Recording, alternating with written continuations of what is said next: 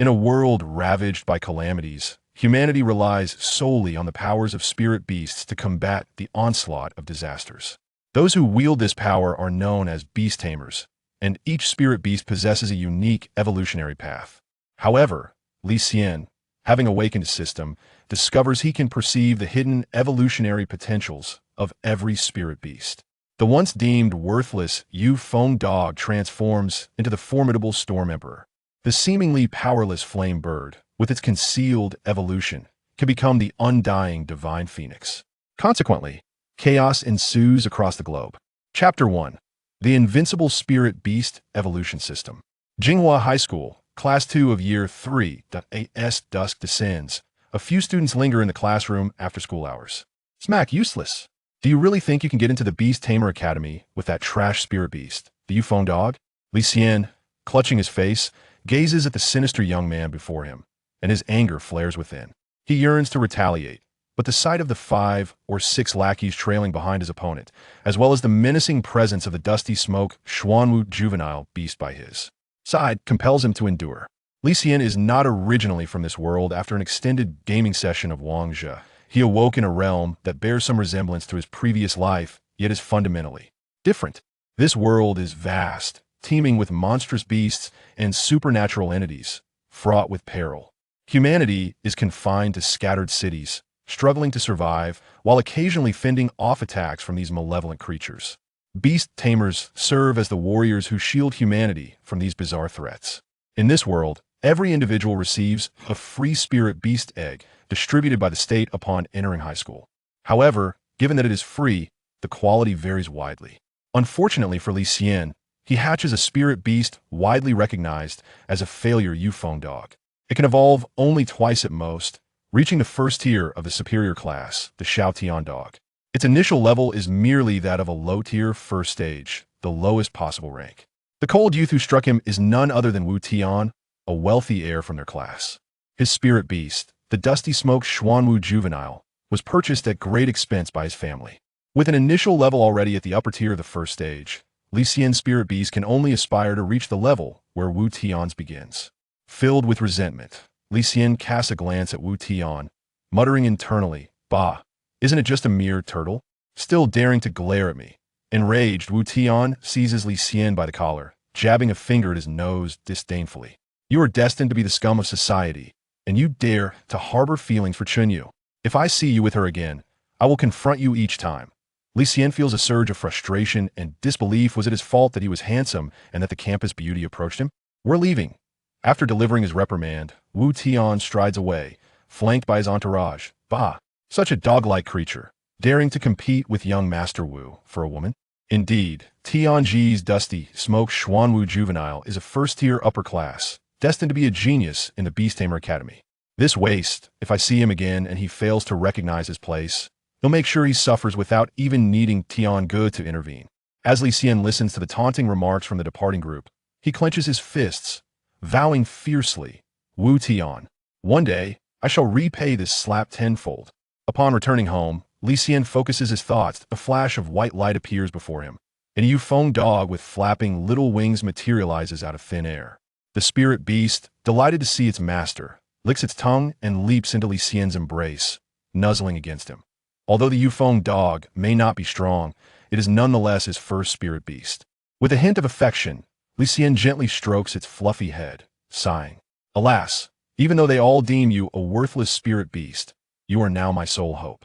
Whether I can avenge today's humiliation rests upon you." Woof woof. Sensing its master's feelings, the Yu Feng dog barks a couple of times, fluttering about, seemingly eager to demonstrate its prowess.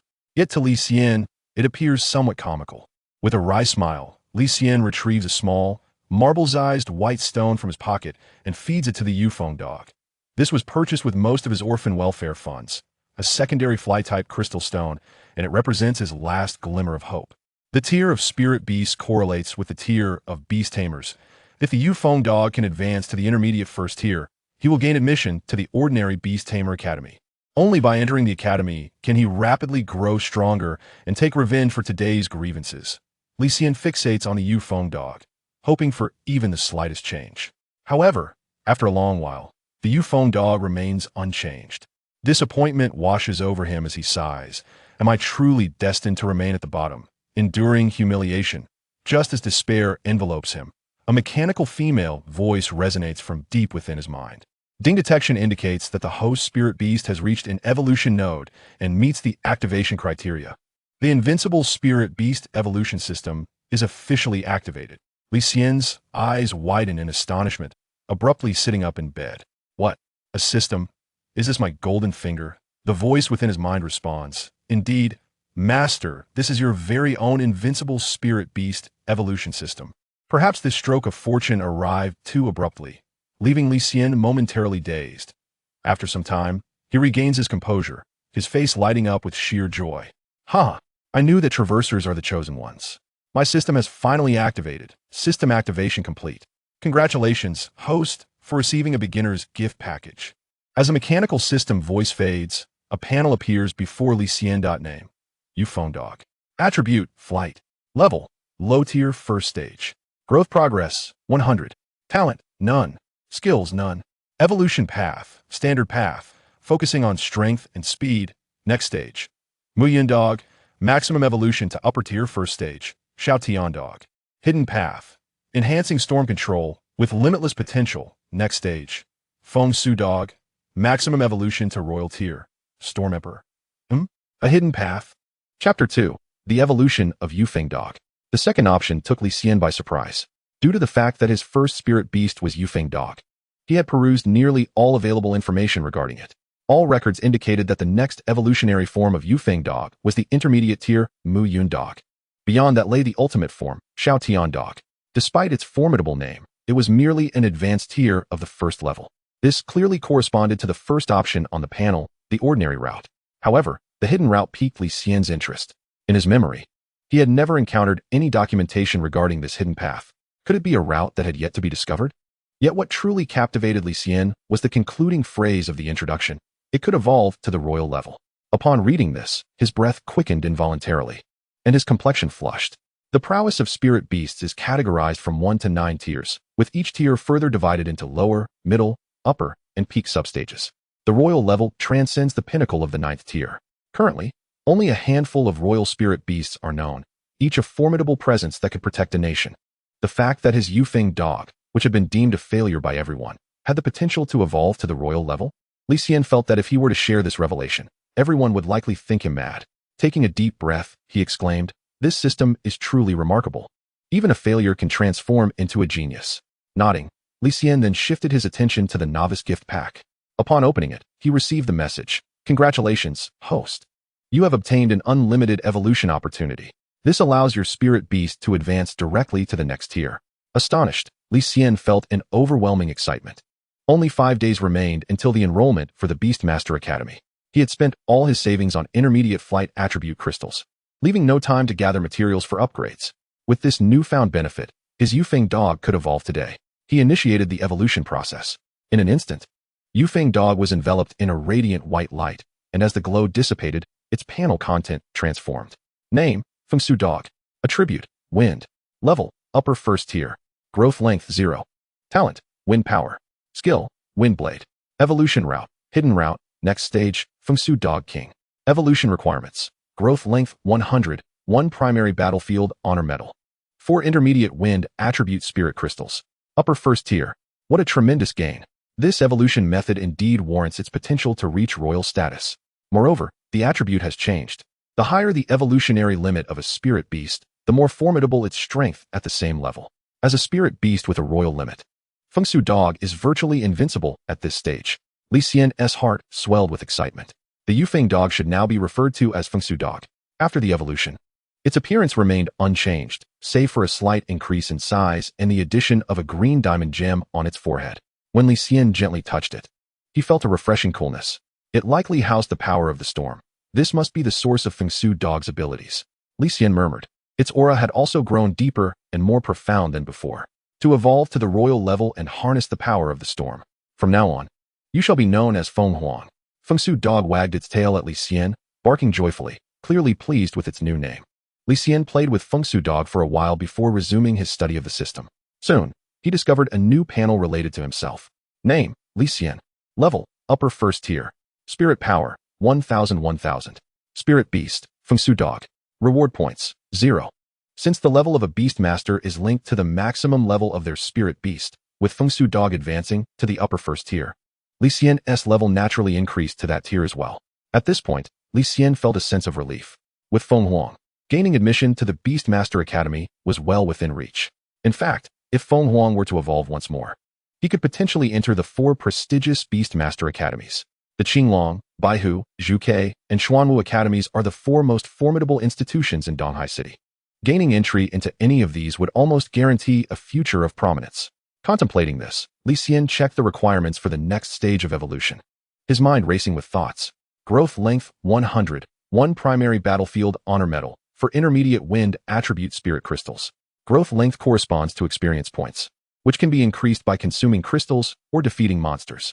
Intermediate wind attribute spirit crystals can also be obtained from monster drops. As for the primary battlefield honor medal, he would need to personally defeat a primary monster. Purchasing one was out of the question. Even selling Li Xian Wu Ti suffice. It seems a trip outside the city is necessary. I recall there are wind attribute monsters outside. Let me check their location. Li Xian took out his phone and searched. Before long, he discovered a gathering place for numerous wind attribute monsters to the west of Donghai City. Additionally, the monsters here were not too high in tier, making them perfect for novice training. There were even primary monsters present, ideal for obtaining the primary honor medal. It was the perfect opportunity to collect all the required materials for his upgrades. Excellent, a chance for another evolution has arrived. Li Xian gazed at Feng Huang, who was still circling in the air, a glimmer of excitement flashing in his eyes. Chapter 3. Did you think you were certain to win? On Blue Star. Ever since the emergence of monsters, the land outside the city has become a realm for wild beasts.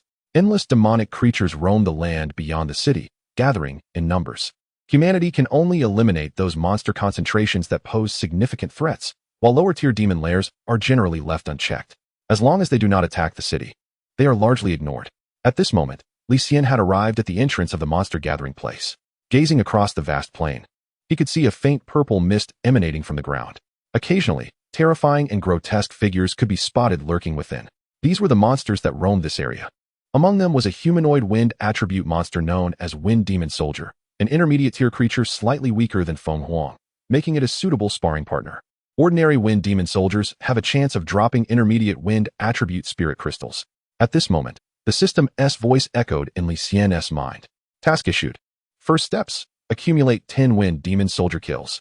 Completing this task will reward you with 100 reward points. A task? The system is quite generous.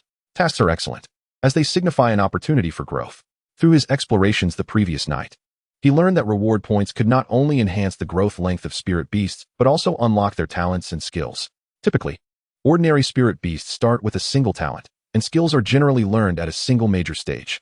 The invincibility of the system lies in its provision of numerous talents and skills for spirit beasts, far exceeding those of ordinary spirit beasts. Of course, this is contingent upon having sufficient reward points. This system's rewards are indeed impressive. Li Xian marveled, eager to step into the monster gathering area. The sooner he completes the task, the sooner he can unlock talents and skills. Just as he was about to move, a commotion erupted behind him. Wu Tian, how many times must I tell you not to follow me? Xiaoyu, I am only concerned for your safety.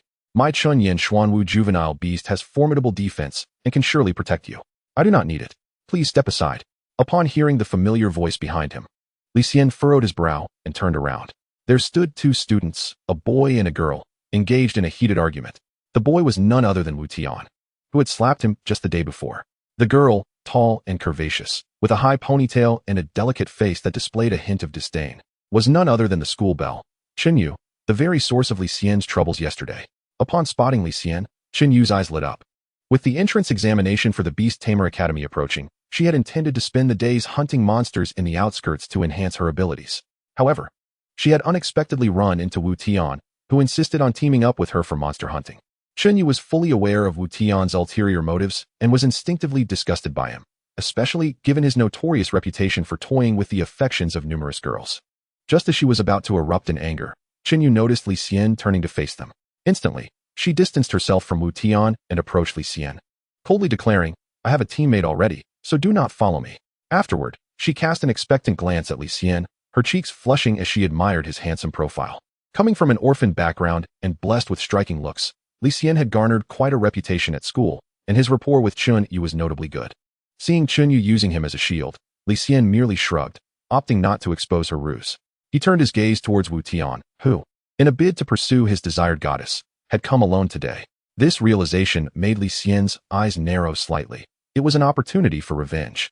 His spirit beast had just evolved, and he was uncertain if it could rival Wu Tian's Chun Yin Xuanwu. As Li Xian contemplated whether to confront Wu Tian, the latter suddenly noticed him, his expression twisting into a grimace. Li Xian, you again. Do you wish to die? Have you forgotten what I told you yesterday? I warned you. Do not let me catch you with Qin Yu again, or I will beat you every time I see you. You are courting death. Wu Tian shouted. And beside him, a massive tortoise emerged amidst swirling dust, roaring at Li Xian. This was Wu Tian's first-tier superior spirit beast, the Chun Yin Xuanwu. Qin Yu quickly positioned herself in front of Li Xian, and with a thought, summoned a small spirit horse that snorted defiantly at the Chun Yin Xuanwu. Wu Tian took a step back. Qin Yu's spirit beast, like his own, was also a first-tier superior, but of even higher quality and potential. Hesitant to act recklessly, he derided Li Xian. What is the matter, Li Xian? Do you only dare to hide behind a woman? If you have any guts, duel me. Wu Tian, you shameless cat, Qin Yu retorted, fully aware that Li Xian's spirit beast was merely a Wind Hound. Just as she was about to continue, Li Xian's voice resonated behind her. Step aside, Qin Yu. I, too, wish to witness the prowess of the Chun Yin Xuanwu. With that, Li Xian stepped forward, his gaze locking onto Wu Tian, his eyes glinting with cold determination. They say vengeance should not be postponed, and although a night had passed, Li Xian vividly remembered that slap. With his Wind Hound having evolved, Wu Tian's continued provocations were intolerable. If he were to retreat now, he would lose all respect for himself. Li Xian? Qin Yu gazed at him in surprise. Wu Tian's eyes gleamed with delight. Very well, little Yu. He has come out willingly. Watch how I deal with him and learn who the true strong one is. Li Xian scoffed, dismissively curling his lip. Do you truly believe victory is assured? With a thought, he summoned his first-tier superior Wind Hound, Feng Huang, who soared into the air. Wind Hound? No, wait. It has evolved. Wu Tian exclaimed in surprise upon seeing Feng Huang, but soon he burst into laughter. Ha! Even if it has evolved, it is merely a mid-tier Mu Yun Hound. It will be no match for my Xuanwu. Chun Yin Xuanwu attack. Crush it. Li Xian, be careful. Qin Yu shouted anxiously as the massive Chun Yin Xuanwu charged toward Li Xian. Li Xian and his spirit beast stood frozen, seemingly paralyzed by fear. Wu Tian laughed triumphantly. Are you stunned? A mere Wind Hound, even evolved, is still just mid-tier. It's doomed. Who told you my spirit beast is mid-tier? Feng Huang go. Wind blade attack. A smile spread across Li Xian's face. As a hidden evolution path, the Wind Hound was indeed a first-tier superior. In the moment of Wu Tian's distraction, Feng Huang barked twice, and a gem on its forehead glimmered, summoning several wind blades that sliced toward the advancing Chun Yin Xuanwu. Boom! With a series of explosive sounds, the Chun Yin Xuanwu was sent flying by the wind blades. Feng Huang then flapped its wings, darting in front of the Xuanwu, and with swift claws, struck it, causing it to wail as it was returned to Wu Tian's space. This is impossible. Wu Tian's eyes widened in disbelief. Qin Yu and her spirit horse were equally stunned. What they witnessed was extraordinary. The Wind Hound, deemed the weakest spirit beast, had effortlessly defeated the first-tier superior Chun Yin Xuanwu. This was utterly unfathomable. Li Xian was also taken aback, marveling at the terrifying capabilities of the hidden evolution path. Freshly evolved, it had decisively triumphed over an established first-tier superior spirit beast. He glanced at Wu Tian, whose expression was still one of shock, seemingly unable to comprehend his defeat. Wind Huang go? Li Xian commanded, his eyes cold with resolve. Revenge must be taken. Hearing the order, Feng Huang barked and charged at Wu Tian. With a resounding crash, it collided with Wu Tian's chest, causing him to spew blood and send him sprawling backward. Feng Huang continued its relentless pursuit. Wu Tian, having suffered a brutal blow, finally regained his senses. Fear etched across his face as he faced the oncoming Feng Huang. Li Xian, you cannot kill me. Li Xian, don't. Qin Yu shouted. Though the unspoken words lingered in the air, Li Xian, though momentarily halted, began to contemplate the implications. Even outside the city, many would come to hunt monsters. If he were to kill Wu Tian here, his family would surely learn of it. Wu Tian's family was a long-standing clan of beast tamers, wielding significant influence in Donghai City. If they discovered he had killed Wu Tian, seizing upon Li Xian's hesitation, Wu Tian's eyes brightened. Yes, Li Xian, you cannot kill me. My family is a beast tamer clan. If you kill me, they will not spare you. Moreover, you must compensate me for my injuries and for harming my spirit beast. With a smug grin, he glanced at the soaring Feng Huang, quickly adding, Just give me your spirit beast, and I will let this matter rest. Want Feng Huang? Li Xian chuckled mockingly as he stepped closer to Wu Tian. With a sharp slap, Li Xian struck Wu Tian across the face. Do you truly believe Donghai City belongs to you? You dare slap me? Wu Tian exclaimed, clutching his face, his eyes wide with disbelief. Another slap came crashing down, directed squarely at you. After uttering these words, Li Xian offered no chance for Wu Tian to react, unleashing a flurry of blows, delivering a total of 10 resounding slaps before finally ceasing. How exhilarating! With the completion of this retribution, Li Xian felt a refreshing clarity, having promised to repay yesterday's slap tenfold, and he did just that. Meanwhile, Wu Tian was left battered and bruised, resembling a pig's head, which left Xinyu utterly stunned. Li Xian seized Wu Tian by the collar, whose head was now spinning from the blows, and coldly pointed at his nose, declaring, "In the future, cease your pretense in my presence. Otherwise, every time I see you, I shall strike." With that, he unceremoniously threw Wu Tian to the ground and, accompanied by Feng Huang, strode confidently toward the heart of the gathering place of the magical creatures. Upon witnessing Li Xian depart, Xinyu snapped back to reality and hurriedly called out, "Li Xian, wait for me." She quickly followed suit. Wu Tian, watching the two retreat, regained his composure, his eyes brimming with resentment. "Li Xian, I shall see your demise." Within the gathering place of magical creatures, Li Xian and Feng Huang ambled through the plains teeming with these entities. Having just avenged himself and returned Wu Tian's words nearly verbatim, Li Xian was in remarkably high spirits. Now, it was time to fully devote himself to his task. Amidst the ethereal lavender haze of magical energy, Li Xian soon encountered his first wind demon soldier. This creature resembled a zombie, but was far more formidable. Clutching a long, rusted blade marred with nicks, it shimmered with a green light, yet was enveloped by swirling purple magical energy. Spotting the foe, Li Xian gestured, "Feng Huang, take action." Feng Huang, attuned to Li Xian's thoughts, let out a fierce roar. A flash of azure light emanated from its forehead, and in an instant, a wind blade severed the arm of the wind demon soldier that held the weapon. The long blade clattered to the ground as the soldier staggered back several steps. Before it could regain its footing, Feng Huang unleashed its innate ability, wind power. The azure gem on its forehead glimmered once more, and Feng Huang surged forward, its form blurring as it transformed into a whirlwind. In a flash, Feng Huang had reached the soldier's rear. In an instant, Feng Huang pierced through the wind demon soldier completely. The creature, seemingly stunned, took a step forward before collapsing with a thud, raising a cloud of dust, remaining utterly motionless. Just then, Xinyu arrived on the scene. Witnessing the spectacle, her eyes wide with disbelief. This was utterly surreal. The wind beast had annihilated the wind demon soldier in an instant. Was the earlier defeat of Wu Tian not merely a fluke? Curiosity surged within Xinyu regarding Li Xian.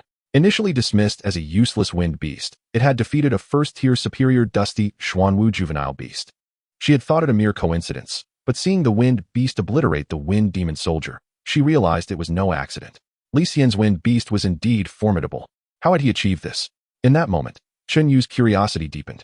Chapter 5. The Wind Demon Soldier Leader. Li Xian remained oblivious to Xinyu's thoughts and paid her no mind. Women only slow my evolutionary progress. Strengthening my abilities is of utmost importance. With this in mind, Li Xian and Feng Huang pressed on, systematically eliminating the wind demon soldiers. 2, 3, 8, 9.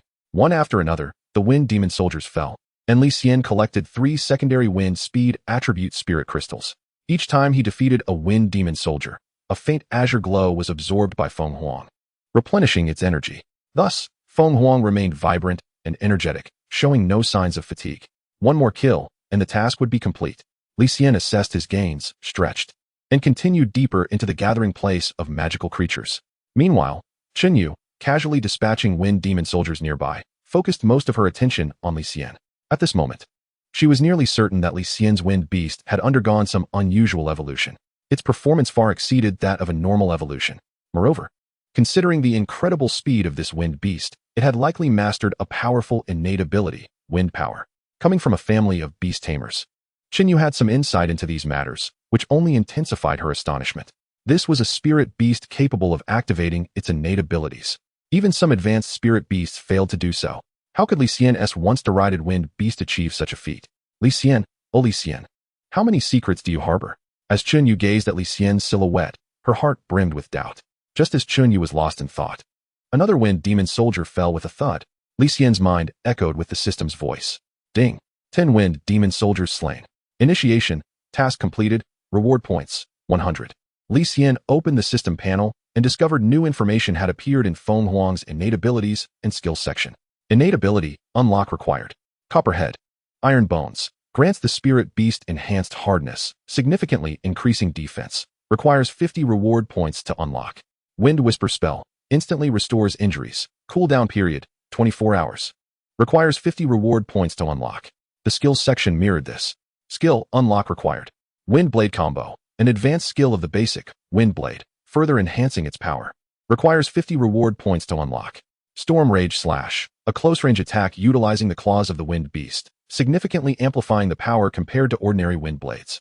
With an expanded range, requires 50 reward points to unlock. How impressive! Li Xian marveled inwardly. It is known that a spirit beast's innate abilities and skills are generally fixed, only activated upon leveling up or through special opportunities. Yet now, Li Xian could utilize reward points through the system to unlock new abilities, which signifies a remarkable advantage for his spirit beast at lower levels. Being invincible among peers is merely the foundation. Challenging those of higher tiers becomes commonplace. After regaining his composure, Li Xian compared the newly acquired abilities. Copperhead, Iron Bones is a passive skill, while Wind Whisper spell, though powerful, has a lengthy cooldown. And Li Xian could not afford to linger in the gathering place of magical creatures. Thus, Copperhead, Iron Bones seemed more appropriate. As for Wind Blade combo and Storm Rage Slash, why not keep a distance? Naturally, he would opt for the ranged Wind Blade combo first. After spending 100 reward points to unlock Copperhead, Iron Bones, and Wind Blade combo, Li Xian nodded in satisfaction. Now, Feng Huang possessed 2 innate abilities and 2 skills, and, being a speed-type spirit beast, should have no trouble even against second-tier lower magical creatures. If it cannot win, it can certainly escape. Resolutely, Li Xian advanced, eager to test Feng Huang's newfound strength. With a swish, a wind blade swept through, instantly striking a wind demon soldier charging forward. Its body shattered into pieces, resembling a chaotic scene unfit for children. With each strike, the wind demon soldiers fell, and Feng Huang let out a symbolic bark, glancing at Li Xian with a slight shake of its head, as if to say, "Master, look, I haven't even exerted myself. And these minor foes have already succumbed. They are simply too easy to defeat." Li Xian nodded in satisfaction. Having gained a clearer understanding of Feng Huang's current prowess throughout this journey, ordinary wind demon soldiers posed no threat to Feng Huang, even if 3 or 4 attacked simultaneously. The upgraded Wind Blade combo was a veritable weapon of mass destruction. These wind demon soldiers often met their demise before even coming close, sliced into several pieces by the wind blades. Even if 1 or 2 managed to slip through and reach Feng Huang, their attacks felt like mere scratches, inflicting no real harm. With the newly unlocked skills and innate abilities, Feng Huang could be likened to a nimble, armored mage, a force to be reckoned with. As Li Xian was preparing to lavish praise upon Feng Huang, a piercing scream suddenly echoed through the air. Li Xian swiftly turned, his gaze directed toward the source of the scream. Emerging from the mist was a colossal wind demon soldier, towering and formidable, its body shimmering with a green luminescence, intertwined with deep purple demonic energy. Clad in worn and tattered armor, its face obscured by a metallic mask, it brandished a gigantic sword, its tips scraping against the ground. With each step it took, the sword dragged along, seemingly cleaving the earth itself. This oppressive figure loomed like an ancient war god, charging towards its adversary. In front of this giant wind demon soldier stood a slender girl with a high ponytail, Chenyu. She had initially been trailing behind Li Xian, curious to uncover his secrets. However, as he ventured deeper, she inadvertently found herself ensnared within the lair of the demons, stumbling upon such a formidable creature, the wind demon soldier leader. Li Xian raised an eyebrow, excitement coursing through him. At last, he had found it. This wind demon soldier leader was a treasure. Slaying it would grant him a basic honor medal on the battlefield. Furthermore, with the materials he already possessed, the conditions for Feng Huang's evolution would be fulfilled. With this thought in mind, Li Xian dashed toward the wind demon soldier leader. Meanwhile, Chenyu, her face etched with anxiety, braced herself against the advancing behemoth. Seeing Li Xian rushing towards her, she mistakenly believed he was there to rescue her. A wave of gratitude washed over her, quickly followed by urgency as she shouted, "Li Xian, you need to leave. Don't come any closer. This is the wind demon soldier leader, a peak-tier demon. You cannot defeat it. Run." With a roar, the wind demon soldier leader seemed to sense the distraction of its prey. It let out a low growl and charged toward Chenyu with increasing speed. Like a battering ram. Chapter 6, Fierce Battle. With a deafening roar, Chenyu's spirit beast, a young steed, charged at the wind demon soldier leader. The clash was monumental. The Wind Demon Soldier leader swung its sword with ferocity, sending the spirit beast flying with a pitiful whimper. Despite its own impressive capabilities, reaching the pinnacle of Tier 9, the young beast was still outmatched by the peak tier leader, demonstrating the vast chasm in their strengths. After all, tales of beasts capable of challenging tiers above their own were mere legends. Having knocked the spirit beast aside, the Wind Demon Soldier leader pressed forward, its enormous sword aimed directly at Qinyu's head. A look of despair crossed her face. Was this how her life would end? Just then, a series of slicing sounds filled the air as 3 azure wind blades soared toward the Wind Demon Soldier leader. The impact was thunderous. The Wind Demon Soldier leader staggered back several steps, momentarily stunned. Qinyu, narrowly escaping death, turned her gaze toward the origin of the wind blades. There stood Li Xian, arms crossed, nonchalantly observing. Beside him, Feng Huang flapped its wings, its eyes menacingly fixed on the Wind Demon Soldier leader. A gentle breeze swept by, and in that moment, Li Xian appeared as an elegant young man, radiating an unusual allure, captivating Qinyu. Li Xian, oblivious to Qinyu's enchantment, heard the familiar mechanical voice in his mind. Ding. Congratulations, host, for triggering a new mission. Slay the Wind Demon Soldier leader. Successful completion will yield 200 reward points. Failure incurs no penalties.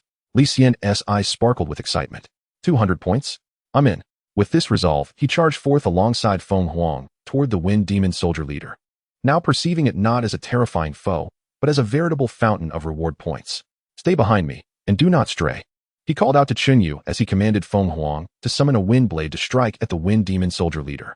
Roaring in fury at the audacity of its attacker, the Wind Demon Soldier leader unleashed a mighty swing of its sword, sending a purple blade, infused with demonic energy, towards Feng Huang's wind blade. Feng Huang, unleash a flurry of wind blades. Li Xian ordered with a decisive gesture. Feng Huang's forehead glowed brilliantly with azure light, and in an instant, one wind blade transformed into 4. The clash unfolded in the air with a resounding boom. 2 of Feng Huang's wind blades were vanquished, while the sword blade from the Wind Demon Soldier leader also dissipated. The remaining 2 wind blades, propelled by an unstoppable momentum, struck the Wind Demon Soldier leader, severing its armor and inflicting deep gashes upon its body. Black blood oozed forth as the Wind Demon Soldier leader staggered back. Is this real? My heavens! Qinyu stood astonished, witnessing the ferocity of Feng Huang, scarcely able to believe her eyes. At that moment, Feng Huang and the Wind Demon Soldier leader clashed once more. Sensing that its own wind blades were no match for Feng Huang, the Wind Demon Soldier leader abandoned its ranged tactics. With a furious roar, it charged forward, eager to engage Feng Huang in close combat. Li Xian snorted disdainfully, commanding Feng Huang with authority. Feng Huang, activate your innate wind power, create some distance, and unleash a flurry of wind blades. With a swift bark, Feng Huang darted to the left, transforming into a blur, creating a gap between itself and the Wind Demon Soldier leader. Then, a brilliant azure light erupted from Feng Huang's forehead, releasing 3 wind blades.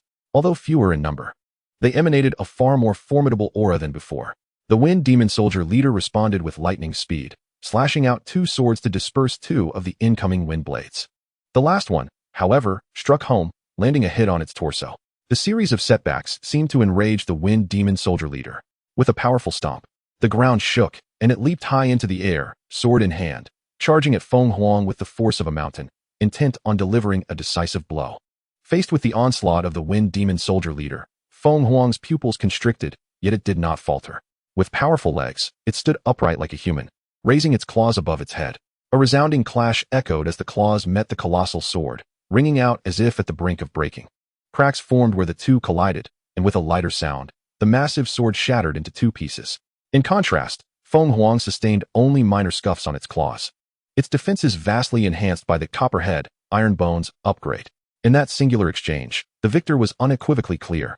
The Wind Demon Soldier leader appeared momentarily stunned, forgetting to defend itself. Seizing the opportunity, Li Xian shouted urgently, Feng Huang, do not hold back. Utilize all your strength to unleash a flurry of wind blades. Tear it apart. Feng Huang obeyed with a fierce roar. The azure gem on its forehead radiated an intense glow. 10 wind blades erupted in an instant. As this attack concluded, the azure gem seemed to dim slightly. The sound of tearing flesh filled the air as the Wind Demon Soldier leader's torso was shredded to pieces, black blood splattering everywhere, drenching Feng Huang in darkness. With one final, ordinary wind blade, Feng Huang severed the head of the Wind Demon Soldier leader, concluding the battle. The entire confrontation had been one of overwhelming dominance. And Chunyu witnessed yet another scene that shattered her understanding of the world. She began to deeply question everything she had previously learned about the Wind Dogs. Ding. Congratulations, host, for slaying the Wind Demon Soldier Leader. You have earned 200 reward points. Excellent. More reward points. Li Xian's heart soared with joy as he promptly produced a secondary Wind Attribute Spirit Crystal, previously acquired from vanquishing a foam MO soldier, and tossed it to Feng Huang. The Wind Emperor bit down and swallowed it, instantly revealing a delighted smile on its small face. With a couple of joyful yaps, it joyfully soared around Li Xian. Well done, Li Xian said, reaching out to stroke Feng Huang's head, which elicited a comfortable hum from the creature. After rewarding Feng Huang, Li Xian wasted no time and began to gather the spoils of war. He found a secondary Wind Attribute Spirit Crystal, which, in terms of quality, was superior to that produced by ordinary foam MO soldiers. Additionally, he discovered a primary honor medal. The materials for evolution were now complete, and Li Xian nodded in satisfaction. With 4 days remaining until the enrollment day at the Beastmaster Academy, there was ample time for Feng Huang to undergo another evolution. With these thoughts in mind, he opened the skill panel. Chapter 7, Primal Power. Talent, to be unlocked. Wind Whisper. Instantly recover from injuries. Cooldown time of 24 hours. Requires 50 reward points for unlocking. Skill, to be unlocked. Storm Fury Slash. Close range attack. Utilizing the wind speed claw strikes against opponents. Significantly more powerful than ordinary wind blades, with an expanded range. Requires 50 reward points for unlocking. Previously, with only 100 reward points, Li Xian had no options. Now, with an additional 200 reward points, he decided to acquire everything. After spending 100 reward points, 2 mechanical female voices echoed once more. Ding. Congratulations to the host for unlocking the Spirit Beast talent, Wind Whisper. Ding. Congratulations to the host for unlocking the Spirit Beast skill, Storm Fury Slash. Li Xian nodded. With this, Feng Huang now possessed a total of 6 talents and skills, leading to a significant enhancement in its power. Closing the panel, he lifted his gaze and saw Chunyu standing beside him, still in a daze. Li Xian waved his hand in front of Chunyu's eyes and asked, "What's wrong? Are you feeling unwell?" Chunyu finally snapped back to reality and quickly replied, No, Li Xian, thank you for saving me." After saying this, a hint of blush rose to Chunyu's face as she gazed at Li Xian. Having witnessed Li Xian slay the Foam MO soldier leader, her admiration for him soared to unprecedented heights. Handsome and formidable, he was utterly irresistible. Li Xian, noticing the blush on Chunyu's face, paid it little mind and simply stated, "All right, the Foam MO soldier leader has been dealt with. You should hurry back. It's too dangerous inside." Chunyu bit her cherry-red lips and then, with an expression of hope, said, Can I team up with you for exploration?" Li Xian glanced at the spirit steed cub and frowned. "Your spirit beast is injured. How can you team up? Are you trying to leech off my experience?" With that thought, Li Xian shook his head and said expressionlessly, "No need. I prefer to go alone." Without waiting for Chunyu's reply, he turned and continued deeper into the area. Chunyu was momentarily stunned by Li Xian's words, watching his indifferent back with frustration as she stamped her foot. Damn Li Xian. He really has no sense of romance. In the following days, Li Xian continued to level up in the monster gathering area. Over these few days, not only did he max out Feng Huang's growth, but his combat experience also significantly increased. It could be said that now, even without evolving Feng Huang to the next level, his strength had more than doubled compared to when he battled the Feng MO soldier leader. However, tomorrow was the examination for the Beastmaster Academy, and it was time for Feng Huang to evolve. System, commence evolution. With the input of all materials, a burst of emerald green light erupted from Feng Huang. When the light dissipated, Feng Huang's form appeared more imposing. Its claws were not only much sharper, but also enveloped in a faint green glow. The green gem on its forehead had transformed into a pentagon. Name, Wind Speed Dog King. Attribute, Wind. Level, 2nd tier lower grade. Growth, 0. Talents, Wind Power, Copperhead Iron Bones, Wind Whisper. Skills, Wind Blade Slash. Storm Fury Slash. Evolution Route, Hidden Route. Next stage, Storm Spirit Wolf. Ding. Congratulations to the host for the Spirit Beast advancing to 2nd tier lower grade. Awarding 1 divine potential template. Ding. Congratulations to the host for the Spirit Beast evolving to 2nd tier lower grade. New talent skills have been unlocked. Would you like to view them? Wow, amazing. It has evolved. Li Xian exclaimed in excitement, his eyes brimming with joy. The system was indeed impressive. While others experienced a minor upgrade in evolution, Li Xian's Feng Huang advanced 2 tiers each time. How could anyone compare? With his newfound prowess, he felt invincible against his peers in Donghai City. As he contemplated this, he became somewhat giddy. taking a deep breath to steady himself. He glanced at the potential template before focusing on the talent and skill panel. He was eagerly anticipating the newly unlocked talents and skills for his spirit beast. Talent to be unlocked. Primal power. Bestows primal power upon the spirit beast, significantly enhancing its strength. Requires 100 reward points for unlocking. Elemental Wolf's Blessing. Strengthens all attribute attack resistance, reducing damage. Requires 100 reward points for unlocking and can be unlocked in stages. Skills to be unlocked. Wind Shadow Claw. Close range attack. Enhances claws, increasing attack power and speed. Indestructible. Requires 100 reward points for unlocking. Alas, not enough reward points. Li Xian gazed at the newly unlocked talents and skills, his excitement mounting, but upon checking his reward points, only 100. He could only unlock one talent skill. Without hesitation, he chose the passive ability first, Primal Power. Ding! Congratulations to the host for unlocking the Spirit Beast talent, Primal Power. Observing the now even more robust Feng Huang beside him, Li Xian nodded in satisfaction. Excellent. Now you two are a dog king endowed with primal power. Tomorrow's Beastmaster Academy entrance exam. I shall surely come first. Today marked the unified enrollment day for the Beastmaster Academy. As the first light of dawn broke over the horizon, individuals were already lining up at the venue for enrollment, the central park of Donghai City, even before the examiners arrived. By around 7 or 8 o'clock, the central park was already teeming with people. From above, it looked like a sea of heads, a bustling crowd. Everywhere were prospective graduates eager to participate in the admissions assessment.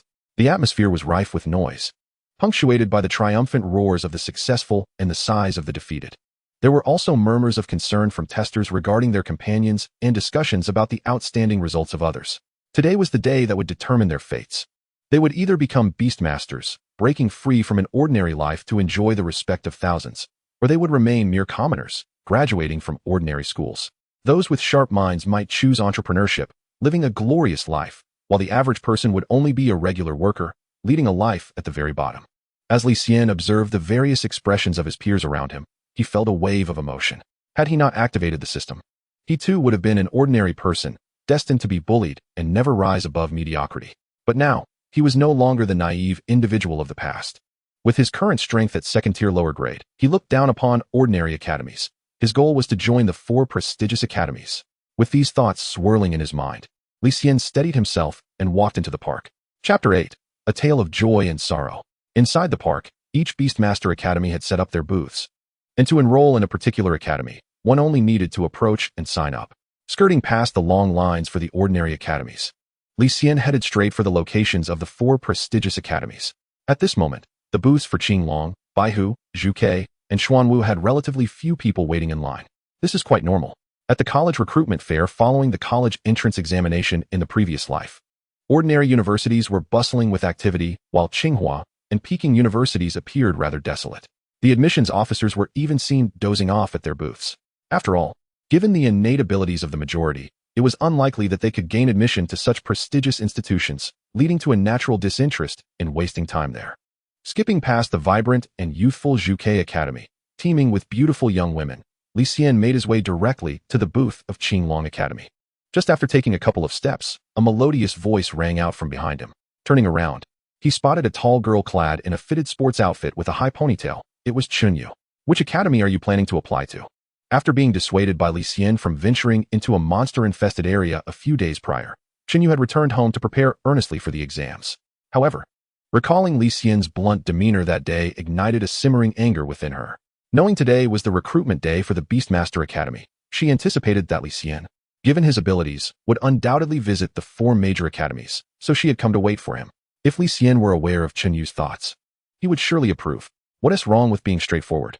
After all, it is common knowledge that playing the straight man can help avoid a plethora of unnecessary troubles. I intend to apply to Qinglong Academy. What about you?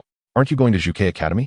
Zhuke Academy, renowned as one of the 4 major institutions, exclusively admits female students and is famously regarded as the cradle of female beastmasters. Their dean is among the few formidable female beastmasters in the human realm. Chunyu shook her head, a sly smile gracing her lips. I initially planned to attend Zhuke Academy, but I've changed my mind. I will also apply to Qinglong Academy. Li Xian was momentarily at a loss for words. Why abandon the esteemed Zhuke Academy, a bastion for female beastmasters, in favor of Qinglong Academy? Unfazed by Li Xian's reaction, Chunyu pressed on. Aren't you curious why I've changed my mind? Not really, Li Xian replied nonchalantly. but I wish you good luck. Yu was immediately incensed. Just then, a derisive voice interjected nearby. You want to apply to Qinglong Academy? With that useless Wind Hound in your possession? What a dreamer. You must be like a toad at the bottom of a well, unaware of the vastness of the world. It was Wu Tian, who had been thoroughly beaten by Li Xian just a few days earlier. Wu Tian's cronies chimed in, mocking, Brother Tian is right. You should take a look in the mirror to see your own worth. Qinglong Academy? I think you'd be better suited for Worm Academy. Their words ignited laughter among the crowd. Li Xian observed Wu Tian's face with a smirk and taunted, Your recovery ability is quite impressive. It hasn't even been a week, and your face has already returned to normal. Do you want me to help you improve your recovery ability further? You're asking for it. Wu Tian was enraged, stepping forward until he noticed Li Xian casually waiting for him, prompting him to halt. Although he firmly believed his earlier defeat was due to Li Xian's underhanded tactics, he still felt the sting of the blows he had received. Seeing Li Xian's confidence made him hesitate. What swollen face? One of Wu Tian's followers asked, confused. Shut up. Wu Tian snapped at his companion. Then, turning back to Li Xian, he growled, Useless. I hope you can still act so arrogantly during the test. After delivering his threat, Wu Tian hurriedly left, not even bothering to bid farewell to Yu. Garbage, Li Xian muttered disdainfully at Wu Tian's retreating figure. Don't be upset, Li Xian. When the exam comes, let them see who the real useless one is, Yu said, equally dismissive of Wu Tian. She had witnessed Li Xian's prowess firsthand. Even a peak first-level wind demon soldier was no match for him, so gaining admission to Qinglong Academy should be a walk in the park. Enough of wasting time on such trash. Let us go register. After registering, Li Xian and Yu found themselves at the end of the queue for the Qinglong Academy assessment. At that moment, the system's voice echoed once more. Ding. Congratulations, host. You have triggered the mission Astonish the World. Achieve first place in the Qinglong Academy entrance examination to earn a reward of 200 points. Instantly, Li Xian's eyes lit up. Another mission had arrived. After purchasing talent skill points, he was now destitute, lacking even a single reward point. The timing of this mission was indeed fortuitous. Feeling exhilarated, he turned his gaze toward the long table at the front of the line. Upon it rested a jade seal, a special device used to measure a beastmaster's potential, known as the Lingqi Bishi. To gain admission to Qinglong Academy, the first hurdle was to test one's talent potential. This potential ranged from 1 star to 5 stars, with only those achieving 3 stars or more eligible for admission. Now that he possessed the system and his spirit beast had reached the initial second tier, he wondered what his potential might be. If it were 5 stars, he would be almost guaranteed to complete the mission, but if it fell below 3 stars, the mission would be doomed. Li Xian found himself growing anxious. Meanwhile, the assessments began. Student after student stepped up to the table, placing their hands on the jade seal to test their qualifications. As they infused their spiritual energy, stars within the seal lit up, indicating their potential. As the testing progressed, most students finished with results below 3 stars, leading to expressions of disappointment as they left the queue. Conversely, some passed the assessment and erupted in jubilant celebration. Wu Tian was among those who triumphed, boasting a 4-star potential, which made him feel quite proud. He cast a derisive glance toward the back of the line at Li Xian, making a throat-cutting gesture of provocation. Li Xian merely smiled dismissively, unconcerned. After a few more students were tested, it was finally Yu and Li Xian's turn. Li Xian, I'll go first, Yu said as she approached the jade seal, placing her hand upon it. Within the seal, stars began to illuminate. 1, 2, 3, 4, 5. A wave of astonishment erupted among the crowd. 5 stars. This girl was the first to achieve maximum potential. Who is she? Someone exclaimed. This is our school Belle. Yu. I heard she contracted a first-level superior spirit horse beast as soon as she entered middle school. Heavens. The spirit horse is the one that can reach the pinnacle of the 9th tier, isn't it? In the throng, Wu Tian's eyes gleamed with avarice as he gazed at Yu's face. Very well, she is indeed the woman I have set my sights on. I shall make her mine in due time. Maxed out potential, excellent. This student should easily gain admission to Qinglong Academy. Congratulations in advance. The testing instructor remarked with a warm smile, clearly favoring Yu. Yu smiled slightly. Thank you, teacher. She then turned to Li Xian, giving him an encouraging gesture. At that moment, she was eagerly anticipating the results of Li Xian's test. Wu Tian's expression darkened as he observed her. His gaze shifted to Li Xian, a sneer forming on his lips. You, who can only contract a first-level inferior spirit beast, will probably fail even the initial qualification test. Next, Li Xian. Taking a deep breath, Li Xian stepped forward. In a moment of trepidation, the system's prompt suddenly resonated. Ding. Host detected an unused divine potential template. Would you like to merge? Divine potential template? Indeed. The reward acquired yesterday perfectly corresponds to the current situation. At this moment, Li Xian realized that he had been so engrossed in observing the new skills and talents of the Wind Emperor after its evolution that he had overlooked the reward. Had it not been for the system's reminder, he might have faced dire consequences today. Thank goodness for the system's alertness. Otherwise, I would have forgotten it. How considerate. Merge. Let us do it immediately. Ding. Beginning to merge the divine potential template. Merge successful. In an instant, Li Xian felt as though his body transformed into an expansive ocean, and he was on the verge of levitating. This student? This student? At that moment, the testing teacher's voice echoed. Li Xian snapped back to reality, realizing that he had wasted several precious seconds fusing the template. The delay in his testing prompted the teacher to remind him. Trash is trash. Afraid to take the test. Undoubtedly the lowest tier of potential. Aspiring to enroll in Qinglong Academy?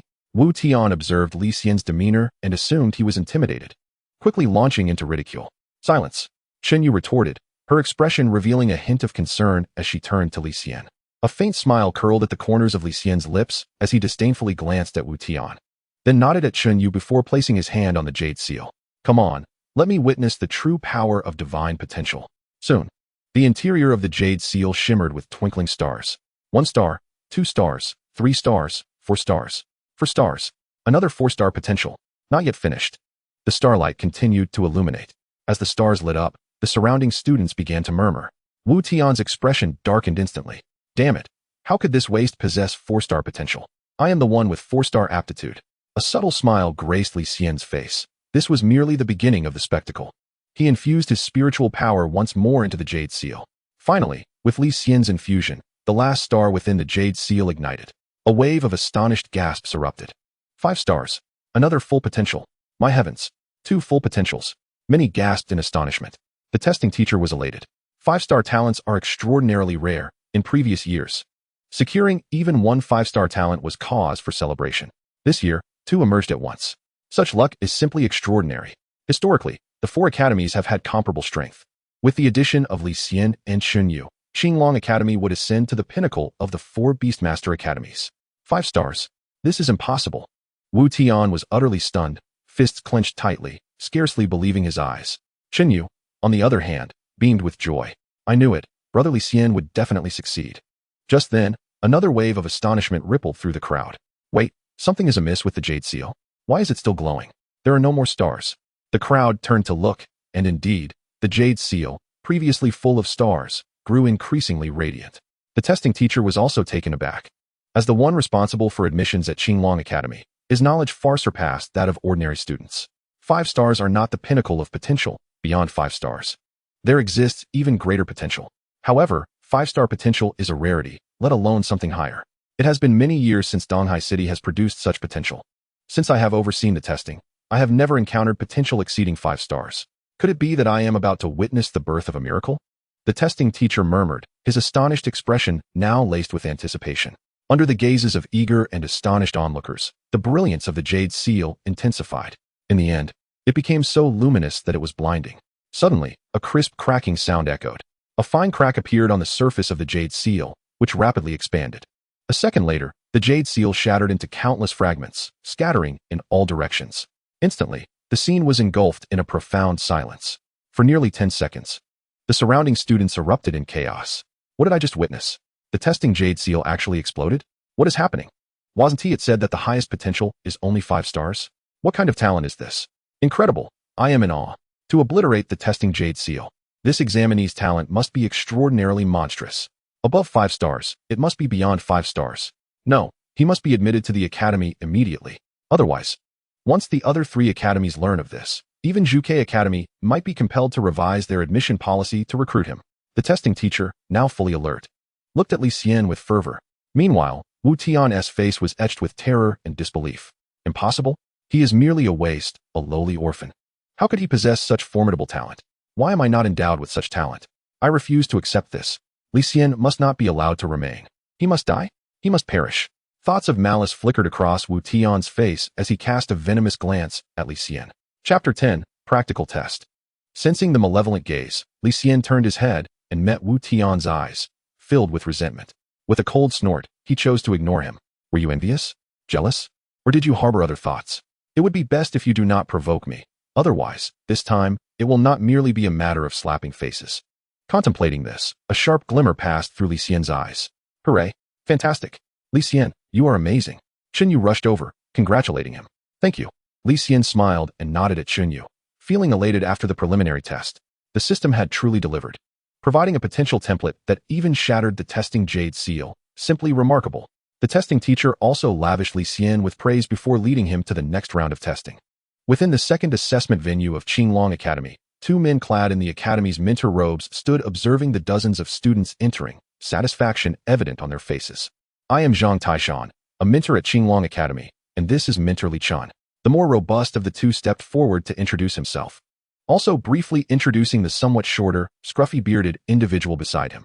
Since you have arrived here, it signifies that your qualifications and potential meet the requirements of Qinglong Academy, granting you eligibility for admission. However, that is merely eligibility. Whether you will be successfully admitted to the academy ultimately depends on the upcoming assessments. That is a practical test. After speaking, Zhang Taishan glanced at Li Xian, who nodded slightly. A bronze door materialized in Li Xian's hand. With a casual toss, the bronze door swelled in the wind, reaching a height of 3 meters before coming to a halt.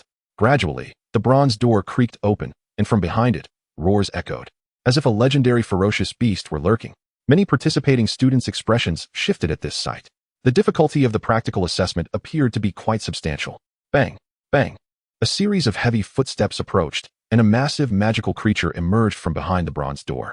This creature glimmered with a blue hue, clad in tattered ancient armor, wielding a colossal sword, exuding an overwhelming aura of oppression. It was none other than a pinnacle-grade magical beast, the Wind Demon Soldier Leader.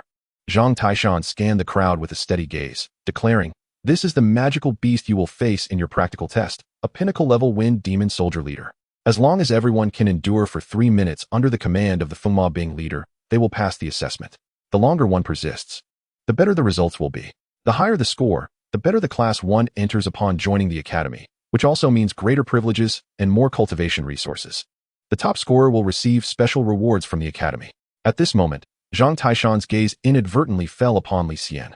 He was already aware that Li Xian had shattered the Spirit Pool BX during the previous test. He was curious to see how this extraordinarily gifted child would perform in actual combat. The students below were utterly astonished. What? We are to battle against a peak first-tier Fengma Bing leader? Isn't that risking our lives? If I can last 3 seconds, I'll consider it a victory. My spirit beast is only a mid-tier first tier. Can I forfeit? What should I do? Am I fated to have no connection with Qinglong Academy? Yu's face also displayed a hint of anxiety. Just a few days ago, she had been defeated by the Fengma Bing leader, and now she had to face such a formidable creature again, causing her heart to race. Fortunately, her spirit steed had recovered and had prior combat experience. Lasting 3 minutes should not be too difficult. As for Li Xian, Yu couldn't help but glance in his direction. She had witnessed him withstand the Fengma Bing leader's attack and even slay the opponent.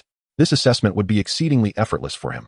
Li Xian's expression, indeed, was remarkably relaxed. A mere Fengma Bing leader? Just a few days ago, before the Fenghuang evolved, he could easily dispatch a Fengma Bing leader in mere moments. Now that the Fenghuang is at the low second tier with 7 and 8 skills, facing the Fengma Bing leader would be a guaranteed victory. In an instant, Li Xian found this test rather tedious. Meanwhile, whether the students were willing or not, the assessment commenced.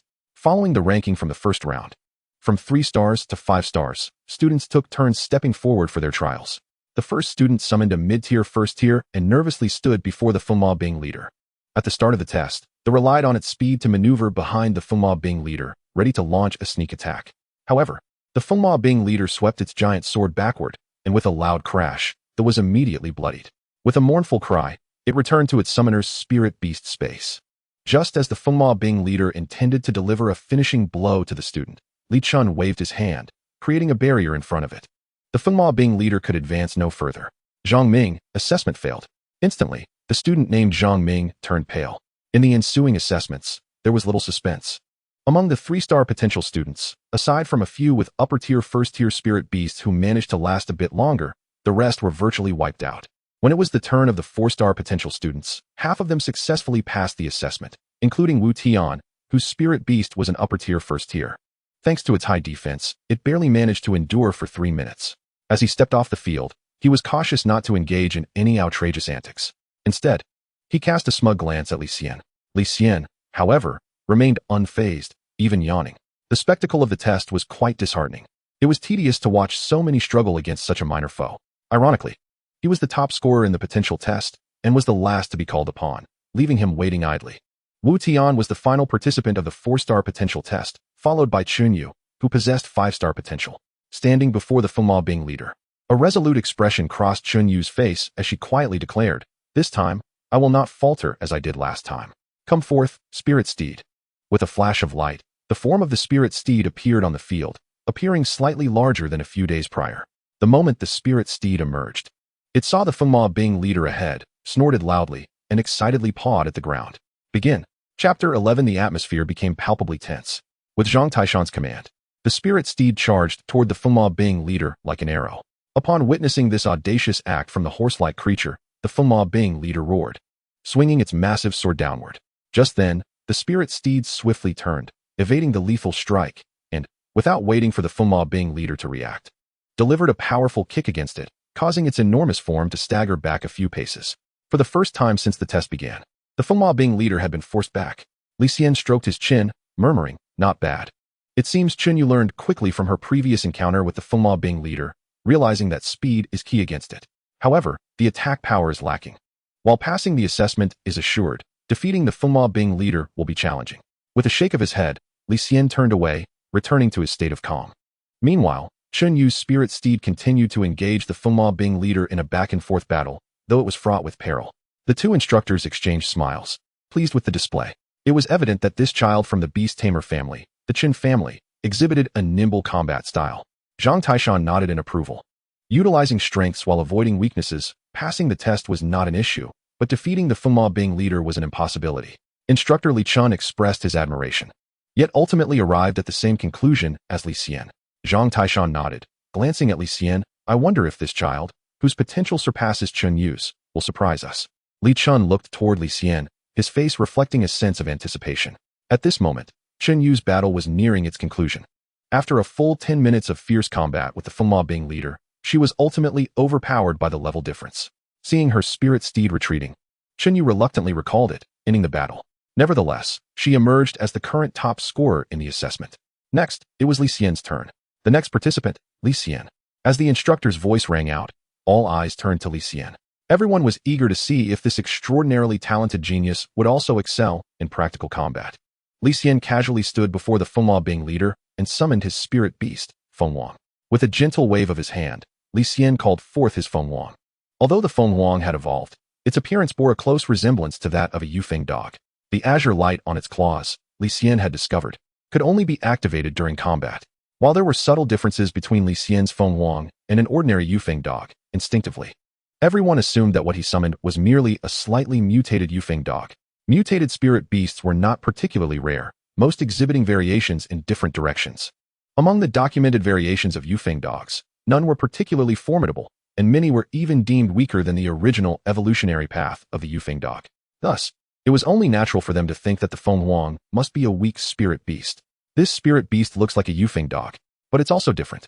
It appears much larger than a Yufeng dog. It even has a gem on its forehead. Is he just trying to be enigmatic? I've never heard of any formidable mutated Yufeng dog. It's probably worthless. What a pity.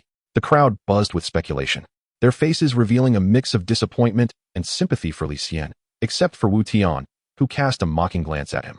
"Humph, what of a mere Yufeng dog? Even if it is mutated, I refuse to believe you can rival the Fengma Bing leader." Zhang Taishan and Li Xian exchanged glances, shaking their heads in disbelief. Such extraordinary talent was unfortunately paired with the utterly useless Wind Hound. It was a pity. With their discerning eyes, they could tell that this Wind Hound had undergone a mutation during its evolution. However, they were well aware that even mutated Wind Hounds were not particularly strong. Consequently, they felt a tinge of disappointment towards Li Xian. Yet, upon witnessing Li Xian's composed demeanor, Zhang Taishan inexplicably felt a flicker of anticipation. It seemed that this prodigy might yet bestow upon them further surprises. Thus, the assessment commenced. Li Xian's eyes sparkled as he waved his hand. The Wind Sovereign barked, its entire form enveloped in a vibrant azure glow. The green gem upon its forehead gleamed, and a wind blade, significantly thicker than ordinary ones, shot forth instantaneously. Just as the leader of the Wind Demon soldiers raised his sword to charge, the azure wind blade sliced through the air. With a resounding crack, the seemingly indestructible body of the Wind Demon leader was cleaved in twain as if it were mere paper. The Wind Demon leader was defeated. The spectators were left breathless. Had it already begun? Was it over? Zhang Taishan involuntarily swallowed, his expression turning somewhat dazed. What had transpired? The universally acknowledged inferior Wind Hound had, with a single strike, annihilated a peak first-tier wind demon leader? Was it I who had lost my mind, or had the world gone mad?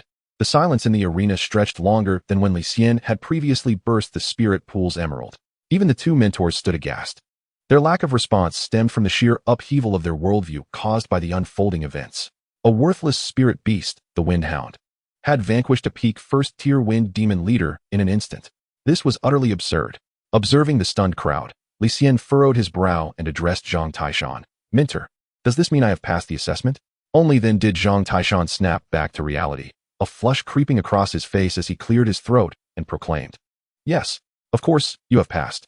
I hereby announce that the first place in this assessment goes to Li Xian. Does anyone object?" The assembly, from mentors to students, hastily shook their heads. Even Wu Tian instinctively followed suit, his face now devoid of mockery, replaced instead by an expression of existential doubt. If Li Xian had engaged in a fierce battle and ultimately slain the wind demon leader, he would have been surprised yet able to accept it. However, the current situation was that Li Xian had effortlessly dispatched a peak first-tier wind demon leader with a single blow. What was going on? Had Li Xian truly reached such heights? It appeared that plans would need to be expedited. Wu Tian's gaze fell upon Li Xian, disbelief mingling with a hint of fear and a deeply buried animosity. Chapter 12. Unlocking New Talent Skills. Alright, since there are no objections, this recruitment assessment is concluded. Congratulations to all for becoming members of the Qinglong Academy. You now have half a day to pack your belongings. We depart in half a day. At this juncture, Zhang Taishan paused. Li Xian, as the top student of this session, you are entitled to special privileges. You will reside in the high-end apartment prepared for the first place. Zhang Taishan regarded Li Xian with a gentle gaze. Li Xian politely bowed in gratitude. This arrangement elicited envious glances from many students. A high-end apartment. How wonderful. I too wish to reside in a high-end apartment instead of cramming into a shared dormitory. If you placed first, that would be possible. Why not try again and effortlessly slay another wind demon leader? Forget it. As Zhang Taishan departed, Li Xian turned his attention to the system panel before him. At the moment Zhang Taishan announced his first place status, a notification regarding task rewards chimed. Ding. Astonishing achievement. Task completed. Awarded 200 reward points. Li Xian was elated. More reward points meant he could continue unlocking talent skills. With that thought, he directed his gaze towards the talent skills section. Pending unlocking talent. Elemental Wolf's Blessing. Enhances all attribute attack resistance. Mitigates damage. Requires 100 reward points to unlock. Can be unlocked in stages. Pending unlocking skills. Wind Shadow Claw. Close range attack. Enhances claws. Increases attack power and speed. Indestructible. Requires 100 reward points to unlock. He decided to spend 100 points to unlock the Wind Shadow Claw first. As for the Elemental Wolf's Blessing talent, it was a skill that enhanced overall resistance, subdivided into 10 attributes: wind, fire, water, ice, earth, thunder, wood, metal, light, and darkness. The requirement of 100 reward points for unlocking stemmed from this reason. However, for now, he could unlock one attribute resistance. After contemplation, Li Xian chose Dark Attribute Resistance. Given that light and dark attributes are unique in nature, they pose a greater threat to ordinary spirit beasts than the other 8 attributes. Furthermore, as the Wind Sovereign was not an evil entity, the impact of light attribute damage on it would be less pronounced than that of dark attribute damage. Thus, selecting Dark Attribute Resistance was a logical choice. After unlocking the talent, the panel for the Wind Sovereign shimmered momentarily, and as the glow dissipated, several changes appeared in its content. Name: Wind Speed Hound King. Attribute: Wind. Level: 2nd tier lower grade. Growth rate: 53. Talent: Wind Power, Copperhead Iron Bones, Wind Language Spell. Primordial Strength. Skills: Wind Blade Combo Slash, Storm Fury Slash, Wind Shadow Claw. Evolution Route, Hidden Route, Next Stage, Storm Spirit Wolf. Glancing over the panel, Li Xian could hardly contain his astonishment. The Wind Sovereign now possessed an astounding 8 talents and skills combined. This number far exceeded what a typical 2nd-tier spirit beast should have at this stage. Most spirit beasts of the 2nd-tier lower grade possess only 1 or 2 talents or skills, while a select few exceptionally outstanding spirit beasts may have 2 to 3. To have 7 or 8 was something he had never even heard of, let alone the fact that each of these 8 was an exceptionally formidable existence. The Wind Sovereign was no ordinary being now. With such strength, overcoming battles 2 or 3 levels higher should pose no problem. Li Xian felt immense satisfaction. As an orphan, he had little to prepare, so he directly sought out the vehicle that had already been arranged by Qinglong Academy. He casually found a seat and sat down. Gradually, others boarded, and soon, people began to gather around him. Li Gu, what spirit beast do you have? It's so powerful. Can it talk? Hey. How can you pry into someone else's spirit beast? Li Gu, are you free lately? I would like to invite you to dinner. Li Gu, I have some knowledge about spirit beasts that I don't quite understand. Could I visit your apartment tonight to seek your guidance? The last speaker was a girl. Her eyes sparkling and her cheeks tinged with blush. With large, expressive eyes, she unabashedly gazed into Li Xian's handsome face. The other girls nearby frowned at this scene, internally chiding the girl for her shamelessness, yet their actions betrayed their thoughts as they too eagerly extended invitations. Girls invariably find it difficult to resist the allure of such a handsome and powerful genius. They were undeniably captivated and did not wish to miss this opportunity. However, Li Xian was not particularly interested in such attention.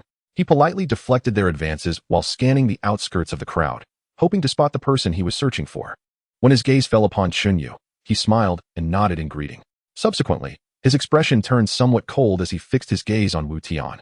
Wu Tian, who had been laughing and conversing with others, suddenly paled upon sensing Li Xian's scrutiny, his face darkening like coal. He immediately turned his head away, his face flushed with embarrassment, unable to meet Li Xian's gaze. Today had been a monumental embarrassment for him. Previously, he had often mocked and bullied Li Xian. And now that Li Xian had turned his fortunes around, he feared retribution would come down upon him with a vengeance. At this moment, he longed for an opportunity to make Li Xian disappear forever. Chapter 13, The Luxury Apartment. Many new students had yet to arrive, making the wait quite tedious. Surrounded by those who praised him, Li Xian felt a growing weariness. Consequently, he exited the vehicle to breathe in the fresh air. Many people passed by, casting envious glances at him as he stood in front of the QNGL Academy bus. Suddenly, he heard a familiar shout. Li Xian, turning around. He was surprised to see his deskmate, Lu Dahua. The two had always shared a close bond. Whenever Li Xian was bullied by Wu Tian, Lu Dahua would come to his aid.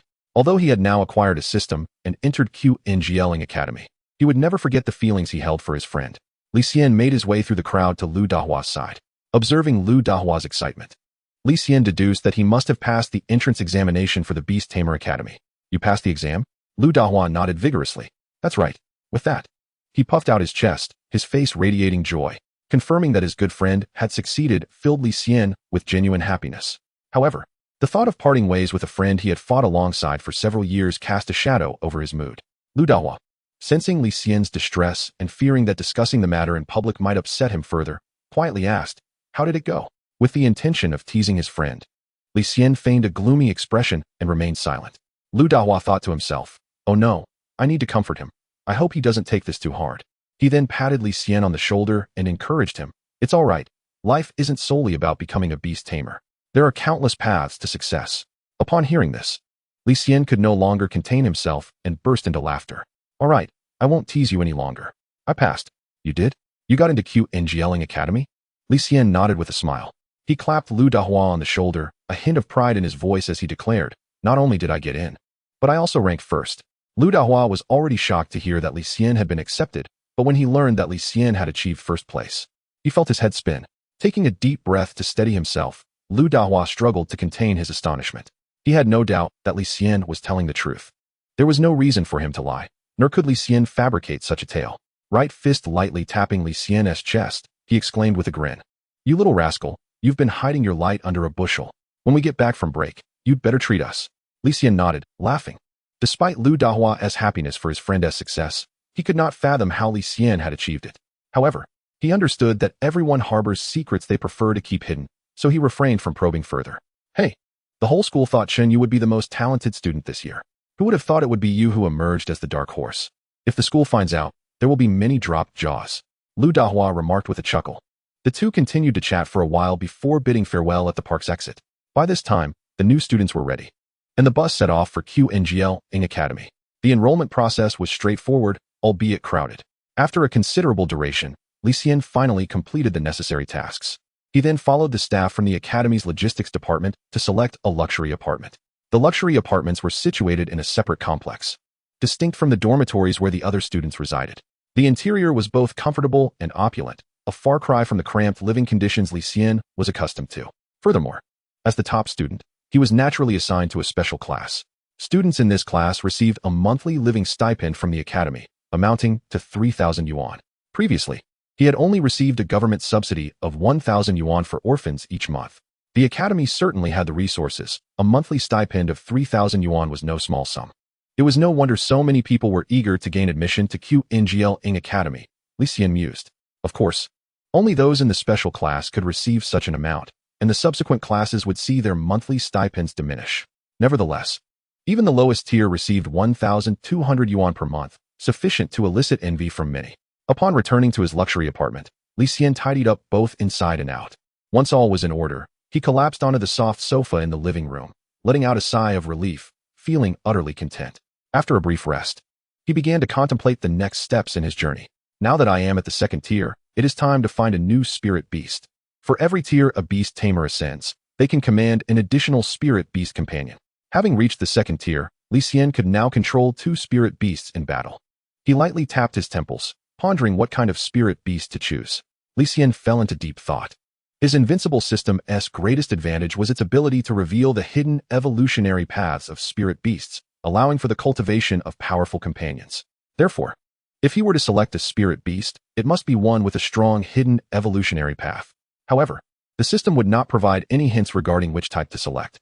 After much contemplation, he resolved to postpone the decision until tomorrow, intending to visit the spirit beast street at the academy for a closer look. The following day, he rose early. One benefit of the luxury apartment was that meals were delivered to his door, consisting of highly nutritious and expensive food. With little time to spare and the school yet to officially commence, Li Xian quickly finished his breakfast and hurriedly left the apartment, making his way to the Spirit Beast Street at Qingjiang Academy. The Spirit Beast Street was one of the academy's landmark locations, lined with shops dedicated to all things related to spirit beasts. After perusing the various shops for a while and gathering information, he chose the one with the best reputation and stepped inside. "Welcome. How may I assist you today, student?" The shop's attendant, noticing a customer had entered, approached with a professional smile. Li Xian returned the smile and waved his hand, saying, "I'll browse on my own, thank you." Most students who visited had a certain level of knowledge regarding spirit beasts, so the attendant nodded and left him to his own devices. Li Xian explored the store, which spanned 2 floors.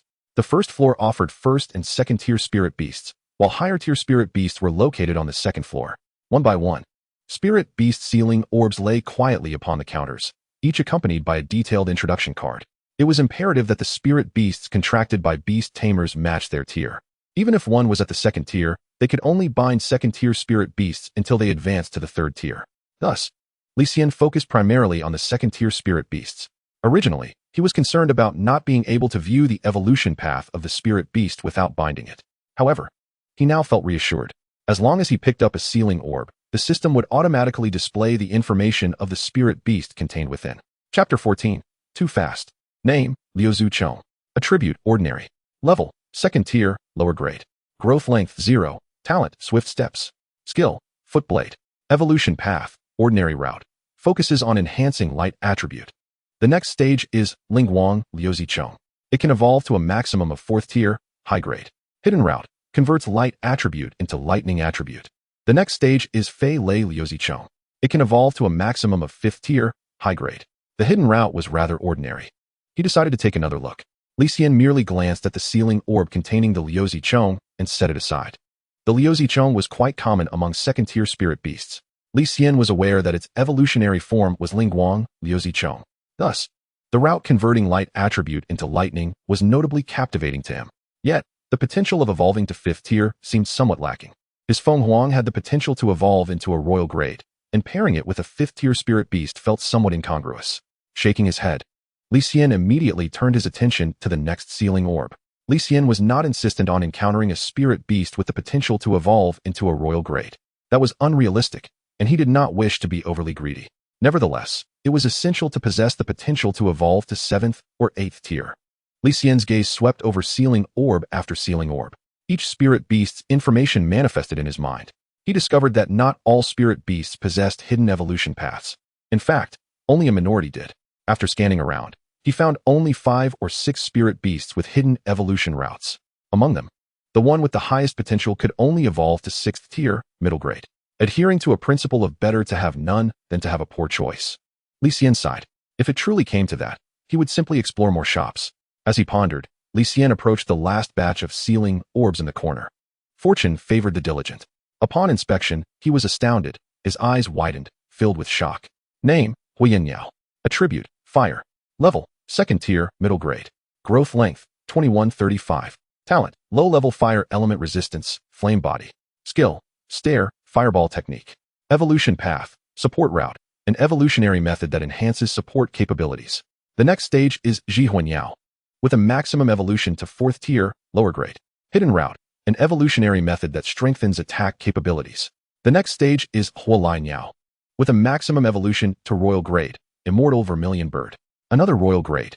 Surprise flickered across Li Xian's face. What a twist of fate. He had initially intended to explore elsewhere, but unexpectedly discovered such a treasure at the very end. Li Xian felt an overwhelming sense of exhilaration. Not only had he found a spirit beast with a hidden route, but the strength of this hidden path was astonishing. Truth be told, the evolution paths of spirit beasts had been meticulously researched and compiled by countless generations of beastmasters, with the time and effort invested being astronomical. Even so, no one dared to claim complete understanding of spirit beast cultivation. Li Xian exemplified this reality perfectly. Both the Yufeng Qian and Huiyanyao were testaments to this. The Yufeng Qian, universally acknowledged as a subpar spirit beast, and the Huiyanyao, while possessing decent combat power among second-tier spirit beasts, lacked high evolution talent, resulting in fewer choices among trainers. Before Li Xian, did anyone truly realize that these two spirit beasts possessed such formidable evolution paths? Most would only study those they deemed promising. However, truly powerful spirit beasts might be relegated to obscurity due to misguided cultivation methods. Without hesitation, Li Xian decided to purchase the Huiyanyao as his second spirit beast. The market price for second-tier spirit beasts generally ranged from 20,000 to 100,000. The Huiyanyao, being of the lower echelon, was priced at merely 20,000. Li Xian felt somewhat helpless. With the living stipend he had just received, combined with his previous frugality, he only had 7,000 in total, still falling short. Sighing with resignation, Li Xian resolved to find ways to earn more money. Being a beastmaster was indeed financially taxing. After some contemplation, he called over a staff member from the shop. Do you accept secondary wind attribute spirit crystals? Yes, sir. Please follow me. The staff led Li Xian to a counter.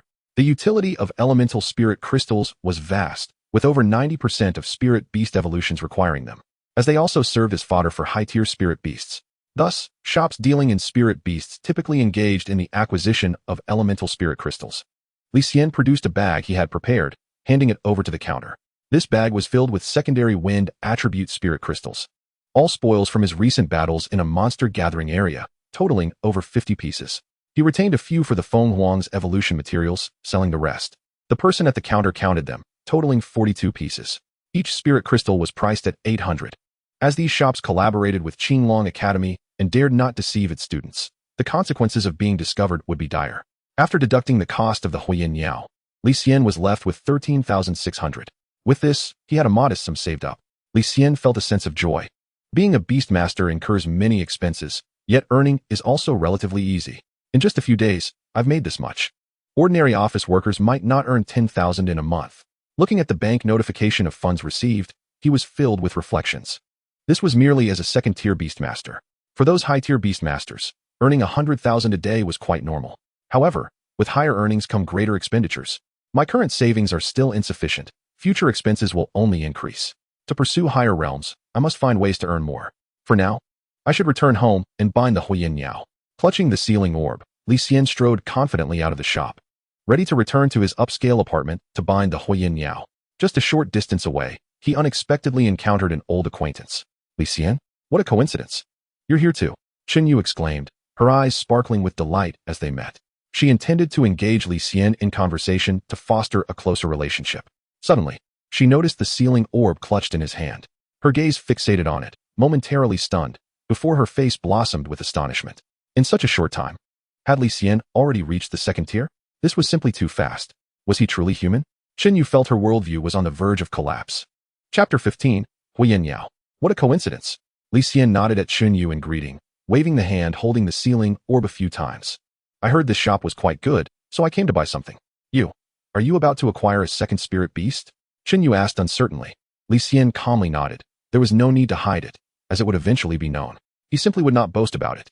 Although Chen Yu had long been psychologically prepared, the moment she heard Li Xian's own admission, her heart surged with tumultuous waves. It had not been long since Li Xian advanced to the second-tier beastmaster. Chen Yu's expression was complex.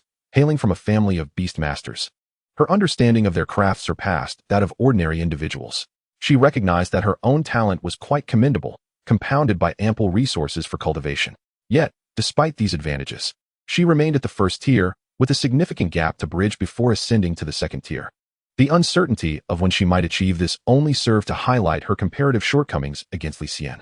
Fortunately, after having experienced numerous surprises from him, her emotional composure had improved considerably, allowing her to refrain from any exaggerated reactions.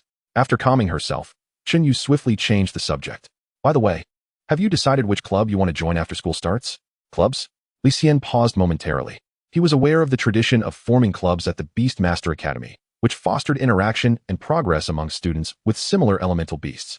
The Qinglong Academy boasted over 20 clubs, including the renowned Holy Flame Society for Fire Elementals and the Azure Wave Society for Water Elementals, among others. However, Li Xian had not given much thought to joining a club, so he shook his head. I haven't considered that yet. With his invincible evolution system, he felt that joining a club would offer little benefit. He believed that the time spent socializing would be better invested in hunting magical creatures to swiftly enhance his beast's strength. Yu smiled and nodded in response. I am planning to create a chat group for our class in the coming days. We can discuss which club would be the best fit. Li Xian agreed with a smile. After chatting for a while longer, Yu took her leave. Li Xian returned to his apartment and immediately bound the Firebird. As the binding was completed, the ceiling orb shattered with a crisp snap. A surge of red light enveloped the room, and the Firebird materialized before him. Its arrival instantly elevated the room's temperature. The Firebird was slender, adorned with vibrant red plumage, and its large, lively eyes sparkled with curiosity about its new home. It hopped onto Li Xian's shoulder, nuzzling its head affectionately against his cheek. Li Xian felt a warm, comforting sensation. As he attuned himself to the moment, he sensed an inexplicable bond forming in his mind. He and the Firebird shared a profound connection. From now on, you shall be my second beast, Li Xian said, gently stroking the Firebird's feathers. The creature nuzzled his hand in a display of affection, which Li Xian greatly cherished. After playing with the Firebird for a while, he resolved to attend to more pressing matters. He opened the Firebird's profile to examine its hidden evolution path. Hidden path. Next stage, Fire Phoenix. Requirements. Growth 100. Flame Mother Iron 1. Secondary Fire Attribute Spirit Crystal 5. Flame Mother Iron? Li Xian was not well versed in such resources, so he turned to his phone to search for relevant information. Flame Mother Iron was a rather rare second-tier material, valued not less than some third-tier materials, fetching over 20,000 on the market, equivalent to the cost of a Firebird. Gazing at the over 10,000 in his credit card, Li Xian, who had once considered himself moderately well off, felt disheartened. He shook his head. Insufficient funds. I'll need to venture out to earn more. After further research online, he discovered a promising location for Flame Mother Iron, the Mo Yin Cave, situated in the northern region of Donghai City. The cave was predominantly inhabited by wind and fire element magical creatures. Upon learning of the wind attribute creatures dwelling within, Li Xian also searched for the evolution materials for the Wind Emperor. Among the next tier's evolution materials was a rare item known as Wind Demon Horn, which coincidentally was also produced by a creature residing in the Mo Yin Cave. Li Xian's heart soared with delight, a smile spreading across his face. Excellent. I can gather the evolution materials for both of my beasts at once. He glanced out the window. Night had fallen. Li Xian decided to conserve his energy tonight and set off the following day. As dawn broke the next day, he hurriedly boarded the bus and departed the city. En route to the Mo Yin Cave. Unlike typical training grounds for novices, the Mo Yin Cave posed significantly greater dangers. The outer magical creatures were all above the first-tier elite level, while deeper within lurked many creatures around the third tier. Those brave enough to enter were invariably experienced beast masters. Newcomers venturing here would be recklessly out of their depth. The cave also served as a hub for numerous mercenary teams who thrived on the front lines of battle. They often earned their livelihood by completing bounty tasks or hunting magical creatures, and were generally of considerable strength. Upon arriving at the Mo Yin Cave, Li Xian observed several teams gathered at the entrance, preparing for their descent into the cave. They formed distinct small groups, laughing and conversing while making various preparations for their venture. However, their glances toward one another were tinged with caution, as mercenaries lived on the edge, constantly wary of both magical creatures and potential ambushes from rival teams.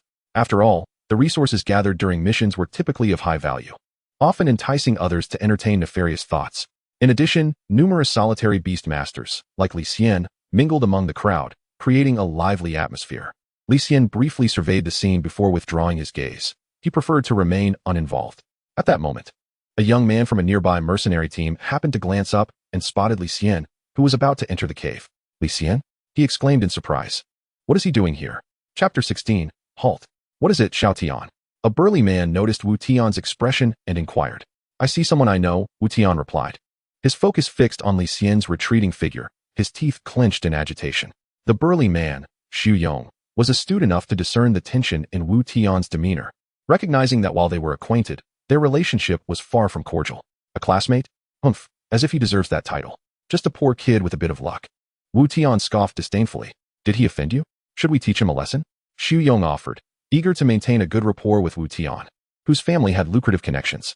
Wu Tian's expression fluctuated, weighing the pros and cons. Ultimately, emotion triumphed over reason, and he nodded gravely. Then I'll leave it to you. Su Gu. Xu Yong smiled as he gently patted Wu Tian's shoulder. In high spirits, he raised his hand to signal, a covert signal known only to their mercenary group. The 7 or 8 men surrounding them, exuding an aura of menace, immediately stood up and gathered around Xu Yong. Once they were prepared, they stepped into the Yin cave. The interior of the cave was dimly lit. As Li Xian entered, darkness enveloped him momentarily. The visibility was exceedingly poor, and after adjusting to the light, Li Xian began to scrutinize his surroundings. The walls of the cave were uneven, and numerous indistinct corpses lay scattered across the ground. Embedded within the walls were many luminescent stones, remnants left by the countless beast tamers who had ventured here before. These stones served as the sole source of illumination within the cave. This was Li Xian's first visit to such a place, and with the light being so feeble, he proceeded with utmost caution. After a short distance, an exceedingly shrill shriek pierced the air ahead. 8 dark bats, their sharp fangs visible, emerged from the shadows, charging ferociously toward Li Xian. Each bat was roughly the size of half of Li Xian, their eyes glowing red, and they moved with incredible speed, indicating they were not to be trifled with. This was a swarm of Ying Fu, a first-tier advanced magical species. Without hesitation, Li Xian summoned his Feng Huang and Hui Yin Yao. With a commanding shout, he urged, attack. The Feng Huang roared in response, a flash of azure light emanating from its forehead. 8 wind blades, imbued with formidable spiritual energy, surged toward the fearless Ying Fu. In an instant of contact, the foremost 4 bats were obliterated before they could even emit a cry. The remaining 4, though still alive, were gravely weakened by the fate of their companions. Li Xian commanded the Hui Yin Yao to step forward and deliver the final blow to send them on their way. After dispatching the swarm of magical bats, Li Xian glanced at his status panel. The growth value gained from a single Ying Fu was a mere 0. 15, far too insignificant. The growth value from first-tier magical creatures had significantly diminished in comparison to the second-tier spiritual beasts. If he were to rely solely on hunting first-tier creatures, the efficiency would be woefully inadequate. Resolute in his decision, Li Xian ventured deeper into the cave. According to online information, the magical creatures lurking around the periphery of Yin cave were primarily of 2 types: the Ying Fu he had just encountered and the first-tier advanced zombies. These zombies bore a striking resemblance to the ordinary zombies depicted in the film Sheng Huaji, being ordinary humans corrupted by dark magic. Their skin had taken on a bark-like texture, rough and uneven. Their nails and teeth had elongated and sharpened, rendering their mouths unable to close, with saliva dripping from between their teeth onto the ground. Dark energy surged around them as they moved in an eerie manner, appearing quite terrifying. They had lost all semblance of reason, entirely under the control of the dark magic. No longer human, they viewed their former kind as the most delectable of prey. Not long after eliminating the Ying Fu, Li Xian encountered the zombies. This time, there were a greater number, at least 10. Li Xian's gaze flickered, his brow furrowing slightly. The numbers are a bit overwhelming. However, this is perfect for testing the Feng Huang's newly unlocked skill. Fenging Claw activate. Feng Huang, go forth. Li Xian shared a mental connection with the Feng Huang, and with a mere thought, the Feng Huang understood his intent. The azure light emanating from its limbs intensified, and its claws glimmered with a bloodthirsty sheen.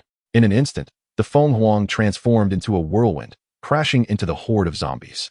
Even though these zombies were first-tier advanced creatures, the Feng Huang's claws sliced through them as effortlessly as one would cut through tofu. A single sweep dispatched the 3 closest zombies, their black blood spraying forth, splattering onto the surrounding undead and even onto the Feng Huang itself. Only then did the surrounding zombies react, letting out a collective roar as they charged at the Feng Huang, seemingly attempting to overwhelm it with sheer numbers. Alas, their efforts were futile. These zombies lacked intelligence and could not strategize. They attacked solely based on instinct. Meanwhile, the Feng Huang, guided by Li Xian's commands, effortlessly dispatched them despite their superior numbers.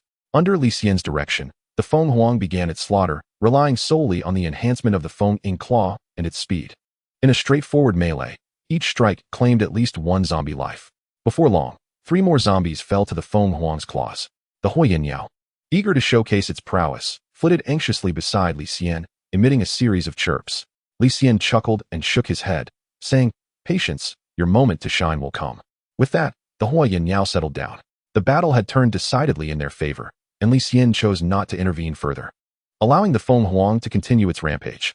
He opened his status panel, noting that the zombies provided a growth value of 0 for each. Li Xian nodded in satisfaction. Soon, the last few zombies were eliminated by the Feng Huang. With a clear path ahead, Li Xian smoothly traversed the outer regions of Mo Yin Cave, reaching its central area. Though a few minor creatures managed to breach the Feng Huang's defenses and strike it, they left no marks.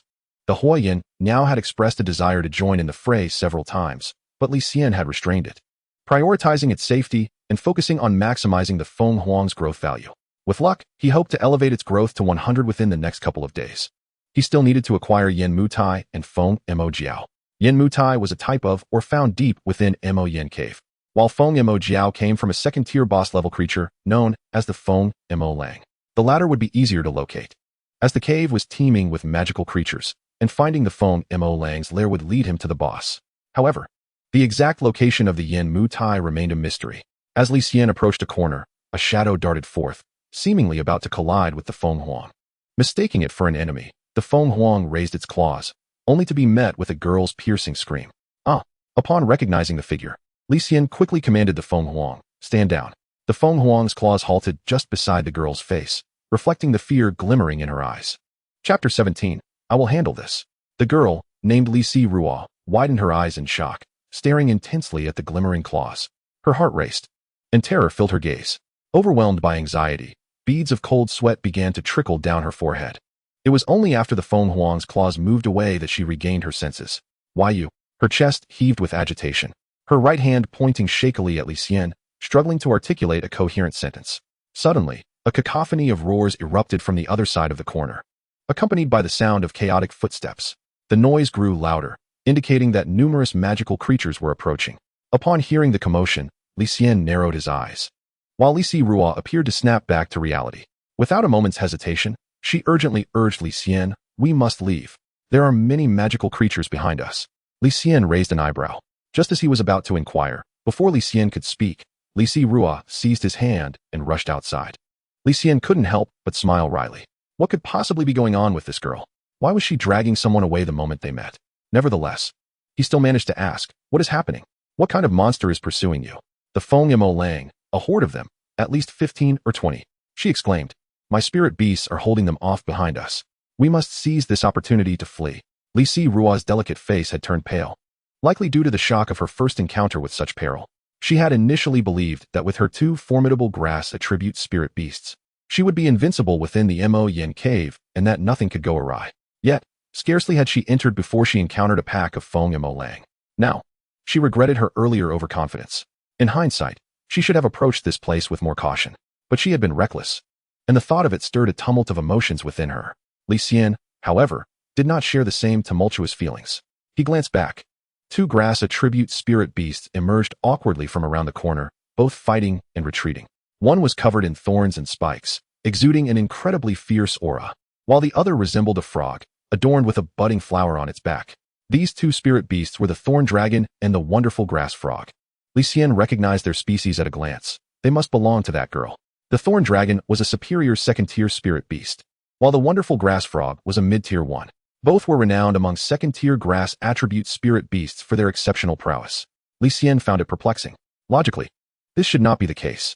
Though the Feng Mo Lang were lower-tier monsters, these 2 spirit beasts possessed considerable combat strength. If they combined their efforts, they should not be in such dire straits, even against so many Feng Mo Lang. He turned to ask, but Li Xian seemed to anticipate his question. "While running," she exclaimed, "if it were just these Feng Mo Lang, I wouldn't be in such a predicament. But what I didn't expect was that there is a Feng Mo Lang leader inside. That Feng Mo Lang leader is truly insufferable." Li Xian quickly looked back. As the last of the Feng Mo Lang burst around the corner, a massive figure emerged, one that was twice the size of an ordinary Feng Mo Lang. This was the Feng Mo Lang leader.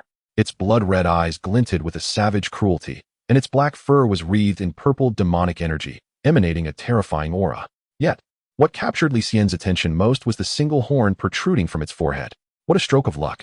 Li Xian's eyes brightened. The Mo Yen cave was indeed treating him well. Just moments ago, he had been troubled about how to locate the Feng Mo Lang leader. And now it had presented itself. Meanwhile, the system notified him of a new task. Ding. Task issued. Capture the king. Defeat the Feng Mo Lang leader. Completion rewards, 200 reward points. Upon hearing about the task, Li Xian abruptly halted. His sudden stop caused Li Ruo to stop as well. She was baffled by his action and anxiously tugged at his arm. What are you doing? Those creatures are about to catch up. Shouldn't we be fleeing? Hurry. Panic was evident on her face. Li Xian calmly withdrew his hand from her grasp and replied softly, You go on ahead. This big fellow has something I desire, and I must stay behind to deal with it. Li Ruo froze for a moment, then scrutinized Li Xian's spirit beast. To her astonishment, she realized that what she had initially dismissed as an unremarkable creature was, in fact, a powerful one. Just when she thought she had a glimmer of hope in surviving, it was dashed upon seeing Li Xian's spirit beast. She almost choked on her disbelief. She had mistakenly assumed that Li Xian's Feng Huang was merely a variant of the Wind Hound, underestimating its potential. She thought to herself that he must be insane. How could such a seemingly useless spirit beast be of any assistance in actual combat? Could she have stumbled upon a fool? Despite his handsome appearance, it seemed his intellect was lacking. Though she thought this, she still felt compelled to warn him. Are you certain? This is a superior second-tier Feng Mo Lang leader. And it is not alone, it has a horde of underlings. How do you plan to confront it? Yet, Li Xian paid her warning no heed. His gaze remained fervently fixed on the horn atop the Feng Mo Lang leader's head as he replied, I am aware, do not concern yourself. With a thought, Li Xian's Feng Huang sensed his intent. Without hesitation, a flash of green light emanated from its forehead, and 10 wind blades surged forth.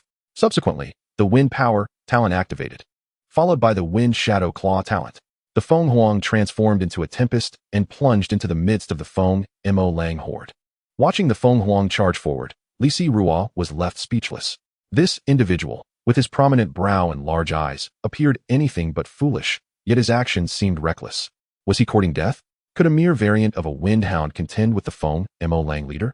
Surely he could not even handle an ordinary Feng Mo Lang. Realizing she had to rely on herself, Li Ruo sighed and resolved, Fine. I will have the Thorn Dragon hold the rear while the wonderful Grass Frog protects our escape. While the thought of sacrificing a spirit beast pained her, she knew that even in death, spirit beasts would eventually resurrect. In comparison, preserving one's life was paramount. With that thought, she grasped Li Xian's hand again, determined to drag him away. At that moment, a resounding crash echoed through the air. Li Ruo looked up to see that among the Feng Mo Lang horde, 8 of them had already fallen, headless. Glancing at the Feng Huang, which she had deemed ineffective, it now resembled a ravenous wolf amidst a flock of sheep. With each strike of its claws or each wind blade that sliced through the air, another Feng Mo Lang met its demise. This scene profoundly shattered Li Ruo's worldview. Unconsciously, she stood dumbfounded, her mouth agape. Chapter 18, A Lesson Learned. To be honest, Li Ruo had never imagined that a seemingly useless spirit beast could wreak havoc among second-tier monsters. The odds of such an event were akin to waking up one morning to find the sun rising in the west. Am I dreaming? She murmured in disbelief. Li Xian chuckled at her reaction. Shall I help you verify? He had intended it as a jest, but to his surprise, Li Ruo nodded in agreement. With a resigned sigh, Li Xian extended his hand and playfully flicked her forehead. The moment he did so, Li Xian felt a surge of joy. Li Ruo yelped in pain, jolted back to her senses, breaking free from her previous stupor. She no longer had the luxury to bicker over trivial matters with Li Xian. Instead, her curiosity about the Feng Huang overwhelmed her. How did your spirit beast become so formidable? She asked eagerly. Li Xian remained silent, observing her intently, his gaze laden with meaning. It dawned on Li Ruo that probing into another beast master's spirit beast was a grave taboo. She quickly waved her hands apologetically. I'm sorry. Just pretend I never asked. Li Xian smiled and nodded, dismissing the situation with a wave of his hand. He then directed his gaze into the distance. Although both the Feng Huang and the ordinary Feng Mo Lang were of the second-tier lower grade, the true combat prowess of the Feng Huang was vastly superior to that of the latter. This was primarily due to the 8 talents and skills possessed by the Feng Huang. With this alone, the Feng Huang could essentially remain invincible among its peers. Furthermore, not only were its skills numerous, but each was also of exceptional quality. Take the talent, Copperhead, Iron Bones, as an example. The defensive power it provided was nothing short of monstrous. When the Feng Mo Lang attacked the Feng Huang, it could barely dislodge a few hairs. Even if the Feng Huang's offensive capabilities were not high, it could still outlast them purely due to its defensive strength. Not to mention, the Feng Huang had the Wind Shadow Claw, which could sharpen its claws to an extraordinary degree. At this moment, the Feng Huang was truly equipped for both offense and defense, capable of dispatching a Feng Mo Lang with a single strike. Meanwhile, the ordinary Feng Mo Lang had been entirely dealt with by the Feng Huang. Li Xian was too preoccupied to notice Li Rua's condition, as all his attention was focused on the Feng Huang. This was, after all, the Feng Huang's first battle against a leader-class magical beast of the second tier. Moreover, the slaughter of all its subordinates had awakened the ferocity of the Feng Mo Lang leader, whose eyes now glowed with a bloodthirsty red light. With a swift sound, its claws transformed into blades, and its already imposing figure grew even larger. In comparison, the Feng Huang appeared almost like a mere cub before it. With a roar, the Feng Mo Lang leader charged at the Feng Huang, its size dwarfing the latter. It unleashed a howling wind within the cave and accelerated towards the Feng Huang, raising its claws to strike down upon it. Li Rua gasped. She was well aware of the power of the Feng Mo Lang leader's claws, which could even penetrate the defenses of the Thorned Earth Dragon. Furthermore, it was evident that the leader's claws had been enhanced, making them even more formidable than before. Li Xian's spirit beast could potentially suffer a severe setback if it endured the attack. However, the battle did not unfold as Li Rua had anticipated. To her astonishment, the Feng Huang allowed the Feng Mo Lang leader's claws to strike it without flinching, seemingly unscathed. It was important to note that the Feng Mo Lang leader was larger than the Feng Huang, and its downward attack, augmented by momentum, should have been devastating. Yet, remarkably, it inflicted no tangible harm on the Feng Huang, merely removing a few hairs. Li Xian couldn't help but wonder if, at this rate, his Feng Huang would end up looking like a bald wolf. The Feng Huang withstood the seemingly inevitable strike without a scratch, leaving the Feng Mo Lang leader bewildered. It could not comprehend why this small creature before it possessed such formidable defenses. It had underestimated its opponent. Seizing the moment of the leader's confusion, Li Xian finally commanded the Feng Huang to unleash the Storm Fury Slash. A glimmer of cold light preceded the attack. Yet it seemed as though the Feng Mo Lang leader was unharmed. Startled, the leader quickly examined its own body, finding no issues. Li Rua sighed, lamenting the missed opportunity. If they had capitalized on that moment, they could have certainly slain the accursed Feng Mo Lang leader. Yet, at that moment, the Feng Huang had already turned and was slowly making its way back towards Li Xian. Li Rua furrowed her brow, puzzled. How could the opponent remain so lively while the Feng Huang casually walked away? It should have been the strongest attack. Did it abandon the fight upon realizing that its attack had no effect on Li Xian's spirit beast? As Li Rua continued to speculate, an astonishing surge of spiritual energy erupted from the Feng Mo Lang leader, which was about to initiate its own attack. A piercing sound filled the air as the leader's body was suddenly torn apart like fabric. The force of the wind erupting violently and dispersing the demonic energy within the cave. Li Rua was left in a state of shock. She had never heard of a variant of the Wind Hound being this powerful. Today had truly broadened her horizons. She murmured to herself, unable to resist glancing at Li Xian. Who was this individual, possessing such a strong and unique spirit beast? Meanwhile, the Firebird had not been idle. It had scoured the battlefield and returned to Li Xian with over 10 low-grade wind attribute spirit crystals, spoils it had extracted from the carcass of the Feng Mo Lang. The Firebird chirped eagerly, as if soliciting praise. Li Xian smiled and affectionately patted its head, eliciting a look of pure enjoyment from the creature. Is this your second spirit beast? Li Rua inquired. Li Xian nodded in acknowledgement. Indeed, he was a second-tier beast tamer. However, the Firebird appeared considerably weaker. She could easily discern that it had not undergone any mutation. Nevertheless, recalling how the Wind Hound variant had been trained to such impressive heights under Li Xian's care, a thought arose within her. Could the Firebird also undergo a remarkable transformation in his hands? Yet, she dismissed the notion as unrealistic. Having concluded this affair, Li Rua prepared to take her leave. She thanked Li Xian and introduced herself. Thank you for saving me. My name is Li Rua, a sophomore at Qinglong Academy. And you? Li Xian, he replied. The name seemed somewhat familiar to Li Rua, yet she could not immediately recall where she had heard it. Unconsciously, her brow furrowed in thought. Sensing her confusion, Li Xian cheerfully called out, Hello, senior sister. I am a new student who just enrolled at Qinglong Academy this year. At that moment, realization dawned upon Li Rua, her eyes widening in astonishment. Could it be that you are the first-place student from the new admissions exam?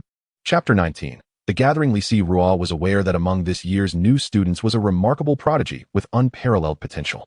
During the testing, he had even obliterated the testing seal. The rumors about this student had spread like wildfire throughout the academy, yet few upperclassmen had actually encountered him. She could hardly believe that this very person stood before her, having saved her life. What a small world, how wondrous fate could be. After a prolonged silence, Li Xian finally emerged from her shock.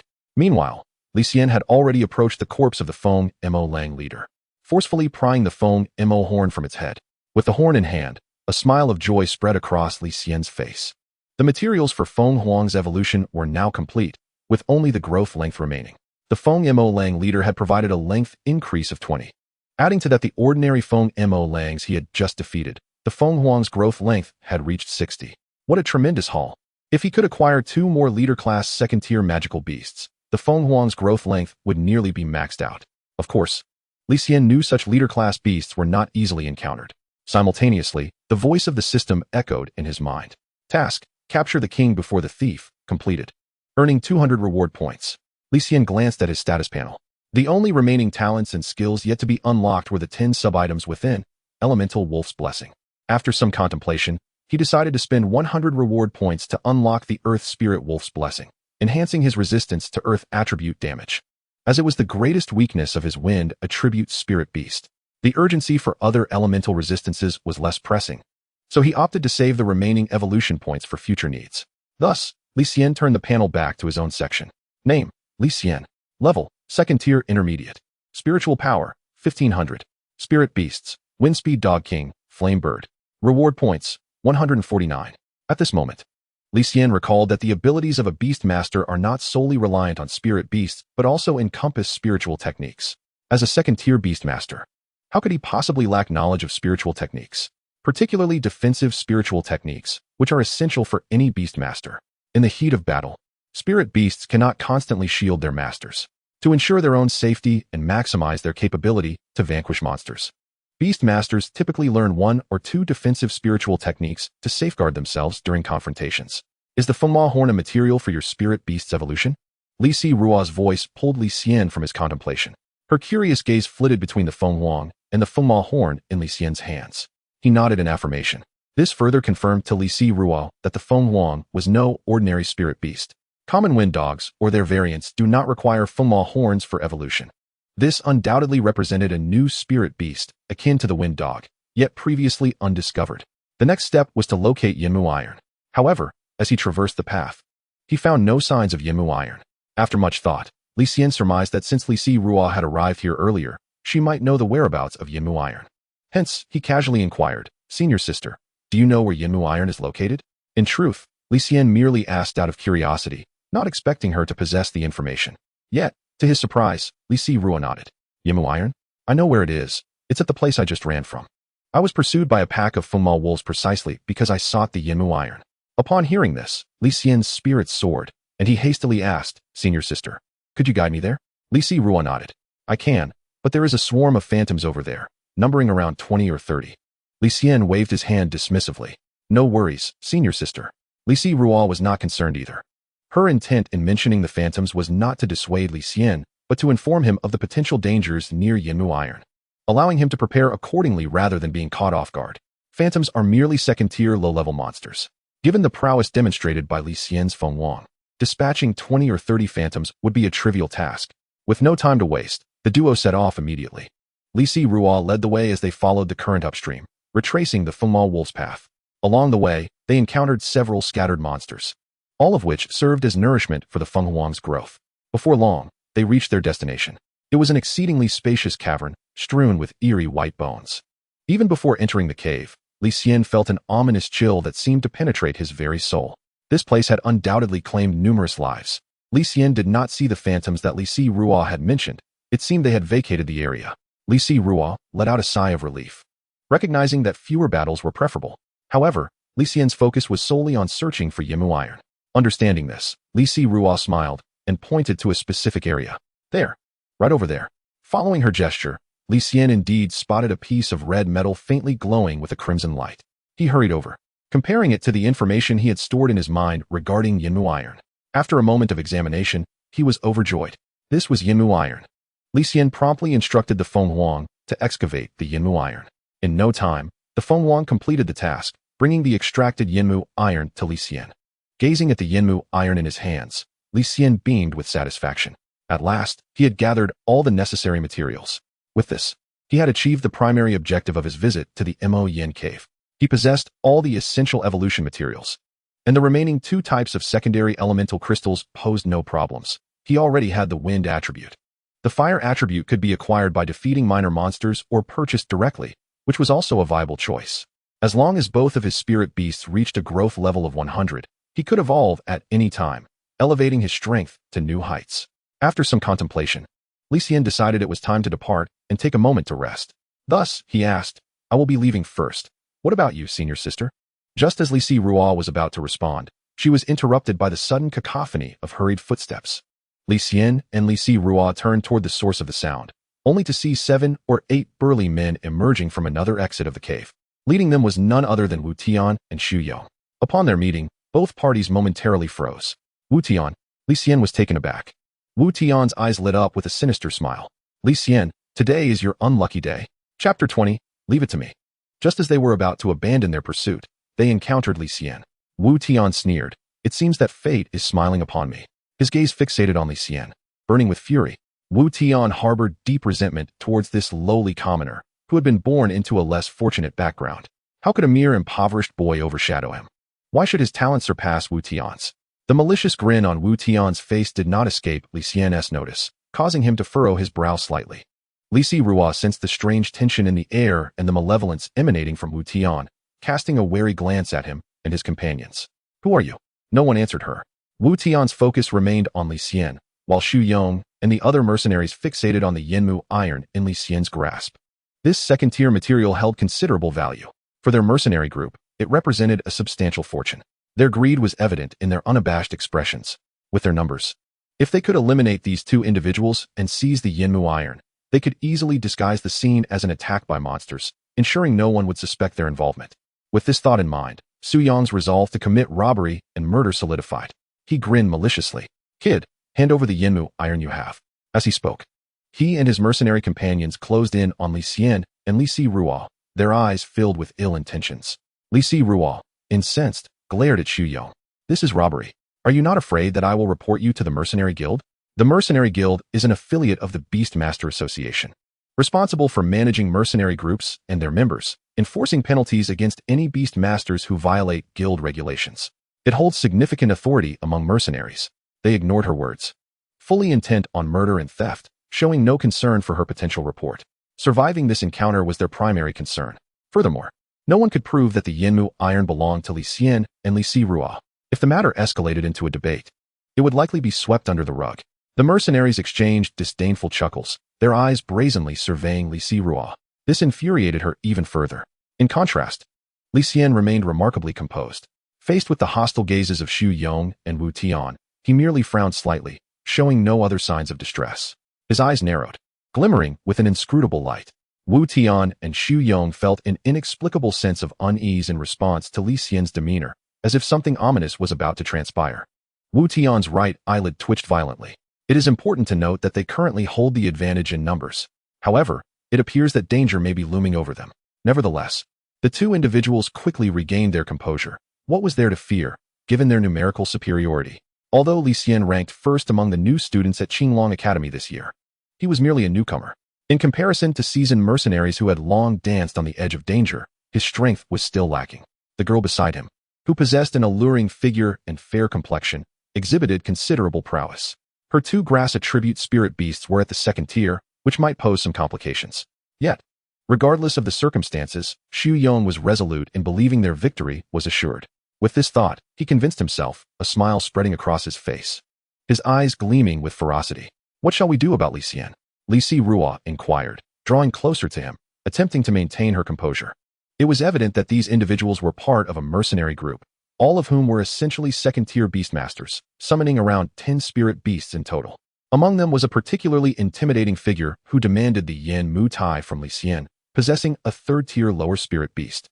In comparison, she and Li Xian were outmatched and would stand no chance against them. If a confrontation ensued, Li Xian felt certain their side would suffer a crushing defeat. Hence, she tentatively suggested, shall we give them the Yin Mu Tai? Li Xian shook his head. It would be futile, senior sister. They are after me. Even if I handed over the Yin Mu Tai, they would not allow me to leave.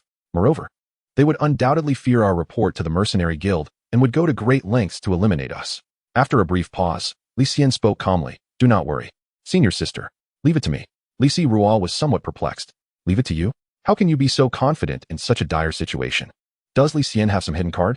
However, he offered no explanation, as this was not the time for it. He swiftly opened his panel and unhesitatingly invested his reward points. Though he felt a pang of regret, it seemed there were no other options. In an instant, the growth of Feng Huang reached 100, reducing his reward points by 80. The first tier required 1 reward point to increase by 10, while the second tier demanded twice that amount. Li Xian felt even more regretful, yet he reassured himself. Regardless, it will evolve. Surviving is not a loss.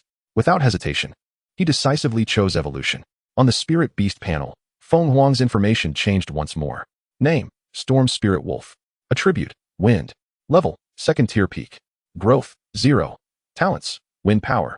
Copperhead Iron Bones, Wind Whisper Spell, Primal Power, Guardian of the Earth Spirit Wolf. Skills, Wind Blade Combo, Storm Fury Slash, Wind Shadow Claw. Evolution Path, Hidden Path. The next stage, Storm Wolf Guardian, requires the following evolution conditions. Growth 100, Wind Soul 1, 5 lower tier Wind Attribute Spirit Crystals. Li Xian felt a profound connection with Feng Huang, sensing a significant amplification of its wind power compared to before. With Feng Huang's 8 talents and skills combined, he believed they might stand a fighting chance. A faint smile graced Li Xian's lips. You think that because of your numbers, you can simply take my possessions? Bring it on. The outcome is yet to be determined. At this moment, Feng Huang had undergone a transformation. The previously endearing canine features had vanished entirely. Its fur had turned a silvery white, its physique had grown larger, and muscles began to visibly ripple beneath its skin, not grotesque bulges, but rather a refined and powerful physique. The azure light coursing through its limbs had intensified. Upon closer inspection, even when Feng Huang remained still, one could perceive a blurred afterimage surrounding it.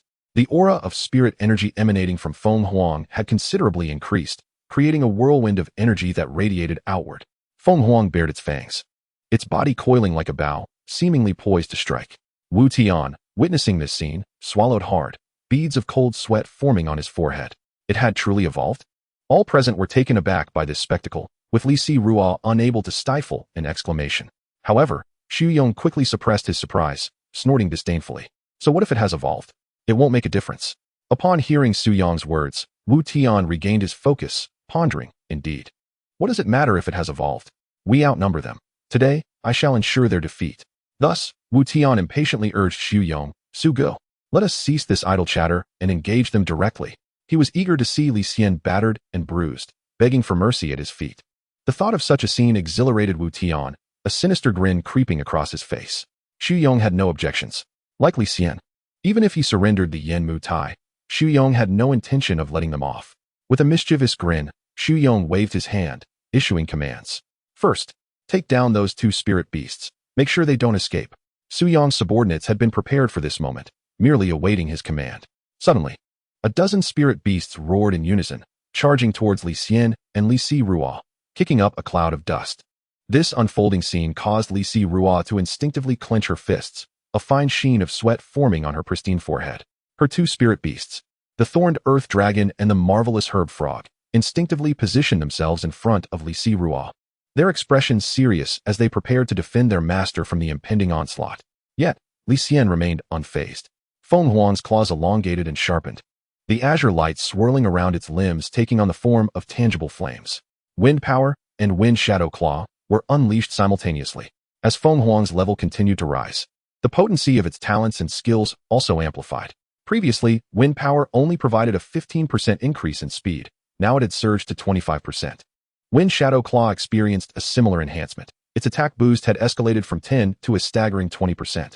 Though the increase seemed marginal, it would significantly amplify the power granted by primal force. With a wave of his hand, Li Xian narrowed his eyes, issuing a fierce roar as Feng Huang's arched body propelled itself forward. In the past, Feng Huang's strikes could barely be perceived, but now, bolstered by wind power, it had transformed into nothing more than a fleeting shadow. With the force of a thunderous tempest, Feng Huang charged into the ranks of the approaching enemies. The first to confront it, a yellow-hued crocodile turtle, raised its limb to unleash a storm fury slash. This strike, imbued with the ferocity of the tempest, sent the crocodile turtle reeling, hastily retracting into its shell. Undeterred, Feng Huang pressed forward with unrelenting momentum. With a resounding crash, the crocodile turtle was sent flying like a cannonball, spiraling through the air before crashing into the wall of the Mo Yen cave, embedding its shell within the stone and sending shards flying. Onlookers gazed at the crocodile turtle, noting the multitude of cracks marring its shell from Feng Huang's claws. The creature lay unconscious, its limbs drooping lifelessly. Renowned for its defensive capabilities, the crocodile turtle had been struck down by Feng Huang's unleashed spirit energy, which was merely at the second-tier peak. The spectators felt an uncanny disbelief wash over them, each taking a sharp breath. Yet, this was not the most astonishing revelation. After repelling the crocodile turtle, Feng Huang did not relent. In an instant, a fierce storm-like slash was unleashed upon another pinnacle second-tier spirit beast. This spirit beast did not possess the thick shell of the crocodile turtle, and the speed of the Wind Emperor was astounding. With a swift strike, the black cat's head was sent soaring high, resulting in its immediate demise. The breath of everyone accompanying Wu Tian momentarily halted. Wu Tian, Xu Yong, and the others stared in astonishment, their eyes wide with disbelief at the incredible scene unfolding before them. This was impossible, Wu Tian exclaimed, his eyes bulging as if they were about to escape their sockets. Wasn't Li Xian's spirit beast a first tier? When did it become so formidable? Two pinnacle second-tier spirit beasts were defeated in a single encounter, one dead and the other gravely injured? This was simply inconceivable. Wu Tian felt an overwhelming sense of unreality, as if he were trapped in a dream. The recent loss of two pinnacle second-tier spirit beasts caused Su Yong's brow to furrow slightly. Although spirit beasts could be reborn, such resurrection required time. During this period, their mercenary group's combat power would greatly diminish. He was about to inquire with Wu Tian when he noticed the expression on Wu Tian's face, which revealed the unexpected nature of the situation. A spirit beast capable of achieving such feats could not possibly be a first-tier creature. It was likely already at the third-tier level. However, at this moment, Xu Yong found himself in a predicament and had no choice but to push forward. Fortunately, they were not without the strength to contend. In an instant, Xu Yong devised a solution and promptly dispatched his third tier by Shui Jiao. Being a fellow third-tier spirit beast, Xu Yong held great confidence in his by Shui Jiao, the most formidable spirit beast among his third-tier collection, one he had invested considerable effort and resources into. It possessed a total of 4 skill talents. He was confident that, provided there were no elemental conflicts, his Bai Shui Jiao would possess the strength to battle even against a mid-tier, third-tier spirit beast. Li Xian, despite being third-tier, was merely a fledgling student and could not possibly surpass a mid-tier, third-tier spirit beast. It was merely a matter of time before his Bai Shui Jiao would crush him. The more Xu Yong contemplated, the more reasonable it seemed, and he watched with full confidence as the Bai Shui Jiao charged towards the Wind Emperor. With a thunderous crash, the claws of the Bai Shui Jiao struck the body of the Wind Emperor. Su Yong's expression underwent a dramatic transformation, shifting from confident anticipation to sheer disbelief. It was no wonder, as the third tier Bai Shui Jiao's decisive strike failed to even dislodge a single hair from the Wind Emperor. It was a futile endeavor, leaving the Bai Shui Jiao dumbfounded. Xu Yong attempted to articulate his thoughts, but his mind was a chaotic swirl, leaving him at a loss for words. What kind of defense was this? The defensive strength must have reached 4th tier levels. How could they possibly contend with that? Chapter 22. Despair. To be honest, the scene unfolding before them was utterly surreal. Neither Wu Tian nor Xu Yong had anticipated that events would escalate to this point before they decided to engage. A battle they believed they had firmly in hand had spiraled beyond their control from the very outset. First, there was the evolution of Li Xian's spirit beast, followed by the terrifying pressure it exerted. Neither of the two pinnacle second-tier spirit beasts had managed to withstand a single attack. One was knocked unconscious while the other was killed in an instant. Even the third tier Bai Shui Jiao, which Xu Yong had high hopes for, failed to inflict even a single scratch. Instead, the Bai Shui Jiao found itself struggling under the onslaught of the Wind Emperor. The Wind Emperor's offensive methods were comprehensive. Should the Bai Shui Jiao attempt close combat, it faced the claws of the wolf.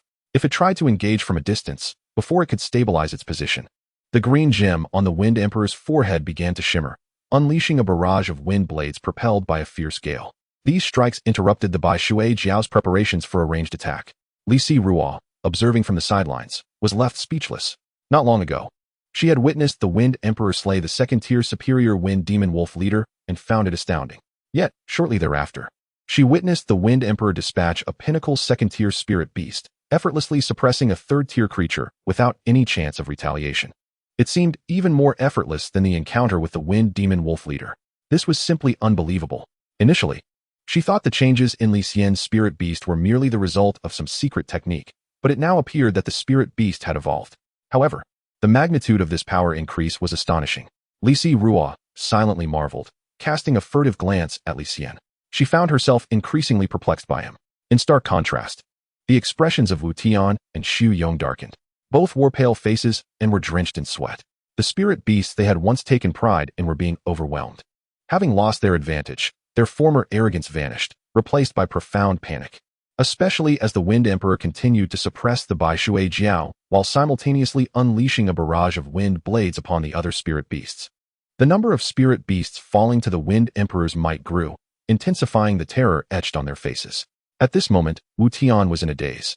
Muttering to himself with a vacant expression, "This cannot be right. Something must be wrong. I must be dreaming.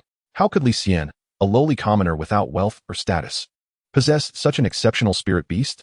This must be a fabrication." He could not accept any of it. Moments later, a glint of determination flashed in Wu Tian's eyes. He shouted, pointing at Li Xian, and commanded the nearby Xian Gui young beast, "Eliminate him." The Xian Gui young beast complied and charged towards Li Xian. Li Ruo's gaze turned icy, and she huffed disdainfully. "Do you truly think of me as a mere ornament?" She was preparing to unleash her thorn dragon against the Xian Gui young beast when she caught a glimpse of a red figure racing ahead. It was none other than Li Xian's Firebird. The Firebird opened its beak, revealing a radiant glow, and a wave of scorching heat enveloped the cave, raising the temperature significantly. Moments later, a fireball the size of a soccer ball coalesced and shot towards the Xian Gui young beast. With a resounding explosion, the head of the Xian Gui young beast was blown to smithereens. The headless corpse staggered momentarily before collapsing to the ground. Li Xian merely cast a cold glance before diverting his attention. The Xian Gui young beast, being a mere superior first-tier spirit beast, was effortlessly dispatched by the Firebird, which, despite being among the weakest of second-tier spirit beasts, still posed no challenge. The term weakest did not refer to its combat strength, but rather its potential. Witnessing this massacre, Li Xian calmly withdrew his gaze, directing his icy stare towards Wu Tian. The battle had been devoid of suspense from the outset, unworthy of emotional investment. Wu Tian, however, was a different story.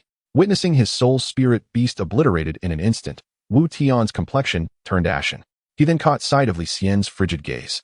Wu Tian had long been on edge, feeling the piercing murderous intent emanating from Li Xian's eyes. It felt as if an invisible, powerful hand was tightening around his heart. He could no longer endure it. Overcome with despair, he screamed and turned to flee. In his panic, he forgot to escape the cave and instead ran deeper into the depths of Mo Yen Cave. Xu Yong, witnessing Wu Tian's frantic flight, cursed in anger. If it weren't for the need to save Wu Tian's face, their mercenary group would not have faced such a dire predicament. Now, with Wu Tian abandoning them to confront the calamity that was Li Xian, how could they not be furious? Yet, to everyone's astonishment, mere seconds later, Wu Tian returned, rushing back into the crowd with a look of sheer panic. "There are demonic creatures inside. Run. There are many demonic creatures." As soon as the words left his lips, a multitude of phantoms suddenly surged forth from the cavern, far exceeding the number described by Li Siju. These specters hovered in the air, their gaping maws filled with sharp fangs, darting towards the nearest members of the mercenary group with astonishing speed. It was a swarm of ghosts. Where did so many of them come from? "Get away. Don't bite me. Xu Yong, with your ample flesh, go after him. You're on the brink of death, and yet you're selling me out." The air was soon filled with horrific screams, echoing ominously within the confines of Mo Yen Cave. Caught unawares, the last few individuals were swiftly overwhelmed and brought to the ground by the relentless phantoms, their defenses rendered useless as they were devoured down to their very bones. The faces of the remaining group members paled in an instant. At that moment, their spirit beasts were still engaged in battle with Feng Huang, and their numbers were rapidly dwindling. There was no spirit beast to protect them, rendering them utterly defenseless against the overwhelming assault of the ghosts. In a heartbeat, the cave was awash with blood, the acrid scent of carnage permeating the air. The number of phantoms had increased further. Li Siju's delicate face turned pale as she averted her gaze, unable to bear the sight. Even though Wu Tian and Xu Yong had ill intentions towards them, she could not bear to witness so many lives extinguished before her eyes. After all, they were still students, unaccustomed to such gruesome spectacles. This scene filled her with discomfort. At that moment, Feng Huang had dispatched the Bai Shui Jiao, but the remaining spirit beasts were gravely injured and unable to fight, just as the mercenary group was besieged by the phantoms. Li Xian decisively recalled Feng Huang and addressed Li Siju. Let us part ways here. Huh. Li Siju was taken aback by Li Xian's abruptness, feeling as if she were a burden. By the time she regained her composure, Li Xian had already distanced himself. This junior was indeed remarkably straightforward. With a faint smile, she couldn't help but tease him. Yet, there was a certain charm in his demeanor. Shaking her head with a smile, Li Siju proceeded to walk away. After wandering alone for a while, noticing the absence of others, Li Xian summoned the system panel to examine the newly acquired skills and talents following Feng Huang's evolution. Elementary resistance to abnormal effects enhances resistance to negative effects, reducing their duration and damage, including poison, burns, frostbite, sleep, fear, paralysis, and dizziness. Each category unlocks with 100 reward points. Skyward Roar, a mental attack that inflicts mental damage while having a certain probability of inducing paralysis, rendering the opponent immobile. Activation probability 50. The stronger the opponent, the lower the chance, not dropping below 15. Unlocking requires 150 reward points. This time, only one skill and talent had been added. However, the branches of the talent were numerous, totaling 7, requiring 700 reward points for complete unlocking. Upon seeing this, Li Xian scratched his head in exasperation. The blessing of the elemental wolf wasn't fully unlocked yet, and now there was another 700 for abnormal resistance. The consumption of reward points was alarmingly rapid. Glancing at the remaining reward points, he found that he could not unlock any skills or talents, leaving him quite frustrated. He dared not squander the reward points. It was best to first seek out some practical spirit techniques to study. The following morning, Li Xian arrived at the library of Qinglong Academy. The first 2 floors of the library were open to students, housing a wealth of resources that faculty and students could freely borrow, provided they returned them on time. The upper floors required certain permissions, necessitating a request from a mentor. However, this was of no concern to Li Xian at present. He was keenly aware of his position. His goal was to find simple spirit technique manuals on the 2nd floor. At Qinglong Academy, there were 2 primary avenues for learning spirit techniques: attending classes or borrowing relevant books from the library for self-study. Checking the class schedule, he noted that the first spirit technique class was 2 days away. The courses at Qinglong Academy were relatively flexible, often leaving entire days without any classes. Most of the advancement in strength relied heavily on the students' own efforts. Not wishing to remain idle, Li Xian resolved to search for relevant books on spirit techniques in the library. Following the library's classification system, he quickly located the desired tome on spirit techniques, Ling Shou Dan. This was a basic defensive spirit technique and the foundation for many advanced defensive techniques. Due to its simplicity, the book detailing Ling Shou Dan was rather thin, spanning only a few dozen pages, mostly containing insights from previous students who had practiced it. Noticing the brevity of the text, Li Xian decided to stand by the bookshelf to peruse it. In fact, many students from beast-controlling families had already mastered such fundamental techniques before entering the academy, making it primarily the common students like Li Xian who would seek to study them. The number of common students admitted to Qinglong Academy each year was quite limited, hence the books had gathered some dust. Wiping the dust from the surface of the book, Li Xian began to read. Before long, after 20 minutes, he closed the book and closed his eyes to carefully recall the contents. Surprisingly, he found that the material had left a profound impression on him, and he grasped the principles behind the activation of Ling Shou Dan with remarkable clarity. Could this be a benefit unique to those who have crossed over? Li Xian pondered with a hint of astonishment. It seemed that, should he attempt to use it now, he would be able to execute it smoothly. With a flicker of his gaze, he opened the system panel regarding his attributes. Name, Li Xian. Level, Peak 2nd tier. Spirit Power, 1000. Spirit Technique, Ling Shou Dan 1010. Spirit Beasts, Windstorm Spirit Wolf, Flame Bird. Reward Points, 69. As expected, Li Xian chuckled with delight. For any spirit technique recorded on the panel, he could successfully employ it. This revelation simplified his future studies in spirit techniques considerably. He merely needed to diligently peruse the books to master them independently. Furthermore, it appeared that he could use reward points to enhance his spirit techniques. With some reward points at his disposal and no immediate use for them, Li Xian decided to first strengthen his spirit technique. Thus, he directly invested 10 reward points to elevate Ling Shou Dan to level 2.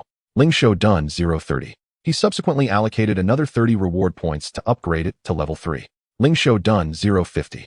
With his remaining reward points insufficient for further upgrades, Li Xian finally ceased his enhancements. Subsequently, Li Xian embarked on the study of 2 additional forms of spiritual techniques. The first was an offensive technique known as Lingli Chongji, or spiritual power impact, which operates on the principle of compressing spiritual energy into a shockwave to inflict long-range damage upon a target. The second technique, Bailing Suo, or Spirit Binding Lock, transforms spiritual energy into chains that bind enemies, rendering them immobile. Both techniques are quite practical within the realm of spiritual arts. With these abilities, Li Xian felt a surge of combat prowess, alleviating his fears of facing spirit beasts without a means of self-preservation. He promptly expended 20 reward points to elevate both Bailing Suo and Lingli Chongji to level 2. After completing these tasks, Li Xian felt a sense of fatigue and gently massaged his temples before rising to depart from the library. Next, he intended to enhance his Huiyan Yao, or Flamebird. Based on Li Xian's estimations, the chances were high that it would evolve into a Tier 3 spirit beast. Should the Flame Bird succeed in its evolution, he would ascend to the status of a Tier 3 Beastmaster. The thought of such rapid growth ignited a fervor within him. Just as he stepped outside the library, his phone vibrated in his pocket. Upon checking it, he discovered an invitation to join a chat group, extended by Chunyu. It reminded him of Chunyu's mention of forming a group while they were at the Spirit Beast Street. Li Xian chuckled softly, appreciating her promptness. Given their amicable relationship, he accepted the invitation. Thus, Li Xian joined the group chat titled Qinglong Shuyu and Xinqing Ban Kun. Zhang Heng. Oh, Li Gu has arrived, welcome. Chinyu. I brought him in. How about it, Li De Gao Shou, do give me some face. Zhang Tingting, clinging to the big shot. Big guy, do take care of this little girl in the future. Li Xian, we are all classmates. Let us look out for one another. Chinyu. By the way, Li Xian, there's a practical combat class tomorrow. Don't be late. Practical combat class? Li Xian checked the course schedule and confirmed its existence as a mandatory class. Li Xian. Got it. Chinyu. Thank you for the reminder. Chapter 24, Field Combat. The next day, Li Xian arrived at the classroom quite early. This marked his first day of attending classes since being admitted to Qinglong Academy. Upon entering the classroom, he noticed many students already seated, engaged in lively conversations. When some noticed his entrance, the chatter significantly diminished. All eyes discreetly scrutinized Li Xian, filled with curiosity, envy, or even jealousy. Following the entrance examination, his name had circulated throughout Qinglong Academy. Not only the first-year students, but even the senior students had heard of Li Xian, just like Li Ruo. While they might not immediately recall who he was, they certainly recognized the name. The entire school was aware of Li Xian's remarkable talent capable of shattering the testing Jade Seal, along with his extraordinary spirit beast. Li Xian remained indifferent to the attention, casually selecting an empty seat. Shortly after sitting down, he caught a flicker of movement from the corner of his eye, accompanied by a waft of fragrant air. Turning to his side, he found Chunyu gazing at him with her sparkling eyes and a radiant smile. Good morning, Li De Gao Shou. Li Xian chuckled helplessly at the unusual title. What an odd nickname you have. Chunyu giggled before shifting the topic. I heard today as practical class will take place at the Chengnan Hunting Grounds. Chengnan. Li Xian nodded. The Chengnan Hunting Grounds, located on the southern outskirts of Donghai City, was not far away. The density of monster distribution was moderate, and their levels were not excessively high. Similar to the creature aggregation sites, it was an ideal training ground for novices. The two continued their conversation until Zhang Taishan entered the classroom, prompting them to cease their chatter. Zhang Taishan clapped his hands at the podium and spoke in a deep voice. Everyone, please return to your seats. Class is about to commence. As Zhang Taishan surveyed the students, his gaze lingered momentarily on an empty desk, his brow furrowing slightly. The seating arrangement was precisely balanced, and the vacant seat belonged to Wu Tian, who had perished in the Mo Yin cave. This morning, Zhang Taishan had received the news of Wu Tian's demise, with his body having been devoured and mangled by ghosts upon discovery. While the accidental deaths of beastmasters during training or adventures were commonplace, encountering such a tragedy so soon after the start of the semester weighed heavily on Zhang Taishan's heart. Taking a deep breath, he redirected his thoughts back to the classroom. I believe everyone is aware that today we will be heading outdoors for practical combat training, aimed at honing your combat skills and teamwork. Upon concluding his statement, a murmur swept through the classroom. Many students displayed expressions of anticipation since this would be their inaugural experience in actual combat. Unlike the entrance examination, they would now face genuine monsters. Those aspiring to become beastmasters all harbored ambitions of vanquishing formidable foes and capturing powerful spirit beasts to elevate their prowess. Practical combat represented the first step towards realizing those ambitions. Numerous students were already eager, itching to showcase their abilities during the day's practical class. Li Xian remained composed among the crowd, his demeanor calm and unperturbed. It was no surprise he felt little excitement. In recent days, he had lost count of the monsters he had defeated, including several of leader level. Ordinary monsters had ceased to pique his interest. The school's practical course felt akin to child's play. Zhang Taishan tapped the blackboard eraser on the podium to garner attention. Field combat differs greatly from drills. A moment's negligence could lead to life-threatening situations. Therefore, every student must master at least one defensive spiritual technique. Is there anyone here who does not know a defensive technique? Silence ensued. Zhang Taishan nodded in satisfaction. Excellent. After all, you are the most outstanding class. Everyone has mastered defensive techniques within just a few days. Now, we can proceed with the lesson smoothly. Everyone, please head to the Academy's main entrance, where a bus awaits you. The class complied. After a brief interval, Zhang Taishan and all the students boarded the bus. Xinyu, quick on the uptake, immediately occupied the seat beside Li Xian as he settled down. Many girls who harbored similar intentions but arrived a moment too late expressed their regret, while the boys looked on with envy. At this age, who among them did not experience the stirrings of young love? Who did not wish to attract the attention of the opposite sex? Yet, these boys merely entertained such thoughts. For Li Xian stood as the top newcomer, coupled with his striking appearance. With strength and good looks, it was no wonder the girls in the class gravitated towards him. For safety reasons, this practical course was led by Zhang Taishan and Li Xian, both of whom had also served as instructors during the practical assessments of the entrance examination. Before long, the bus exited Donghai City, and the urban landscape of towering buildings transitioned into vast stretches of wilderness. After a brief while, the bus halted in front of a sentinel station. Zhang Taishan disembarked to converse with a few stationed officers. Once the barrier lifted, Zhang Taishan gestured for the students to disembark. We will walk the remaining 2 kilometers to the Chengnan hunting grounds. Continuing by vehicle would draw too much attention. We must proceed on foot. Some monsters have already begun to appear in this area, so we may encounter small groups of them along the way. Everyone, remain calm and prioritize safety. Through teamwork, we shall vanquish the magical beasts. Initially, there were 20 students, but following Wu Tian's demise, the number has diminished to 19. Naturally, they could not function as a single cohesive unit of 19, but divided into smaller teams of 2 or 3, assisting one another in combat. This arrangement is the most common among beast tamers, who often prefer to form small groups for their endeavors. A larger number would render them too conspicuous. Hence, a team of 2 or 3 is the optimal configuration. In more advanced setups, team members often assume distinctly defined roles. However, that is a discussion for another time. Li Xian, shall we form a team? A nearby girl was about to extend an invitation to Li Xian when Xinyu spoke up first. Li Xian had no objection. As he was familiar with Xinyu and had some understanding of her spirit beast, making collaboration more seamless. He nodded in agreement. Upon hearing Li Xian's acceptance, Xinyu's features brightened with joy, her expression resembling a crescent moon. Chapter 25. The Hunt. Once the teams were organized, the class proceeded to the southern hunting grounds under the guidance of their instructor. Although the magical beasts in this vicinity were not particularly formidable, they were notoriously vicious and often attacked humans traversing the area. Thus, upon departing the watchtower, all students summoned their spirit beasts, channeling their spiritual energy in preparation for defensive techniques. In an instant, a soft glow enveloped the students, and a faint white light appeared on their bodies, revealing the outline of shields. All of them displayed the basic defensive technique known as the Spirit Guardian Shield. Li Xian was no exception. He too summoned his Spirit Guardian Shield. At that moment, a girl standing close to Li Xian gasped and stared intently at his shield. Li Xian, your Spirit Guardian Shield seems distinct from ours, she remarked. Upon hearing this, everyone turned their attention to Li Xian, and they quickly noticed that, surrounding him, there were not 1, but 3 shimmering shields. Why does Li Xian possess 2 more shields than we do? Is this a different defensive technique? They speculated. That is impossible.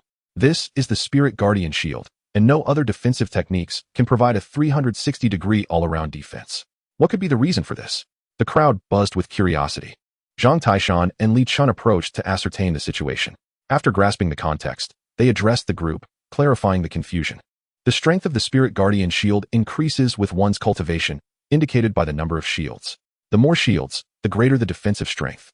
By the end of their explanation, the admiration in Zhang Taishan and Li Xian's gazes towards Li Xian was palpable. They had reviewed his background and were aware that he was an orphan who had relied on government aid since childhood, having had no opportunity to engage with spiritual techniques. Thus, they understood that Li Xian must have begun learning the Spirit Guardian Shield only after enrolling. In just a few days, he had mastered it to such an extent that he reached the realm of 3 shields.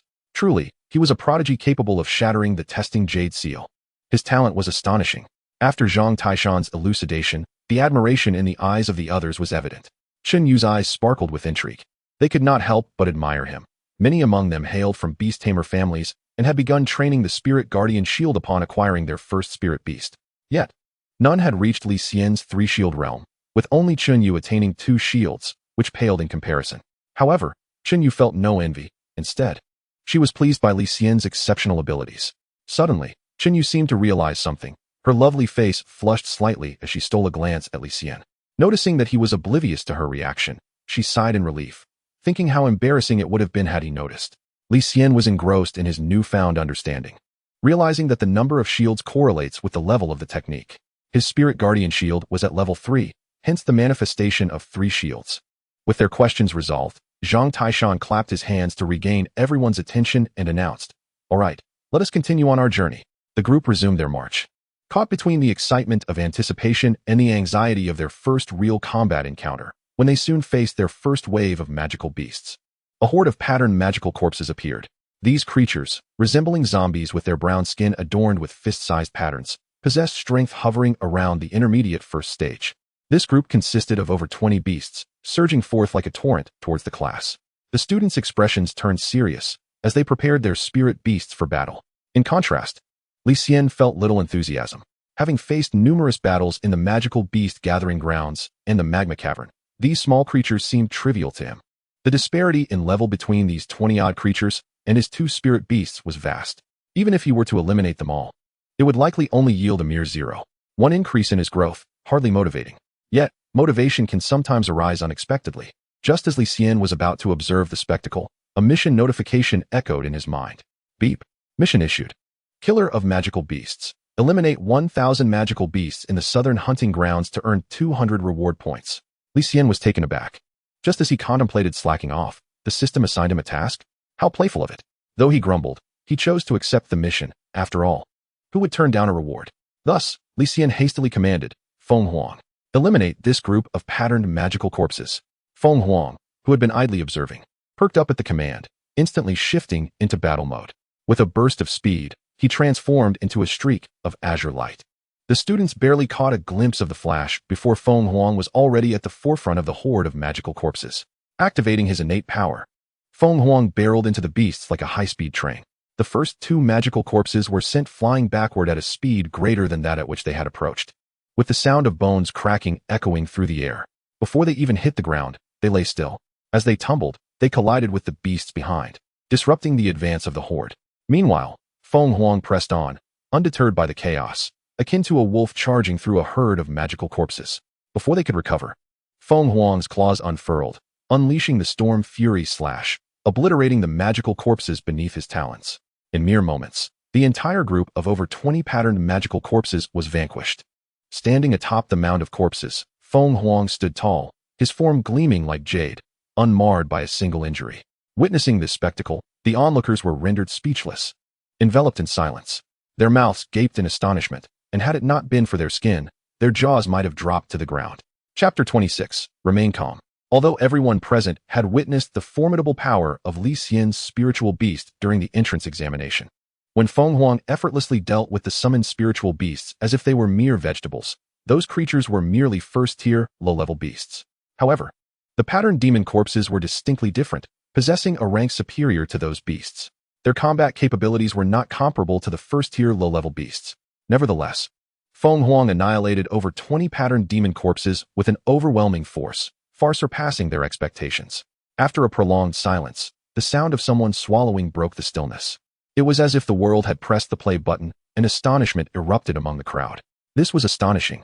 Over 20 first-tier, mid-level monsters. I would struggle against just one. Li Ge seems to have grown even stronger. This truly is a case of competition that could make one despair. Amidst the murmurs, the gazes of all the students present were filled with awe as they looked at Li Xian. Zhang Taishan and Li Xian exchanged glances, their eyes reflecting profound shock. Each class in every grade contained the strongest individuals, yet most new students were only at a first-tier mid-level strength. Following Wu Tian's demise, only Chunyu in the entire class possessed a first-tier upper-level strength. Yet, here was Li Xian, an anomaly. The methods employed by that unknown spiritual beast to slaughter the patterned demon corpses clearly indicated a level of power that had reached second tier or even higher. This strength had left all the students in the class far behind. It was simply inconceivable. This young man is growing at an astonishing pace. It has only been a short time since school began. Zhang Taishan sighed in contemplation, and Li Xian nodded in agreement, acknowledging that the realm of geniuses was beyond their comprehension. At that moment, another group of patterned demon corpses emerged from the distance. prompting everyone to heighten their vigilance and prepare for battle. However, before they could ready themselves, Feng Huang roared in fury and charged forward again, swiftly dispatching another 20-plus patterned demon corpses. Zhang Taishan, Li Xian, other students. They found themselves at a loss for words. All the monsters had been eradicated by him, leaving no opportunity for others to engage in combat. Regrettably, Li Xian remained oblivious to their somewhat resentful gazes as he gleefully directed Feng Huang toward yet another group of patterned demon corpses. Observing the continuously increasing kill count on the panel, a smile crept upon his lips. At this point, the students could no longer contain their emotions. Gazing at Li Xian with tears in their eyes. You wish to kill? That is fine, but could you leave some for us? At this moment, the teacher could no longer bear it. Zhang Taishan cleared his throat. Li Xian, why don't you take a break? Don't overexert yourself. The other students hurriedly nodded in agreement, especially the male students. Yes, Li Gu, you should rest a bit. We can handle these small monsters ourselves. However, Li Xian seemed oblivious to the underlying meaning in their words. He resolutely shook his head. Thank you for your concern, teachers and classmates, but I am not tired. Yet, he understood that he should not overdo it, as that might provoke resentment. Thus, for the subsequent monsters, he decided to only intercept half, leaving the other half for his classmates to practice on. Zhang Taishan and Li Xian, seeing this, felt it unnecessary to say more and allowed Li Xian to proceed as he wished. The classmates were delighted to receive half of the monsters for practice. And under such circumstances, the class gradually delved deeper into the fray. Soon, they encountered a second type of monster, the first-tier low-level magic rock rat. Despite its low rank, the danger posed by the magic rock rat was significantly greater than that of the first-tier mid-level patterned demon corpses. This was primarily because magic rock rats appeared in swarms, numbering in the hundreds or even thousands. Generally, novice beast tamers would only flee upon encountering such creatures, as a single or a few novice tamers could not possibly contend with so many magic rock rats.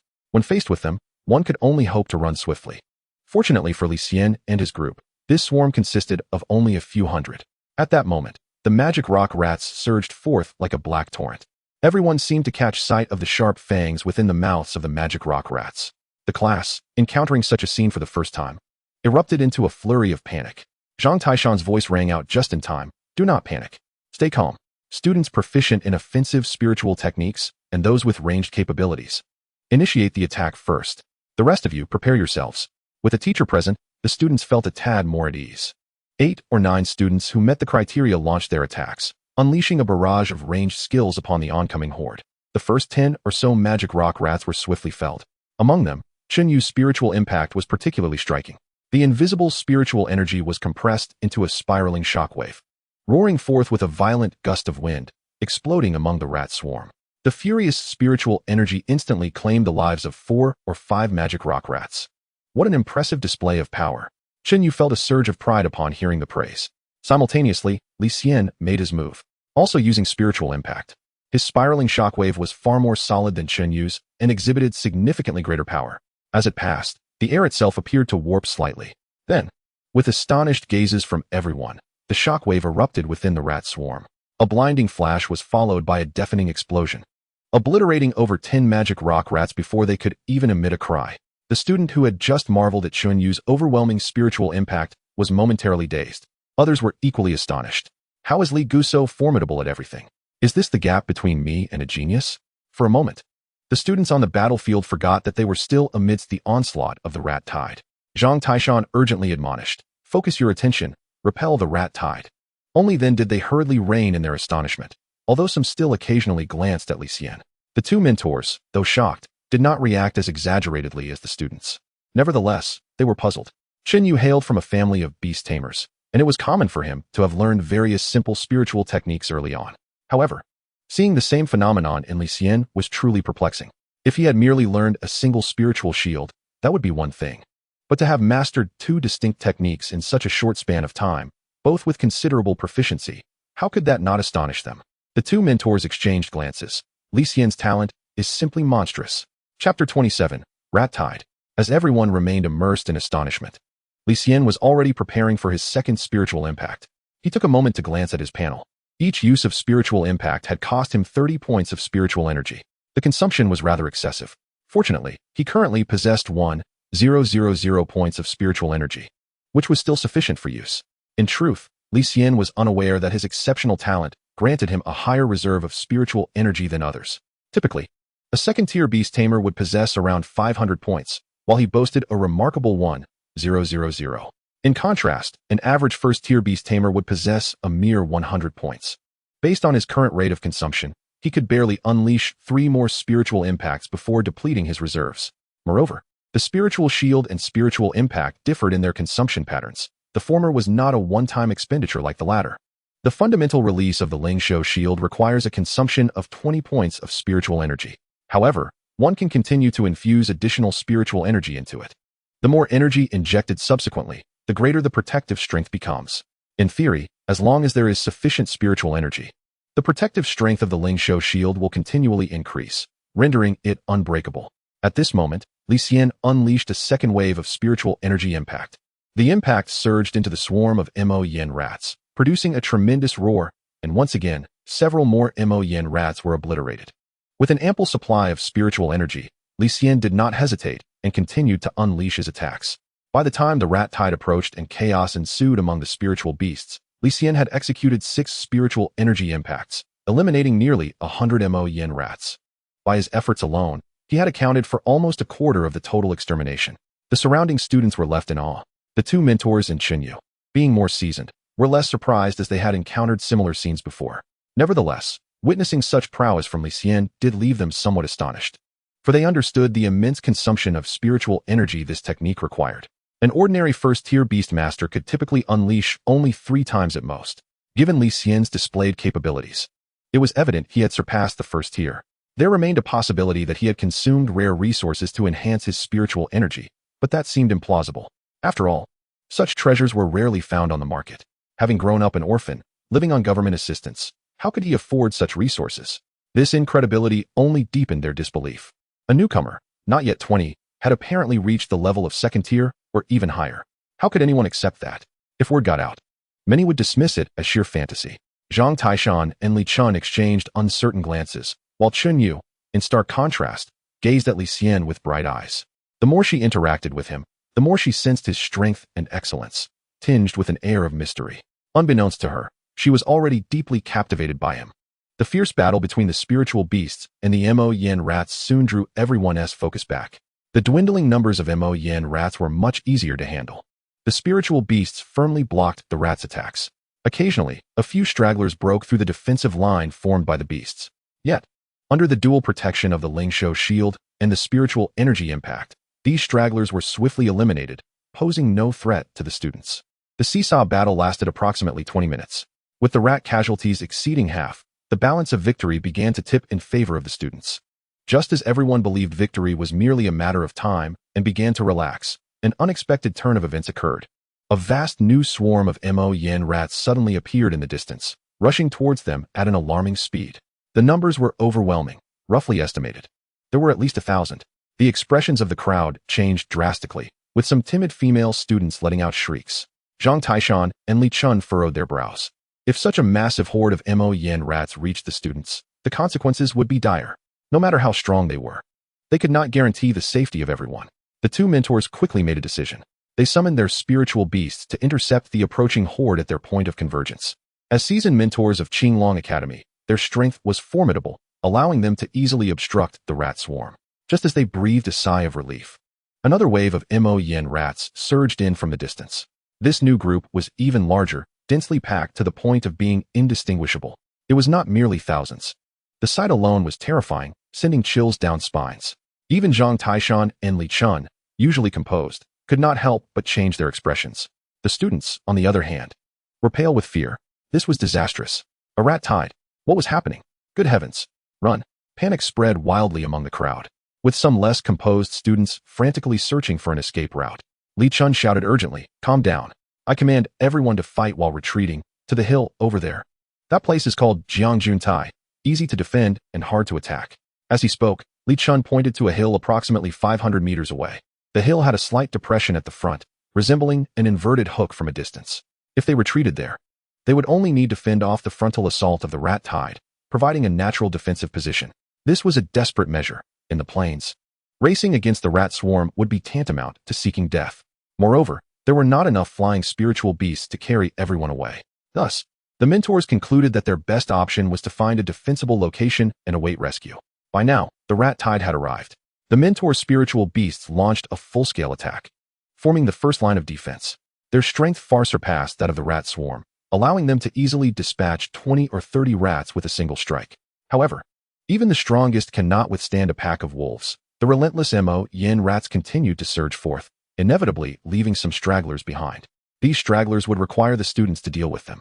Finally, Li Xian no longer needed to worry about competing for magical creatures. He commanded Feng Huang to unleash its full power. With its prowess alone, Feng Huang managed to eliminate nearly all the stragglers that had breached the first line of defense. At this point, the students could no longer deny it. Li Xian's spiritual beast had undoubtedly advanced to the second tier, and he himself had become a second-tier beastmaster. A second-tier spiritual beast, indeed. Li Xian had reached the second tier. Zhang Taishan could not help but exclaim in astonishment. The student's eyes reflected a mix of shock and envy. A second-tier spiritual beast. How enviable. Li Gu is magnificent. If only I were also a second tier. How impressive. As time passed, the number of Yin rats that breached the first line of defense increased. The pressure on the students' second line of defense, formed by their spiritual beasts, intensified. Weaker students found their beasts struggling to hold their ground, slowing their progress towards Jiangjun Tai. Observing this, Zhang Taishan exchanged a glance with Li Xian, who nodded in agreement. The two mentors' spiritual beasts swiftly rearranged, positioning one of Li Xian's necromancer at the center for protection. The necromancer waved its staff, and a gray light erupted, accompanied by the sound of cracking. 6 second-tier intermediate bone warriors materialized, joining the fray. Subsequently, the mentors' spiritual beasts returned to their original formations, continuing to block the foremost wave of the rat tide. With the addition of these 6 second-tier intermediate bone warriors, the previously faltering student defense rapidly stabilized. The precarious situation was suddenly secured. Was that necromancy just now? A student exclaimed in astonishment. Upon hearing this, others recognized it and began to admire Li Xian. It is worth noting that necromancy is a high-level skill of the necromantic attribute, only mastered by a few high-potential necromantic spiritual beasts. Moreover, most could only summon first-tier lower-level undead creatures. The fact that Li Xian's necromancer could summon second-tier undead beings was indeed remarkable. Initially, they had overlooked this somewhat diminutive and scruffy, yet reticent teacher. In hindsight, he was simply modest. Li Xian was also slightly taken aback by Li Xian's strength. However, he had no time to ponder other matters. Although the battlefield situation was barely under control for now, the struggle was far from over. As time progresses, it is inevitable that an increasing number of spirit beasts will falter. Thus, Li Xian, without hesitation, summoned his fiery bird. Observing this scene, Zhang Taishan furrowed his brow slightly. His concern did not stem from the fact that Li Xian had acquired a second spirit beast. He had mentally prepared himself for this possibility once he speculated that Li Xian had reached the second rank in strength. However, he never anticipated that Li Xian's second spirit beast would be a fiery bird. The fiery bird, to be candid, possesses commendable strength. With the defensive divine skill of the fiery body talent, it can immunize against a certain degree of physical attacks while inflicting burns upon its enemies. Nevertheless, its potential is somewhat lacking, placing it at the lower tier among all second-rank spirit beasts, with its final form only reaching the intermediate third rank. Considering Li Xian's aptitude and talent, Zhang Taishan believed he should have had a better choice. Was it a matter of finances? Zhang Taishan pondered, yet soon shook his head. It is not difficult for a second-rank beastmaster to earn money. While he found it easy, Li Xian was still unfamiliar with the ways of generating income. Furthermore, his short time at school afforded him little opportunity to earn. Of course, this was not the primary reason for Li Xian's choice of the fiery bird. What he valued more was the hidden evolution route that could lead the fiery bird to the royal level.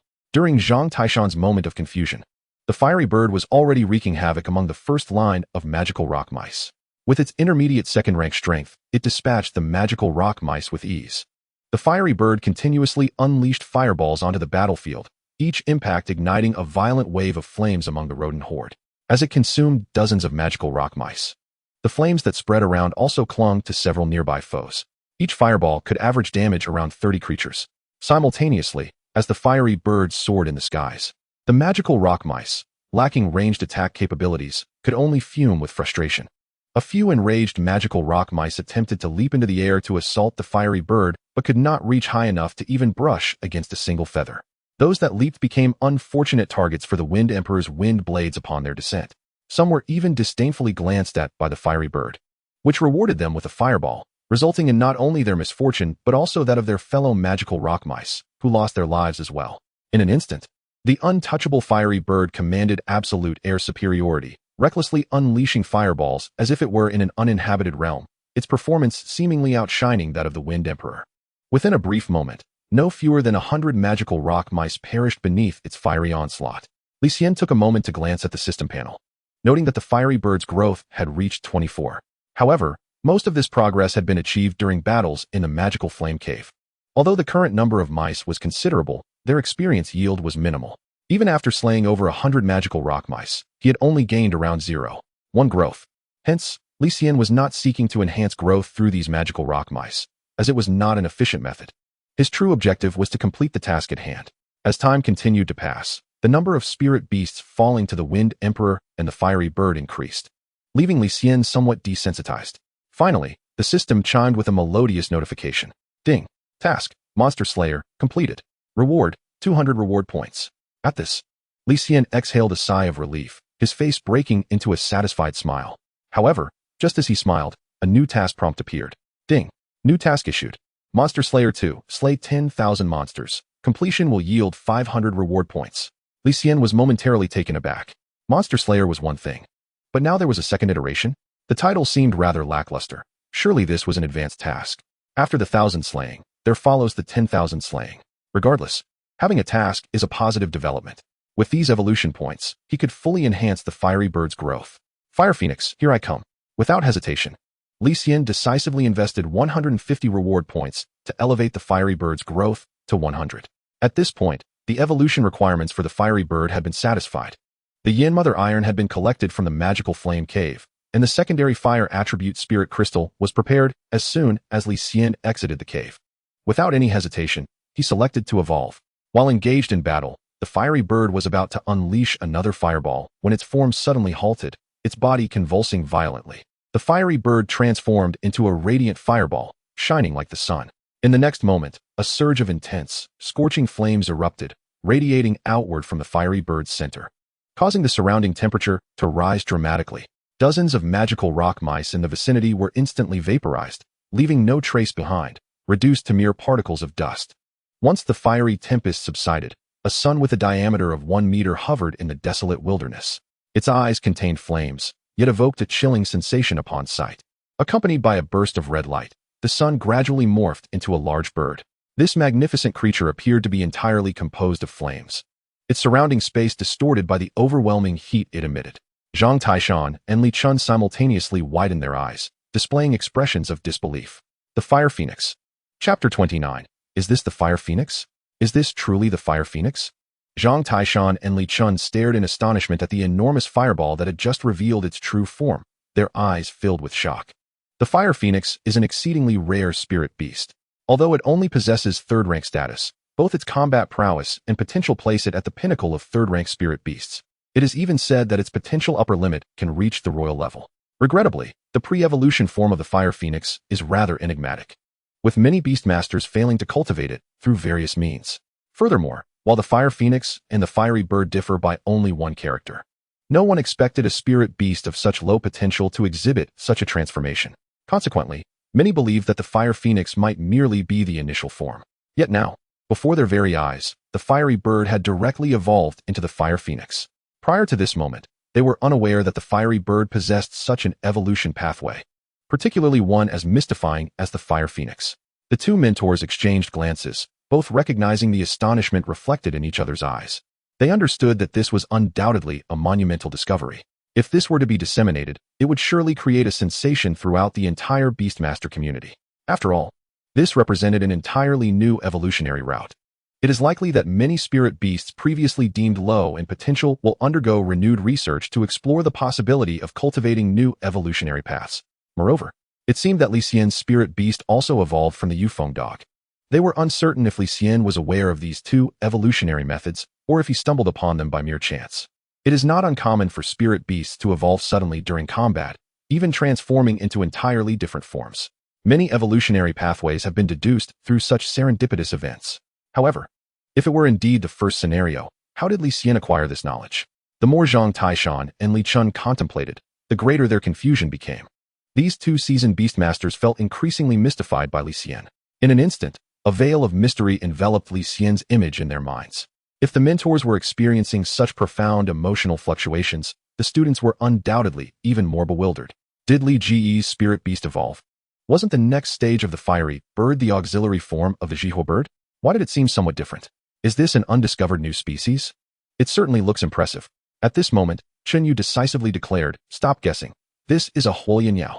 Upon hearing this, a sudden silence enveloped the crowd, which quickly erupted into a cacophony of astonishment. Beast tamers, particularly the younger ones, are often captivated by mysterious and powerful spirit beasts. Although the Huoyan is rare, its enigma and might have made it well known among many beast tamers. The students were left in awe upon realizing that the peculiar spirit beast before them was the legendary Huoyan. After the initial shock, a wave of envy washed over them. Li Gu is truly remarkable. At this moment, Chen Yu gazed absently at Li Xian's somewhat emaciated figure. As the Huoyan evolved into the Huoyan, Li Xian naturally advanced to a third-tier beast tamer. Having just reached the second tier, he swiftly broke through to a new stage. How little time had passed since then. The speed of this power increase was akin to riding a rocket, a fact that was undeniably astonishing.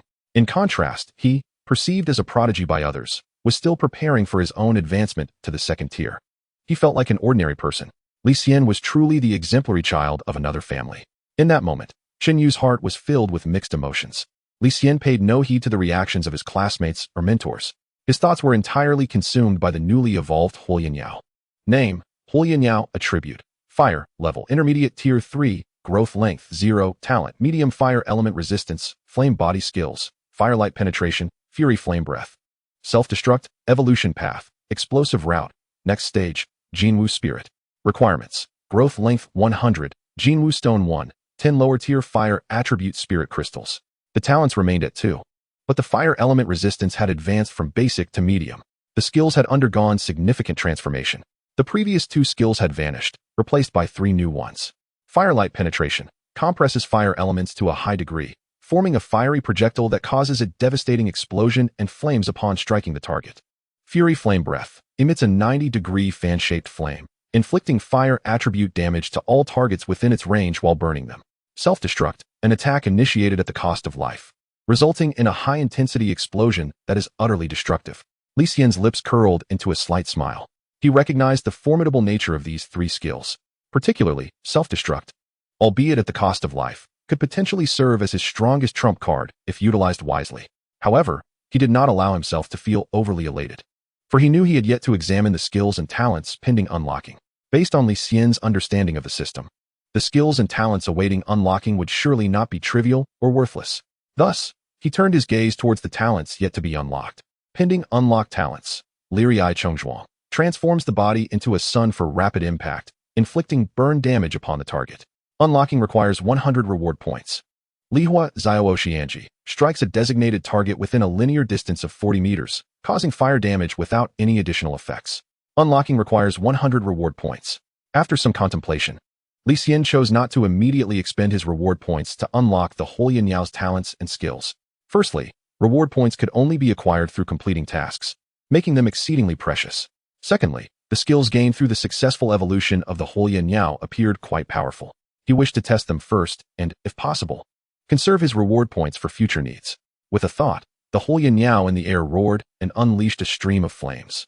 A thunderous boom echoed as a torrent of flames descended upon the most concentrated area of the rodent swarm, igniting a scorching wave. Boom! A deafening explosion erupted, as if seeking to melt everything in its path. The rodent swarm within a 10-meter radius was instantly vaporized, leaving behind only a carpet of blackened remains. The lingering force of the explosion swept up the ashes along with the dust. Once the dust settled, it became apparent that hundreds of Mo-Yin shoes had been annihilated in a single strike. The vast horde of rodents seemed as if it had been scooped away by an unseen hand. Additionally, many Mo-Yin shoes were engulfed in flames, squealing in pain. The agony of the flames compelled them to dash about frantically, igniting neighboring Mo-Yin shoes in the process. Chaos erupted among the rodents. At that moment, both students and instructors were taken aback, witnessing the sheer power of the Huoyan. Chapter 30, Fascinating. An intriguing spectacle unfolded on the scene. Up ahead, the Mo-Yin shoe swarm was in disarray, entangled with the spirit beasts of the class. Meanwhile, the students and teachers in the back remained silent, utterly speechless.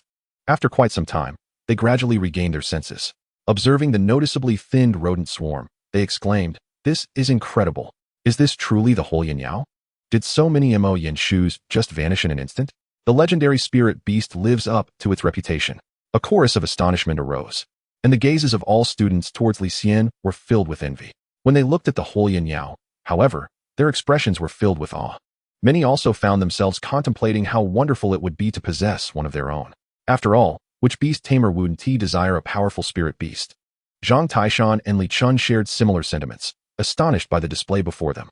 After all, this was their first encounter with the Li Xian, and they too were struck by the might of its attack. It is no wonder that the Li Xian is regarded as a top-tier spirit beast with both combat prowess and potential. That single strike was a testament to its power. Boom. Another earth-shattering explosion reverberated. It seemed the Li Xian had realized the magnitude of its newfound strength following its evolution. Whether it was a display of joy or excitement, the Li Xian began to unleash a relentless barrage upon the Yin shoe swarm. It continuously released firelight penetration, occasionally interspersed with fury flame breath. Under the relentless assault of the Li Xian, large numbers of Yin shoes perished. In contrast, the Yin shoes could not even reach the hovering Li Xian, only able to frantically squeak in desperation while enduring the slaughter. Li Xian felt immensely satisfied with the combat atmosphere created by the Li Xian and appreciated its fighting style. Occupying the high ground, leveraging the advantage of distance to execute a devastating assault, this tactic was incredibly effective against the ground-dwelling, non-flying creatures. In no time, the Li Xian had slaughtered no fewer than 1,000 Yin shoes. At this pace, it would not be long before he accomplished his new task. However, despite Li Xian's success in his assaults, he felt a sense of unease when faced with the seemingly endless tide of rodents. There were simply too many. The sheer number was somewhat intimidating. As he gazed upon the seemingly infinite wave of rodents and the increasingly fatigued students, doubt crept into Li Xian's mind. He wondered if they would be able to hold out until reinforcements arrived. Yet, contemplating such matters was futile. He resolved to focus on slaying as many Yin shoes as possible for the time being. In truth, Li Xian was not alone in his concerns. Zhang Taishan and Li Chun shared similar apprehensions. With their extensive experience, they sensed that something was amiss. Why? Firstly, the occurrence of this rodent tide seemed rather suspicious, lacking any prior warning. Secondly, there were no apparent factors in this season that could easily trigger such a rodent surge. However, as Li Xian had anticipated, pondering over these matters now was futile. It was imperative to concentrate all efforts on buying as much time as possible for the reinforcements. At this moment, the two mentor spirit beasts had endured the brunt of the assaults and were beginning to show signs of fatigue. Li Xian noticed this and urgently commanded Feng Huang to relocate to the first line of defense. Only 6 summoned beasts remained, assisting the students in fending off the sporadic breaches in the first line. As the battle progressed, Feng Huang, relying on its robust physique, charged directly into the tide of Yin sh, wreaking havoc. Against Feng Huang's impenetrable defenses, the Yin sh stood utterly powerless. Neither their sharp fangs nor claws could inflict any harm. Not even a single hair was lost. At this juncture, Li Xian's 2 spirit beasts undoubtedly became the focal point of the battlefield. One resembled a suspended artillery platform, continuously unleashing fiery assaults, while the other resembled an unyielding, steel-bodied killing machine, mercilessly reaping the lives of the Yin sh. Spectators were left in awe, their eyes wide with astonishment at the sheer brutality. Even Zhang Taishan and Li Chun felt a twinge of envy, as their own spirit beasts were not nearly as remarkable.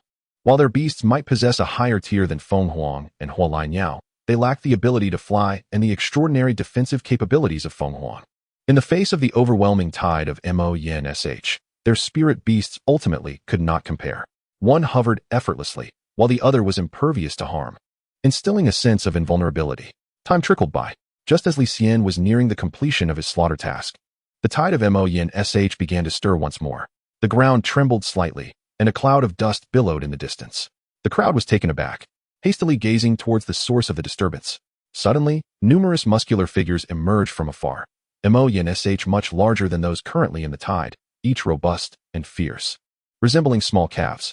They were the elite units among the Yin sh, the Yin sh way. Yet, the most striking figure was the colossal rat.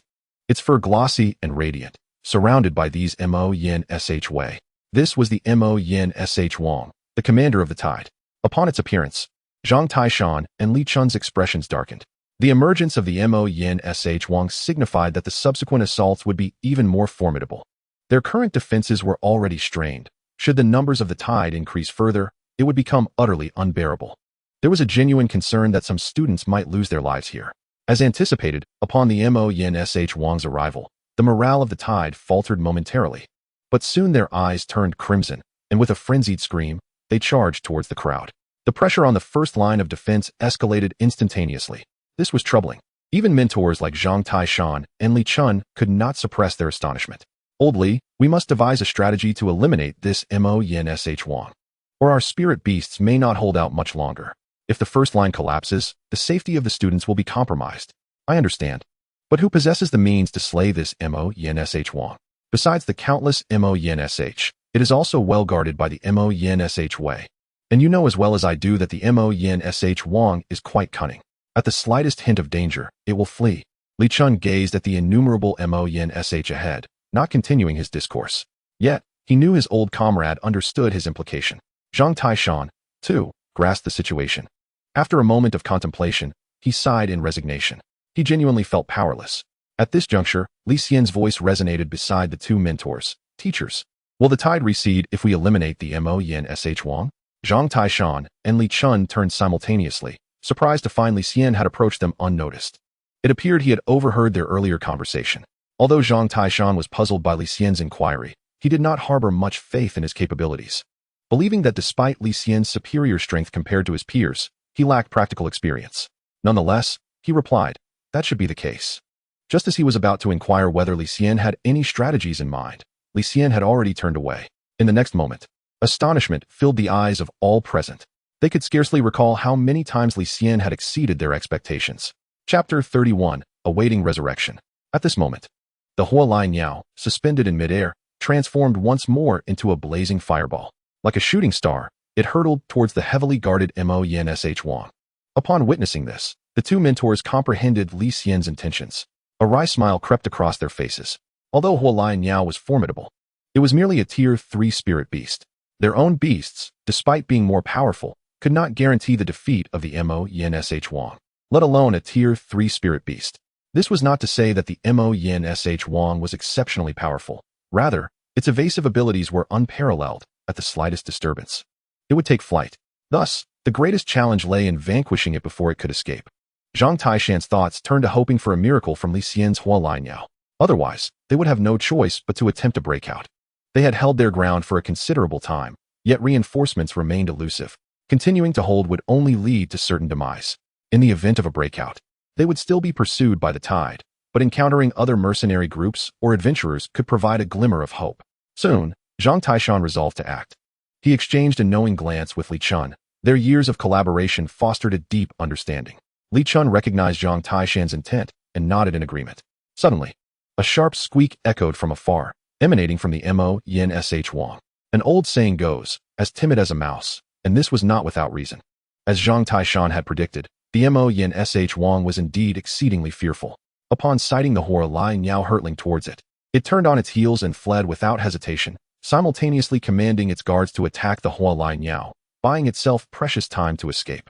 However, the Mo Yin Sh Wang was somewhat naive. No matter how elite its guards were, they lacked long-range offensive capabilities. The Hualai Niao, diving from above, rendered the Mo Yin Sh Wang's elite guards utterly ineffectual. These elite Mo Yin Sh even attempted to leap into the air to intercept the Hualai Niao. Yet they could not touch even a single feather. In an instant, the Hualai Niao descended from a height of 100 meters, catching up to the fleeing Mo Yin Sh Wang. A chilling smile crept upon Li Xian's lips. In the next heartbeat, the Hualai Niao transformed once more into a fireball, its intense and ferocious aura surging forth. The temperature within a 100-meter radius escalated dramatically. To all onlookers, the fireball formed by the Hualai Niao became ever more resplendent, resembling a second sun in the sky. Then, a cataclysmic explosion of searing, violent fire attribute spiritual energy erupted.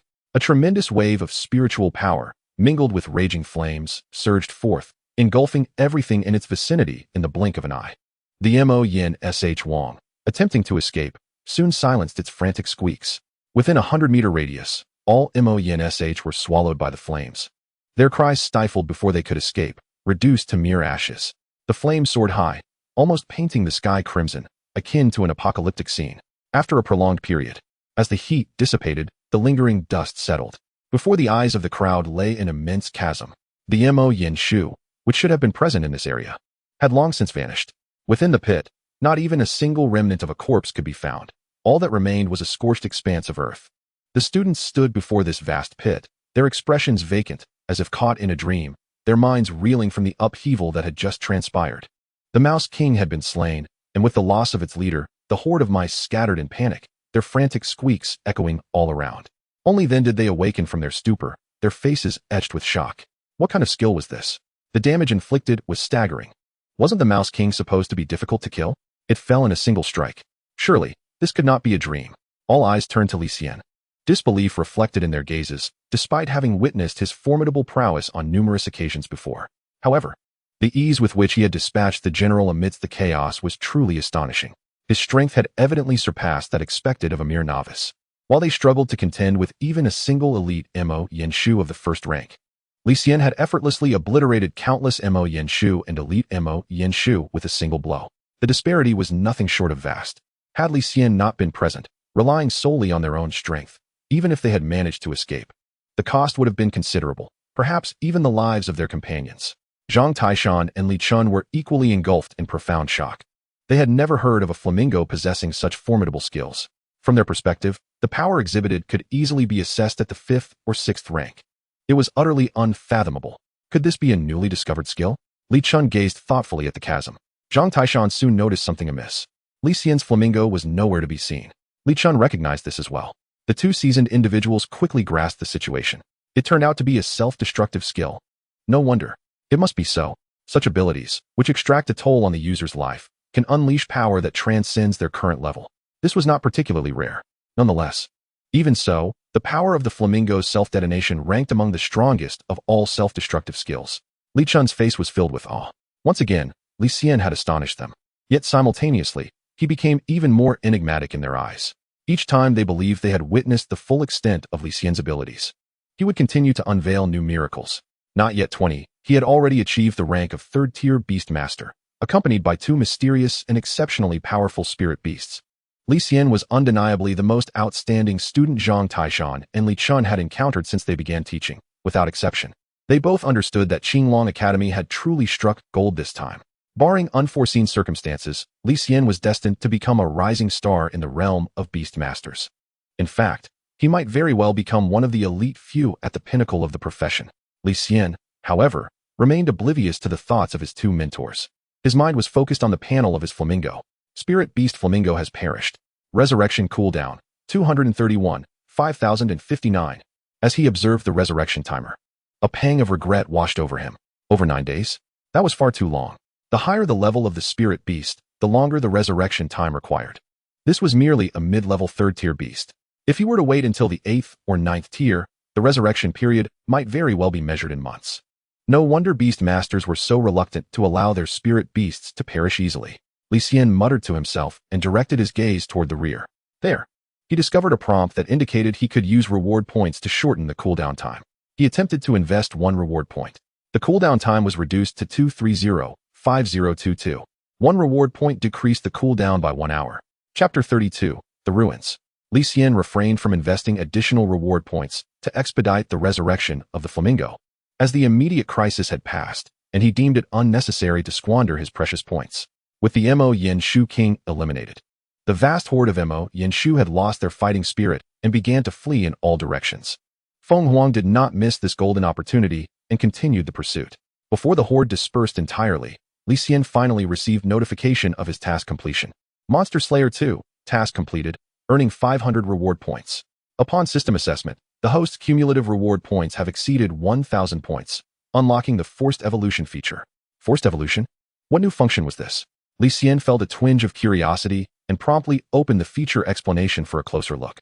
Forced Evolution. Once growth reaches 100, corresponding reward points can be consumed to evolve a specified spirit beast to the next stage. No materials required. This revelation filled Li Xian with joy. The ability to evolve without materials would save considerable time and resources. He had previously observed that as a spirit beast's level increased, the resources required for evolution also escalated. Likewise, the resources gained from evolution were of significantly higher value. The value of this new function was self-evident. Under this feature, as long as he had sufficient reward points, he could evolve at any time. Li Xian then glanced at the Forced Evolution panel. The The forced evolution of Feng Huang required 350 reward points, while the evolution of the flamingo demanded 600 reward points. This expenditure was within his psychological expectations. Initially, Li Xian had assumed that such an extraordinary function would necessitate an astronomical amount of reward points. Fortunately, the cost was not excessively high. Nodding in approval, he closed the panel and lifted his gaze to his surroundings. At this moment, the mouse horde had dissipated, and relief washed over the faces of the crowd. Upon catching sight of Li Xian, many gazes turned toward him, filled with admiration and gratitude.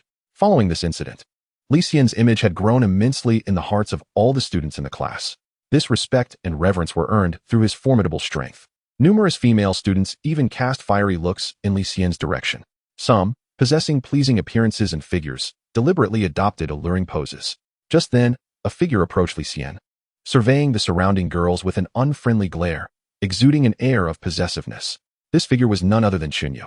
Li Xian regarded Chunyu with confusion, causing her cheeks to flush slightly. Yet, she did not retreat. Instead, she moved closer to him. Li Xian was left both amused and perplexed. With the threat of the mouse horde resolved, the students were all quite fatigued. After a discussion, the two mentors unanimously agreed that it was no longer suitable to continue practical training. The recent mouse horde had provided invaluable experience to the new students who had just joined the academy. Zhang Taishan clapped his hands, drawing everyone's attention. All right, now that the mouse horde has dispersed, prepare yourselves. We shall return the same way and take the vehicle back to the academy. This decision by Zhang Taishan was undoubtedly wise, eliciting cheers from the students present. After the recent battle, everyone was mentally and physically exhausted and could hardly wait to return for some well-deserved rest. At that moment, one student noticed that something seemed off in their surroundings. Why has it suddenly become foggy? Everyone paused in surprise and quickly turned to survey their surroundings. Indeed, at some point, a light mist had begun to envelop them, and it thickened with each passing moment, diminishing their visibility. Soon, the collective gaze of the crowd was confined to a mere 100 meters around them. The visibility appeared to diminish further. Zhang Taishan immediately sensed something amiss and urgently called out, "Everyone, gather closely. Let the spirit beasts guard the perimeter." The students promptly complied. Just as their formation was completed, the surroundings had descended into an obscurity so profound that one could not see their own hand in front of their face. A thick fog enveloped them, rendering everything indistinct. However, the mist quickly began to dissipate, revealing astonishingly clear vision. When clarity returned, the group discovered that they were no longer on the plain, but within a resplendently illuminated grand hall. The hall was vast, flanked by countless humanoid stone statues. At the far end, 12 enormous golden thrones awaited, each occupied by a figure of immense authority, though they bore no resemblance to one another. Due to the distance, these figures remained vague and indistinct. At this moment, they realized that although they were within the hall, they were ensnared in a cage. It resembled more of an arena, with only them present, seemingly reduced to mere playthings for the enigmatic beings on the thrones. As the group stared into the depths of the hall at the shadowy figures upon the 12 thrones, a compelling urge to kneel in submission surged within them. Some students trembled and inquired, "Where are we? This is so strange. Why do I feel compelled to kneel? Could this be an illusion conjured by demonic creatures?" Instantly, chaos ensued among the students, resembling headless flies in disarray. Chunyu, feeling the tension rise, instinctively grasped Li Xian's sleeve. Observing Li Xian's calm demeanor, her own anxiety began to ebb. In contrast, the two mentors, seasoned by tumultuous experiences, maintained a more composed expression. Silence. Zhang Taishan understood the necessity of remaining calm in the face of uncertainty. He and Li Chun surveyed their surroundings, and a sense of foreboding settled in their hearts. This place was anything but ordinary. Their emotions were a tumultuous blend of excitement and concern. Some students could not contain their curiosity and asked, "Teacher, what is this place?"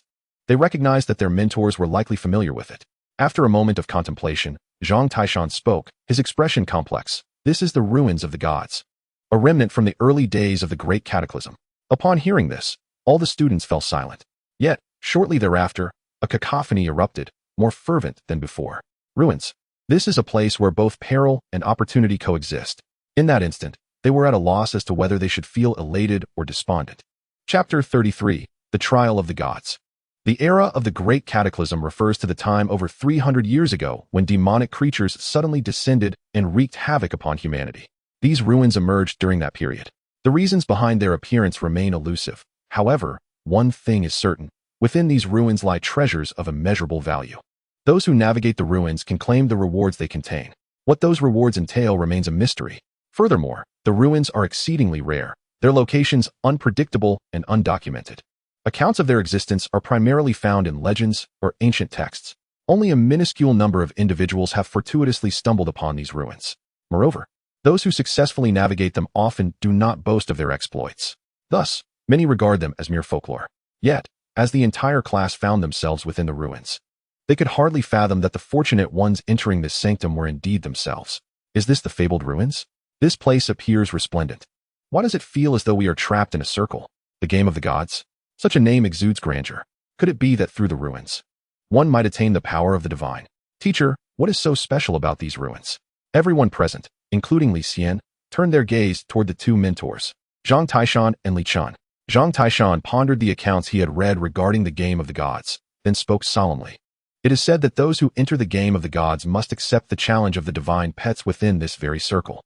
Only upon successfully overcoming the challenge can one depart while receiving the gifts of the gods. But teacher, what if we fail? Some students, captivated by the allure of the divine gifts, hastily pressed for answers. Li Xian sighed. If you fail, you will remain here forever, ultimately becoming a stone statue guarding the temple. As he spoke, Li Xian gestured toward the neatly arranged stone statues lining the hall. Many students' expressions turned grave upon hearing his words. The fervor ignited by the prospect of the gods' gifts began to cool. They realized that the ruins were not solely beneficial, but also fraught with life and death risks. Regardless, since they had arrived, they had no choice but to accept the challenge. Otherwise, they would never escape. Zhang Taishan paused momentarily before continuing. Different games of the gods impose varied limitations and requirements on challengers. There should be some form of introduction here. With that, everyone began to glance around. Chen Yu, with keen eyes, spotted a statue at the edge of their circle, holding an open scroll. It appeared to inscribe something. Urgently, Chen Yu beckoned the others to approach. Upon closer inspection, the scroll indeed bore lines of text. Game of the gods. Challenge levels, 5. Challenger restriction, under 20 years of age. Upon reading this, both Zhang Taishan and Li Xian furrowed their brows. Although they were instructors, the game of the gods was a mysterious relic.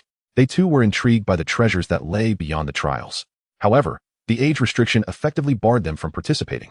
It seemed that only the students present could accept the challenge. According to the rules, as long as one person succeeded, they could all leave. Zhang Taishan surveyed the eager faces of the students before him, noting their excitement.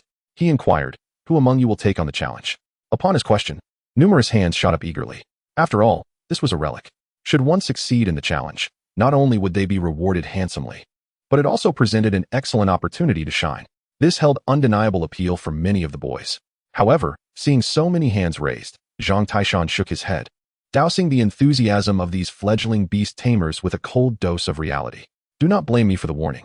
The challenges within the ruins are sure to be exceedingly difficult. Failure could result in becoming a statue here. As he spoke, Zhang Taishan pointed again at the stone statues lining the hall.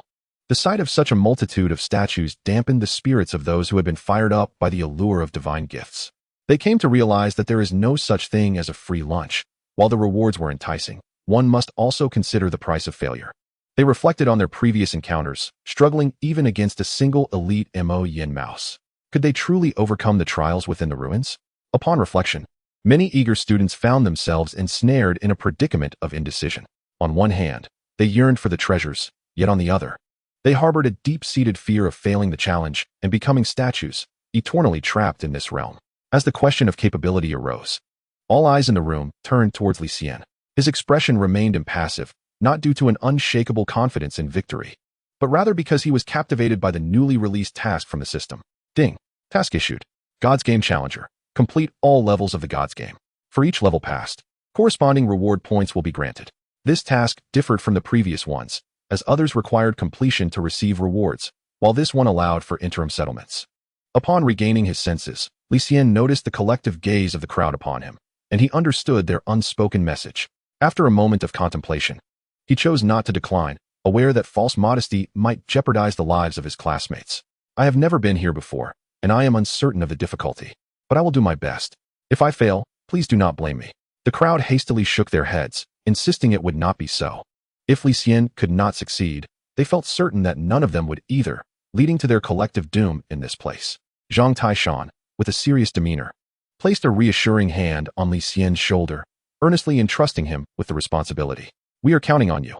Li Xian, be cautious. Yu watched him with a hint of worry. Li Xian responded with a smile and subtly squeezed Yu's delicate hand when no one was looking.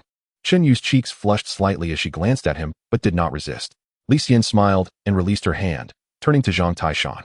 Teacher, how do we initiate the challenge? You should stand before the statue holding the scroll and call out to commence the challenge. Li Xian nodded. Though the action seemed somewhat foolish, he set aside his reservations for the sake of fulfilling the task. Amidst the anxious gazes of the crowd, Li Xian followed Zhang Taishan's instructions and approached the statue, calling out loudly. In an instant, the surrounding scenery shifted dramatically. Li Xian found himself in an arena, while the others were transported to one side of the stands.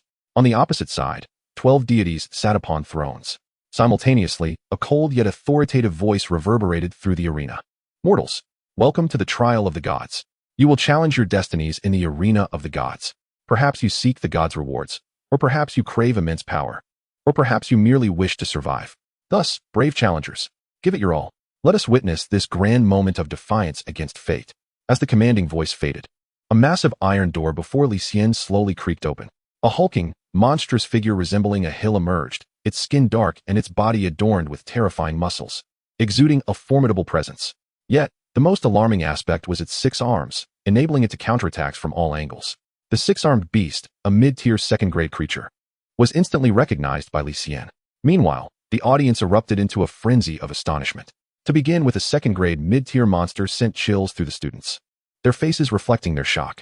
The earlier bravado of those eager to join the challenge evaporated, replaced by cold sweat, as they realized the absurd difficulty level. They believed that aside from the prodigious Li Xian, no one else stood a chance of success. As they spiraled into anxious thoughts, the battle within the arena erupted. With a furious roar, the 6-armed beast charged at Li Xian, akin to a giant war chariot. At that moment, Feng Huang had already taken a firm stance in preparation. Rather than evading the beast's powerful onslaught, Feng Huang charged headlong into the fray.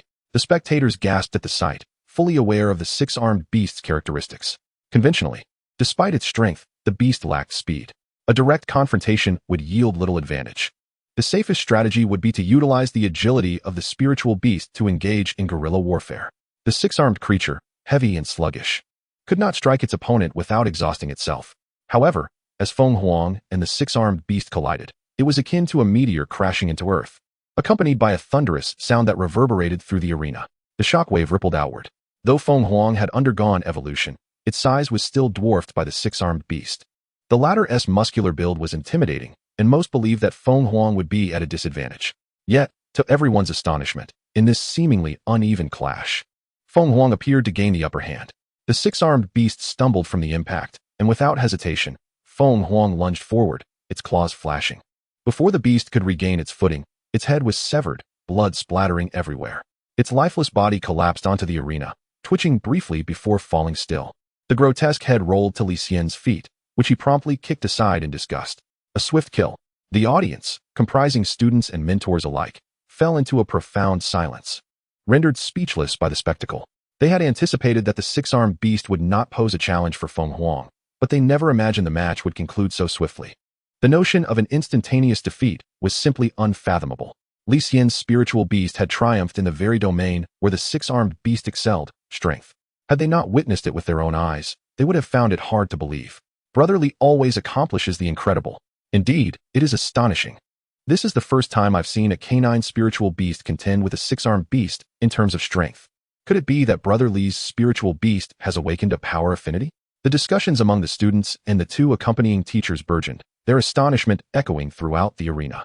Yet, Li Xian remained unfazed. As the 6-armed beast succumbed, the system's task notification appeared, successfully cleared the first phase of the God's game, earning 50 reward points. Before he could savor the victory, the authoritative voice resounded once more. First level cleared, proceed to the second. With that proclamation, the iron door before Li Xian opened once again. This time, a creature emerged, entirely blood-red, seemingly devoid of skin. Its flesh and veins were laid bare, its maw agape, revealing countless sharp teeth. A pair of small, bloodshot eyes fixated on Li Xian, glinting with a predatory gleam, creating an unsettling atmosphere. This is the blood demon, a pinnacle creature of the 2nd tier. The students are well aware of the blood demon and cannot help but exclaim in astonishment. To face a 2nd-tier pinnacle at the 2nd level already. Do you think Li Gu can manage it? Perhaps, one replied. Li Xian will definitely prevail. Yu, brimming with unexpected confidence, chimed in. Just as the crowd was engaged in discussion, the battle reignited. Unlike the six-armed monster, the blood demon excels in speed, its movements exceptionally agile and swift. In a flicker, it seems to transform into a fleeting shadow, not quite matching the Feng Huang, but not far off either. If it were another opponent, it would surely pose a considerable headache. Yet, although the Feng Huang is merely a second-tier pinnacle, its actual combat prowess has already reached the third tier. Throughout the skirmish, it maintains a steady upper hand. If this continues, victory will undoubtedly belong to the Feng Huang. However, Li Xian felt that this stalemate was dragging on unnecessarily and did not wish to squander time. Thus, he decided to take action himself, eager to test the spirit binding chains. Extending his palm, a pale blue chain of spiritual energy materialized before him.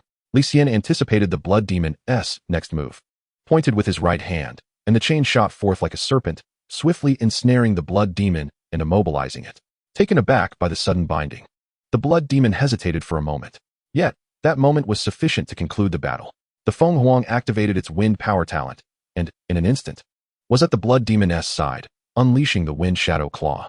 With a flash of crimson light, the blood demon met the same fate as the six-armed beast, succumbing beneath the iron claws of the Feng Huang. Spirit binding chains. The audience gasped once more, though this time their astonishment was muted, as if they had become somewhat desensitized. Zhang Taishan and Li Chun sprang to their feet, astonished that Li Xian had mastered yet another spirit technique, seemingly with considerable proficiency. They exchanged a glance, their eyes brimming with disbelief. Li Xian learned spirit techniques at an astonishing pace. Chapter 35, Roar. Not only the teachers witnessed Li Xian's third spirit technique, but the class's students also took notice.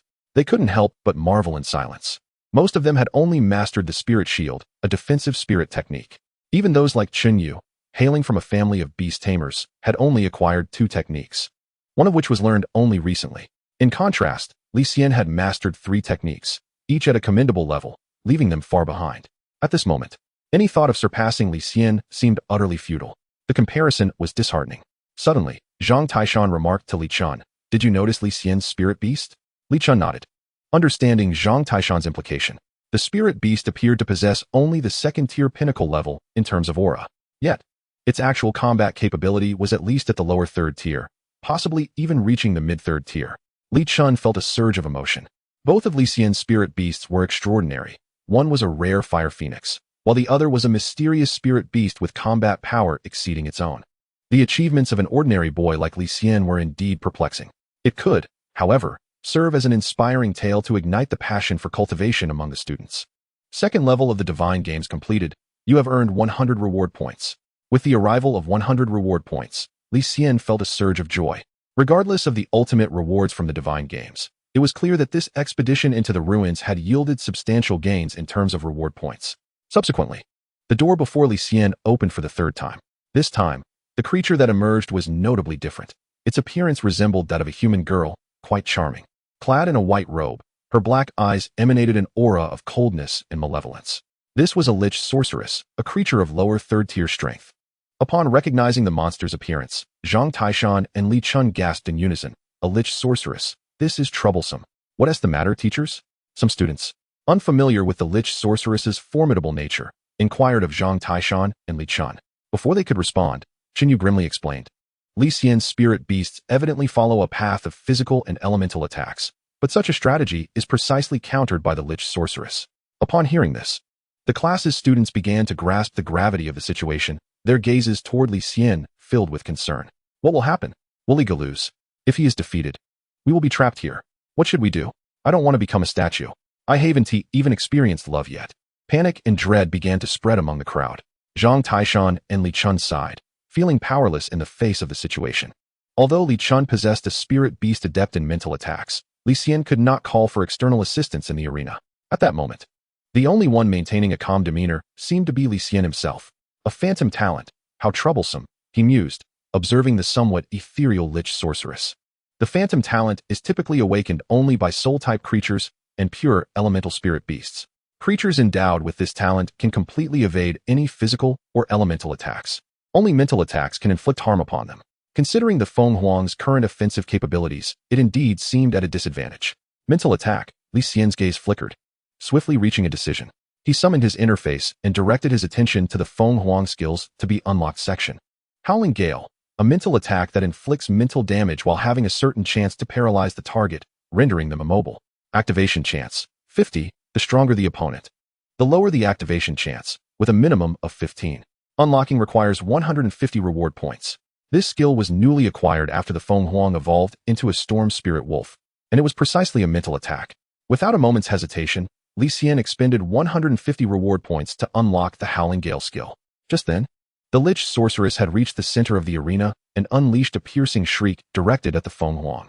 Lament of the sorceress, Zhang Taishan exclaimed, recognizing this as one of the Lich sorceress's most potent skills. This attack, a mental assault, is impervious to all but spirit beasts of the mental attribute, leaving others helpless against its onslaught. The mental-infused attack struck the Feng Huang, causing its body to sway momentarily, its eyes momentarily clouded. However, it quickly regained clarity. Li Xian chuckled. Did you think you were the only one with a scream? Feng Huang, let out your howl. With a mental command, the Feng Huang opened its mouth wide, emitting a howl that reverberated throughout the arena. The sound seemed to ripple through space itself. An invisible mental shockwave surged toward the Lich sorceress. The students and teachers in the audience were momentarily dizzy upon hearing the howl. Yet, that was merely the residual impact. The Lich sorceress, bearing the brunt of the primary attack, appeared as if struck by a heavy blow, letting out a wail as her already ethereal form quivered violently. Although the phantom talent is extraordinarily formidable, the balance of nature dictates that gaining one aspect entails losing another. Beings possessing the phantom talent may be immune to ordinary and elemental attacks, yet their defense against mental assaults is virtually non-existent.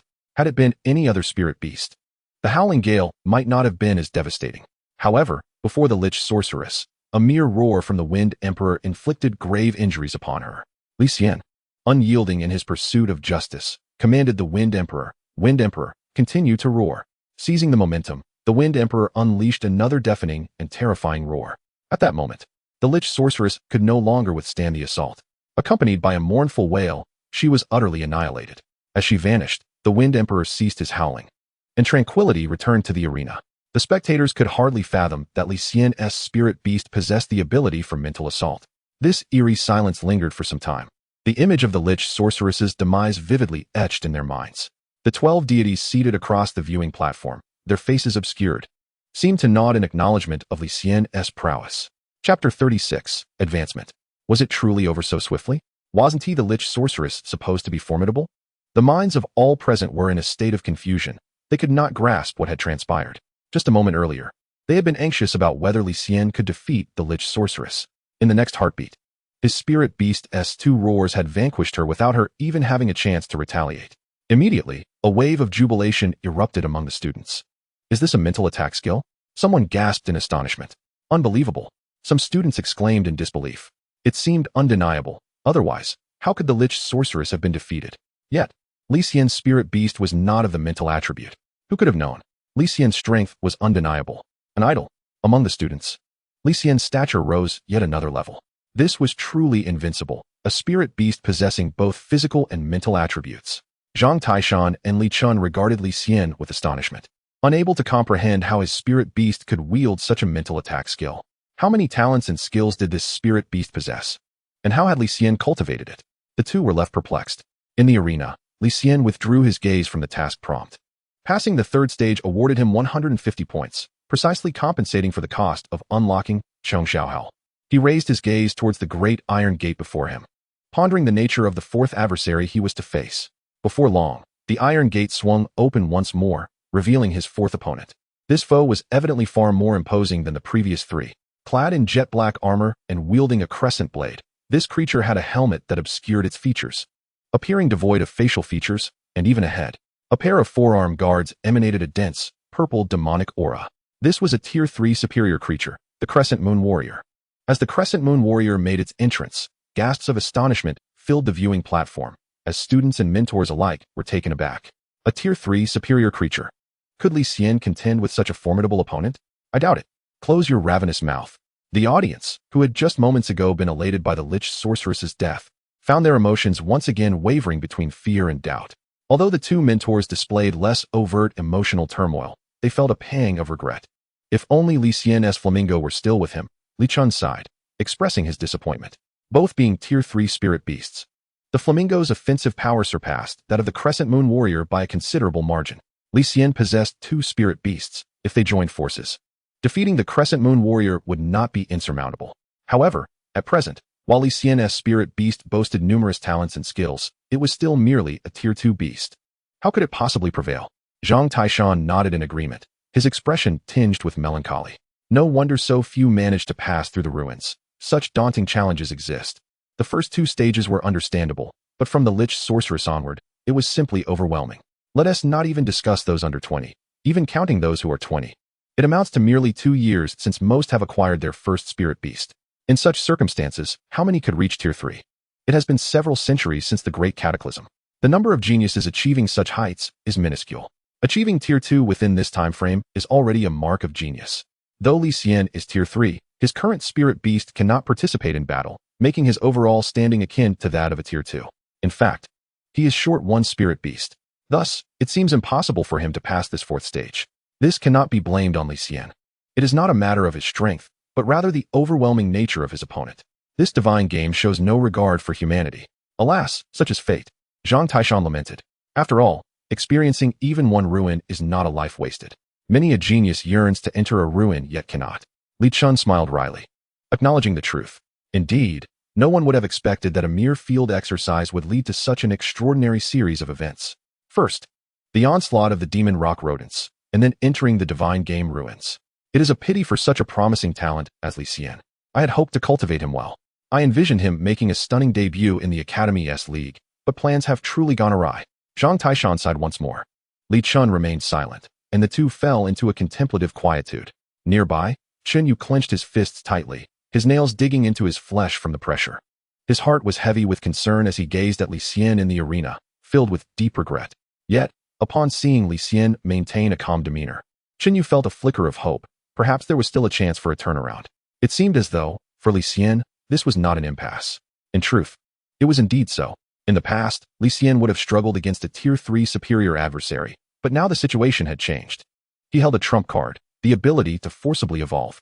The previous battle had raised the Wind Emperor's growth level to 28, while defeating a Tier 3 Lich Sorceress had surged it by an astonishing 165 growth levels. Li Xian promptly decided to summon his panel. With a tinge of regret, he expended 217 reward points to restore the Wind Emperor's growth level. Then, suppressing the urge to cough up blood, he unhesitatingly injected 350 evolution points, forcing the Wind Emperor to evolve. In an instant, the Wind Emperor's form and panel underwent a transformation. Name: Storm Wolfguard. Attribute: Wind. Level: Tier 3 Superior. Growth level: 0. Talents: Wind Power, Ironclad Resilience, Wind Whisper Spell, Primal Power, Earth Spirit Wolf's Blessing. Skills: Wind Blade, Wind Blade Combo, Tempest Fury Slash, Wind Shadow Claw. Chongxiao Howl. Evolution Path, Hidden Path, Next Stage, Storm Wolf General. Requirements: Growth Level 100, Wind Demon Blood, 20 lower tier Wind Attribute Spirit Crystals. A Tier 3 Superior. The aura of the Wind Emperor underwent a tremendous transformation. The azure gem on its forehead morphed into a hexagonal shape, its fur gleaming even more brightly, and a cerulean cloak sprouted from its back, adding to its imposing presence. The momentum surged, reaching parity with the Crescent Moon Warrior in the blink of an eye. This sudden shift took everyone by surprise. The audience gasped in astonishment as they observed the Wind Emperor's evolution, their expressions reflecting disbelief. Had it evolved once more? Chapter 37, Reward. The timing of this evolution was nothing short of fortuitous. Some students swallowed hard, incredulously exclaiming that the evolution of spiritual beasts is inherently unpredictable and often subject to chance. It is not uncommon for many spiritual beasts to evolve suddenly during battle. Yet this very randomness left the spectators in a state of shock. In an instant, everyone was taken aback, followed by an overwhelming joy. How splendid! Victory against the Wanyu warrior is assured. Indeed, no one anticipated that Li Ji's spiritual beast would evolve at this juncture. Li Gu is truly a star of miracles. I would argue otherwise. All are at the 3rd tier superior rank, so victory is not guaranteed. Go away, what do you know? Li Ji's spiritual beast possesses so many innate skills that victory is certain. Exactly, what a narrow-minded view. Most of the students in the class were brimming with excitement. A few skeptics, after hearing the opinions of others, began to question their own thoughts. Chen Yu's gaze remained fixed on Li Xian, her eyes shimmering with admiration. Zhang Taishan and Li Chen, witnessing this scene, felt equally exhilarated. However, amid their delight, they were also profoundly astonished. It should be noted that during the entrance assessment, Li Xian's spiritual beast was far from this formidable, merely at the second-tier inferior level. Yet, in less than half a month, it had seemingly rocketed to the third-tier superior. Such an astonishing rate of evolution is truly mind-boggling. What kind of spiritual beast is this? This question flashed through both of their minds simultaneously. Were it not for their knowledge that inquiring about another spiritual beast is a significant taboo, they would have approached Li Xian directly. Nevertheless, they restrained their impulses. On the other side, the Feng Huang, after successfully evolving, was engaged in a fierce battle with the Wanyu warrior. Utilizing the myriad talents and skills unlocked by Li Xian from the system, the Feng Huang steadily gained the upper hand, overpowering the Wanyu warrior. The Wanyu warrior's Wanyu magic blade radiated a terrifying purple brilliance, seemingly indestructible. However, when it struck the Feng Huang's body, it produced only a few sparks without any significant effect. Conversely, the Feng Huang's wolf claws left deep gashes on the Wanyu warrior with each strike. The sound of their collision echoed continuously throughout the arena. Li Xian refrained from using spiritual techniques, wanting to assess the true strength of the Feng Huang post-evolution. Of course, he had prepared for the worst. If the Feng Huang proved inadequate against the Wanyu warrior, his spiritual techniques could serve as a trump card. This intense battle persisted for a full 10 minutes. Ultimately, the Wanyu warrior's armor was left in tatters from the Feng Huang's relentless assaults. He could no longer endure. The warrior's massive form swayed precariously. Suddenly, the Feng Huang's sharp claws slashed across the Wanyu warrior's neck. The helmet fell away. A plume of black smoke surged from the shattered armor, and a gentle breeze swept through, dispersing the smoke. The already broken armor crashed to the ground, shattered into countless fragments. With the demise of the Wanyu warrior, the familiar voice of the system echoed in Li Xian's mind. You have cleared the 4th level of the Game of Gods, earning 200 reward points. Li Xian felt joy, yet a subtle anxiety lingered in his heart. The opponent in the 4th level was a 3rd-tier superior, and the final adversary could potentially be a 4th-tier spiritual beast. Li Xian was uncertain whether the Feng Huang could contend with it. If all else failed, he would have to resort to his ultimate technique. With a sigh, Li Xian fixed his gaze upon the iron door before him. What kind of monstrosity awaited him in this final battle? Not only Li Xian, but the spectators in the stands also felt a surge of tension and excitement. After all, should Li Xian win this next battle, they could finally escape this mysterious and perilous ruin. This match was indeed crucial. Everyone speculated that the next opponent would be a 4th-tier monstrosity. Yet, none had high hopes for Li Xian. The strength of a 4th-tier monstrosity far surpassed that of a 3rd tier. The higher the monster's rank, the greater the disparity. If Li Xian's Feng Huang faced a peak 3rd-tier monstrosity, they believed Li Xian still had a chance, considering his spiritual beast was currently a 3rd-tier superior. Just a minor rank away from the peak. Against the 3rd-tier superior Wanyu warrior, Li Xian's spiritual beast had dominated. Facing a peak 3rd-tier opponent should pose no significant challenge. However, a 4th-tier monstrosity was an entirely different matter. They could only pray that the final adversary would not be excessively powerful, ideally a peak 3rd tier, which would still provide a fighting chance. Alas, often, the very thing one fears most comes to pass. With a thunderous sound, the great door before Li Xian slowly creaked open. A creature, seemingly 10 meters tall, struggled to squeeze through the iron gate. It possessed 2 golden eyes, swirling with purple demonic flames, and some students found themselves entranced by its gaze. Upon noticing this, Zhang Taishan and Li Xian's expressions shifted dramatically, urgently issuing warnings. Do not look into the monster's eyes. Prolonged exposure will incinerate your soul. As they spoke, they jolted awake those students who had been momentarily mesmerized. Many of the students present were witnessing such a monstrosity for the first time. Hearing Zhang Taishan and Li Xian's warning sent chills down their spines. Those who had been roused felt immense relief at having narrowly escaped disaster. A trembling student inquired, "Teacher, what kind of monster is this?" "This is a 4th-tier superior monstrosity, the soul-eating flame demon. Its eyes harbor demonic flames, and if one gazes into them for too long, their soul will be utterly consumed." Heavens! Almost all the students exclaimed in unison, their faces turning ashen. The very nightmare they feared had materialized, not a 4th-tier inferior, but a 4th-tier superior directly. For beings of this caliber, even Zhang Taishan and Li Xian questioned their own ability to prevail. There was no way Li Xian could emerge victorious. In that moment, despair clouded the faces of all present. This was a situation that could drive one to madness. Li Xian in the arena also wore a grim expression. Internally, he cursed, "What a wretched game of the gods! What absurd difficulty!" There was no choice but to unveil his ultimate technique. Without a moment's hesitation, Li Xian summoned the system, opening the panel for the Fire Phoenix. At this moment, there remained just over 230 hours until the Fire Phoenix could automatically resurrect. Li Xian invested 230 reward points, resetting the resurrection timer to 0.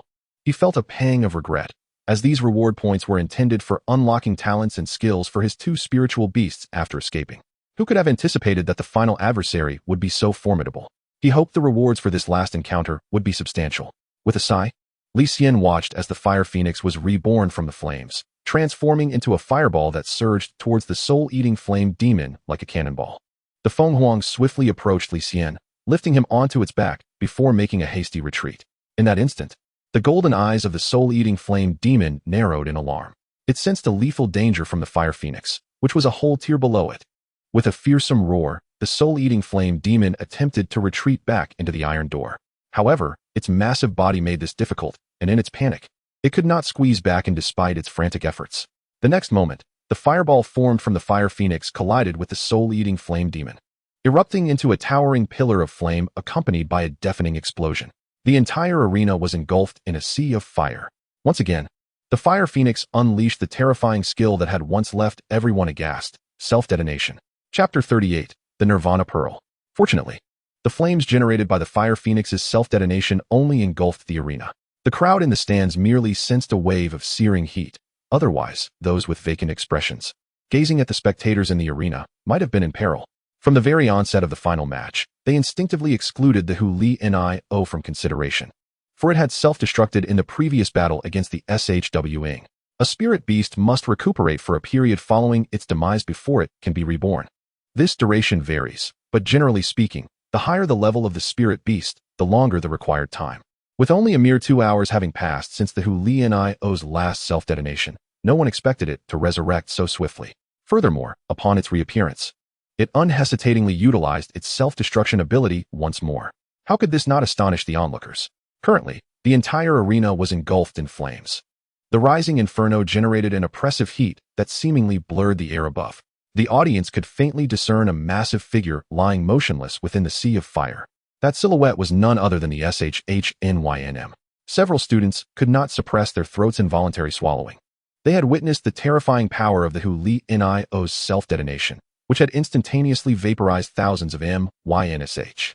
Even 5th or 6th tier magical creatures would likely suffer grievously if caught in such an explosion, let alone 4th tier ones.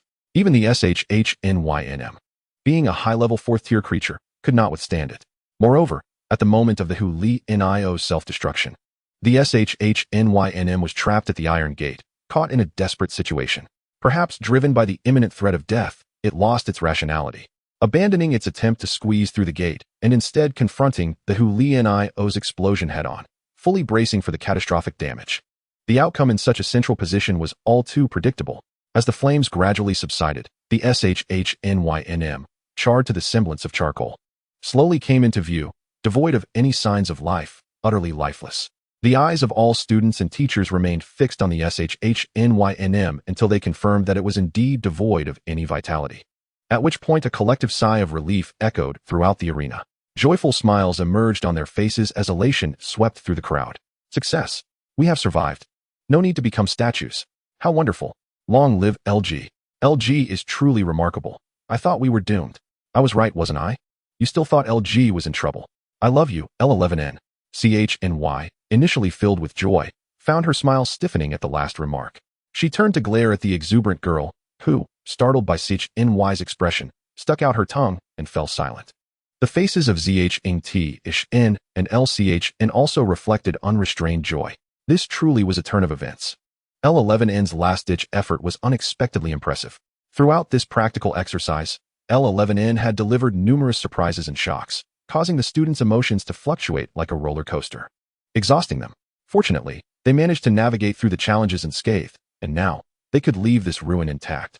Upon completing the final level of the Gods game, a reward of 300 points awaited. A few seconds after the flames of the Humiliation's self-detonation subsided, L11N learned the outcome of the battle, finally releasing a breath of relief. This reward seemed satisfactory, offering a slightly greater number of points than before, thus not a loss. As the flames slowly dissipated, the charred body of the Shwing was fully revealed. At that moment, a voice, both imposing and indifferent, resonated once more. Mortal, you have passed the test of the gods and shall receive their gifts.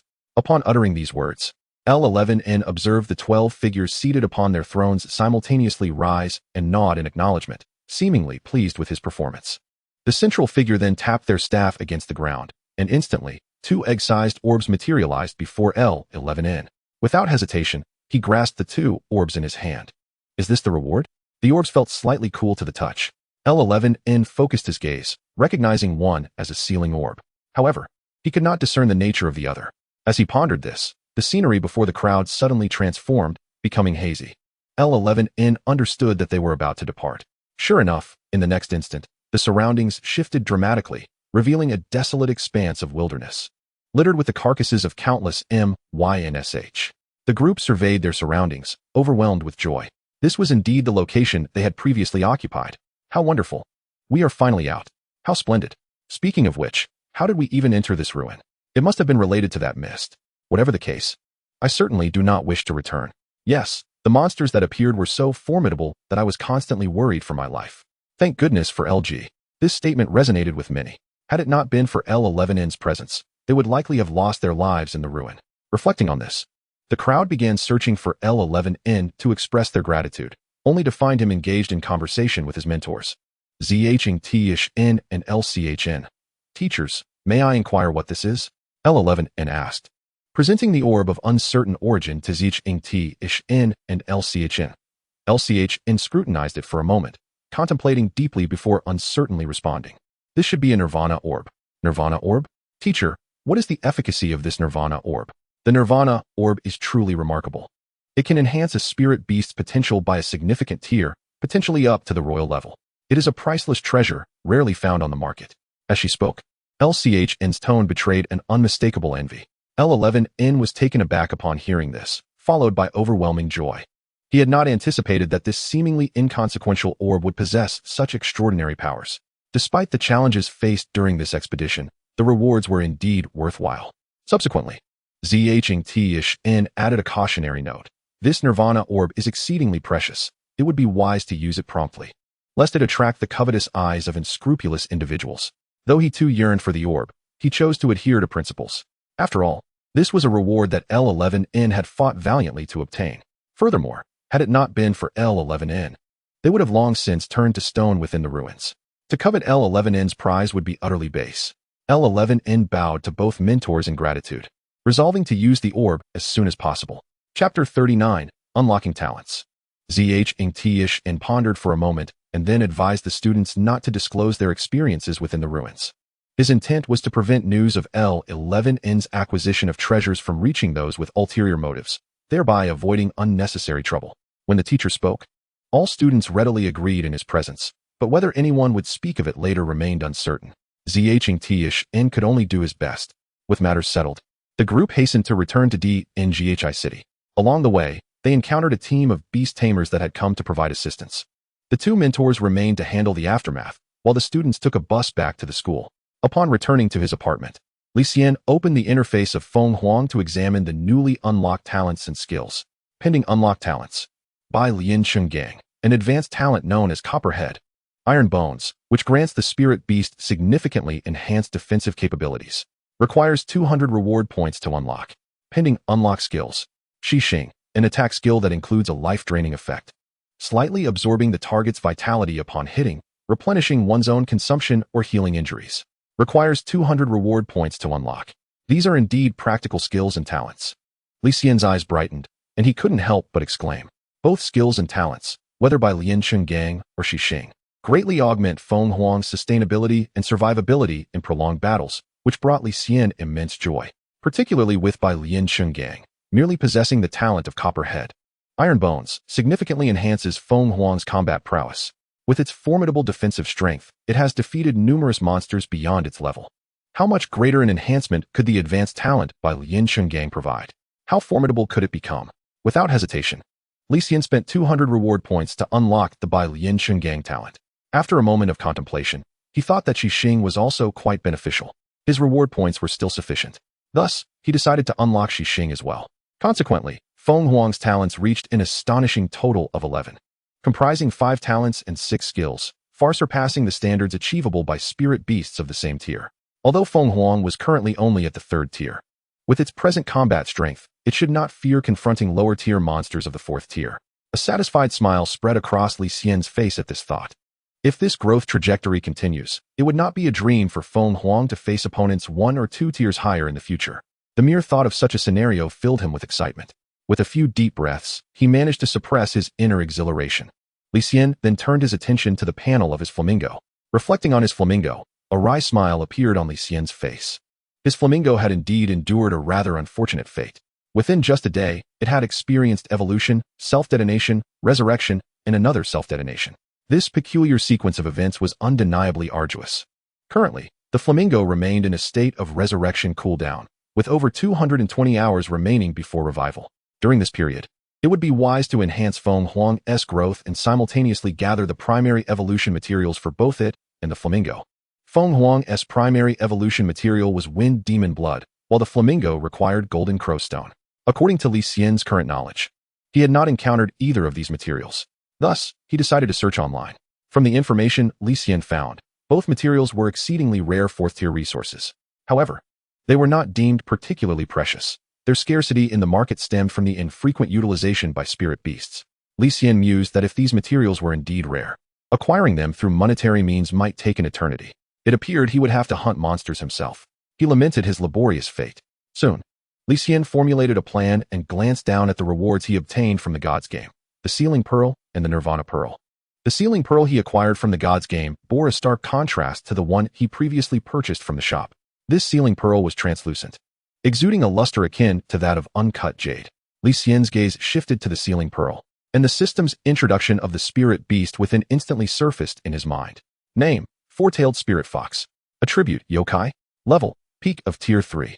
Growth length 0. Talent: Charm. Advanced resistance immunity: Sleep, Charm, Dizziness, Spatial Perception. Skills: Fox Leaf Flash, Spatial Jump, Spirit Fox's Eye, Foxfire. Evolution Route: 9-tailed Fox Demon Route. 1 tail at Tier 1. Next stage: 5-tailed Spirit Fox. Can evolve to the peak of Tier 8. Sorcerer Route: Attribute transforms into Illusion Attribute, inheriting the art of concealment. Next stage: Astrology Fox.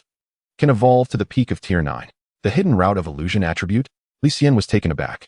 Spirit beasts of Illusion Attribute were not only exceedingly rare, but also possessed formidable abilities, as evidenced by the 7 talents of the 4-tailed Spirit Fox. Furthermore, the 4-tailed Spirit Fox's advanced resistance immunity could be subdivided into enhancements against 3 control states. Most crucially, both of the 4-tailed Spirit Fox's evolution routes were exceptionally powerful. In the realm of spirit beasts, those with the potential to evolve to Tier 8 were already few and far between. The complexity of both evolution routes for the 4-tailed Spirit Fox was impressive. One led to the peak of Tier 8, while the other reached the peak of Tier 9. This was simply astounding. Li Xian grinned. Products from relics are undoubtedly premium. Initially, he thought the contribution points from the rewards were already exceedingly valuable. Yet he had not anticipated that this gifted spirit beast would be so potent. Li Xian marveled in awe. Undoubtedly, he would choose the strongest evolution route, for he also possessed a Nirvana Pearl. With the Nirvana Pearl, he could elevate the potential cap of the hidden route to royal level. Conveniently, Li Xian searched online for information regarding the 4-tailed Spirit Fox. According to the information available, such a spirit beast indeed existed and was exceedingly rare. Since the Great Cataclysm, the number of beast masters who had possessed a 4-tailed Spirit Fox could be counted on one hand. Notably, all known owners of 4-tailed Spirit Foxes had followed the so-called 9-tailed Fox Demon Evolution route. None had taken the Sorcerer route. It was evident that the Sorcerer route was the hidden path identified by the system. Chapter 40. Can we chat for a moment? After reviewing the information on the 4-tailed Spirit Fox, Li Xian unsealed the Sealing Pearl. With a crack, the Sealing Pearl shattered, and a petite, exquisite white Spirit Fox materialized before Li Xian. Upon its emergence, the 4-tailed Spirit Fox, adorned with 4 tails, surveyed its surroundings, its dark, lively eyes darting about. Assessing the environment, the demeanor of the 4-tailed Spirit Fox was adorably charming, endearing itself to all. Eventually, its gaze landed on Li Xian, and with a joyful cry, it leaped into his embrace, affectionately nuzzling him with its head. Li Xian's expression softened as he looked at the 4-tailed Spirit Fox, gently stroking its sleek little head. The fox's fur was remarkably smooth and pleasant to touch. The 4-tailed Spirit Fox relished the owner's caress, emitting a comforting purr. Li Xian smiled and shifted his gaze from the 4-tailed Spirit Fox to the system panel, simultaneously petting the little creature while examining the introduction to its evolution route. The Sorcerer route, Next stage Astrology Fox requires the fulfillment of evolution conditions. Growth length 100, Xian Wood 1, lower tier illusion attribute Spirit Crystal 20. Xian Wood, like the primary evolution materials required by Feng Huang and the Flamingo, was also a relatively rare material. A considerable amount of materials needed to be gathered. Li Xian rubbed his forehead. Closing the system panel, he played with the four-tailed spirit fox for a while before preparing to rest. Having experienced a series of battles that day, he had not sustained any injuries, yet had acquired numerous rewards. However, the mental toll had indeed been significant, and he now felt quite fatigued, yearning for a restful slumber. The following morning, Li Xian arrived at the academy's teaching area. According to the class schedule, there is a theoretical lesson on spiritual beasts today. Li Xian feels it is essential to attend.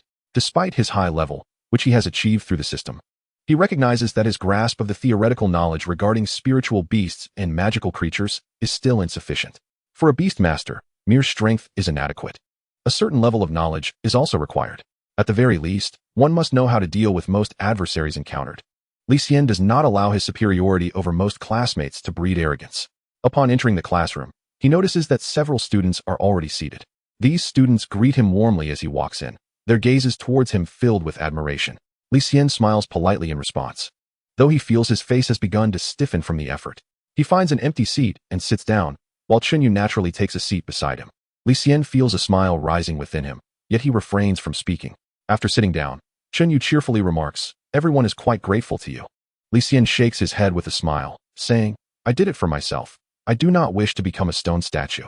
Upon hearing this, Chunyu's smile fades slightly as she replies with a serious tone, "Regardless of your intentions, the fact remains that you saved us all." Li Xian chuckles but chooses not to dwell on the matter further. As the teacher has not yet arrived, Li Xian feels a twinge of boredom and rests his head on the desk, gazing ahead. In front of him sits a boy named Zhang Hong, who is quite active in their class group. At this moment, he seems to be fervently pursuing a female classmate. Li Xian watches with interest. Suddenly, Zhang Hong turns around and notices Li Xian looking at him, causing his face to flush. This sight amuses Li Xian, who has a favorable impression of Zhang Hong. He smiles and mouths the words, "Good luck." Zhang Hong grins and resumes his pursuit of his crush. At this point, Chunyu recalls something and suddenly asks, "By the way, have you joined any clubs?" "Not yet. What about you?" "I joined the Yiren Society." "Yiren Society? I can't quite recall what that club is about." Li Xian ponders for a moment before finally remembering. Typically, clubs are associated with certain attributes, and students possessing a particular type of spiritual beast usually join the corresponding club. The Yiren Society, however, is an exception. It has very few members, reportedly numbering only in the single digits.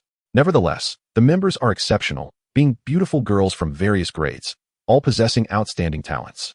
It is a gathering place for the most remarkable girls, a club that countless boys dream of joining. Unfortunately, since its inception, the Yiren Society has only accepted female members, and they must be strikingly beautiful. Li Xian did not expect Chunyu to join such a distinctive club. This thought sparked a playful idea in his mind, and he began to scrutinize Chunyu with a teasing gaze. Chunyu's cheeks flushed at his scrutiny. "How did you manage to join the Yiren Society? Do you consider yourself a beauty?" Li Xian teased, a rare display of humor. Chunyu had anticipated a compliment about her looks, but instead, she felt a wave of disappointment wash over her, as if something had lodged in her chest. A surge of heat flushed her face. Struggling to suppress her annoyance, she explained, "I have many admirers, you know. I joined the Yiren Society because there is a senior who specializes in grass-type spiritual beasts, and my spiritual beast is also of that type. I simply wanted guidance from an elder." Li Xian nodded in understanding, initially believing her joining was solely due to her beauty and talent, unaware of this additional reason.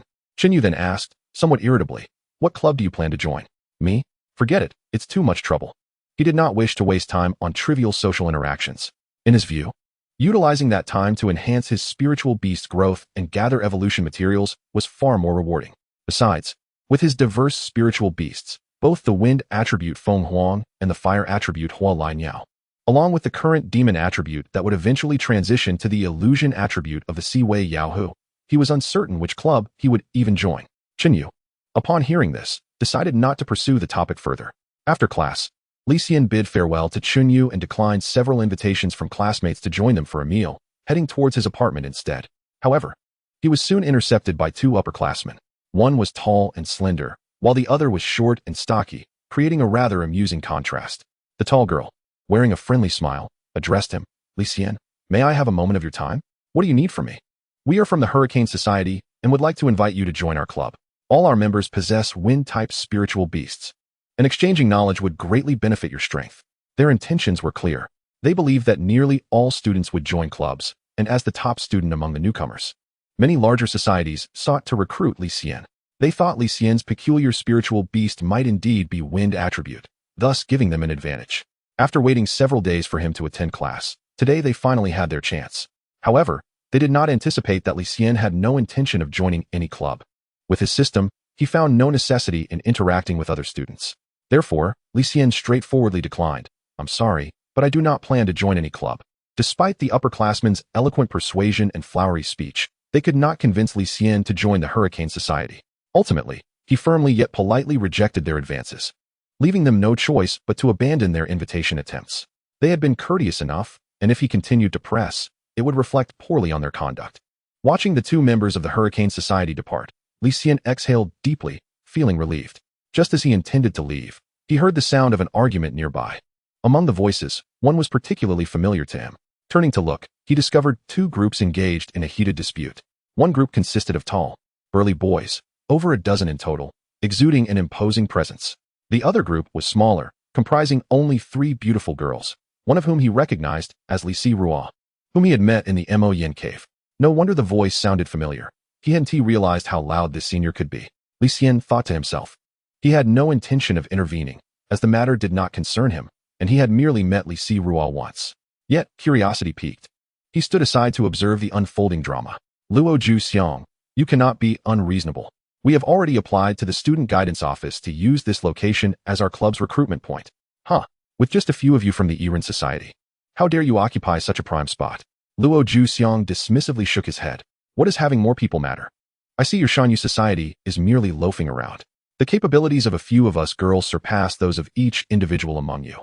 How dare you speak such nonsense? Am I not speaking the truth? Despite Li Xian's beauty, her words are merciless. Luo Xiang, infuriated, felt the blood rush to his head and was about to step forward to confront her when another young leader intervened. His expression was equally grim. Yet he was not as impulsive as Luo Xiang. He gazed at Li Xian and her companions, his voice dark as he proposed, since you were so confident. How about a friendly competition with our Shanyu Society? If your Iran Society loses, you must not only concede this place to us, but also hand over half of your club's resources for this year. This declaration sent waves of astonishment through the crowd. Half of a club's resources for the year was no trivial matter. Li Xian and her companions realized the weight of the challenge, their expressions turning serious. And if you lose? Questioned Li Xian. The leading youth snorted, if we lose, we will no longer contest this place with you, and will also surrender half of our club's resources to you. This seemed fair, and in her anger, Li Xian did not hesitate before nodding heavily. Very well. A glint of cunning flashed in the youth's eyes as he waved his hand and turned to leave. He added as he walked away, I shall await your compliance in surrendering the resources. Do not renege on your word later. The members of Shanyu Society did not linger, departing alongside him. Luo Xiang, still seething with anger, huffed as he shot a fierce glare at Li Xian. Undeterred, she returned his glare defiantly. Once the members of Shanyu Society had retreated, a gentle and sweet-looking girl from Iran Society wore a bitter smile. Xian, why did you agree to their terms? We have the Academy's approval, they can do nothing. Li Xian pouted. That group is too arrogant, and they clearly targeted us today. If we allow them to continue their antics, it will damage our club's reputation. Who knows what trouble may arise if we remain passive? The rivalry between Shanyu Society and Iran Society is not new.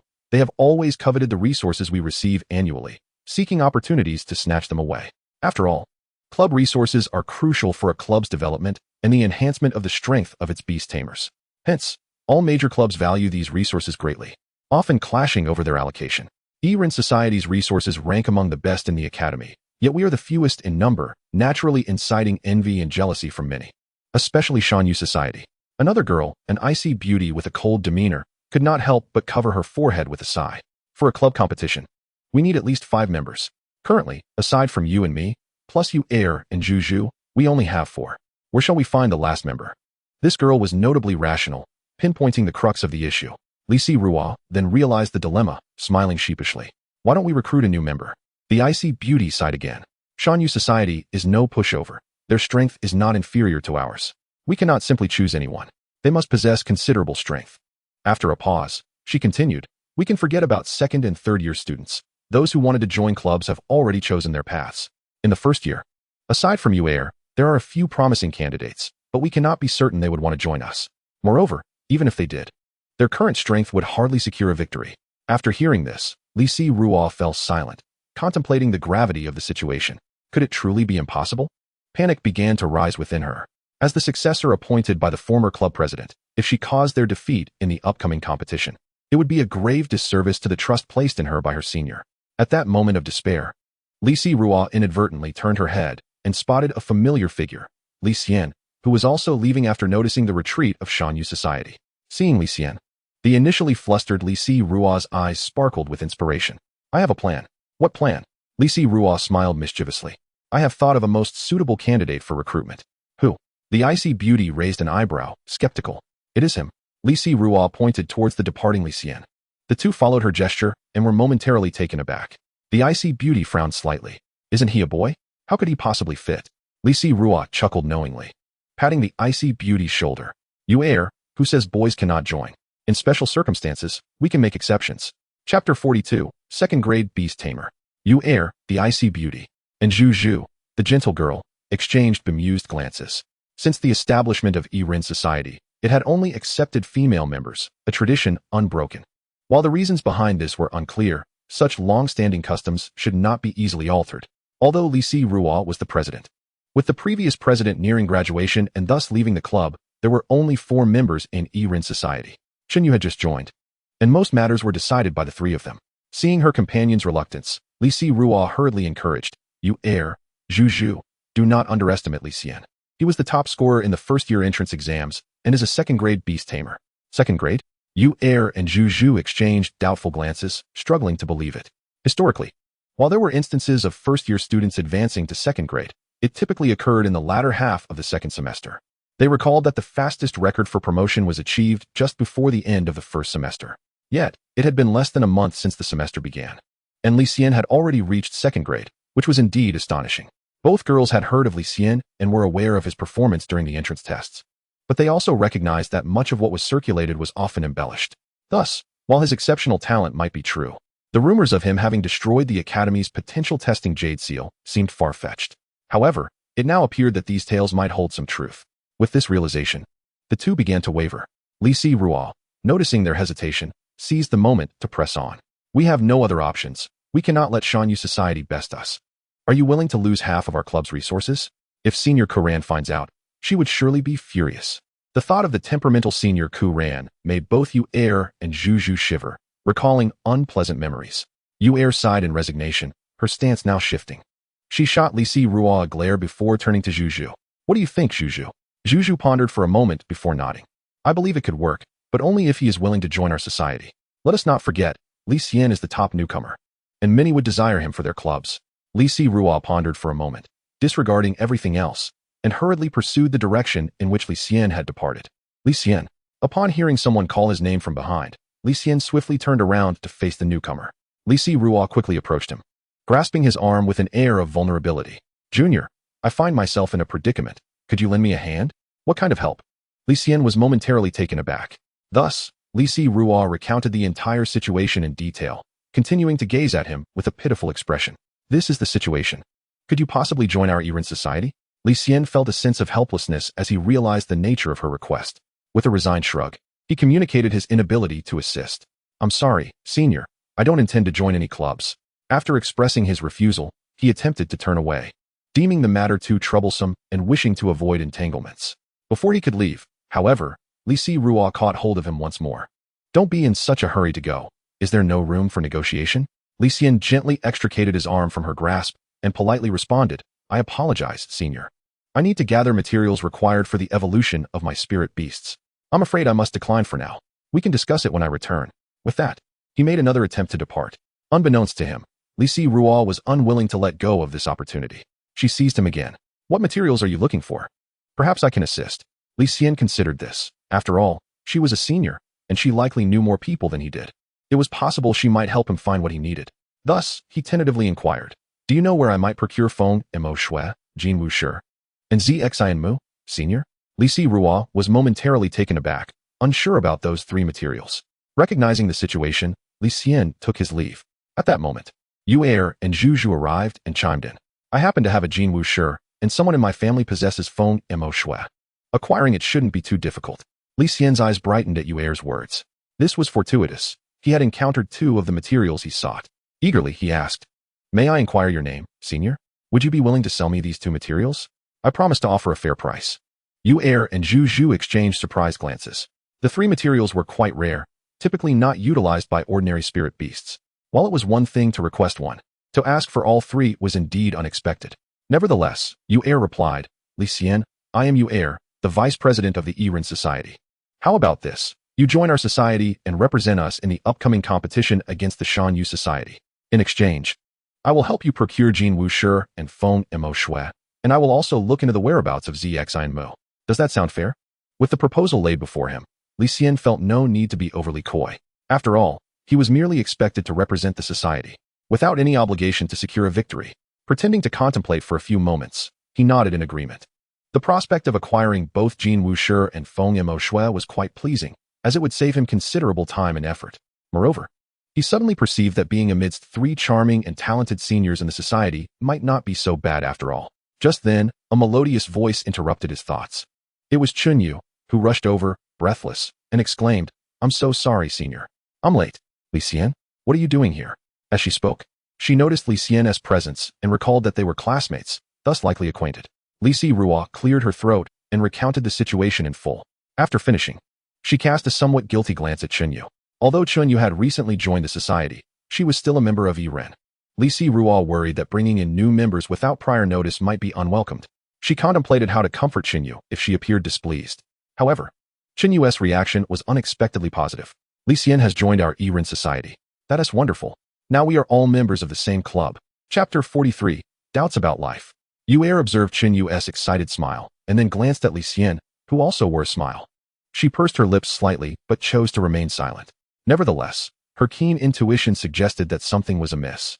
Meanwhile, Li Xian recalled that Chunyu had mentioned a senior in the Yiren society who was exceptionally skilled with grass-type spirit beasts. It seemed that this individual was none other than Li Rua. He remembered that Li Rua's spirit beasts included the thorny earth dragon and the wonderful frog. During their subsequent conversation, Li Xian learned that both Yu Er and Zhu Zhu were 3rd-year students, while Li Rua, as president of the society, was a 2nd-year student. With Chunyu, the Yiren society had only 4 members before Li Xian's arrival. It wasn't as dire as he had thought. If it weren't for the 4th-year seniors having to withdraw due to academic commitments, there would be no room for Luo Zhu Xiang and Lu Xian to make a fuss here. Li Rua spat in frustration. The seniors were facing graduation and had predominantly joined official organizations or mercenary groups. Thus, they had to balance their studies with task execution. Except for particularly important events and activities, 4th-year students rarely appeared in the academy, leaving the society devoid of their presence. "When will the competition take place?" Li Rua mused aloud. "Let us schedule it for 3 days from now, allowing time to apply for the venue." Li Xian nodded, indicating his understanding. They exchanged a few more words before Li Xian took his leave. Before he departed, Li Rua earnestly urged him not to miss the competition. Li Xian chuckled and nodded in acknowledgement, prompting a satisfied smile from Li Rua. Chunyu watched Li Xian's retreating figure with a radiant smile until he turned the corner and was no longer visible. Turning back, she noticed Yu Er and Zhu Zhu regarding her with amused expressions. Li Rua's gaze was also somewhat complicated. Chunyu's face flushed, and after exchanging a few casual remarks with the seniors, she left. In the following 3 days, Li Xian immersed himself in the Mo Yen cave, hunting magical creatures to enhance his spirit beasts while also collecting lower-grade wind attribute spirit crystals and other resources. Lower-grade wind attribute spirit crystals could only be obtained by defeating 3rd-tier wind attribute magical creatures. Thus, Li Xian thoroughly scoured the Mo Yen cave, managing to gather the 20 crystals necessary for the evolution of Feng Huang within 3 days.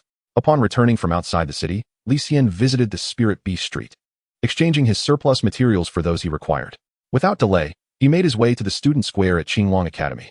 The previous evening, Xinyu had sent him a message regarding the competition against the Shan Yu Society, which was confirmed to take place at the student square.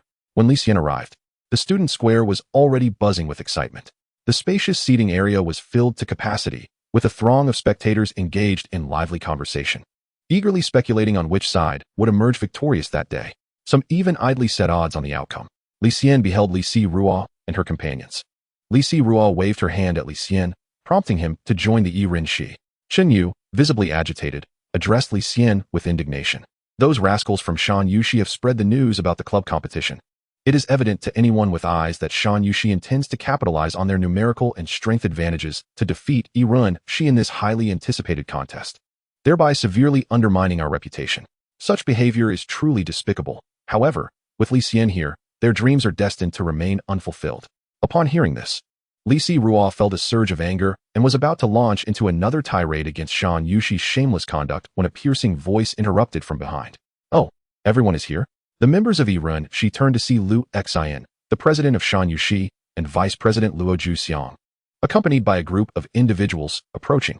Luo Zhuxiang scoffed. "So, Li Xian, have you found your fifth member? Don't let it come to blows when you don't even have enough people." His expression was laden with mockery, and upon glancing at Li Xian, confusion flickered across his face. "Why is there an extra pretty boy?" Li Xian furrowed her brow in disdain and shot him a glare. "There is no need for your feigned compassion. We have more than enough people." With her words, the members of Shan Yushi finally understood the situation, collectively turning their gaze toward Li Xian. After all, apart from the members of Shi, he was the only outsider present. Li Xian chuckled derisively. "What? In desperation, you've resorted to recruiting a male member? Do we need to report to you for accepting male members? Our club only accepts prodigious talents with both looks and strength, not the likes of you lot." Deliberately emphasized the term "the likes of you," casting occasional glances toward the members of Shan Yushi. Luo Zhuxiang was about to retort when Li Xian intervened. "Zhuxiang, do not engage with them. Their tongues are sharp. We are here to spar, and the truth will be revealed in action." With that, Li Xian stepped forward, and Luo Zhuxiang hastily followed. However, his gaze upon Li Xian was far from amicable. Perceiving the hostility directed at him, Li Xian felt somewhat speechless, yet he maintained an air of calmness. The members of Shan Yushi positioned themselves across from him, with Luo Zhuxiang initially assuming Li Xian was a second-year student. At this moment, another member stepped forward to whisper something to Li Xian and Luo Zhuxiang. Upon hearing this, their expressions shifted to one of realization, only to be replaced by disdainful looks directed at Li Xian. Luo Zhuxiang sneered. "I thought you were some sort of expert. Turns out you're just a freshman. It seems you all are truly desperate to have recruited a freshman for the numbers." The members of Shan Yushi erupted in laughter, their gazes toward Li Xian imbued with contempt. The so-called first-year prodigy? In their eyes, no matter how exceptional he might be, he was still merely a freshman. Even if his talent were extraordinary, he would require time to realize it. Perhaps he would become formidable in the future, but having only been in school for a month, he was certainly no match for their seasoned upperclassmen. Meanwhile, the audience had come to understand Li Xian's identity, regarding him with sympathy and pity. How could Shi recruit a freshman? Even a second-year student would suffice. Indeed, even if most upperclassmen had joined clubs, surely a few remained unaffiliated. One could only hope this freshman would not be too severely dealt with. It would be unfortunate if his confidence were shattered. Luo Zhuxiang scoffed disdainfully. Shatter his confidence? Soon, I will make him question his very existence. He will regret ever entering this competition. Li Xian could clearly sense the malice emanating from the opposing side. He refrained from saying much, merely casting a mild glance at them. The opposing members continued their frenzied mockery of Shi, with Li Xian and Chen Yu gritting their teeth in anger. Even the usually composed Yu displayed visible signs of agitation. Only Zhu Zhu seemed to maintain her composure, softly reassuring Li Xian, "Do not mind them. Just give your best. Winning or losing is inconsequential." Appreciating the kindness of his senior, Li Xian did not choose to distance himself, but smiled and nodded at Zhu Zhu. "Thank you, senior. I will." After a while, under Zhu Zhu's encouragement, Yu managed to suppress her inner fury. She approached Li Xian and handed him an exquisite jade box. "This is for you." Li Xian accepted the jade box, bewildered. Upon opening it, he discovered two items inside. One was a golden gem emanating a searing heat, within which a golden liquid seemed to flow, forming the ethereal image of a golden crow. The other item was a test tube filled with a dark red liquid, which felt cool to the touch. Now understanding, Li Xian realized these were the coveted Jin Wu Shi and Feng Mo Shui he had longed for. A warm feeling spread through his heart, and he felt a surge of goodwill toward the members of Shi. He recognized that Yu had presented him with the promised reward before the competition. A decision not solely hers, but rather one made by the entire Shi. Although these two materials were not commonly used, they were still fourth-tier materials of considerable value. The fact that they entrusted him with these items before the competition was a testament to their trust in him. Not to mention, the members of Shi had not imposed any pressure on him regarding victory. Li Xian sighed inwardly, feeling compelled to give his utmost for their sake. A few minutes later, The teacher serving as the referee and the administrative staff responsible for preparing the arena arrived.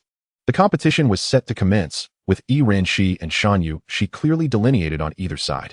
The arena, composed of earth attribute spirit beasts, was undergoing final adjustments. The members of both clubs were filled with a fighting spirit. Although Yi Renshi had fewer members, they showed no signs of fear. In the audience, the students gathered to watch expressed their anticipation for the match. I'm so lucky. I just finished my task and stumbled upon the club competition. TSK. The people from Shan Yushi are truly despicable. How can they bear to lay hands on these beauties? Big brother, you're out of the loop. Yi Renshi recently recruited a new male member. Is that true? Who is so fortunate? It's this guy. He's really handsome. The focus of conversation outside the arena had shifted from the competition itself to the newly joined Li Xian of Yi Renshi. As the final adjustments to the arena were completed, the audience's attention turned toward the combatants from both clubs. Yi Renshi had a straightforward lineup: 5 members, 2 third-year students, 1 second-year student, and 2 first-year students. In contrast, Shan Yushi boasted a more luxurious roster, featuring 2 third-year students and 3 second-year students. On paper, their strength was undoubtedly superior to that of Yi Renshi. Shan Yushi was clearly taking advantage of Yi Renshi's smaller numbers, lacking even a single first-year student. How brazen. Go Yi Renshi. Defeat this shameless bunch. Hearing the discussions from all around, Luo Zhuxiang scoffed disdainfully. What is grace compared to tangible benefits? A group of individuals who are merely adept at exchanging words, if they were to acquire even half of the resources of another society. Would your society still engage in the competition? Should they emerge victorious in this contest, the resources obtained by the Shan would be substantial. Consequently, the benefits accruing to their leaders would also increase, thus enhancing their strength at a rapid pace. With such resources as a foundation, the likelihood of their spiritual beasts achieving breakthroughs would significantly rise. Faced with this dilemma, would you choose elegance over resources? At this thought, Luo Zhuxiang could not help but emit a cold chuckle. His gaze swept over all members of the Yi Renshi. Although Yuer and Zhuzhu are distinguished among the third-year students, President Lu Xian and the other Vice President Li Yulong can easily handle them. His target was the other 3, particularly the newcomer named Li Xian. What if he possesses extraordinary talent? I shall defeat the prodigy. Soon, I will make you a laughingstock before everyone. The mere thought of trampling this so-called favored child filled Luo Zhuxiang's face with a sinister smile, a twisted sense of pleasure coursing through him.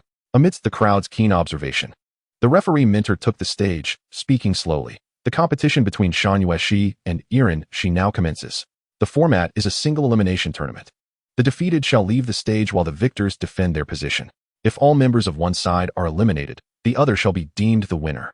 Now, let the first member from each side take the stage. A thunderous cheer erupted from the audience, for the long-awaited contest had finally begun. Under the collective gaze, Chen Yu ascended the stage, while Shan Yueshi sent forth a second-year member. As anticipated, such competitions typically reserve the strongest for later, allowing the weakest to gauge their opponent's strength and adjust their strategy accordingly. Upon reaching the stage, Chen Yu summoned his spiritual steed, a first-tier beast. The second-year student, Zhao Qian, scoffed and gradually summoned his own beast, a 3-meter-long, jet-black, winged snake, a second-tier entity.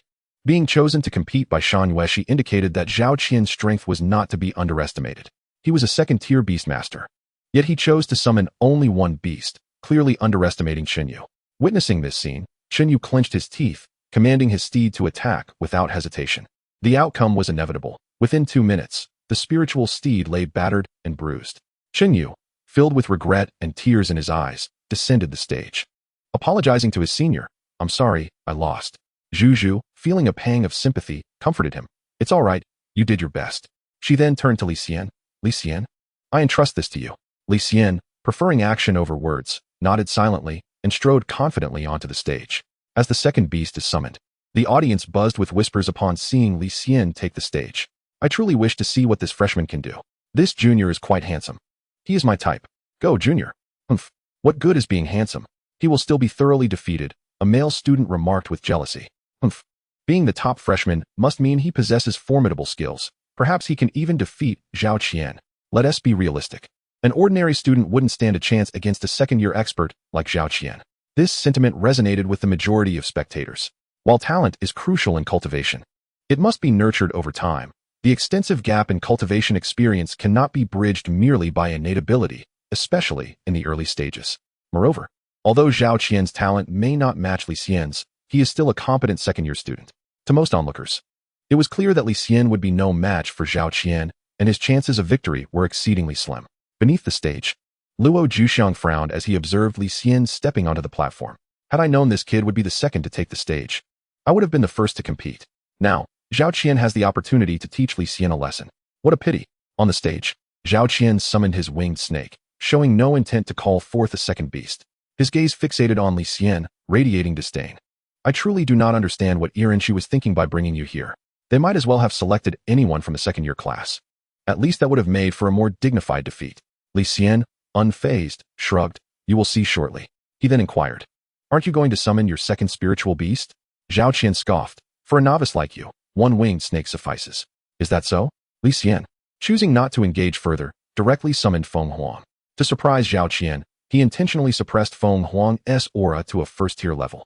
The crowd fell silent, only to erupt into a cacophony of discussions. The beast summoned by Li Xian appeared to diverge from their expectations. Wasn't he his spiritual beast supposed to be a Wind Hound? This creature did not resemble a Wind Hound at all. Could it be that our information was incorrect? It is impossible. The level of this beast is clearly first tier. Li Xian must have deemed the Wind Hound too embarrassing and resorted to deception. Yet, how could he have passed the examination with only a Wind Hound? Surely, I must be dreaming.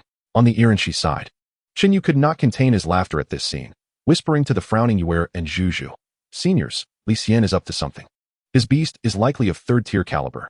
Upon hearing this, Yuer and Zhuzhu turned to Li Xian in astonishment, their minds racing with a singular thought. How is this possible? Meanwhile, Zhao Qian, though somewhat bewildered, felt reassured upon sensing that Feng Huang was only first tier. He assumed Li Xian was merely putting on a show. Humph. A Wind Hound is just a Wind Hound. What use are all these pretentious embellishments? He did not believe that Li Xian's capabilities would have significantly changed. Given that school had only been in session for less than a month, cultivation is a gradual process, and 1 month cannot bring about substantial transformation. Had they known that Li Xian had reached third-tier status in less than a month, they would have been left astonished. Amidst the murmurings, the referee gestured for Li Xian and Zhao Qian to prepare. In the next instant, the mentor's arm fell sharply. The competition commenced. As the signal echoed, the winged snake launched into action. It moved through the air like a bolt of lightning, swiftly arcing towards Feng Huang. Without hesitation, it opened its gaping maw lined with sharp teeth, aiming for Feng Huang's neck. The spectators below gasped in unison. It's over. The winged snake's strike was swift and lethal, aimed directly at the critical artery. A first-tier beast surely would not withstand such a fatal assault. Yet, in the following moment, they all widened their eyes in disbelief. The anticipated scene of Feng Huang collapsing did not materialize. Despite enduring a formidable strike from the Feng Huang, the Kong Ishi stood resiliently. With a disdainful glance cast downward, it regarded the Kong Ishi with an air of contempt. Remarkably unharmed? Could it be that Zhao Qian's Kong Ishi was an imitation? A wave of astonishment swept through the audience. How could a first-tier spirit beast withstand such a ferocious assault from a second-tier spirit beast without a scratch? Who would believe such a tale? Not only did the spectators find this hard to fathom, but Zhao Qian too began to question his very existence. His Kong Ishi, which he believed was destined to succeed, had proven utterly ineffective. The Kong Ishi itself was momentarily stunned, unable to comprehend why this seemingly first-tier spirit beast possessed such formidable defenses. Something clinging to its body seemed to discomfort the Feng Huang. Consequently, the Feng Huang extended its claw, seizing the bewildered Kong Ishi and yanking it away from its form. Then, raising its other claw nonchalantly, it gestured. At that moment, the Kong Ishi had regained its senses, feeling an ominous threat beneath the Feng Huang's lethal claws. Its elongated body quivered in panic, driven by a singular thought: to escape the grip of this spirit beast and flee. Otherwise, it would undoubtedly face demise. Zhao Qian, sharing a mental connection with the Kong Ishi, sensed its thoughts and was left bewildered. How could the creature harbor such fears? Wasn't the opponent merely a first-tier spirit beast? In the next instant, the raised claw of the Feng Huang descended with ferocity. The head of the Kong Ishi was severed, blood gushing forth. The audience stood in shock. A first-tier spirit beast had indeed vanquished a second-tier spirit beast. The incredulity was overwhelming. What they did not realize was that the Feng Huang had merely released the aura typical of a first-tier spirit beast, while its true strength was at the third-tier level. A third-tier beast overwhelming a second-tier one was a complete rout. The arena fell into a deathly silence. No one could accept the reality before them. Zhao Qian's pallor mirrored that of a ghost, his gaze fixated on the severed remnants of his Kong Ishi. Li Xian cast a calm glance at Zhao Qian, stating, "You may now summon your second spirit beast." Chapter 46. Who else? Li Xian's voice was steady. devoid of any emotion, resonating clearly in the hushed square. In the next moment, it was as though a stone had been cast into a tranquil lake, causing ripples of commotion. The audience buzzed with excitement. Could it truly be a first-tier spirit beast eliminating a second-tier one? Surely not. This spirit beast could not possibly be a first-tier creature. Was Li Xian merely performing? Yet, its aura was undeniably that of a first-tier beast. Observers began to speculate, asserting that anyone capable of achieving the top rank must possess remarkable skill. Gasps of astonishment and conjecture surged forth. However, all these varied reactions stemmed from a singular source. The extraordinary might displayed by Li Xian surpassed their wildest imaginations. The second-tier lower-grade spirit beast had been annihilated by one boasting only the aura of a first-tier spirit beast, a truly terrifying feat. The members of the Shan Yu Society also bore grim expressions. The swift demise of a second-tier lower-grade Kong, Ishi had revealed the truth to them. They had grossly underestimated Li Xian. He had undoubtedly been masquerading as a weakling, while in reality, this spirit beast was certainly not of the first tier. It must have already advanced to the second tier, and not merely to the lower or mid-tier, but to the upper tier, or even its pinnacle. It was no wonder that the Yiren Society had sought to recruit Li Xian. They must have known of his impressive capabilities all along. Lu Xian inhaled deeply, his face tinged with a shade of green. At that moment, another vice president approached to offer reassurance. Old Lu, do not fret. Even if Zhao Qian loses, it remains a tie at 1-1. Moreover, Zhao Qian is merely the weakest member of our side. We still hold the advantage. Lu Xian, upon hearing this, recognized that their side still maintained a strong position, alleviating his concerns significantly. Meanwhile, Yu Er and Zhu Zhu were equally stunned. Although they had long known Li Xian was a second-tier beastmaster, they had assumed him to be of the lower grade. They were astonished to discover the extent of his prowess. They had misjudged him. Yu Er sighed, truly deserving of the title of prodigious genius capable of shattering the imperial seal. The members of the Yiren Society wore expressions of joy. Their strength had been somewhat lacking, but with the addition of Li Xian, who was at the very least a second-tier high-grade spirit beast, they felt their odds of victory had significantly increased. Meanwhile, Zhao Qian, one of the central figures in this drama, bore a visage of fluctuating colors, one moment pale, the next tinged with purple. He had previously asserted with unwavering confidence that a single spirit beast would suffice to overpower Li Xian. Hearing Li Xian prompt him to summon a second spirit beast made his face burn with humiliation. To be publicly humiliated, regardless of the outcome of this contest, left Zhao Qian feeling utterly disgraced. He seethed with indignation, viewing it as a profound insult. To lose to a first-year student would render him a laughingstock throughout the second year.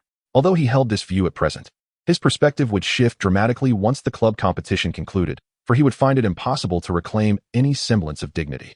In that moment, consumed by rage, Zhao Qian disregarded everything else. Raising his right hand, a flash of earthy yellow light revealed a formidable creature, a Huang Shazhan Yuan, upon the stage. This was his most powerful spirit beast, possessing second-tier mid-grade strength. As soon as it appeared, the Huang Shazhan Yuan charged toward the Feng Huang with fervor. With each stride, it left enormous footprints upon the arena, the ground reverberating with the sound of its massive steps. This indicated the sheer might of the Huang Shazhan Yuan. Yet, in the face of the Huang Shazhan Yuan's aggressive advance, the Feng Huang remained motionless, its gaze betraying an air of disdain. Only when the Huang Shazhan Yuan reached Li Xian did it raise its colossal fists, prompting the Feng Huang to finally act. With a furious roar, the Feng Huang's iron claws shimmered with a brilliant azure light, slicing through the air. The Huang Shazhan Yuan maintained its stance, poised to strike. Yet its body remained frozen. The fist that was meant to descend never landed. Moments later, a flash of crimson light appeared as a gash opened upon the Huang Shazhan Yuan's form. In an instant, it was cleaved in two, the cut precise and clean, blood gushing forth in torrents. By this point, Zhao Qian was utterly bewildered. His complexion was ashen, devoid of any color, his eyes wide with disbelief. The audience too fell silent for a brief moment before erupting into gasps of astonishment. A second-tier mid-grade beast had been dispatched in an instant? What manner of spirit beast was this? Its combat prowess was unparalleled. All gazes turned to Li Xian and his Feng Huang, the doubt regarding Li Xian's strength now extinguished. To annihilate a second-tier spirit beast with a single blow, particularly one renowned for its defensive capabilities, was a feat few could achieve within the entirety of the second year. This was extraordinarily formidable. Similarly, within the waiting area of the Yiren Society, Yu Er and Zhu Zhu exchanged incredulous glances, their astonishment evident. Li Xian's performance had once again left them in awe.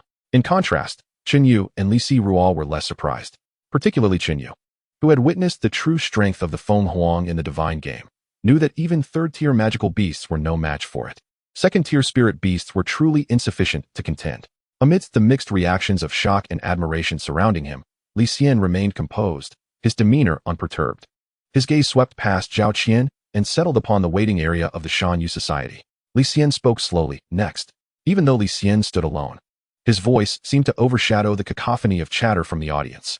His words resonated across the square, drawing countless gazes to two focal points, one upon Li Xian himself, and the other towards the multitude gathered from the Shan Yu Shi. At that moment, the president of Shan Yu Shi, Li Xian, along with several vice presidents, remained silent. Their expressions grim. They were all eager to ascertain who would be sent forth to compete next after such a humiliating defeat. Would this individual, capable of challenging the formidable Li Xian, who had effortlessly dispatched two second-tier spirit beasts, reclaim honor for Shan Yu Shi? The anticipation for the revelation loomed heavily in the air. Chapter 47. Not worth worrying. Although Zhao Qian's defeat did not diminish Shan Yu Shi's superiority in strength, the fact that an upperclassman was bested by a newcomer was a resounding slap in the face for the organization. After all, it was only recently that they had mocked Li Xian, whom they deemed a mere pawn, whose potential had yet to be realized. Yet, he swiftly obliterated a fellow member of their own club, delivering a staggering blow to their pride. Among the audience were rival clubs, who seized the moment to jeer, casting gleeful glances at Shan Yu Shi. The atmosphere was palpable, with Li Xian and all members of Shan Yu Shi wearing expressions of discontent. With a huff, Li Xian quelled his irritation and commanded, "Guoda, you're up." "Yes, President," Guoda replied, stepping forward from behind Li Xian. His demeanor was resolute, his steps unwavering, exuding a sense of noble sacrifice. Indeed, he was aware that his strength was not significantly superior to Zhao Qian's. Given Zhao Qian's swift and embarrassing defeat, Guoda surmised his own fate would not be much better. However, he understood the president's intent, to push himself to gauge Li Xian's true capabilities while attempting to deplete Li Xian's strength as much as possible. Though reluctant, he recognized that for the sake of the club's victory and to secure greater resources for himself in the future, there seemed no other path forward. With Zhao Qian's defeat in mind, Guoda did not overestimate himself. As he entered the arena, he promptly summoned his two spirit beasts.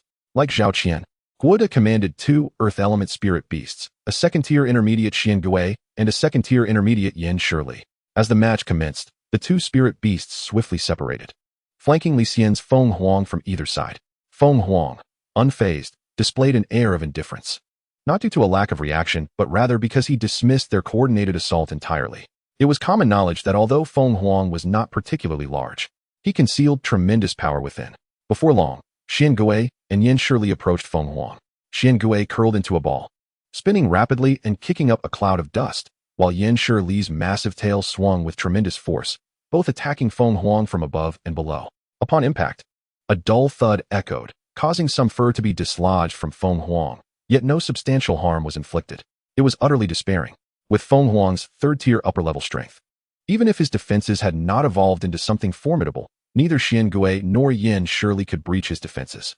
Moreover, they were unaware that Feng Huang had indeed undergone a transformation, significantly enhancing his protective capabilities. In the next instant, a glimmer of blue light emanated from the gem on Feng Huang's forehead, unleashing 10 wind blades that struck Xian Gui's shell while his claws darted towards Yen Shili's head. The collision with Xian Gui was thunderous, as its seemingly impervious shell shattered into dust. The once soft body of Xian Gui was left battered and lifeless on the ground. Simultaneously, Yen Shili's robust rocky exterior proved as fragile as tofu, resulting in a clean incision around its neck, leading to its instant demise. In a heartbeat, both of Guoda's spirit beasts perished. The audience erupted in astonishment. Although they had anticipated Guoda's defeat, the swiftness of the outcome left them in shock. Guoda descended from the stage, his complexion pale as he lamented the loss of his spirit beasts, which would not revive for at least 5 days. The morale within Shan Yu Shi waned further after 2 consecutive losses. Consequently, Li Xian, with a somber expression, turned to Luo Zhuxiang and stated, "Zhuxiang, it's your turn." Luo Zhuxiang, serious and resolute, nodded and stepped onto the stage. He faced Li Xian, his gaze piercing, brimming with undisguised malice. "A first-year student. Do not let your recent victories lead you to arrogance. I will show you just how vast the gap between first and second years truly is." Li Xian raised an eyebrow and calmly replied, "I look forward to it. Do not be another who merely boasts."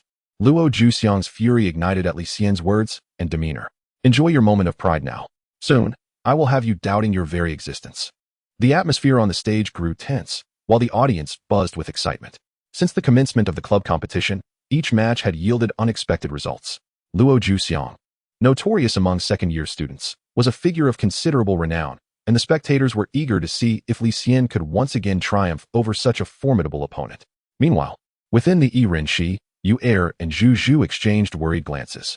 Yu Er frowned and remarked, Luo Juxiang's strength is formidable. Even some third-year students are no match for him. It may not be easy for our junior Li Xian to overcome him. Zhu Zhu sighed, regardless of the outcome. Even if Li Xian loses, he has performed admirably. Yu Er nodded in agreement, acknowledging the truth of her words. They had previously been concerned about Li Xian and Chun Yu being defeated consecutively by Shan Yushi, which would leave them facing a daunting 5-on-3 scenario, significantly diminishing their chances of victory. However, now that two opponents had fallen to Li Xian, even in defeat, the ensuing battle would be 3 against 3, a far more favorable position than before. Yu Er, worried about Li Xian's safety, called out to him, Junior, if it becomes too difficult, concede, do not force yourself. Li Xian merely smiled and nodded in response. Yet, Li Si Ruo and Chun Yu held different perspectives. They understood Li Xian's true strength, knowing that what he had displayed thus far was merely the tip of the iceberg. To Li Si Ruo, Luo Juxiang posed no real threat. Chapter 48, The Curtain Rises.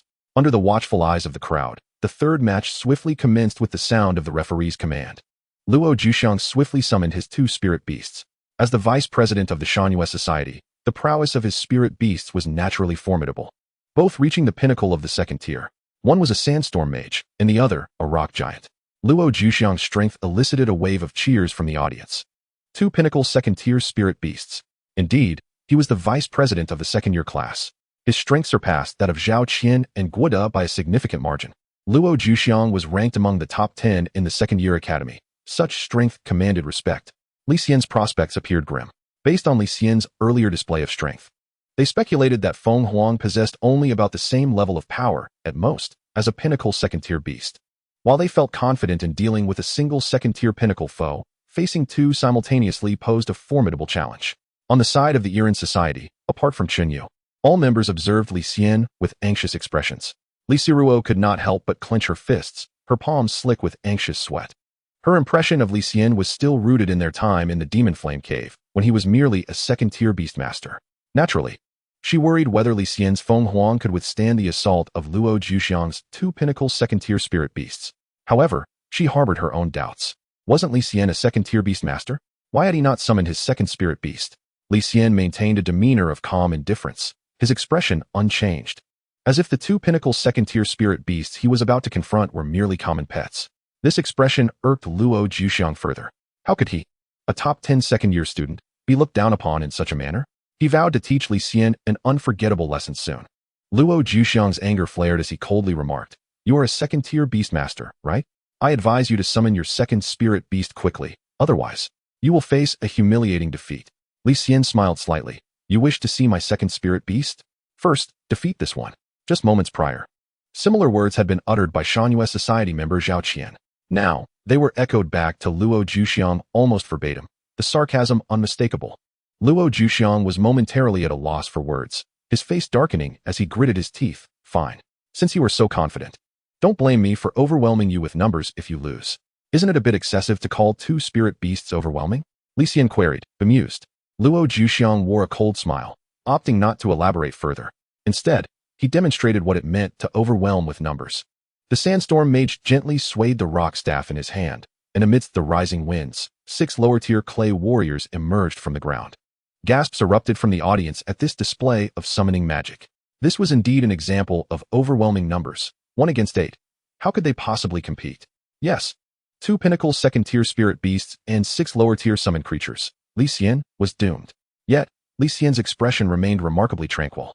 Seeing Luo Juxiang summon 6 lower-tier clay warriors, Li Xian could not help but smile, realizing that Luo Juxiang's notion of overwhelming numbers was precisely this. Luo Juxiang had given Li Xian ample respect. Defeating Zhao Qian and Guo De was no challenge for him.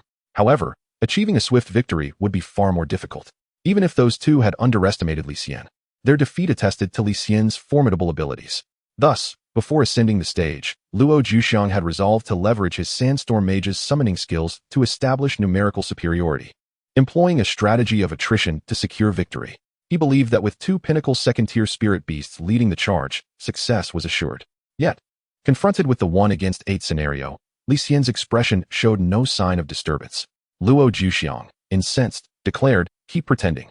With a sharp gesture, he commanded the rock giant and the 6 clay warriors to launch their attack.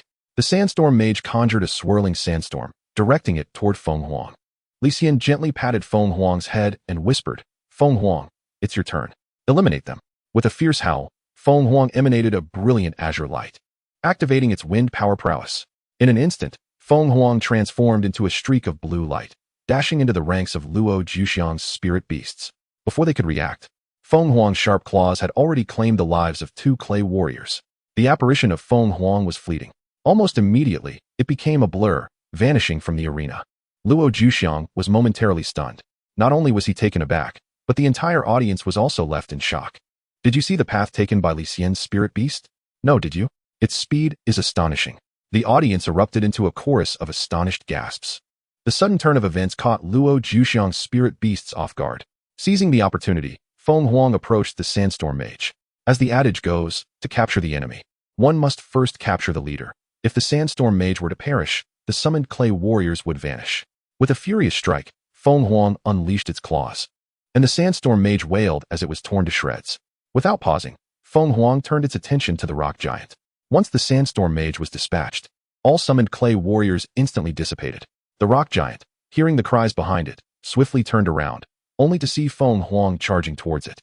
Caught off guard, Feng Huang activated its wind shadow claws, bringing down both paws upon the rock giant's head with tremendous force.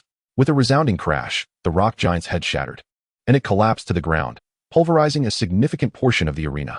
All present were rendered speechless. No one had anticipated that a top 10 student of the second-year class could be so swiftly defeated by a newcomer. Members of the Shangyue Society were dumbfounded, as were the spectators in the audience and the members of the Iran Society. Even the judges and staff present were left in disbelief. "Teacher?" Li Xian's voice pulled the refereeing instructor from his stupor of astonishment. After a penetrating glance at Li Xian, he announced loudly, "The victor is Li Xian from the Iran Society." In the next moment, the silence was shattered and a thunderous cheer erupted. Many clapped vigorously, while some girls even squealed, their faces aglow with admiration, not for any other reason, but because of Li Xian's extraordinary performance today. On the opposite side of the arena, Luo Zhuxiang stood in a state of dazed disappointment and disbelief. Why had it come to this? The beauties of the Iran Society joyously celebrated their unexpected victory, while the expression of Shangyue Society's president, Li Xian, darkened further. Chapter 49, Battle. The act of swiftly defeating an opponent stirred a deafening wave of cheers throughout the square, forming a stark contrast to the despondent morale on the Shangyue Society's side. Li Xian, Li Yulong, Luo Zhuxiang, and other Shangyue Society officials wore grim expressions, remaining silent. The newly inducted first-year students lowered their heads, timidly refraining from speaking, fearful of inciting the ire of their angered seniors. When they had orchestrated this inter-society competition, who could have foreseen such an outcome? Originally perceived as merely a filler, Li Xian astonishingly demonstrated remarkable prowess time and again, utterly overwhelming the 3 formidable second-year members of the Shangyue Society. Each encounter resulted in humiliatingly swift defeats, with not a single spirit beast surviving to descend from the arena. Such formidable strength and ruthless tactics instilled a sense of trepidation among the onlookers. In that moment, despite knowing that they had 2 third-tier beast masters, President Li Xian and Vice President Li Yulong, standing by, the members of Shangyue Society could not help but doubt whether their leaders could match Li Xian's extraordinary abilities. After a prolonged silence, Li Xian sighed, breaking the oppressive quiet. "I underestimated Li Xian. He is indeed a genius." Initially, Li Xian had been skeptical of the legends surrounding Li Xian, dismissing tales of a jade seal that shattered testing potentials as mere fabrications. However, following the recent battle, such doubts had vanished. Both Li Xian and Li Yulong, elite third-year students, recognized that Li Xian's spirit beast had undoubtedly reached the 3rd tier. The ability to effortlessly slay 8 second-tier spirit beasts could not possibly belong to one of that level. This revelation implied that Li Xian had already become a 3rd-tier beast master. The thought quickened Li Xian and Li Yulong's heartbeats.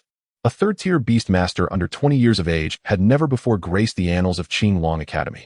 If Li Xian continued to flourish, ascending to the 9th tier would merely be a matter of time, and should his spirit beast possess sufficient potential, even the legendary realm might not be beyond his reach. However, such considerations were for another time. In the immediate aftermath of this competition, Li Xian's reputation would undoubtedly soar within Qinglong Academy. What troubled Liu Xian was that Li Xian's sudden emergence had significantly altered the course of events, rendering them the disadvantaged party. Victory over Li Xian was imperative. With a grim countenance, Liu Xian inhaled deeply, fixing his gaze upon Li Xian in the arena. Although surpassing him seemed inevitable, Liu Xian felt that at present, Li Xian was not his equal. Having partnered with Liu Xian for many years, Li Yulong understood his leader's thoughts well. Consequently, he spoke up, "Let me take the stage. If you fall, Shanyu society loses all hope." After a moment's hesitation, Liu Xian nodded in agreement. Li Yulong was exceptionally skilled and possessed considerable experience, leading Liu Xian to believe he stood a fair chance against Li Xian. Soon, Li Yulong positioned himself opposite Li Xian, as a top 20 contender among the third-year students. His status as a third-tier beastmaster was assured. Would Li Xian stand a chance against him? The answer remained uncertain. No one could confidently predict the outcome of this match. The previous battles were vivid in memory, and Li Xian had proven to be remarkably unpredictable, often conjuring even stronger measures when defeat seemed imminent. Who could fathom how many more tactics Li Xian had yet to unveil? Nevertheless, Li Yulong was no novice. Ranking among the top 20 in a prestigious academy, his prowess was beyond question. In a lesser institution, he would undoubtedly be the foremost champion. "Senior, what is this person's strength?" Chen Yu asked anxiously, unable to restrain her curiosity towards Zhu Zhu. Despite having witnessed Li Xian's true abilities, Chen Yu felt a twinge of insecurity in the face of a senior 2 grades above her. Zhu Zhu pondered briefly before responding calmly. Li Yulong is a third-tier beastmaster, and all 3 of his spirit beasts have attained the same level. They include a third-tier lower-level giant rock turtle, a third-tier intermediate-level earth-shattering tiger, and a third-tier intermediate-level sandstorm giant ape. Upon hearing Zhu Zhu's words, Chen Yu's brow furrowed in concern, silently worrying for Li Xian. She was aware that Li Xian possessed a third-tier spirit beast, the Fire Phoenix, but it had self-destructed in the Divine game. Its revival remained uncertain. Should it not have returned, Li Xian could only rely on the Wind Emperor for this battle. Facing 3 opponents, such odds were indeed daunting. If Li Yulong's spirit beasts possessed summoning skills, Li Xian's chances of victory would diminish even further.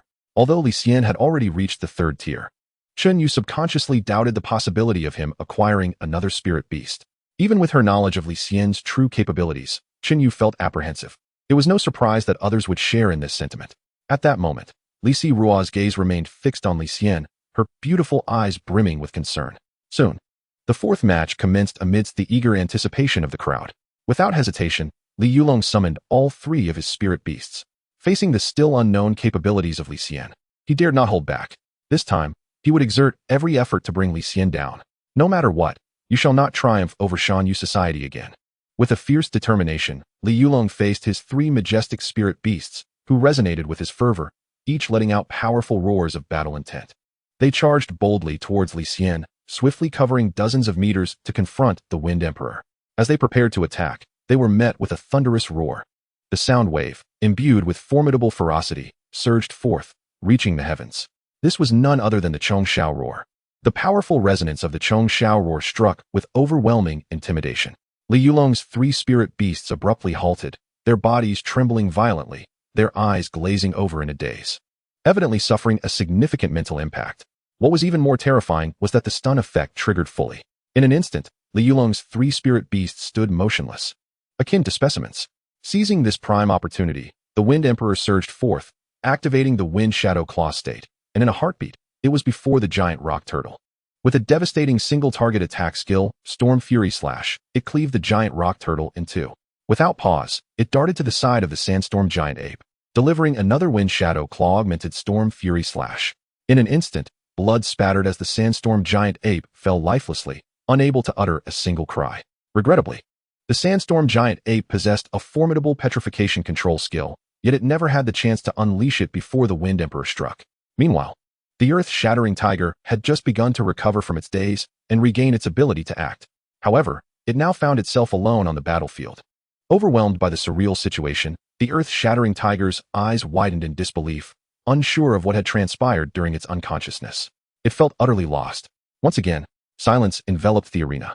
Although the expressions of the spectators varied, the shared sentiment was one of shock and disbelief. What had been anticipated as a fierce contest, fraught with uncertainty until the very end, had instead concluded with Li Xian establishing dominance in mere moments. Li Yulong's 2 spirit beasts fell without even unleashing their skills. leaving everyone astounded. After a prolonged silence, the audience erupted in a cacophony of disbelief. What just transpired? Was that a mental attack? It must have been. I felt a disorienting sensation even at the sound of that wolf howl. With such formidable combat prowess and the ability to execute mental assaults, my heavens. This spirit beast is extraordinarily powerful. How on earth did Li Xian cultivate such a creature? Li Yulong is destined to lose. If others were surprised. It was even more pronounced for Li Yulong, who was utterly bewildered by Li Xian's prowess. The seamless execution of Li Xian's rapid-fire combo was astonishing. In the blink of an eye, his giant rock turtle and wind sand giant ape vanished, leaving him unable to react. At that moment, he no longer felt any semblance of hope for victory. This fellow is a monster. Li Yulong lamented internally, feeling utterly despondent. We share the same surname. Yet how can the disparity be so vast? Presently, Li Yulong was left with only a Rift Tiger. While the Rift Tiger possessed commendable strength, it paled in comparison to the Wind Monarch. The Rift Tiger was thoroughly dominated by the Wind Monarch, and it wasn't long before it met a tragic end beneath the Wind Monarch's claws. The defeat was utterly inevitable, enough to provoke feelings of nausea. Before the match, Li Yulong could never have anticipated such a swift downfall. He hadn't even considered the possibility of losing. The beauties of Iran society, witnessing this scene, felt a surreal sense of disbelief. After a while, they finally came to their senses. How impressive! Li Siruo's mouth nearly formed an O shape. Even someone as composed as she was now wore an expression of astonishment. This junior, Li Xian, is truly remarkable. To triumph against a third-year elite is no small feat, even if it was partially due to the Wind Monarch's unexpected mental attack. Yet, that is no easy accomplishment. Had she been in the arena, she doubted she could have performed better than Li Xian, much less with such ease. A true prodigy. Zhu Zhu sighed from the depths of her being. In an instant, countless gazes fell upon Li Xian, filled with shock, admiration, curiosity, and affection, a myriad of emotions swirling. Under the watchful eyes of all, the instructor declared Li Xian the victor of this match. At this juncture, the previously favored Shanghua society was left with only one participant remaining, President Lu Xian. Li Yulong, with a somewhat gloomy demeanor, descended from the stage and returned to the Shanghua society's side. All eyes turned towards Lu Xian, the president of the Shanghua society. Who could have imagined that the once favored Shanghua society was left with only one contender? Indeed, I initially thought the Shanghua society would surely win. I even wagered 100 on them at the start. If it weren't for Iran society discovering this dark horse, the outcome could have been quite different. Truly, Li Xian is formidable. If he manages to defeat Lu Xian, would that not be a 1 against 5? Haha. If Shanghua society were indeed defeated in such a manner, it would be quite the disgrace. Haha, very true. Lu Xian, still seated with an air of composure, found it increasingly difficult to suppress the fury burning within him as the surrounding discussions continued. At this point, it was merely a matter of time before the Shanghua society faced defeat, let alone the fact that Li Xian had yet to summon his remaining spirit beasts. Even if Li Xian were to lose, Li Siruo's defeat would mean that Lu Xian would still have to contend with Yue and Zhu Zhu, both third-year students. Each of them, when isolated, possessed strength comparable to his own, if not greater. Given the exhausting series of battles he had fought, how could he possibly hope to defeat them? The thought of the consequences of losing this club competition made Lu Xian's heart ache as if it were bleeding. He had originally intended to seize half of Iran society's resources, yet unbeknownst to him, his plans were backfiring. Lu Xian began to harbor resentment towards Li Xian as well. If it weren't for Li Xian's unexpected interference, how could the Shanghua society have found itself in such dire straits? This fellow is truly bothersome. Even if I lose this club competition, I will still defeat you. Li Xian, dreaming of a 1 against 5? Continue dreaming. With such thoughts swirling in his mind, Lu Xian clenched his teeth and abruptly rose, making his way towards the stage. Li Yulong patted Lu Xian's shoulder without uttering a word. However, from his gaze, Lu Xian discerned a cautionary note. Li Xian was not to be underestimated. Lu Xian nodded earnestly. Rest assured, no matter the cost, Li Xian must lose this time. With that, Lu Xian strode confidently onto the stage, facing Li Xian. As Li Xian gazed at Lu Xian standing across from him, a flicker of amusement crossed his eyes. Did he not concede defeat? Perfect, it saves me the trouble of provoking him further. At that moment, Li Xian recalled the mission information the system had issued before he took the stage. Like a hot knife through butter, defeat the 5 participants from the opposing society single-handedly. Upon completion of the task, 300 reward points will be granted. Chapter 51, the match begins. In fact, the system's task information had appeared the moment Li Xian stepped onto the stage. Consider it an unexpected delight. Regaining his focus, Li Xian observed Lu Xian, whose face was shadowed by anger, hatred evident in his expression. This left Li Xian somewhat speechless. It was Lu Xian himself who, in his greed for Iran society's resources, had instigated this club competition. Now that the situation had turned unfavorable, he was blaming others. Such a peculiar thought process. Shortly thereafter, the instructor made a gesture to signal readiness, as all eyes in the square eagerly anticipated the unfolding of events. Everyone held their breath, wide-eyed, filled with anticipation, fearing they might miss a single moment of this match. The match begins. The instant the words fell, a flash of yellow light appeared before Lu Xian, and 3 spirit beasts materialized. As the president of the Shanghai Society, Lu Xian's strength was undoubtedly formidable. His 3 spirit beasts consisted of a mid-tier, 3rd-level Huangsha golden leopard, a high-tier, 3rd-level mantis ninja, and a peak, 3rd-level demon eye statue. The appearance of these 3 spirit beasts caused a significant uproar among the audience. Truly, as the president of the Shanghai Society, possessing a peak, 3rd-level spirit beast is impressive. This spells trouble for Li Xian. He is likely to face defeat. Yet, it's uncertain, as Li Xian's remaining spirit beasts have yet to make an appearance. Let's not waste time chatting. Let's focus on the match. In the next moment, the 3 spirit beasts surrounded the Wind Monarch from 3 sides. Li Xian nonchalantly waved his hand, sending the Wind Monarch forth alone. Witnessing this scene, Lu Xian, filled with rage, scoffed. How arrogant to underestimate me. A 1 against 3? Very well, since you are so conceited, prepare to be crushed beneath me.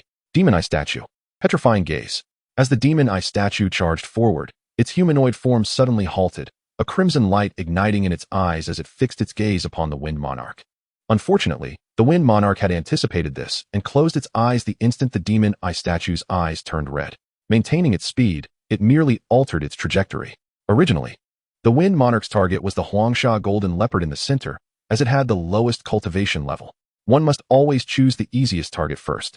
However, upon realizing that the Demon Eye Statue was employing its petrifying gaze skill, Li Xian's battle plan shifted. The Demon Eye Statue was precisely the type of spirit beast they had discussed in class that day. Li Xian recalled this particular beast vividly. For the Demon Eye Statue possessed an incredibly disturbing ability known as petrifying gaze.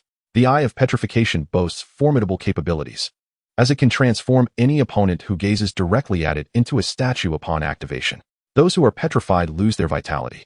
This skill is undeniably powerful. However, its drawbacks are equally pronounced. The ability necessitates a brief preparation period of 2 seconds before it can be fully unleashed. If an opponent merely closes their eyes during this interval, the petrifying effect of the Eye of Petrification will not be triggered. Furthermore, another limitation is that the petrified figure is rendered immobile during the activation of this skill. Should it be attacked, the skill will be immediately interrupted. Consequently, the Eye of Petrification is typically employed as a surprise tactic. At this moment, Lu Xian, consumed by anger and somewhat blinded by rage, intended to inflict a significant disadvantage upon Li Xian. Moreover, he assumed that Li Xian, being an orphan with limited exposure to the world of beast tamers, was unaware of the weaknesses associated with his own Eye of Petrification. Unfortunately for Lu Xian, the Eye of Petrification not only failed to take effect, but also left him vulnerable. As the Wind Emperor altered its direction of charge, Lu Xian became a living target. Lu Xian's heart sank as he realized his miscalculation. The Wind Emperor collided with the petrified figure, causing it to stagger backward and interrupting the petrification skill. This impact not only disrupted the activation but also inflicted a deep wound upon the petrified figure, eliciting a pained roar. Before the situation could escalate further, the Wind Emperor prepared to capitalize on its advantage by unleashing its strongest single-target technique, the Storm Fury Slash. However, the other 2 spirit beasts, the Huangsha Jinqianbao and the Mantis Ninja, had already arrived on the scene. With no other option, the Wind Emperor had to settle for a less favorable approach, slashing at the petrified figure's eyes, rendering it blind, and then swiftly retreating to distance itself from the Mantis Ninja and the Huangsha Jinqianbao. Consequently, the now sightless petrified figure was temporarily unable to participate in the battle. In a mere exchange, the Wind Emperor had made an almost flawless decision, astonishing all present with Li Xian's remarkable battlefield analysis. Indeed, most of the combat effectiveness of the petrified figure relied on its vision. Now blinded, it was rendered nearly useless. It was truly impressive for Li Xian to make such a judgment in a short span of time. The battlefield analysis displayed was nothing short of terrifying. Yu Er gasped in awe, while Lu Xian seethed with anger, cursing himself for underestimating the situation, which had cost him a spirit beast. With the sightless petrified figure now of little use, Lu Xian recalled it. The Wind Emperor distanced itself to evade the petrified figure, which, now deprived of sight, struggled to move. thus allowing the Wind Emperor to delay its re-entry into the fray. However, Li Xian did not anticipate Lu Xian's decisiveness in recalling the petrified figure. At this juncture, the Wind Emperor was engaged in combat with the Mantis Ninja and the Huangsha Jinqianbao. The synergy between these two third-tier spirit beasts was evident, suggesting they had frequently collaborated in battle. Yet, without the support of the petrified figure, their coordination appeared somewhat disjointed.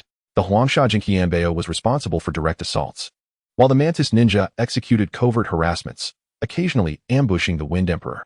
This duality of threats put the Wind Emperor in a precarious position. Had the petrified figure been able to join the battle, the Wind Emperor would have surely faced a swift defeat. Nevertheless, thanks to the Wind Emperor's life-draining ability, it managed to hold its ground. In contrast, the Mantis Ninja and Huangsha Jinqianbao, lacking such enhancements, were less fortunate. As they expended their own vitality, the Wind Emperor siphoned their life force. As time progressed, the balance of victory began to tilt in favor of the Wind Emperor. Lu Xian sensed something amiss. His two spirit beasts were depleting their energy at an alarming rate. As a third-year elite student, Lu Xian was no stranger to the nuances of battle and quickly deduced that the Wind Emperor possessed a life-draining skill. Internally cursing its abnormality, he resolved to take decisive action.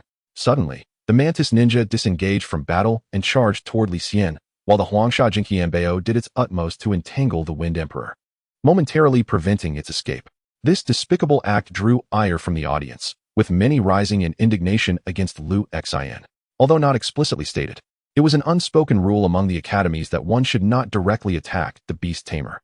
After all, this was not a life-or-death struggle, and such brutality was unnecessary.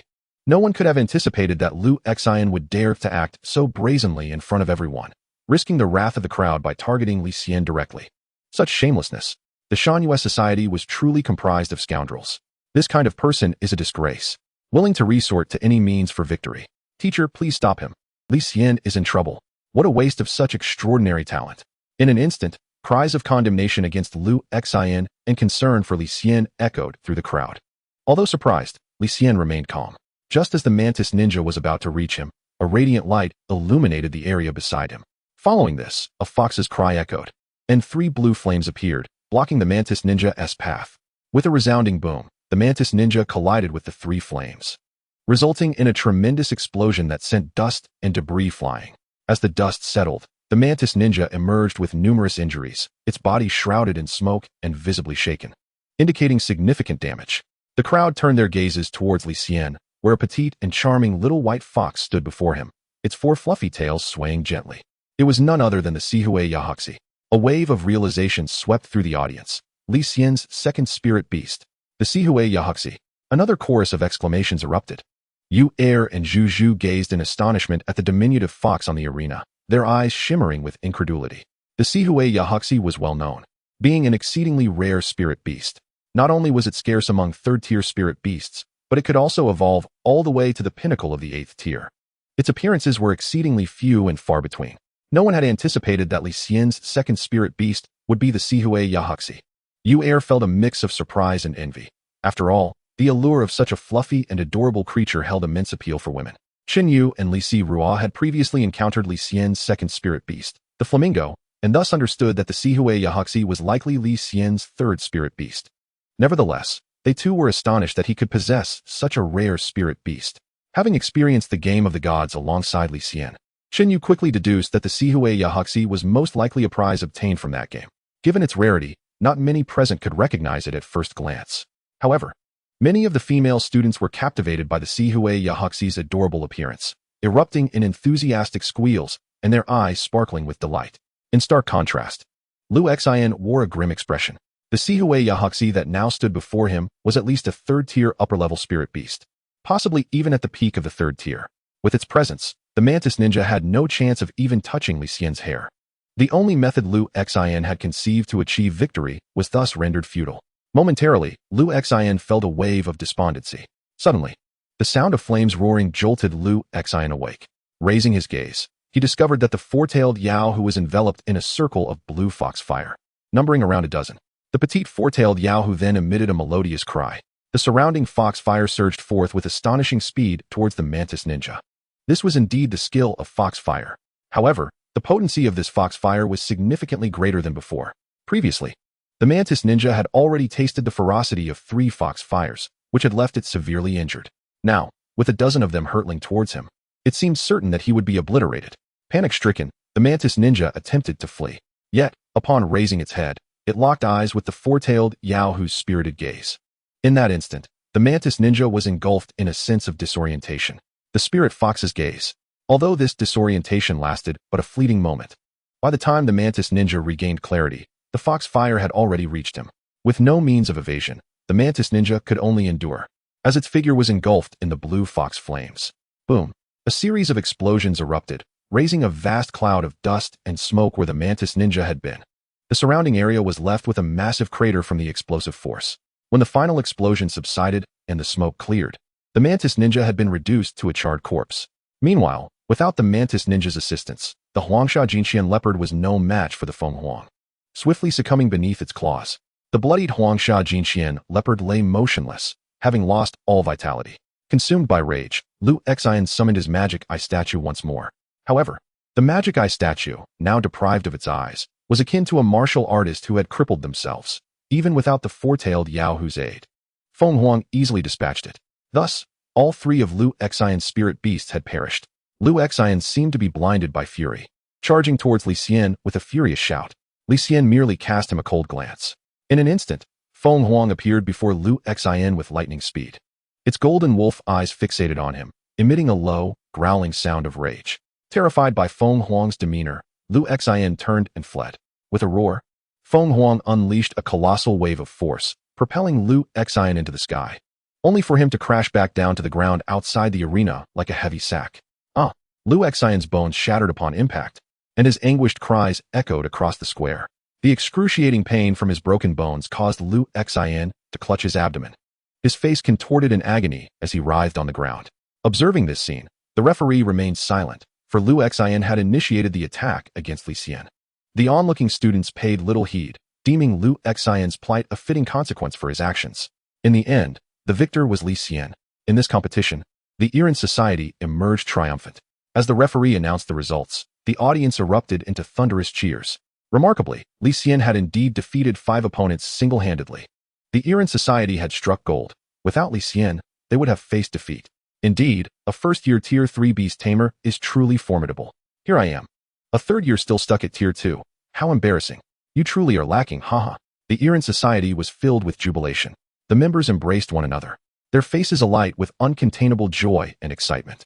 This victory not only resolved the Yanshan society's vexation, but also garnered a significant array of resources for the society. The benefits for the society's development were self-evident. More importantly, it served as a warning to others, likely deterring future fools from targeting the Iran society. Everyone felt a sense of relief for having heeded Li Rua's advice to recruit Li Xian. Even Yu Er, who had been somewhat disgruntled over Li Rua's presidency as a second year, found solace in the outcome. It appears that Senior Kuran truly possesses an eye for talent. I was merely being petty, Yu Er thought. The usually composed Zhu also wore a faint smile. While others celebrated, the principal figure, Li Xian, quietly examined his panel. The mission, like a hot knife through butter, was completed, yielding 300 reward points. 300 reward points were sufficient to unlock 2 to 3 skill talents. Li Xian murmured to himself as he observed the additional reward points on his panel. However, the four-tailed spirit fox had no skills awaiting unlocking. As for Feng Huang's remaining 2 skills, Li Xian deemed their immediate enhancement to combat effectiveness minimal. Thus, he resolved to wait until the flamingo was revived to unlock its talent skills. Chapter 53, Journey to the Soul-Devouring Forest. Upon descending from the arena, Li Xian was met with a warm welcome from the members of the Iran society. Li Xian, you are truly remarkable, Chen Yu exclaimed, her eyes shimmering with admiration, akin to a besotted fan, defeating 5 opponents. Haha, I wonder if the Yanshan society will dare to trouble us again. Li Rua chuckled, casting a glance at the gloomy Yanshan society, her face radiating delight. Let them provoke us, they deserve it, haha. Laughter erupted among the crowd. Yu Er then expressed her gratitude to Li Xian, saying, Thank you, Li Xian. Li Xian waved his hand dismissively, replying, Senior, you are too kind. Regardless, we are all grateful to you. If you ever need our assistance in the future, do not hesitate to ask. At this, Li Xian accepted graciously, a smile gracing his face. The members of the Iran society hailed from distinguished beast tamer families, possessing remarkable backgrounds and connections. Their spirit beasts were of considerable potential. As their spirit beasts levels rose, the materials required for evolution would undoubtedly become scarcer. making them increasingly challenging to procure. It was likely that he would need to rely on their help in the future. Having achieved such a significant victory, let us celebrate at a nearby venue. Li Xian proposed, linking her arm with Li Xian's. Chen Yu, momentarily taken aback by her earlier joy, regained her composure and subtly linked her other arm with Li Xian's. I think Senior Si Rua's suggestion is splendid. I happen to know an excellent restaurant near the academy. Li Xian gazed at the two with bemusement. What are you two up to? He intended to decline, feeling a bit fatigued after 5 battles and longing for rest. However, before he could voice his thoughts, Li Xian and Chen Yu had already begun pulling him toward the campus exit. Li Xian could only shake his head with a wry smile. Yu Er and Zhu Zhu exchanged knowing glances, their eyes gleaming with mirth as they followed suit. Many students witnessed the scene, filled with envy. Yet, there was little jealousy, at least on the surface. Those capable of entering the 4 major academies were no fools. They recognized that from this day forth, Li Xian would undoubtedly emerge as a rising star in Qinglong Academy, with boundless prospects ahead. For such a remarkable figure, surrounded by beautiful companions was hardly an extraordinary sight. The ripple effects of the society competition continued to resonate, yet Li Xian found himself disinterested in such matters. He had long devoted all his energy to enhancing his strength. Currently, the evolution materials for Feng Huang had been gathered. Once its growth reached 100, it could evolve again. As for the flamingo, it required only a low-level fire attribute spirit crystal, which was not particularly difficult to obtain. The lower-tier fire attribute Ling beast can indeed be purchased at the Ling Beast Street, albeit for a considerable sum. Li Xian visited the Ling Beast Street and found that a single lower-tier fire attribute Lingjing costs 3,000 coins, totaling 30,000 for 10. After counting his meager savings, Li Xian sighed. Although a beast master earns a substantial income, expenses are equally high. Recently, he had spent a significant amount on upgrading materials, leaving him with less than 10,000 coins. He needed to devise a way to earn money. Rubbing his forehead in thought, Li Xian took out his phone and logged into the Explorer Association's website.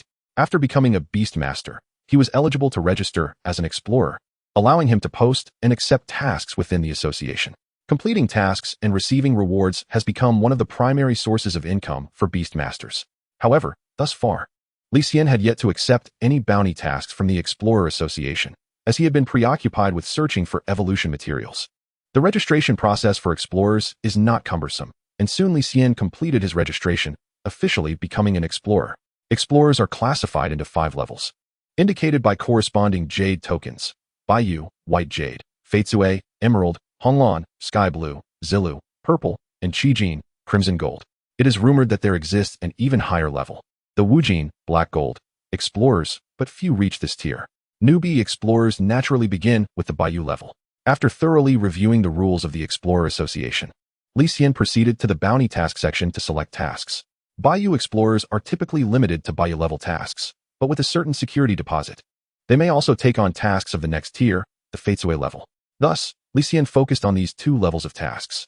The types of bounty tasks are numerous, including exploration, investigation, escort, material collection, and monster extermination, among others.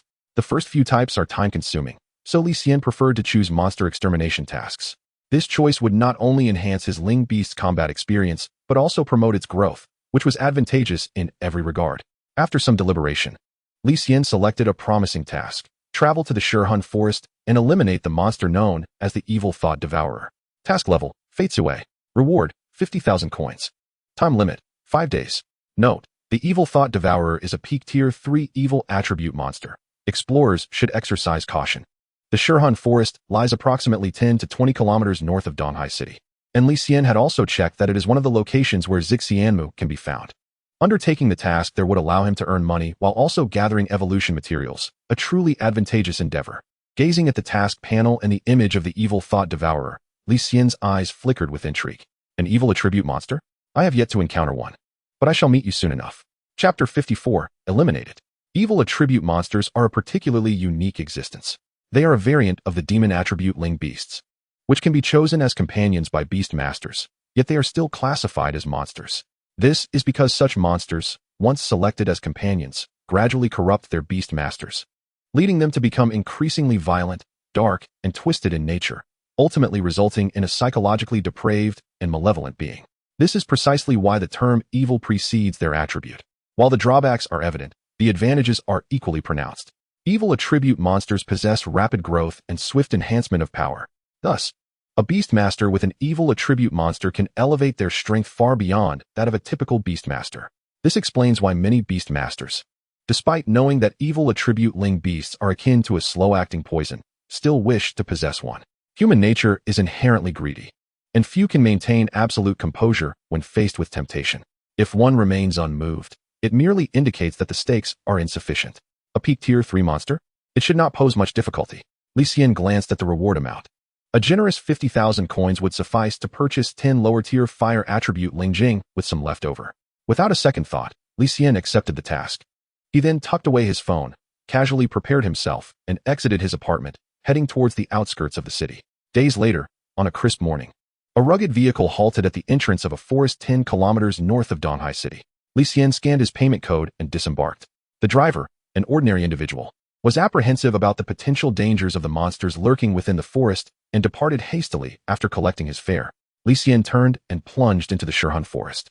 As dawn broke, a faint light illuminated the horizon. At the entrance of the Shurhan forest, numerous explorers and several mercenary groups had gathered. Upon seeing Li Xian, many faces revealed expressions of surprise. Who is this young fellow? He appears rather unfamiliar. I have not seen him before. He seems like a student from some academy. Surely he is not a seasoned veteran. What is a novice doing here? Does he have a death wish? Surely he could have chosen a safer location like the monster gathering grounds or the demon flame cavern. Who knows? Perhaps he possesses some skill. Nonsense. What can such a young child possibly achieve? He looks like nothing more than an arrogant fool. The monsters in the Shurhan forest generally range from tiers 3 to 4, with rumors of even tier 5 monsters lurking deeper within. This is not a novice area. Seasoned Beastmasters typically come here to hone their skills and complete tasks. Newcomers seldom choose to venture into this place, as even the weakest monsters pose a significant challenge for newly inducted Beastmasters. Li Xian paid no heed to the curious and varied gazes directed his way. He strode purposefully into the Shurhan forest. The moment he stepped inside, the light dimmed sharply. Although referred to as a forest, the Shurhan forest bore a desolate ambience. The ground was strewn with decaying leaves and muck, creating an uncomfortable, slippery sensation underfoot. In the darkened woods, with dead branches scattered about, the cold wind occasionally rustled through the trees, emitting creaking and whispering sounds. The surrounding environment was chillingly eerie, as if a monster might appear at any moment, ready to devour the warmth of human souls. This place would indeed serve as a fitting backdrop for a horror film. Li Xian mused. He summoned his Fire Phoenix and Wind Emperor to safeguard him. The Fire Phoenix had finally revived the previous evening. Given that most monsters in the Shurhan forest are of the grass attribute, naturally weak against fire, Li Xian had deliberately waited for the Fire Phoenix's revival before venturing forth. During his search for Zixianmu and the elimination of the evil thought devourer, the Fire Phoenix would undoubtedly play a crucial role. According to the task description, the evil thought devourer lingered near the boundary between the outskirts and the deeper regions of the Shurhan forest. As Li Xian contemplated how to locate this monster, a rustling sound emerged from ahead. Shortly thereafter, a creature adorned with spikes and crowned with a purple flower emerged from the thicket.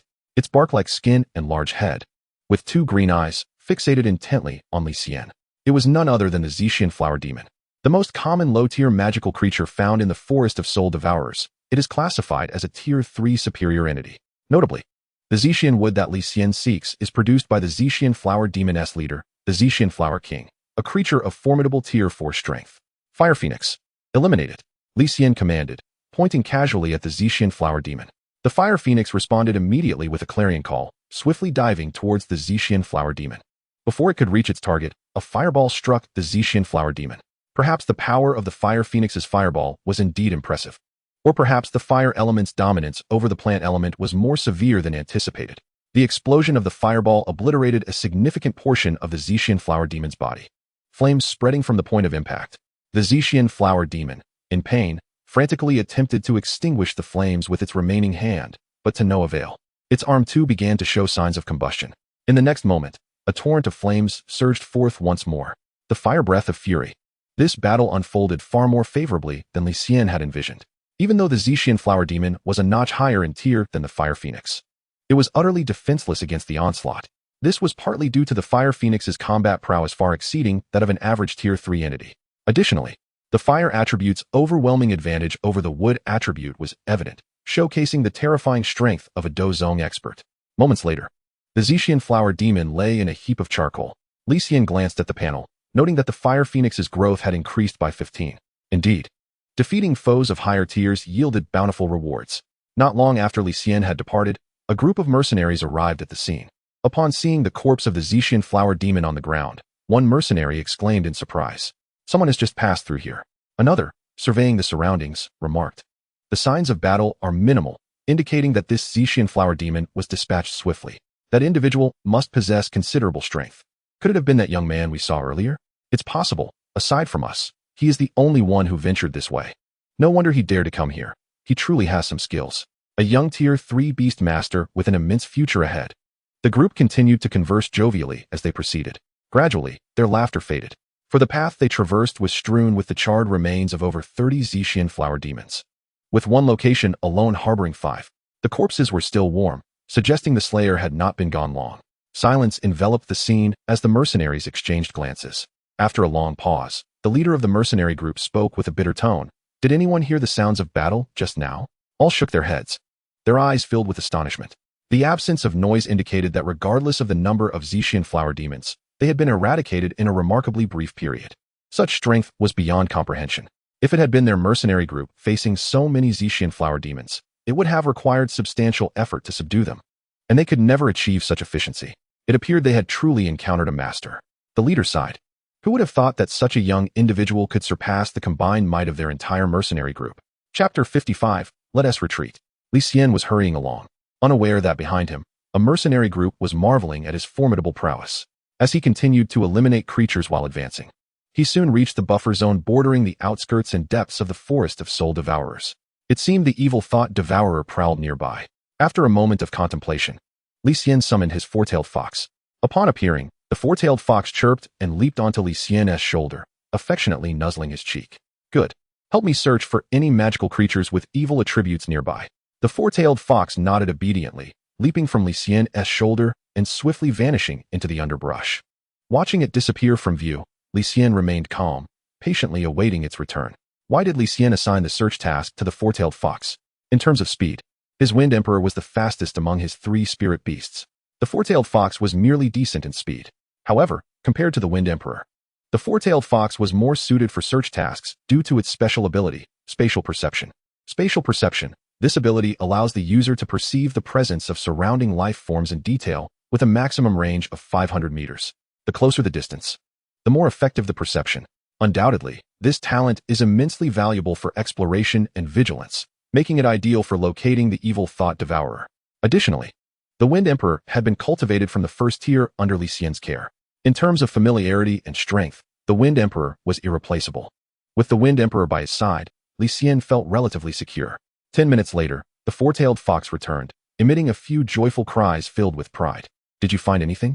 Li Xian inquired, lifting the four-tailed fox into his arms and gently stroking its fluffy little head. The four-tailed fox chirped in response, its face radiating enjoyment. Li Xian smiled, patting its head in praise. "Well done." He then set the four-tailed fox down, which pointed in a direction, prompting Li Xian to follow immediately. Before reaching their destination, Li Xian heard the sounds of battle nearby. To avoid alarming the enemy, he recalled the Fire Phoenix and the four-tailed fox, proceeding only with the Wind Emperor, moving stealthily and cautiously. Before long, Li Xian approached a clearing. He concealed himself among some bushes, peering through the gaps to observe the battlefield. In the center of the clearing, a fierce battle raged between a mercenary group of about 10, commanding over 30 spirit beasts, and a grotesque and bizarre magical creature. Its body seemed devoid of any skeletal support, adhering to the ground in a most peculiar manner. From a distance, it resembled a pile of fleshy sludge. Lacking limbs and facial features, its body writhed as numerous tentacles methodically lashed out at the spirit beasts attempting to surround it. Despite being outnumbered, this creature maintained a commanding advantage. "Is that the evil thought devourer?" Li Xian murmured to himself, taking out a photo of the creature and studying it closely. He did not rush to engage. The evil thought devourer was unlike any magical creature he had encountered before. He needed to gather more information to ensure a decisive victory. After observing for a while, Li Xian noted the evil thought devourer's formidable defense and vitality. The attacks from the spirit beast struck its body as if they were hitting a resilient water balloon. Most of the force was either deflected or merely brushed aside. Only a handful of energy attacks managed to inflict harm. Even more terrifying was the creature's ability to absorb the spirit beasts for healing. Whenever it sustained significant injuries, it would extend its tentacles, capturing the weakest spirit beast and consuming it.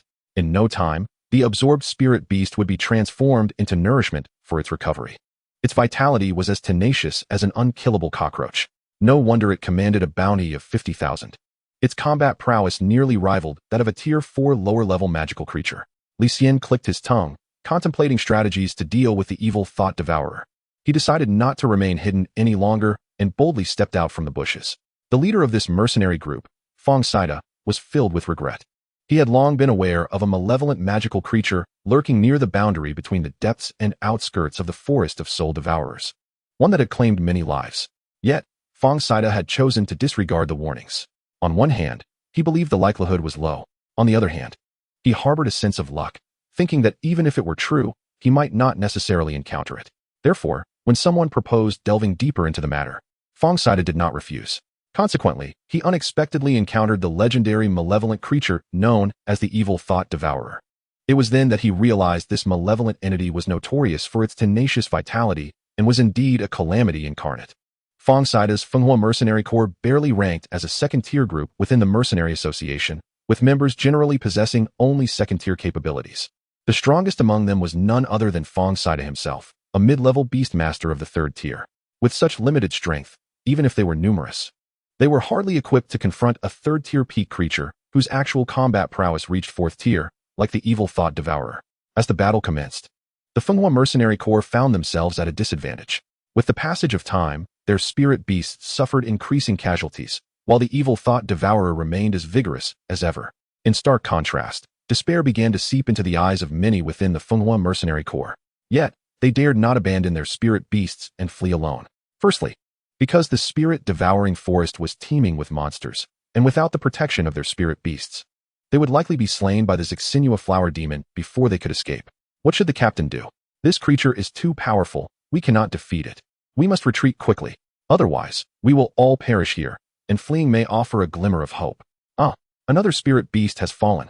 The terrified cries of the mercenaries rang out one after another. Fong Saga's expression shifted dramatically, and ultimately, he gritted his teeth and made a rather reluctant decision. Abandoning their spirit beasts to flee was certainly preferable to waiting for death. There was still a sliver of hope. If fortune smiled upon them, perhaps they would not encounter any monsters along the way.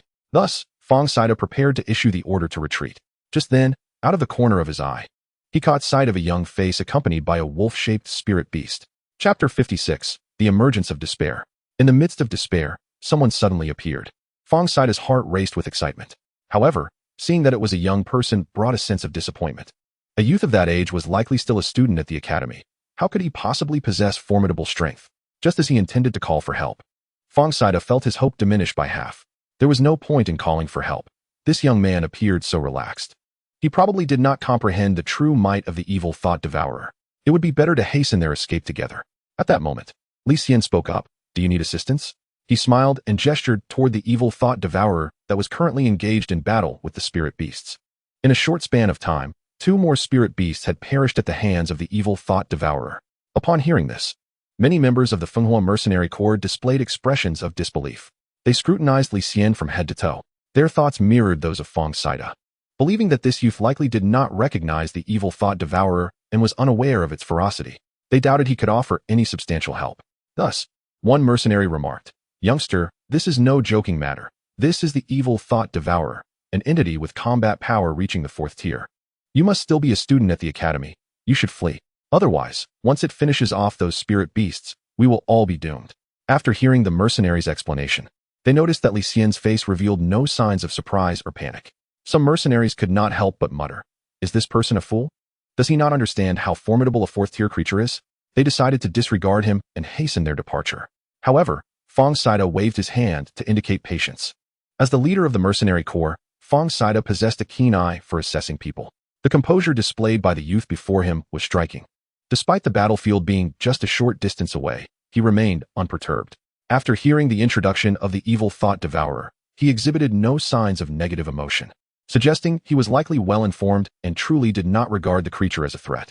From this alone, it was evident that the young man was not as simple as he appeared.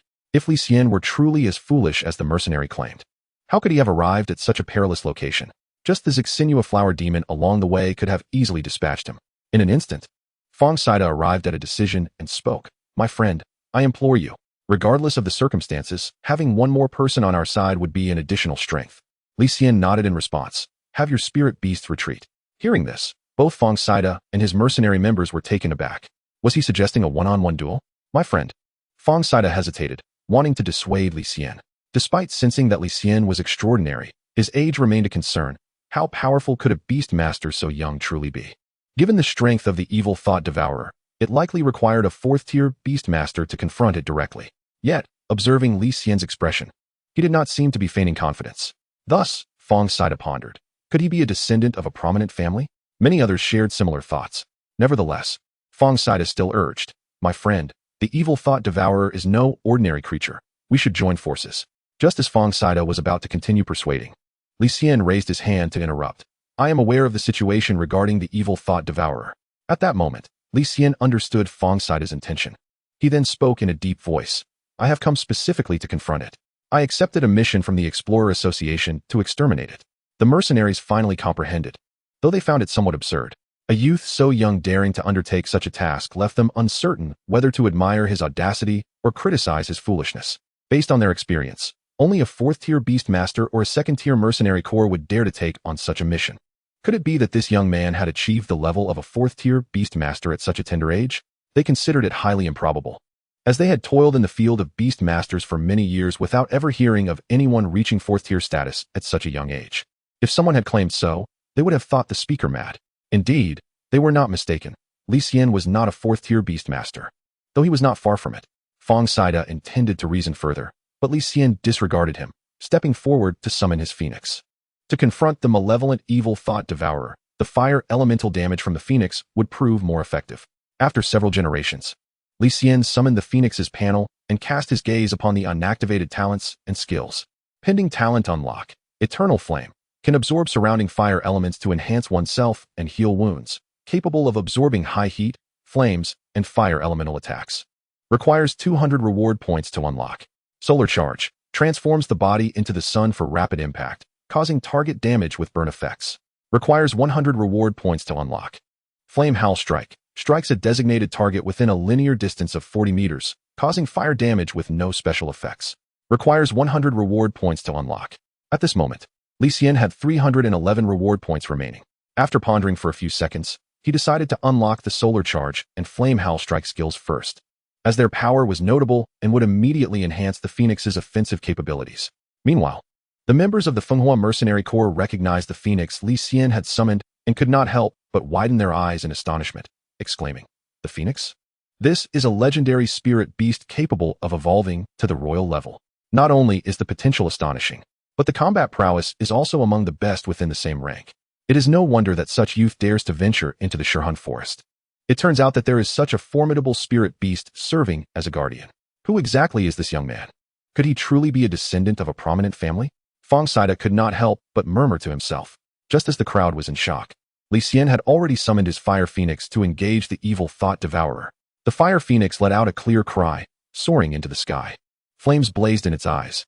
In the next moment, the ground beneath the evil thought devourer, which was locked in battle with the spirit beast, suddenly ignited in a fiery crimson hue. The ground transformed into molten lava under such intense heat. In another instant, surging flames erupted toward the heavens, engulfing the evil thought devourer's body. This was the Fire Phoenix's newly unlocked skill, the fiery roar of the heavens. Chapter 57. The Powerful Fire Phoenix, Another Evil Thought Devourer? The temperature in the air rapidly escalated. The scorching wave of heat rushed toward Fong Saida and the others, causing them to instinctively retreat a few paces. However, they dared not avert their gaze, their eyes wide open, fixated on the place where the fire pillar ascended. They wished to witness the extent of damage such a powerful attack could inflict upon the evil thought devourer, which had rendered them helpless. The fiery column spiraled upward, connecting heaven and earth. Even from more than 20 meters away, Fong Saida and the others could still feel the oppressive heat radiating from the pillar. "Captain, what skill is this? Why is it so formidable?" Someone in the mercenary group asked, bewildered. After a moment of silence, Fong Saida, incredulous yet hesitant, replied, "It seems to be the fiery roar of the heavens, a fire attribute skill." As soon as Fong Saida's words fell, gasps of astonishment erupted among the crowd. Isn't that a high-level skill only comprehensible by a fifth-tier fire attribute spirit beast? A third-tier fire phoenix can master it? Hearing the mention of the fifth tier made the mercenaries' eyelids twitch. No wonder the might of that fire pillar was so terrifying. It turned out to be a high-level skill of the 5th tier. The Fire Phoenix was truly remarkable, capable of wielding a 5th-tier skill at the 3rd tier. It truly deserved its reputation as a spirit beast with royal-level evolutionary potential. Amidst their astonishment, Li Xian's voice rang out. Recall your spirit beasts. It would be unfortunate if they were harmed. The mercenaries exchanged glances, finding no grounds for rebuttal. They obediently followed Li Xian's command and recalled their spirit beasts. After all, in the face of the prowess displayed by Li Xian's Fire Phoenix, their own spirit beasts were mere cannon fodder. Moreover, their spirit beasts had already sustained heavy injuries, and whether they could continue to fight remained uncertain. The difference between having them or not was negligible. If necessary, they could assist once the young man faltered. As the remaining spirit beasts withdrew, only the Fire Phoenix, soaring gracefully in the air, remained on the battlefield. The fiery column gradually diminished, revealing the charred form of the evil Thought Devourer. Black smoke still curled from its surface, clearly indicating it had suffered significant injuries. Compared to physical attacks, elemental assaults proved far more effective against this creature. Li Xian mused internally. A guttural roar, laden with pain, suddenly erupted. The injured evil Thought Devourer, its vicious nature awakened, writhed like a mass of putrid flesh and leapt into the sky, lunging at the Fire Phoenix.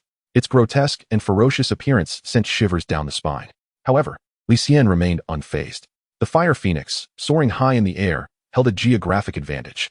Recklessly charging into the sky without the ability to fly would leave the evil Thought Devourer unable to maneuver, restricted to a straight path. Such a target was essentially a living bullseye. With a cold smile, Li Xian pointed forward. Fire Phoenix, attack. Upon receiving the command, the Fire Phoenix let out an excited cry and unleashed a fireball toward the approaching evil Thought Devourer. Unable to evade, the evil Thought Devourer was struck with a resounding boom, crashing down to the ground and creating a 2-meter-wide crater, sending dust and debris flying. Once the dust settled, the evil Thought Devourer lay in the deep pit, parts of its body charred and emitting a foul stench. The Fire Phoenix, relentless in its pursuit, inhaled deeply, then opened its mouth wide, unleashing a barrage of fireballs that rained down like meteors upon the evil Thought Devourer in the pit. The explosive sounds echoed continuously, accompanied by the creature's anguished howls. Moments later, seemingly weary of attacking with fireballs, the Fire Phoenix inhaled deeply once more, curling its form into a fireball and plummeting from the sky. The speed of its descent increased rapidly, and it began to emit a blinding radiance, resembling a sun. This was the Fire Phoenix's newly unlocked skill, the solar charge. At this moment, the surrounding temperature, initially heightened by the flames, appeared to cool momentarily. Yet the next instant, an even more intense heat erupted explosively. The members of the Fenghua mercenary group were struck with terror, hurriedly retreating over 10 meters. Then came a tremendous explosion. The ground where the evil Thought Devourer once stood erupted violently. Flames surged outward from the epicenter, sweeping in all directions. The explosion emitted a blinding light, forcing all present to shield their eyes to avoid being blinded by its brilliance. The soil lifted by the blast was incinerated into nothingness before it could scatter. As the blinding light gradually waned and the explosive force diminished, a small mushroom cloud rose above the battlefield. The Fire Phoenix stood proudly at the center of the crater. Beside it lay the charred, evil Thought Devourer, sprawled motionless in a large pit of over 10 meters in diameter, its fate uncertain. The sight before them left the Fenghua mercenary group utterly astonished. Is this for real?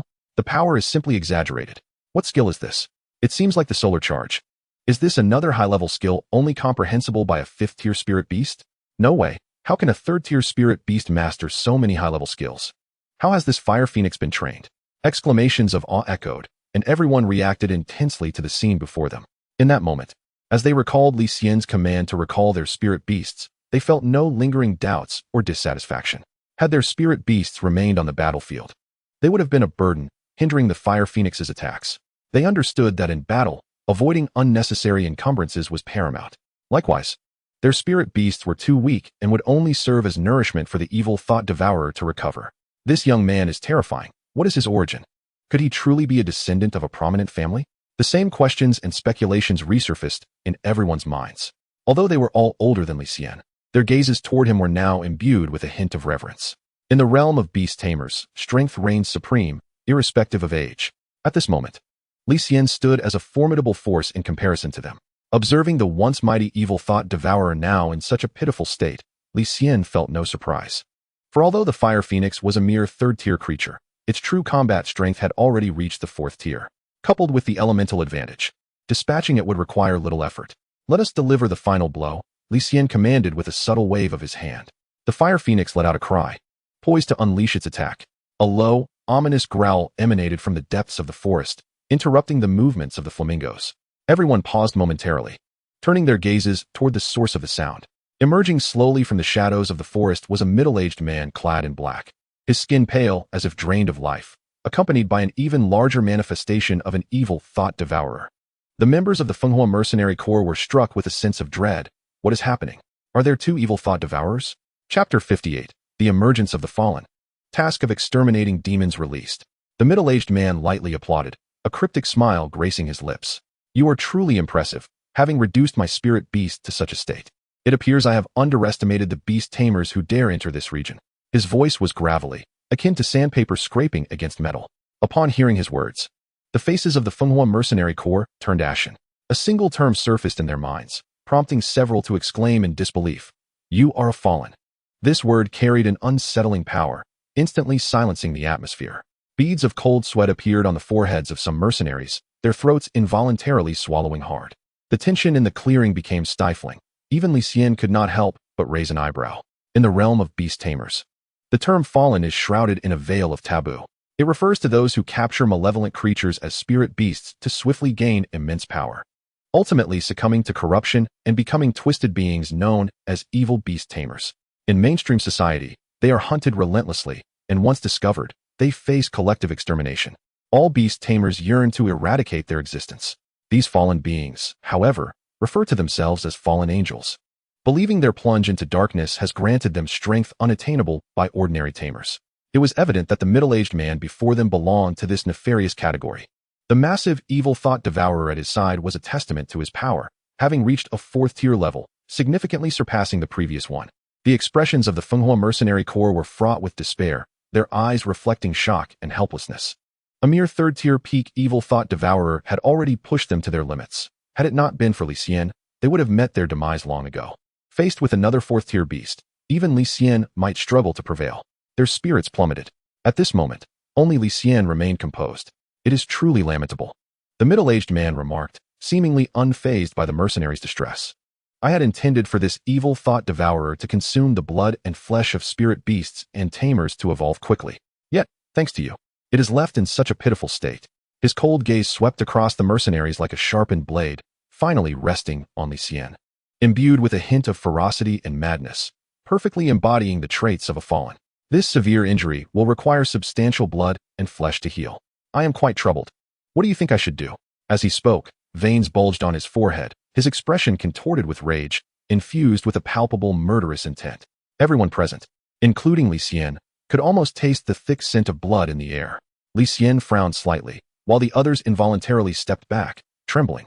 Witnessing this, the fallen's lips curled into a chilling smile, a sinister laugh escaping his lips. At that moment, Li Xian's voice unexpectedly broke the tension, answering the man's question.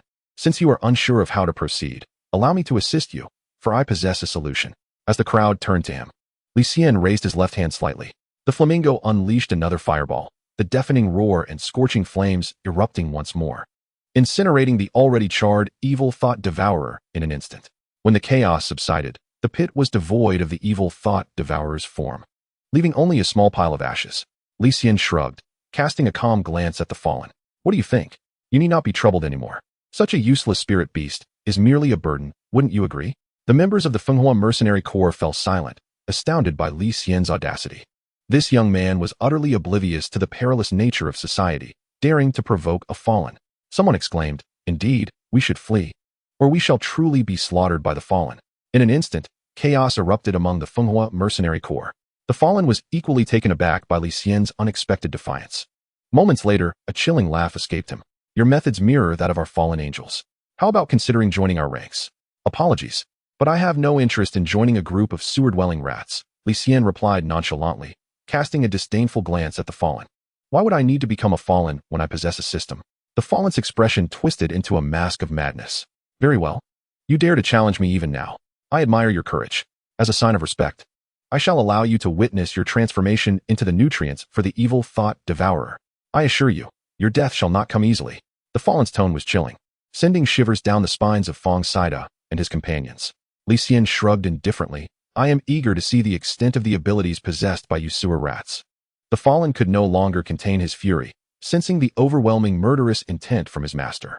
The fourth-tier evil thought devourer let out a furious roar and charged at Li Xian like a tidal wave of flesh. Without hesitation, Li Xian commanded the flamingo to unleash a fiery assault in retaliation. At that precise moment, the system's voice echoed in his mind. Ding! Mission released. Exterminate demons. Eliminate the fallen, Lien. Completing this task will reward you with 500 points. Chapter 59. The four-tailed fox enters the fray, another evil spirit beast. Oh, 500 reward points. The fallen is indeed a lucrative target. Li Xian's eyes sparkled with newfound resolve, his gaze now shimmering with ambition as he regarded Lien. Perceiving him not as a fallen but as a treasure trove of immense value. Without the need for further commands, the flamingo soared into the sky before diving down without hesitation, radiating a brilliant red light as it transformed into a fiery sphere akin to a miniature sun. It unleashed the solar strike once more. Meanwhile, the evil thought devourer, a grotesque mass of flesh on the ground, rapidly contorted to form a sturdy flesh shield before Lien. In the next instant, the two forces collided with a cataclysmic impact, reminiscent of a meteor striking the earth. Boom! The violent shockwave erupted, unleashing a tempest of scorching air. Saga and the others paled, retreating several steps in disarray to narrowly evade the powerful backlash of the collision. The pallor of their faces resembled that of parchment, and their expressions were replete with sheer panic. Captain, what shall we do? One exclaimed. These two individuals possess overwhelming strength, with just one clash. Such a terrifying shockwave was unleashed. We are indeed unfortunate. This is akin to celestial beings engaged in battle. Captain, perhaps we should make a hasty retreat? This last remark echoed the sentiments of many. The crowd hurriedly turned their gazes towards Saga, awaiting his decision. Without a moment's hesitation, Saga promptly dismissed the suggestion. Despite the fact that the fallen being was currently embroiled in an intense combat with Li Xian, it was certain that it was also monitoring their situation. This fallen entity was a fourth-tier beast master, having summoned only 2 spirit beasts thus far. It was uncertain whether it harbored other malevolent spirit beasts. If the mercenary group exhibited any signs of retreat, they could very well incur the wrath of that fallen being. Moreover, Li Xian had saved the lives of everyone in the Fenghua mercenary group. How could they abandon him in this crucial moment and flee? For mercenaries, living on the edge was a common affair. Because of this, they placed immense value on loyalty and gratitude. Saga gazed at the escalating battle in the distance and sighed deeply. He yearned to assist, yet he knew that both parties were vastly superior to him in strength. Faced with such a stark disparity in power, any attempt at support would be futile. Moreover, a rash intervention could exacerbate the situation. He could only hope that Li Xian would triumph over the evil thought devourer, as that would afford them a glimmer of hope. However, given the current circumstances, the fiery bird and the evil thought devourer appeared evenly matched, perhaps even leaning slightly towards the latter. Although the evil thought devourer was merely of lower fourth-tier status, its combat prowess was alarmingly close to that of a mid-fourth-tier entity. Witnessing this scene, Saga and the others wore expressions of despondency. Just then, a flash of light illuminated the surroundings, and a petite, adorable figure of pure white materialized from thin air. With a melodious cry, the four-tailed fox joined the fray. In a burst of flame, several blue foxfire orbs manifested, swiftly racing toward the evil thought devourer. A series of explosive sounds followed. As bloodied holes erupted in the barrier conjured by the evil thought devourer, the edges still smoldering with flames. The attack from the four-tailed fox inflicted significant damage, prompting a pained roar from the evil thought devourer. A tendril formed upon the conjured barrier, lashing out at the four-tailed fox. The strike was sudden and swift. Just as it seemed poised to strike the four-tailed fox, it vanished in a flash. Space leap. The bloodied tendril struck the ground, raising a cloud of dust. The four-tailed fox reappeared beside the tendril, its tiny paw delivering a fierce blow. From its diminutive form erupted an astonishing force.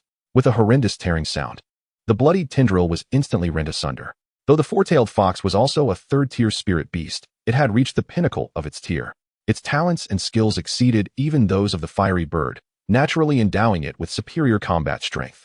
Not only did it show no fear against lower fourth-tier entities, but it was also unyielding in the face of mid-fourth-tier monsters. With the four-tailed fox joining the battle, it coordinated seamlessly with the fiery bird, launching simultaneous assaults from both the air and ground. The tide of battle shifted dramatically as the evil thought devourer was pushed back, its injuries visibly increasing at a rapid pace. Nearby, the members of the Fenghua mercenary group stood in stunned silence. their eyes wide with disbelief. They could hardly fathom that Li Xian possessed such a formidable spirit beast. Fong Saida, well versed in the world of spirit beasts, recognized the creature's identity, his astonishment evident. A four-tailed fox? What? A four-tailed fox? Did I hear that correctly? The resemblance was indeed striking. There could be no mistake. Such spirit beasts were exceedingly rare. Not only were they powerful, but their potential was also extraordinarily exceptional, capable of evolving to the pinnacle of 8th tier. With this revelation, the crowd gasped in astonishment once more. Is it truly that remarkable? This young man possesses 2 such formidable spirit beasts. He must be a scion of an ancient clan. Following Fong Saida's insight, many nodded in agreement. Spirit beasts with the potential to reach the 8th or 9th tier were treasures of immense worth. For elite offspring of ordinary beast master families, acquiring even one was an arduous task. Yet, Li Xian effortlessly summoned 2 with such terrifying potential. Upon reflection, it seemed that only those prodigies hailing from ancient beast master families, who had persisted since the era of cataclysm, could possess such power. In an instant, Li Xian's image transformed into something enigmatic and grand in the eyes of the crowd. Their gazes towards him brimmed with newfound respect. This notion also took root in the mind of Situ Lin. Individuals from ancient beast master families? As Situ Lin's astonishment grew, so did the turmoil within him. The venomous jealousy within him consumed his heart like a serpent. Naturally, Situ Lin's gifts were unremarkable, even quite ordinary. His insatiable thirst for power had driven him down the path of becoming a fallen being. In truth, he and Li Xian bore some resemblance. The difference lay in the fact that Li Xian possessed a system, while Situ Lin, blinded by his desire for strength, had descended into the depths of depravity as a malevolent fallen being. Believing he had unraveled Li Xian's identity, Situ Lin fixed his gaze upon him, licking his cracked lips. His eyes gleaming with a coldness akin to a sharpened blade, as if intent on piercing Li Xian's heart with his stare. Noticing Situ Lin's gaze, Li Xian let out a disdainful laugh. It was evident that the minds of these fallen beings were indeed troubled, each one akin to a madman. As he observed the evil thought devourer, already battered and bruised under the relentless assault of the fiery bird and four-tailed fox, Situ Lin's eyes flickered, and a surge of darkness enveloped him. Another grotesque beast materialized. Upon recognizing the creature, the expressions of those present shifted dramatically.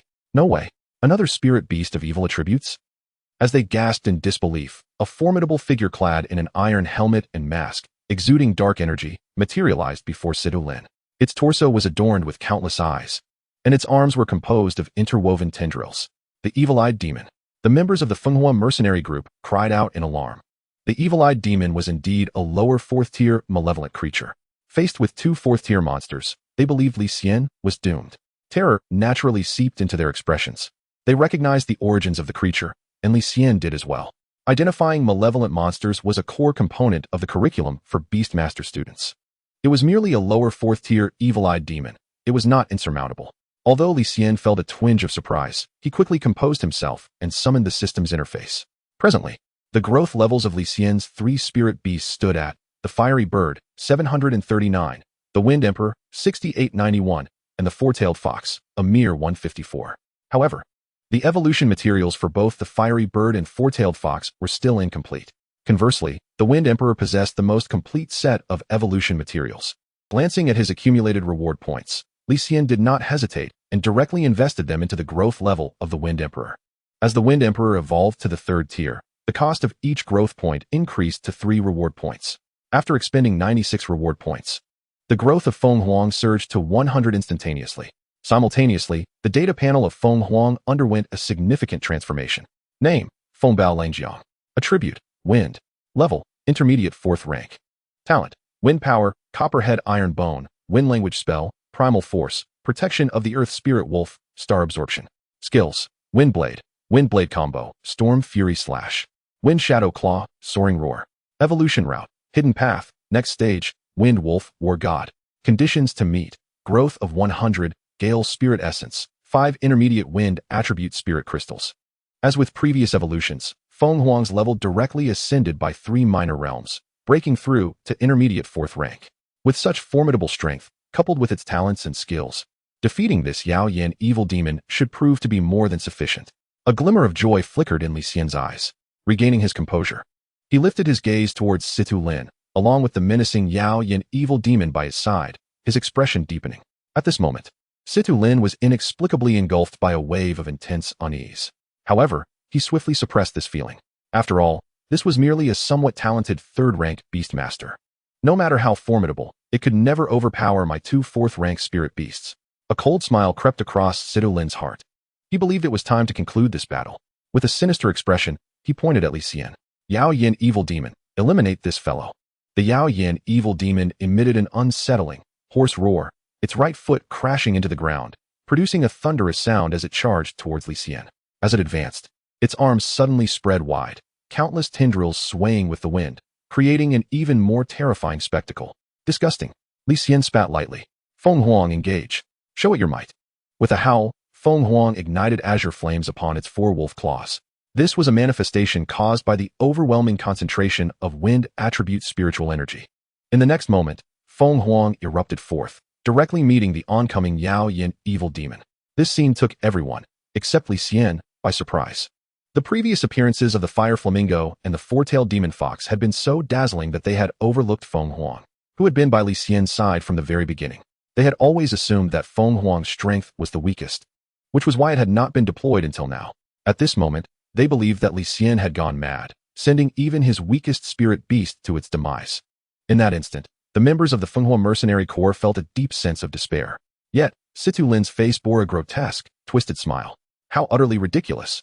You've even sent your pet to its death. Ha ha ha, just wait and watch yourself be devoured bit by bit.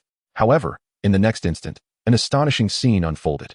To the shock of all present, Feng Huang collided fiercely with the Yao Yin Evil Demon, remaining utterly unmoved, while the Yao Yin Evil Demon staggered backward, retreating several steps. As it fell back, its center was left wide open. Feng Huang lunged forward once more, raising its two sharp claws simultaneously. In the next moment, two azure beams sliced through the chest of the Yao Yin Evil Demon.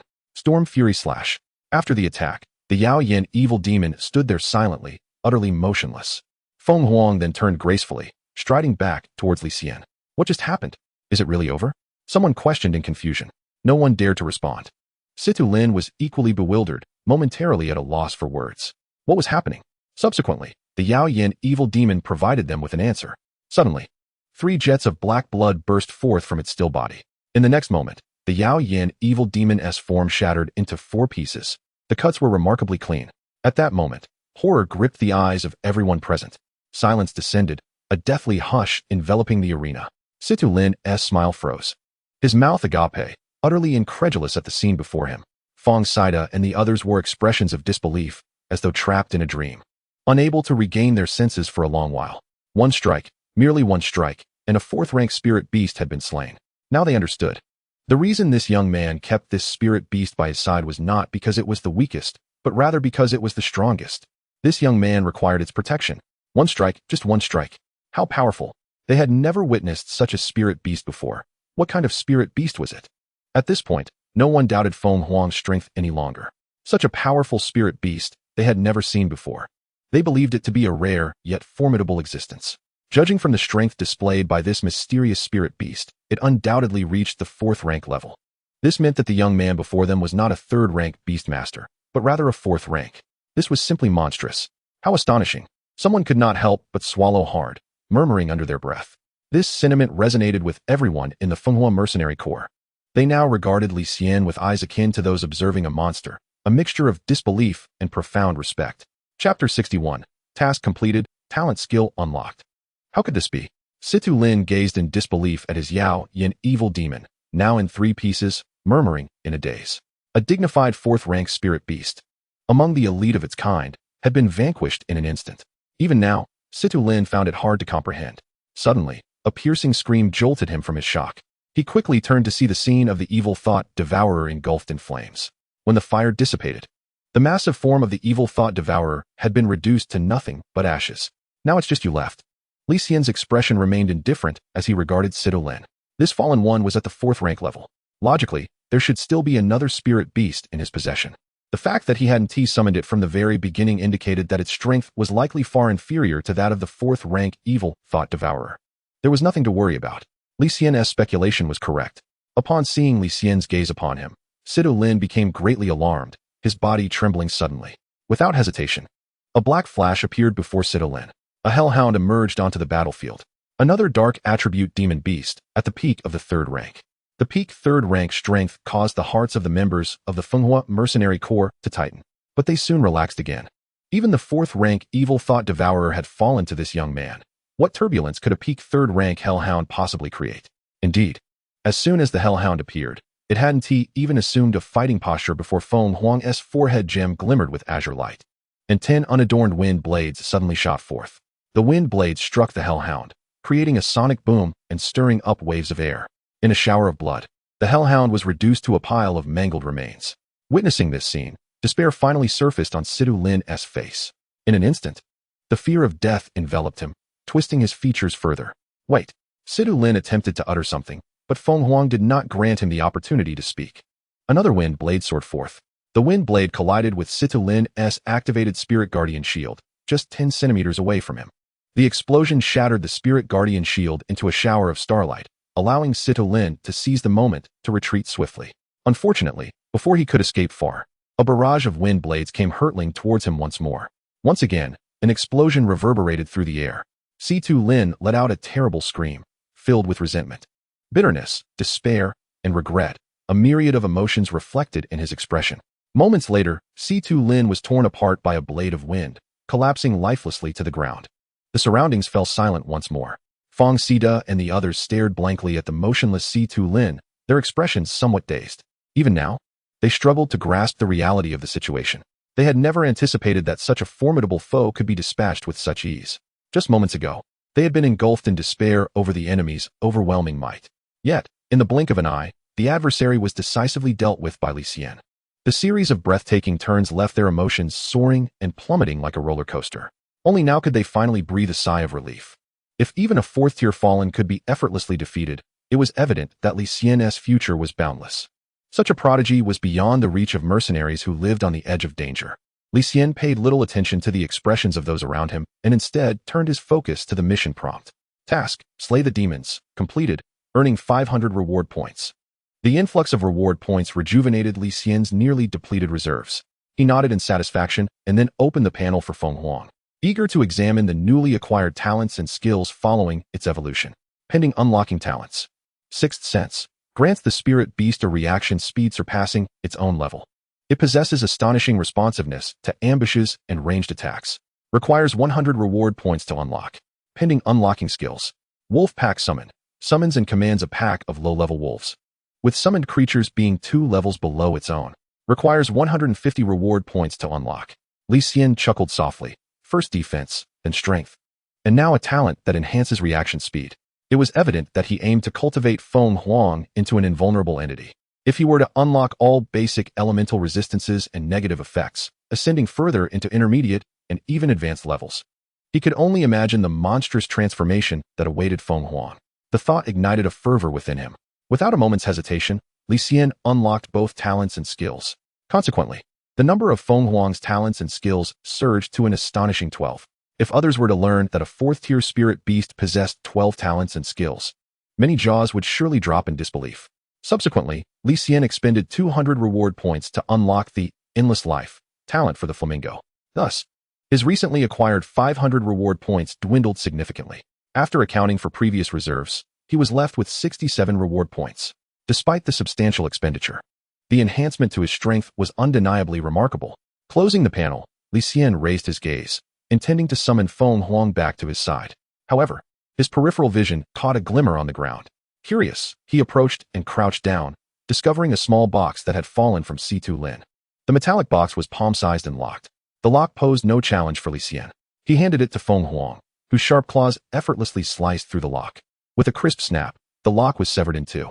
Inside the box lay a layer of black velvet, cradling a black card that rested quietly in the center. Li Xian had never seen such an object and felt a pang of curiosity. What could this be? At that moment, members of the Fenghua mercenary group had gathered around, encircling Li Xian. Chapter 62. The Relic Key, Li Si Rua's Invitation. After a brief glance, Li Xian closed the wooden box, and, noticing the approaching mercenaries, his expression turned icy. Did they intend to commit murder for profit? He patted Feng Huang's large head, stood up, and cast a cold glance over the gathering crowd. Under Li Xian's scrutinizing gaze, everyone felt a tightening in their chests. They could surmise Li Xian's thoughts, yet their interest in the small box was non-existent. They believed it rightfully belonged to Li Xian as spoils of battle. Furthermore, they understood that given Li Xian's earlier display of power, they were no match for him. Fearful of being misunderstood, they hesitated to approach. Fang Xide quickly spoke up. Young brother, you saved us, and we are immensely grateful.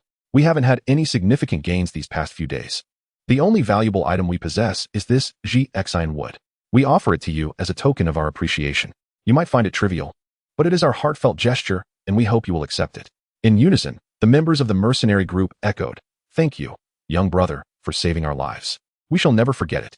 Fang Xide then produced a deep purple piece of wood from his pocket, respectfully extending it to Li Xian. This gesture caught Li Xian off guard, making him feel slightly embarrassed. He realized he had misjudged their intentions. With an awkward chuckle, he replied, You are all too kind. I merely acted to fulfill my mission. I genuinely appreciate your goodwill. This Xian wood will indeed be of some use to me. Since you have offered it so graciously, I shall not refuse. With that, he accepted the Xian wood, tucking it away. Upon seeing him accept the gift, the members of the Feng mercenary group exchanged relieved smiles. With the matter settled, there was no need for further delay in the soul-devouring forest. Li Xian departed alongside the mercenaries, exiting the forest together. Upon reaching the entrance, Li Xian summoned a vehicle to return him to Qinglong Academy. Once back in his apartment, Li Xian sank into the comfortable sofa of his living room. The thought of acquiring the evolution materials from the four-tailed fox, coupled with the 50,000 monetary reward for completing the mission, was more than sufficient for him to procure the 2 required spirit crystals. A smile of joy spread across his face. At this moment, he recalled the small box obtained from C2 Lien. He retrieved it and carefully examined the black card within. The front depicted a 7-story pavilion in varied hues, transitioning from red to orange, yellow, green, cyan, blue, and purple. The back illustrated a deer seemingly drinking from a stream. However, the card left Li Xian perplexed. He then pulled out the velvet cloth from the box and discovered a small note pressed underneath. Upon lifting it, he found elegant script inscribed on the paper. Relic key. For activating relics. To be opened at the full moon this month. Place the card under moonlight. A key to a relic? As he read the words, Li Xian's brow arched, and a pleased smile graced his face. It appeared this acquisition was indeed substantial. Though the last relic adventure had been fraught with peril and exhaustion, it had yielded considerable rewards. In addition to the generous reward points, he had also secured a rare 4-tailed fox spirit beast and a nirvana pearl. If he were to encounter another relic, he might yet obtain even greater rewards. The full moon this month was merely tomorrow. Li Xian quickly devised a plan. He could not afford to miss this upcoming relic expedition. Steeling himself, he examined the note once more, discovering that under the moonlight, a demonic figure began to emerge from the paper. The pattern caused Li Xian's pupils to constrict involuntarily. Li Xian was acutely aware of the significance of this emblem. It was not just him, but every beast master knew its implications. This symbol was infamously recognized throughout the realm of beast masters. While the fallen might evoke feelings of loathing and fear, this organization represented something even more heart-wrenching and terrifying. For this emblem signified an evil force established by the fallen, the Nguji. The origins of this cult remained shrouded in mystery, with rumors suggesting that it began to manifest its activities since the onset of the Great Cataclysm. Ever since its inception, the Nguji has lurked outside mainstream society, concealed in the shadows, orchestrating heinous and unfathomable acts of terror. The cult members, tainted by wicked monstrosities, exhibit profoundly twisted psyches, devoid of any humanity. Their creation of horror is not driven by any ideology or demand. Rather, it is a mere outlet for their inner darkness, deriving pleasure from the pain and sorrow of others. Consequently, the Nguji has faced a concerted offensive from all beast masters, including military forces, mercenaries, and major corporations. Regrettably, the cult operates with remarkable stealth and possesses formidable strength. For centuries, from the time of the Great Cataclysm to the present, the Nguji has evaded complete eradication.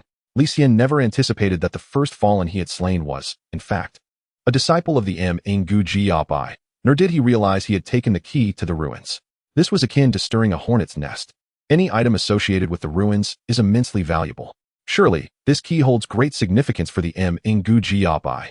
If they were to discover that the key was in his possession, they would undoubtedly pursue him relentlessly. However, returning the key to them was out of the question. Not only was the Nguji secretive in its operations, but even if he wished to locate them, Li Xian was at a loss. Furthermore, he felt confident that with his evolving system, he need not fear these malevolent fallen. They would require time to find him, and with the system by his side, They could never fathom the rapid enhancement of his abilities.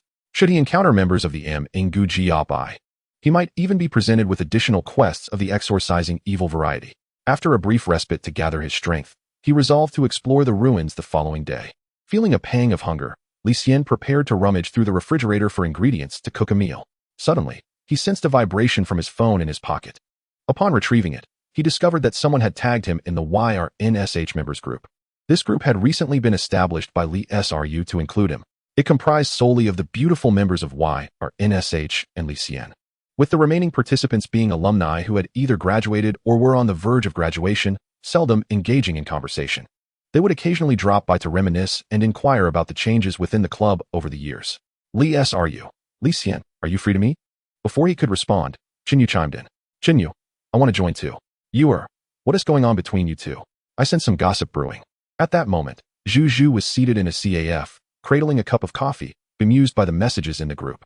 Li Xian found himself equally bemused. However, upon reflection, he realized he had some inquiries to make, and perhaps Li Sru and the others would have the answers, so he agreed to meet. Chapter 63. The Academy competition is advanced, entering the ruins. Half an hour later, Li Xian arrived at the entrance of a restaurant. Upon stepping into the brightly lit dining area, he heard a melodious voice call out from his right. Xian, we are over here. Turning towards the sound, Li Xian saw Li Sru beaming at him, waving enthusiastically. Next to her sat Chinyu, her gaze also sparkling with joy. Since the club's sparring competition, Li Sru had taken to calling him Xian, claiming it signified a close relationship. For some reason, Chinyu had followed suit, much to Li Xian's chagrin. Nevertheless, he didn't mind and allowed the two to address him as they pleased. Both Li Sru and Chinyu were youthful and radiant beauties, drawing numerous envious glances from nearby males. Amidst the admiration, Li Xian approached and took a seat opposite the two girls. The waiter promptly arrived with the menu. After placing their orders, the waiter departed. Li Xian chuckled lightly and casually inquired, "What is the occasion? Did you call me out for a reason?" Li Sru giggled, rolling her eyes at him. "What? Is it not permissible to call you out if there is nothing going on? But I indeed have something important to discuss with you. Have you seen the recent announcement from the academy?" Li Xian paused momentarily. What announcement? He had been absent from school for so long that he was unaware of such matters. Li Sru took a sip of water, her smile brightening as she continued. "I figured you wouldn't know. You've probably been out and about again. The timing for the academy competition has been advanced." Hearing this, Li Xian raised his eyebrows.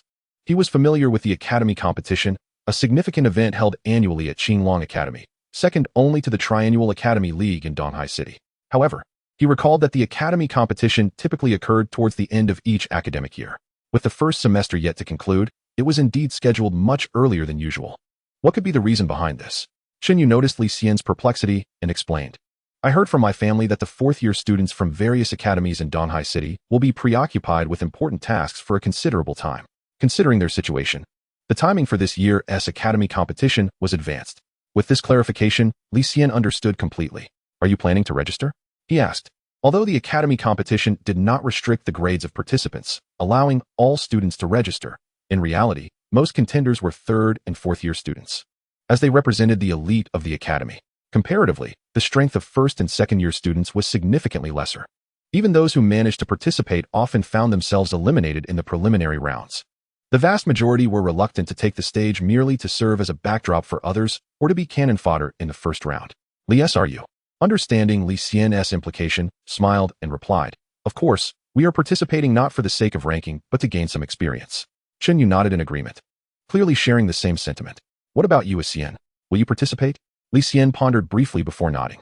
It wasn't that he sought to accumulate experience. Rather, based on his understanding of his system, competitions of this nature always entailed quests related to ranking. This was undoubtedly an excellent opportunity to earn reward points, which he would not forfeit. "All right then, let us strive together," Li Sru and Chinyu said, their faces lighting up with genuine smiles, their eyes curving like crescent moons. At that moment, Li Xian recalled the primary reason for his visit. He handed a note to Li Sru and Chinyu, which depicted the image of a deer seemingly drinking from water, reminiscent of the illustration on the back of the card he had copied. Li Sru and Chinyu pondered over the image for quite some time before shaking their heads in unison, clearly at a loss as to its meaning. Li Xian initially harbored little hope and was not surprised by the outcome. He then inquired, "Do you know where I can find Quangfeng Lingsui?" Quangfeng Lingsui is the primary material for the evolution of the Wind Emperor. Like the previously sought Fengma blood and Zishuan wood, it is a rare commodity in the market. After searching online for quite some time, he could not find much useful information. Thus, he decided to ask Li Xian and Chenyu. Both of them hailed from prestigious beast-taming families and might possess some insights. Li Xian pondered for a moment before shaking her head. I haven't heard of such a material. I'll ask around when I return. Chenyu responded similarly. I don't know either, but I will inquire when I get back. Li Xian nodded. He was not in a hurry. The Wind Emperor had only just evolved, and it would take some time for its growth to reach 100. As evening descended, Li Xian casually ate a little something and then nestled on the sofa, closing his eyes to rejuvenate, quietly awaiting the nightfall as the moon began to rise. When the silvery moonlight cascaded down, adorning the living room floor with a layer of gossamer, Li Xian slowly opened his eyes and retrieved a delicate and mysterious card. He approached the balcony, placing the card beneath the moonlight. The hazy glow illuminated the 7-layered pavilion on the card's face, seemingly transforming into a tangible liquid that flowed. The liquid within the 7-layered pavilion gradually rose, and the card grew increasingly luminous. In no time, the card was enveloped in a dazzling silver, slowly ascending into a glowing orb the size of a fist. Under Li Xian's astonished gaze, the orb expanded at an astonishing pace, soon engulfing him entirely. Although taken aback, Li Xian did not evade, allowing the radiance to envelop him completely. His vision was quickly consumed by an endless brilliance. After an indeterminate period, the light gradually dissipated, and his sight regained clarity. Peering cautiously, he discovered he was no longer in the living room. Instead, he found himself in a spacious corridor. Rows of columns stood on either side of the corridor, and as he gazed deeper, the light dimmed. Only the faint glow of fireflies from above illuminated the surrounding environment. The corridor stretched ahead, its marble floor covered in a thick layer of dust and marked with cracked patterns, indicating that no one had visited in a long time. Esteemed guest, welcome to the Silver Moon 7 God Tower. A melodious voice resonated from the void, seemingly omnipresent.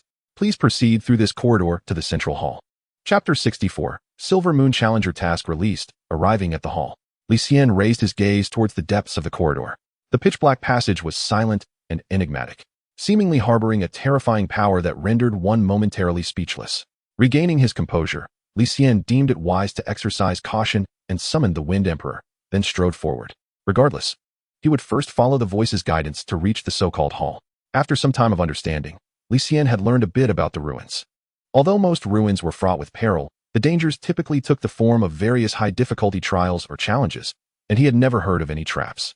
Just as he was contemplating, a distinct sound of footsteps echoed ahead. The footsteps grew closer, and 5 towering figures gradually emerged from the darkness. These figures, approximately 2 meters tall, possessed metallic faces devoid of emotion, displaying no fluctuations in sentiment. Each of these creatures wielded a massive sword, their limbs and torsos gleaming with a metallic sheen, studded with numerous rivets. Could these be automatons? Li Xian observed these peculiar entities with curiosity. The 5 strange beings halted before him, and Li Xian noticed a large wind-up mechanism behind each of them, confirming their identity as automatons without a doubt. Seeing no signs of them moving, he continued forward, albeit with heightened vigilance. Suddenly, the automatons sprang to life, turning swiftly and charging at Li Xian with swords raised. Li Xian's gaze sharpened. This was entirely within his expectations. He commanded the Wind Emperor to engage while simultaneously enveloping himself in a spirit guardian shield. Having never encountered such odd creatures, he was uncertain of their capabilities and deemed it prudent to exercise caution. Fortunately, the situation was not as dire as he had imagined. The evolved Wind Emperor was more than capable of handling them. In their initial clash, the Wind Emperor struck the foremost automaton, sending it and its sword crashing away. Not only that, but the automaton disintegrated into countless fragments mid-air before it even touched the ground. Their strength seems to be at the peak of the 2nd tier. Not reaching the 3rd tier, Li Xian mused. 5 2nd-tier monsters would likely require a 3rd-tier beast master to manage. The difficulty of this ruin was indeed formidable. He had barely entered and was already faced with such a level of obstruction. The challenges here far surpassed those in the God games. As he lamented, the monotonous voice of the system echoed in his mind once more. Ding. Ruin task released. Silver Moon Challenger. Pass the trial of the Silver Moon Guardian. Each successful trial unlocks corresponding reward points. Li Xian thought to himself. As expected, entering the ruins also triggers tasks. It seems that these ruin tasks can be activated simply by entering the ruins. While Li Xian pondered, the Wind Emperor had already dispatched the 5 automatons. After a thorough inspection and finding no issues or rewards, Li Xian continued forward. Along the way, he encountered several more assaults from automatons. Almost every 200 to 300 meters, he faced a wave of them, ranging from 4 to 5, and sometimes 6 to 7, but their strength remained unchanged. Unless faced with 100 such monsters at once, they posed no threat to Li Xian whatsoever. Thus, his journey was smooth and rather leisurely, prompting him to retract the Spirit Guardian shield. While maintaining the shield required only a trivial amount of his abundant spiritual energy, keeping it active without danger was rather unwise. Before long, a faint glimmer appeared ahead, causing Li Xian's heart to quicken. He surmised that it must be the destination. Just then, a sudden flurry of hurried footsteps approached from his right front. 4 individuals emerged from the shadows, encountering Li Xian. Both parties paused momentarily. Before him stood 4 men, 2 large and 2 small. The 2 larger men appeared to be in their 40s, exuding a mature and composed demeanor. The other 2 were youthful, likely in their 20s, akin to Li Xian. 8 spirit beasts surrounded the 4, providing a formidable protective barrier. Upon seeing Li Xian, the 4 displayed wary expressions. It was only after recognizing Li Xian's face and the Wind Emperor beside him that they appeared momentarily stunned. A young man with only 1 spirit beast? How could someone so weak be here? Li Xian felt a flicker of surprise. He had not anticipated encountering others within these ruins. Connecting this to the fixed time of the ruin key's activation, he began to suspect that the number of individuals entering these ruins would not be small. As Li Xian found himself lost in contemplation, a middle-aged man from another group could not help but interject. "Young man, did you also enter through the key card?" His peculiar gaze scrutinized Li Xian. It was no surprise. The presence of a youth accompanied by only a single spirit beast was indeed astonishing. "Uncle Qian, why bother speaking to this waste of space? A first-tier beast master, likely just a lucky fool who stumbled upon a key card. There's no need to pay him any mind," another arrogant young man chimed in. "Indeed, uncles, let us hasten our departure. If we delay, the treasures will be lost." The 2 middle-aged men furrowed their brows at this. Unlike the 2 young men, they possessed a keen sense of awareness. Throughout their journey, they had encountered numerous puppets, and it was clear that this boy had also faced similar trials. Since he had arrived here unscathed, his strength could not be underestimated. The fact that he had only summoned 1 spirit beast likely indicated a strategy of feigned weakness. However, they understood the disposition of the 2 privileged youths by their side. After a moment's reflection, they chose not to elaborate further, casting a deep glance at Li Xian before departing with the 2 young masters. Before leaving, the 2 young men scoffed derisively at Li Xian, ignoring their disdain. Li Xian deduced from the earlier man's words that these 4 individuals had also entered via a key card. It appeared that a single card could allow multiple individuals to enter simultaneously. Nevertheless, given the chance, Li Xian would still choose to enter alone, as he found it more convenient to operate independently. Regaining his focus, Li Xian pressed onward with Feng Huang, finding his path considerably smoother with the 4 ahead clearing the way. He encountered no further assaults and, after approximately 10 minutes, arrived at a grand entrance. Without sensing anything amiss, he gently pushed open the door. A blinding light enveloped him, and he found himself in an extraordinarily spacious hall. As he sensed the presence of others, countless gazes instantly converged upon him. Startled, Li Xian observed the throng within the hall, which was bustling with no fewer than 1,000 individuals. Chapter 65. The second round of chaos begins. Li Xian underestimated. Li Xian stood astounded, gazing at the crowd. He had anticipated that many would enter the ruins, but he had not expected such a multitude. It felt akin to a marketplace. The onlookers' eyes lingered on him only briefly, with the majority displaying expressions that were a mixture of confusion, astonishment, envy, and derision, all provoked by Li Xian's age and the presence of only a single spirit beast. Each of them had traversed the dark corridor and faced puppet obstructions to arrive here. Given his age, they found it difficult to believe that someone so young could possess the strength to defeat several waves of puppets with just 1 spirit beast. They speculated that Li Xian had simply been fortunate, acquiring the key to the ruins from an unknown source and following others into the hall. Li Xian could read their thoughts through their expressions but felt no desire to engage in debate. Instead, he opted to observe his surroundings more closely. The expansive hall was devoid of furnishings, with the walls adorned with obscure inscriptions and ancient patterns. At the center of the entrance wall stood an irregular stone platform. The thousands of individuals were scattered throughout the hall in small clusters, forming numerous groups. Beastmasters like Li Xian, who entered alone, tended to keep their spirit beasts close, vigilantly surveying their surroundings. While the crowd was sizable, an unusual silence prevailed, with no one initiating conversations with strangers, only whispering among familiar companions. As time passed, approximately 10 more individuals gradually entered the hall. Moments later, a voice resonated within Li Xian's mind. "Congratulations on passing the first trial of the Silver Moon Guardian. Reward, 100 reward points." Simultaneously, a melodious female voice echoed throughout the hall. A beam of moonlight illuminated the chamber, and an elegant 9-colored deer materialized from the light, alighting upon the stone platform at the hall's depth. The deer radiated a luminous aura, gradually transforming into a youthful woman clad in a flowing 9-colored gown. She wielded a golden spear, her hair as white as snow, skin fair, and a captivating smile gracing her face, resembling a goddess. I am Jiulu, the guardian of the Silver Moon 7 Towers. Instantly, a murmur swept through the hall as all eyes turned in astonishment toward Jiulu. Is she the Silver Moon guardian mentioned in the quest? Li Xian pondered, intrigued by her nature. Was she a magical creature, a spirit beast, or something else entirely? Unfazed by the gazes directed at her, Jiulu surveyed the hall before continuing. I trust you have all come in pursuit of the treasures within the Silver Moon 7 Towers. As the guardian, I have a duty to test you. Only those who pass the final trial will be deemed worthy of the treasures here. What kind of trial? Someone inquired. The puppets in the first layer have been successfully overcome by all present. Now, we proceed to the second layer's trial, the Grand Melee. You will be randomly divided into small groups of 4 to 6 individuals to engage in battle. The victors will advance to the next round, while the defeated will face elimination. The battles are unrestricted in terms of lethality, meaning that the defeated may very well lose their lives. This declaration sent the hall into an uproar.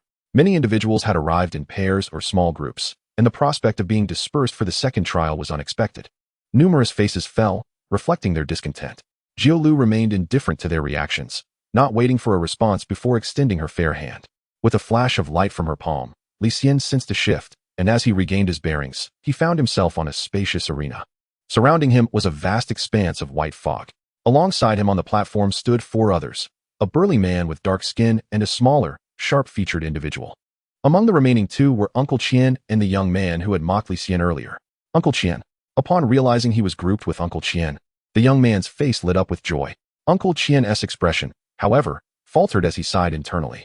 While being in a group with companions could facilitate cooperation against adversaries, only one could ultimately emerge victorious. Thus, one would inevitably have to withdraw, and it was clear that the one stepping back would be him, given his role as a protector. On the other hand, the expressions of the burly man and the small individual were grim. They were strangers to one another.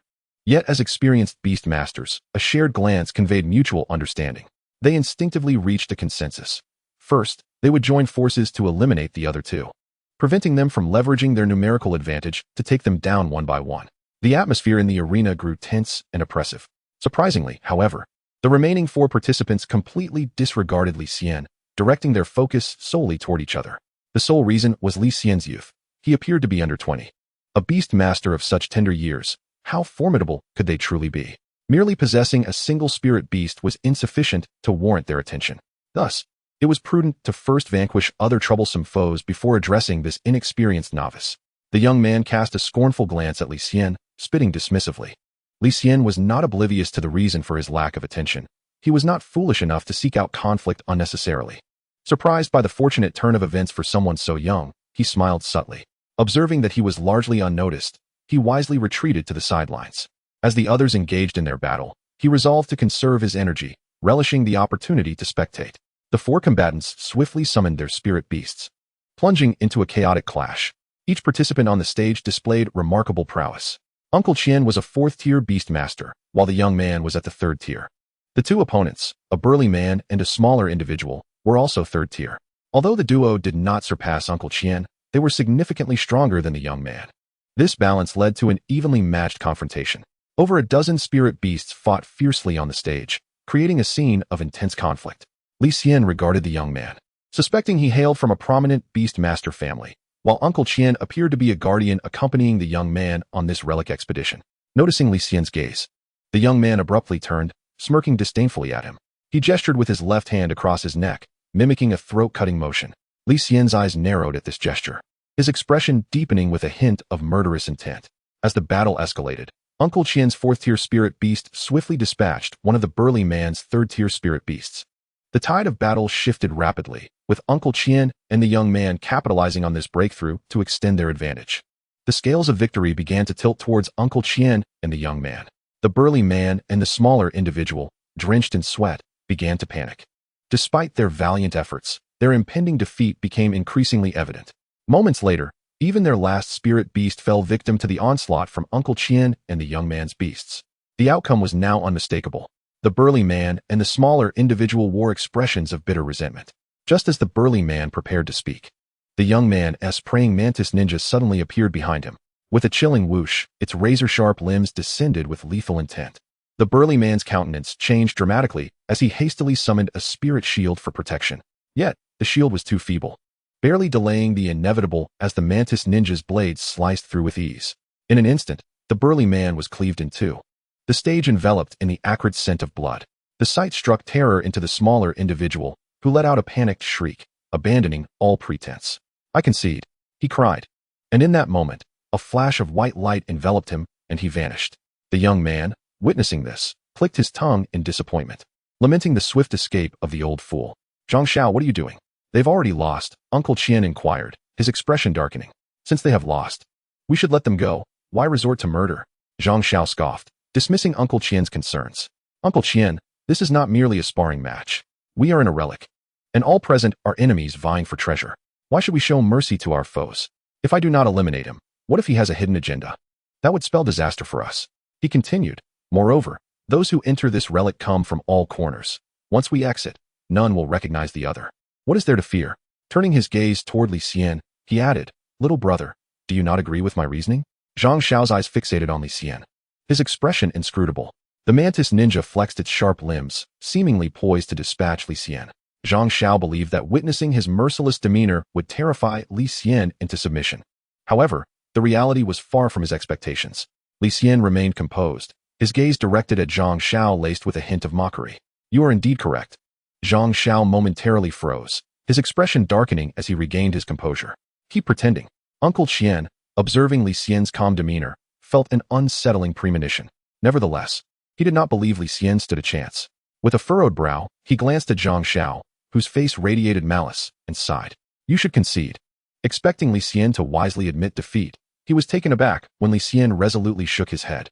"The outcome is still uncertain, is it not?" Uncle Qian furrowed his brow at this retort, while Zhang Xiao erupted in laughter, infuriated. "Uncle Qian, no need to say more. If this fool seeks death, I shall grant it." Uncle Qian shook his head in dismay, convinced that at Li Xian's age, his abilities could not be formidable, likely only reaching second tier at best. Even if he were exceptionally gifted and reached third tier, he would be no match for either himself or Zhang Xiao. Why insist on struggling against an inevitable defeat? Was it not better to concede than to risk his life? Zhang Xiao, perceiving Uncle Qian's silence, grew increasingly smug. His gaze toward Li Xian brimmed with undisguised malice. The mantis ninja, attuned to its master's murderous intent, leaped menacingly toward Li Xian. Yet Li Xian remained unruffled, regarding the approaching mantis ninja as one might a mere insect. Even Feng Huang beside him merely cast a fleeting glance at the mantis ninja, remaining unperturbed. To the onlookers, their demeanor suggested they had been rendered speechless. Zhang Xiao's expression twisted into a sinister grin. With such meager strength, they dared to meddle in the relic? Truly, they were unaware of their own mortality. He resolved to ensure that his mantis ninja would strike down Li Xian before he could concede. Uncle Qian, witnessing this, shook his head in resignation. This was a predicament of Li Xian's own making. He had given Li Xian the chance to surrender, and now it was beyond his assistance. Both believed Li Xian was doomed to perish. However, at that moment, Feng Huang finally sprang into action. The sharp clang of weaponry echoed as Feng Huang's claws met the mantis ninja's limbs. In an instant, the mantis ninja emitted a cry of anguish. Its previously indomitable blades now marred with cracks. Panic filled its eyes as it realized, after a single strike, the terrifying might of Feng Huang. With a shriek, it attempted to flee. Alas, Feng Huang's speed far surpassed its own. In a heartbeat, Feng Huang vanished from sight, reappearing beside Li Xian as if it had never moved. Zhang Xiao scoffed. Indeed, those lacking strength resort to flashy tactics. Yet, the next moment, the mantis ninja, while in mid-flight, was unexpectedly cleaved in two without warning, crashing lifelessly onto the stage. The entire sequence unfolded in the blink of an eye, so sudden and astonishing that it left spectators breathless. Zhang Xiao's cold laughter abruptly ceased, his expression stiffening as he stared blankly at the scene before him, rendered momentarily speechless. Qian Shu, equally wide-eyed, wore an expression of incredulity. What had transpired during the brief moment when the young man's spirit beast vanished? Chapter 67, The Summoning of the Wolf Pack. This is impossible. How could this be? Zhang Xiao's eyes widened in disbelief as he gazed at the lifeless body of his mantis ninja. He never anticipated that his most formidable spirit beast could be so effortlessly vanquished by a seemingly frail youth. Qian Shu raised his head sharply to look at Li Xian. His eyes filled with shock. He was well aware that Zhang Xiao's Mantis Ninja was a mid-tier third-grade spirit beast. Yet, it had been dispatched in a single blow? No, that cannot be right. Qian Shu, with his seasoned experience, quickly grasped the reality. To achieve a one-hit kill on a Mantis Ninja, one would need at least a fourth-grade spirit beast. The young man before him was undoubtedly a beast master of fourth grade or above. The sheer astonishment within Qian Shu was beyond words. This spectacle was utterly astounding. He could not fathom that a young man who looked to be under 20 could be a beast master of such high caliber. Such talent is truly monstrous. Could it be that this youth hails from an ancient lineage of beast masters? Or does he harbor some undisclosed secret? Before Qian Shu could fully contemplate these thoughts, Zhang Xiao's venomous voice seethed beside him. You dare to kill my Mantis Ninja? I will have you pay with your spirit beasts. Clearly, this privileged scion was accustomed to his usual reckless demeanor, having others clean up his mess regardless of the trouble he stirred. Yet, he remained oblivious to the gravity of his present situation. Here, apart from Qian Shu, no one could assist him, and Qian Shu would not be a match for Li Xian. Zhang Xiao, with a gaze filled with resentment, unhesitatingly commanded his remaining 2 spirit beasts to attack. However, these 2 spirit beasts were significantly weaker than the Mantis Ninja and stood no chance against Feng Huang. Feng Huang allowed the 2 spirit beasts to approach, casually swiping with its claws. Soon, 2 more lifeless bodies lay on the ground. At this point, Zhang Xiao was jolted awake. His face turned pale, and his limbs trembled. If he still failed to recognize the abnormality of the situation before him, he would truly be a fool. This young man was no novice. He was a bona fide fourth-grade beast master. In an instant, he and Qian Shu reached the same conclusion. Could this lad be from an ancient lineage of beast masters? Yet, soon a cold smirk crept across Zhang Xiao's face. So what if you are from an ancient family? In a relic, anything can happen, even if you die. No one would know how it transpired. Thus, there is no need to fear retribution. With this thought, a sinister grin appeared on Zhang Xiao's face. Qian Shu, kill him. After a moment's hesitation, Qian Shu ultimately chose to obey his young master's command. With a wave of his hand, 4 spirit beasts appeared in formation. Among them was 1 fourth-grade beast, 2 mid-tier fourth-grade beasts, and 1 upper-tier fourth-grade beast. The lone third-grade spirit beast was at its peak, on the verge of ascending to 4th grade. This lineup was indeed impressive. The presence of such strength among a mere household servant illustrated the formidable power of Zhang Xiao's family. Observing this, Zhang Xiao sneered. From his perspective, even if Li Xian was a 4th-grade beast master, he must have only recently attained that rank. In terms of accumulated strength, he could not possibly match Qian Shu, an experienced 4th-grade beast master. Setting aside other considerations, just the number of 4th-grade spirit beasts alone would give Qian Shu a decisive advantage over Li Xian. Victory was merely a matter of ease. However, the next moment, Zhang Xiao's newly kindled confidence was shattered. He watched in astonishment as a jewel on Feng Huang's forehead shimmered. And suddenly, 10 storm spirit wolves appeared out of thin air.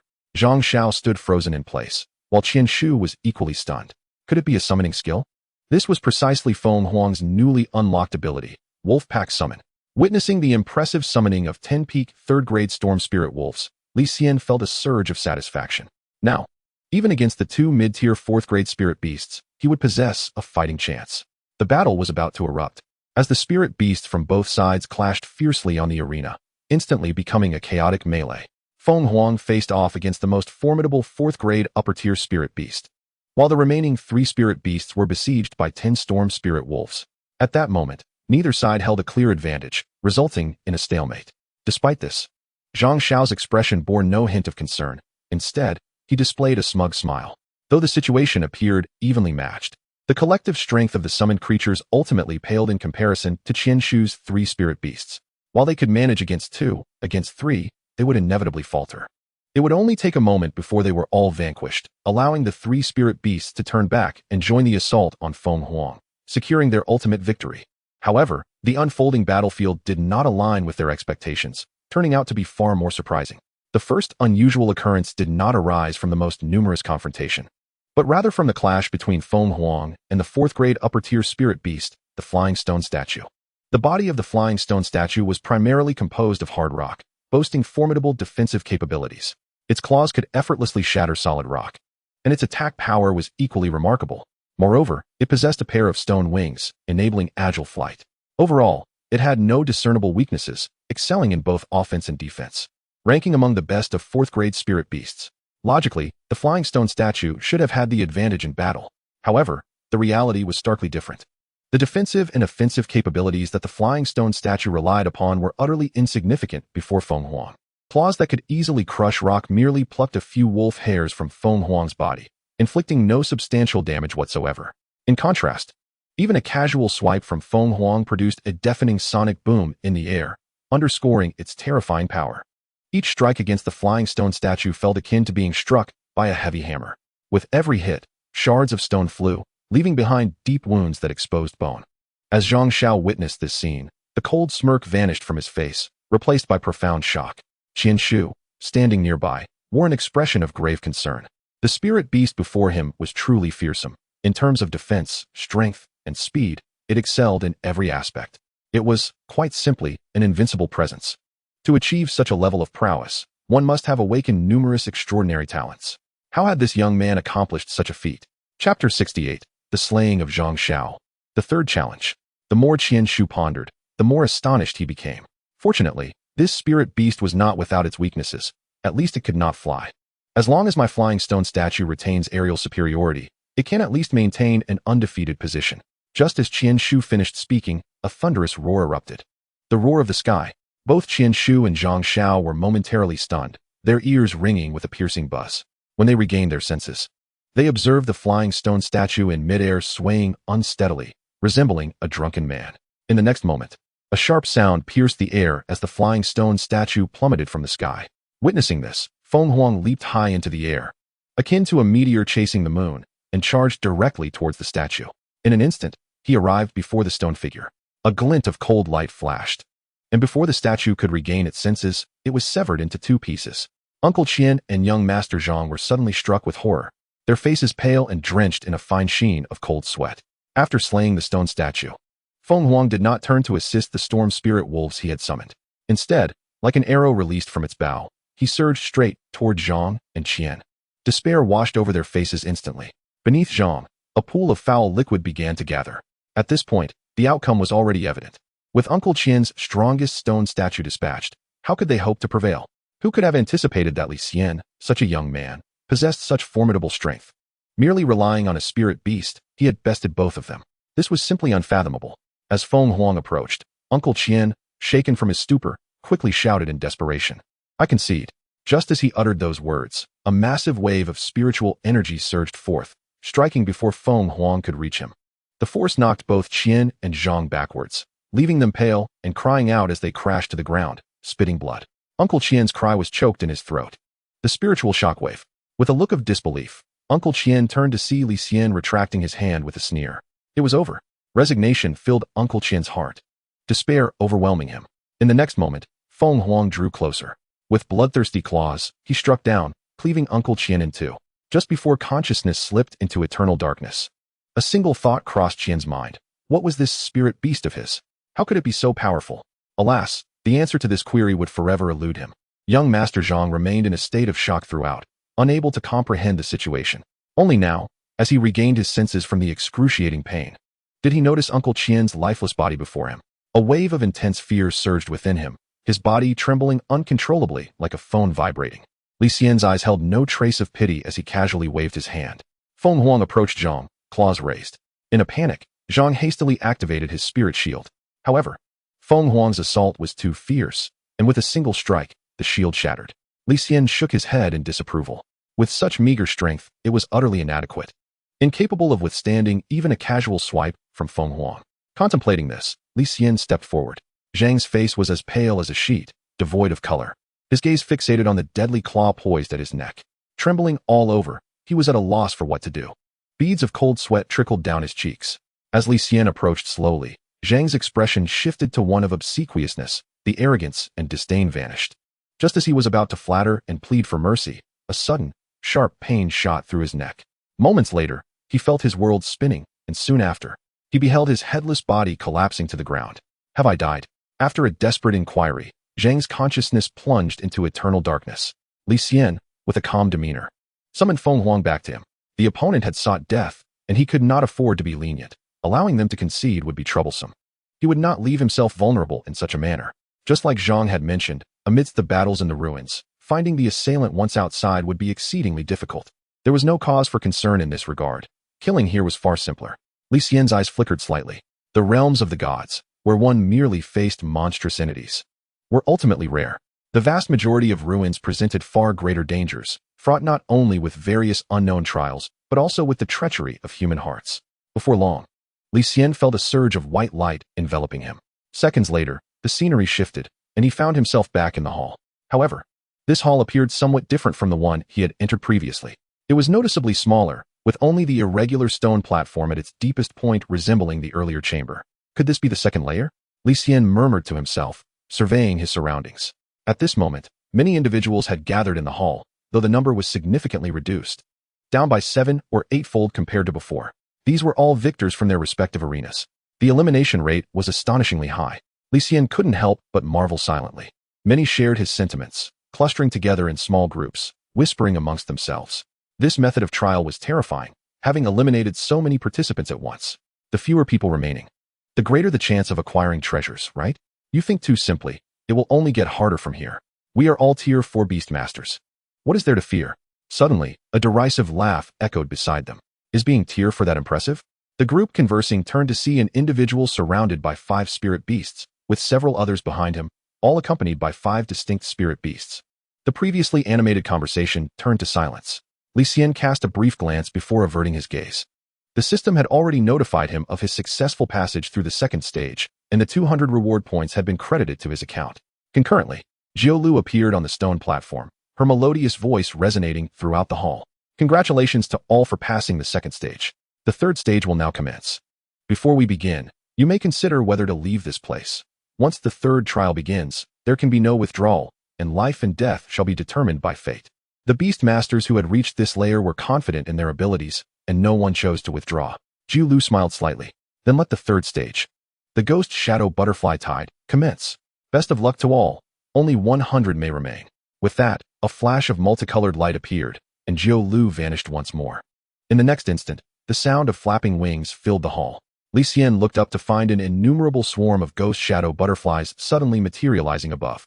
These butterflies were pitch black, their eyes gleaming with bloodthirsty red light, fixated on the crowd below, as if regarding them as delectable prey. Suddenly, one of the ghost shadow butterflies emitted a cry, sounding the charge for their assault. In an instant, countless butterflies flapped their wings and dove down. Shock painted the faces of all present. Damn it! How can there be so many ghost shadow butterflies? This is terrifying. They are already strong. And now there are so many. How can we fight them? Chaos erupted in the hall as everyone scrambled to retreat towards the sides. With so many ghost shadow butterflies, remaining in the open space of the hall would invite a multi-directional assault. Even the most formidable among them would not withstand such an onslaught. It would be tantamount to courting death, and before long, they would be reduced to mere bones. Li Xian was no exception. Fortunately, his quick reflexes allowed him to secure a relatively advantageous position. This spot, nestled between 2 walls, meant he only had to fend off attacks from one direction. Due to the confined terrain in which Li Xian found himself, the assaults he faced were relatively few.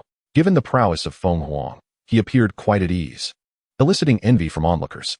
Many noted that Li Xian was accompanied by only a single spirit beast, and, in their envy, began to entertain nefarious thoughts. Before long, a burly bald man approached Li Xian with hostility, exclaiming, "You little brat, how can such a prime position be occupied by a worthless fool like you? Step aside." He commanded his strongest 4th-tier spirit beast, the Viper, to charge at Feng Huang. Faced with the fierce Viper, Li Xian remained unfazed. Without any instruction, Feng Huang took the initiative. Upon seeing Feng Huang advance, the bald man sneered, "You seek death. Viper, bite him." The Viper opened its gaping maw, accelerating swiftly to sink its fangs into Feng Huang's neck. The bald man grinned, confident in the Viper's formidable attack power, certain that even a peak 4th-tier spirit beast would suffer greatly from such a bite. Moreover, the Viper's venom would paralyze its victim with just a single touch. He envisioned a scene where Feng Huang lay incapacitated on the ground, defeated by the toxin. Surrounding spectators sighed, lamenting their missed opportunity to seize such an advantageous position. However, what transpired next was beyond their expectations. What? How is this possible? It suffered no harm at all. The anticipated sight of Feng Huang collapsing did not materialize. The Viper's bite had failed to inflict any damage. Damn it, what kind of defense is this? The bald man shouted in frustration. Li Xian paid him no mind. Feng Huang, with a sudden swipe of its claw, sent the Viper crashing to the ground. Dazed, the Viper struggled to rise. At this point, the bald man realized the truth. Li Xian was far superior. He had thought he had found an easy target, only to discover he had kicked a steel plate. It became clear that he needed to quickly de-escalate the situation. Otherwise, if his most powerful spirit beast, the Viper, were to perish, he would not survive the encounter. Thus, the burly man hastily adopted a conciliatory tone, saying, "Little brother, that was a misunderstanding. I failed to recognize your strength. Please spare me." Li Xian scoffed. "A coward who bullies the weak." He calmly gestured to Feng Huang, commanding, "Feng Huang, take him down." Upon receiving the order, Feng Huang prepared to attack. The bald man, now panicking, sweated profusely, urgently shouting, "Are you truly willing to engage in mutual destruction? Without the protection of spirit beasts, how will you survive the impending onslaught of the ghost shadow butterflies?" Li Xian summoned his fiery phoenix and four-tailed fox, unleashing a relentless slaughter against the encroaching ghost shadow butterflies. The onlookers were left speechless, exclaiming, "A fiery phoenix and a four-tailed fox? These are exceedingly rare spirit beasts. Who is this young man?" Li Xian, unfazed by their astonished reactions, directed Feng Huang, whose claws ignited with azure flames, to strike down the Viper. In an instant, the Viper lay severed into 5 pieces, motionless on the ground. The effortless defeat of such a formidable 4th-tier spirit beast quelled any thoughts of malice toward Li Xian among the spectators. Seeing his Viper slain, the bald man cried out in despair, "No." As the ghost shadow butterflies surged forth once more, he had no choice but to summon his remaining 3 third-tier spirit beasts. Yet, amidst the swarm of ghost shadow butterflies, his spirit beasts were swiftly overwhelmed. Ultimately, as the ghost shadow butterflies engulfed him, regret filled his eyes. If only he had not provoked Li Xian. Alas, there is no remedy for regret, and such thoughts were futile. This was merely a minor episode. Following this, Li Xian recalled his fiery phoenix and four-tailed fox, leaving only Feng Huang at the ready. Gradually, Li Xian sensed something amiss. Feng Huang's speed had diminished. Through Feng Huang's feedback, he learned that the ghost shadow butterfly's attacks contained a toxin capable of inducing paralysis. Contemplating, he recalled that the elementary resistance to abnormal effects enhancement included a boost to resistance against paralysis.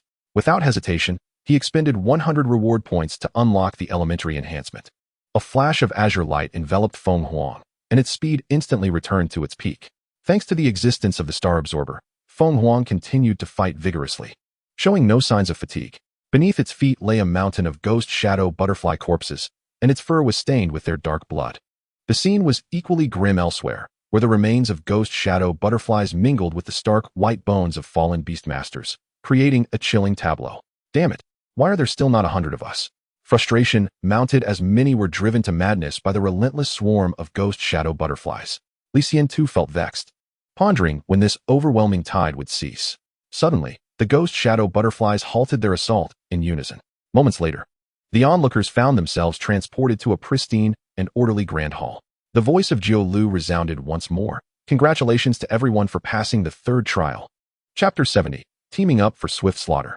The first 3 trials had yielded Li Xian a bounty of 600 reward points. He mused, "This place seems to have 7 levels. If I managed to clear them all, I could amass over 1,000 reward points, which would be quite a fortune." With this thought, he felt a surge of excitement. At that moment, Jiu Lu, adorned in a multicolored gown, reappeared. All eyes turned to her as she spoke. "First, congratulations to everyone for passing the 3rd trial. Now, we shall commence the 4th trial. As per tradition, I must ask, are there any challengers wishing to withdraw?" Jiu Lu's question plunged many into contemplation.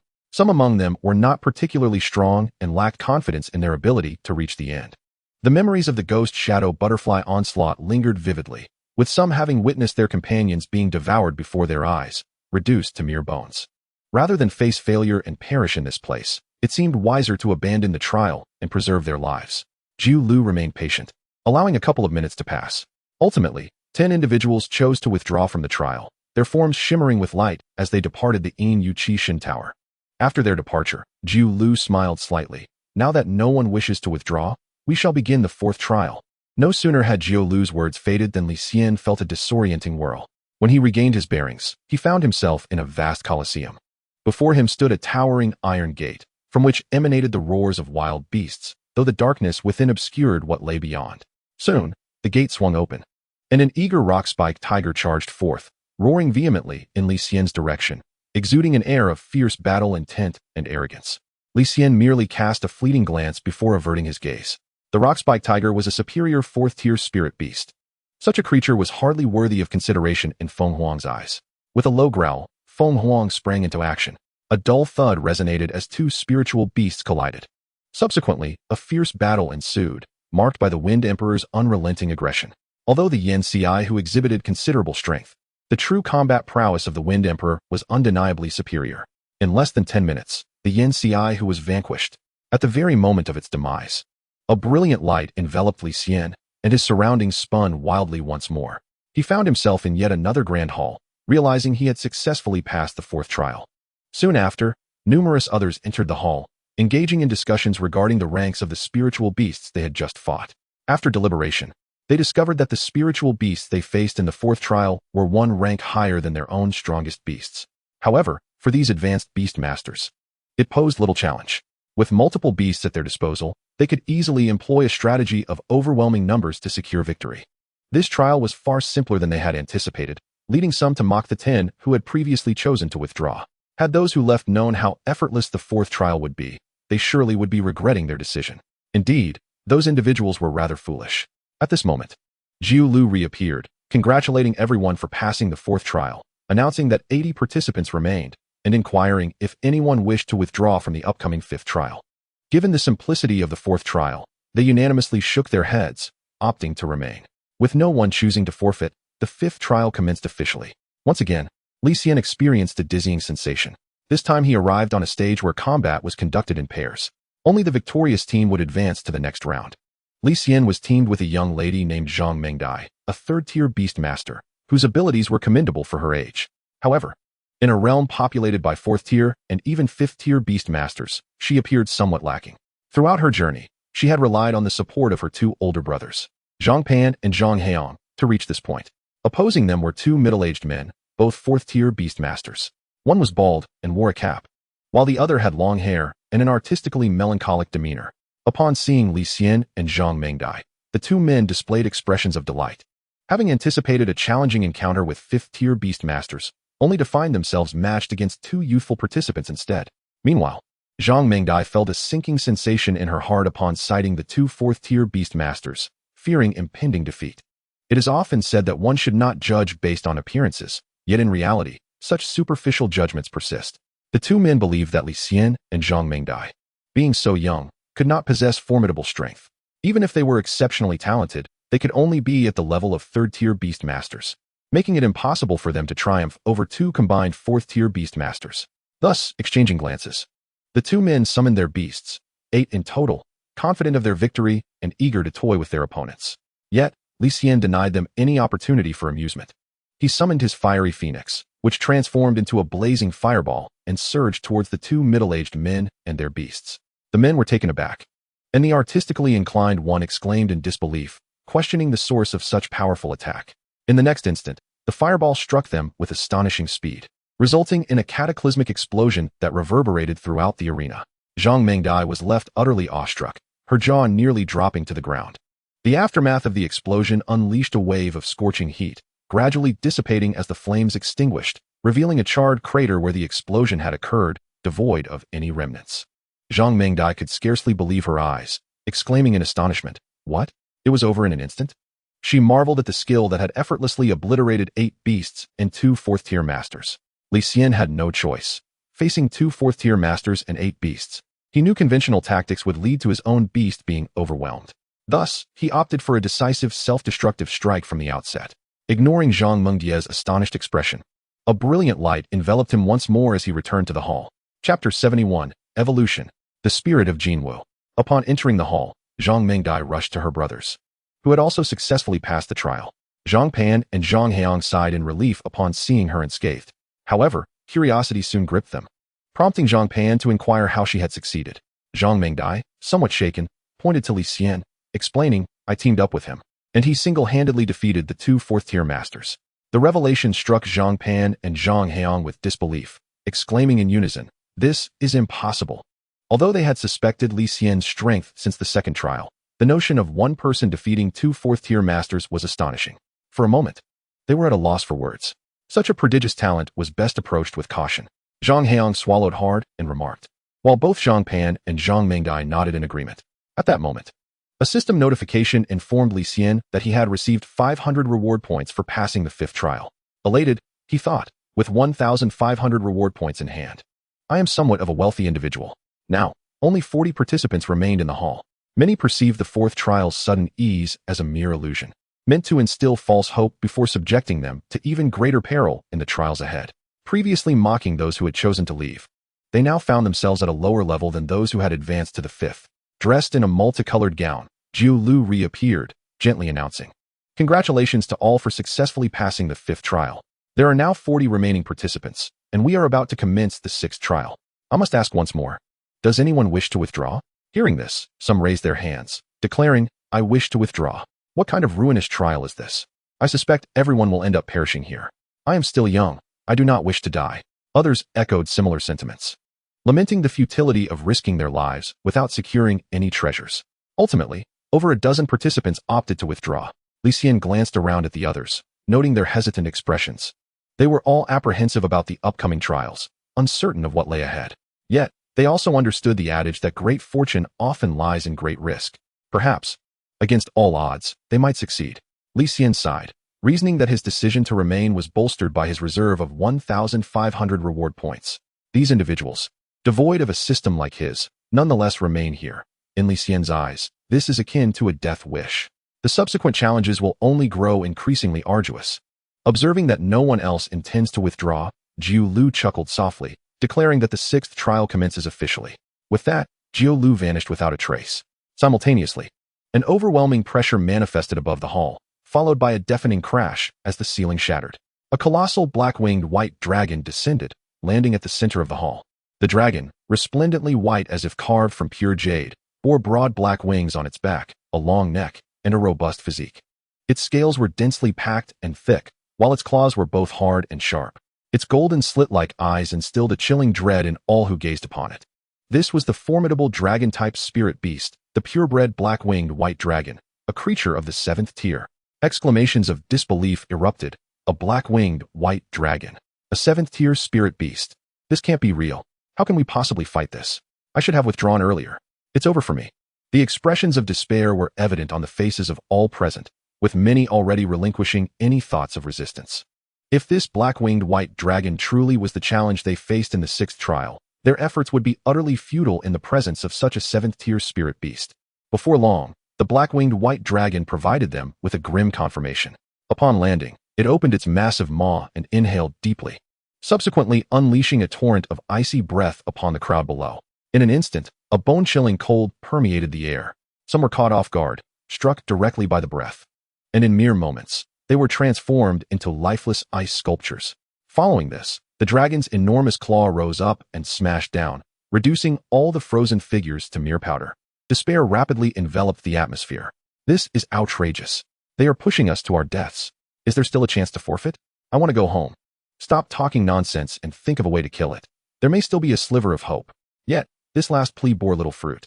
As none among them were acquainted with one another, in the face of danger, their thoughts turned to hoping the black-winged white dragon would not fixate on them. Rather than uniting against it, Li Xian, positioned a fair distance from the dragon, remained unperturbed by the icy breath that had failed to reach him. However, he acknowledged the situation as rather troublesome. Confronting a seventh-tier black-winged white dragon with merely a handful of spirit beasts was utterly insufficient. Only an overwhelming swarm could potentially succeed through sheer numbers. Currently, the black-winged white dragon was on a rampage, effortlessly dispatching spirit beasts with every strike, while a single breath unleashed devastating damage. Any beastmaster targeted by its gaze could not escape their fate. In mere moments, 10 individuals fell victim to the dragon's onslaught, plunging the hall into an atmosphere of suffocating dread. At that moment, Zhang Mengdai, Zhang Pan, and Zhang Heong huddled together in a corner, their faces etched with despair as they beheld the havoc wrought by the black-winged white dragon. Zhang Mengdai asked hopelessly, "Brother, what do we do now?" Zhang Pan and Zhang Heong, their expressions grave, remained silent, having no viable solutions. Regret washed over them, wishing they had withdrawn earlier. Li Xian, however, devised a plan. His flaming bird had reached a growth level of 927, with the required evolution materials already in hand. Without hesitation, he allocated 23 reward points to the flaming bird and initiated its evolution. Instantly, the panel reflected changes. Name: Spirit of the Golden Crow. Attribute: Fire. Level: Intermediate Tier 4. Growth level: 0. Talent: High resistance to fire elements, fiery body, endless vitality. Skills: Flame penetration, Fiery Breath, Self-Destruct, Solar Charge, Inferno Strike. Evolution Path, Explosive Route, Next Stage, Golden Crow Knight. Upon seeing this, Li Xian felt a surge of joy. He had initially believed that the spirit of the Golden Crow would only reach the lower end of Tier 4, yet it had evolved to an intermediate level. A delightful surprise indeed. Without hesitation, he pointed at the black-winged white dragon and commanded, Charge. Self-Destruct. Chapter 72, Slaying the Black-Winged White Dragon, Level 7. Upon evolving into the spirit of the Golden Crow, the flaming bird's feathers transformed into a brilliant gold, its stature considerably elevated, and it exuded an air of pride. With its head held high, it showcased its magnificence to Li Xian, as Li Xian commanded it to launch an assault. The spirit of the Golden Crow prepared to take flight. However, the unexpected command for self-destruction left it momentarily stunned. Had it the ability to speak, it would have surely questioned why its master favored such a drastic measure. With a cry, the spirit of the Golden Crow sought to resist. But Li Xian's voice brooked no argument. Self-destruct. Faced with this inevitable fate, the spirit of the Golden Crow adopted a resolute expression, transforming into a radiant little sun that charged towards the imposing black-winged white dragon. The sudden appearance of this miniature sun captured the attention of all. Following its evolution, the spirit of the Golden Crow's embodiment as a little sun exuded a significantly more formidable aura. What is that? It seems incredibly powerful. Indeed, what could it be? Let us observe. It might yield extraordinary results. How could that be? It's a 7th-tier black-winged white dragon. This unexpected little sun soon drew the black-winged white dragon's gaze.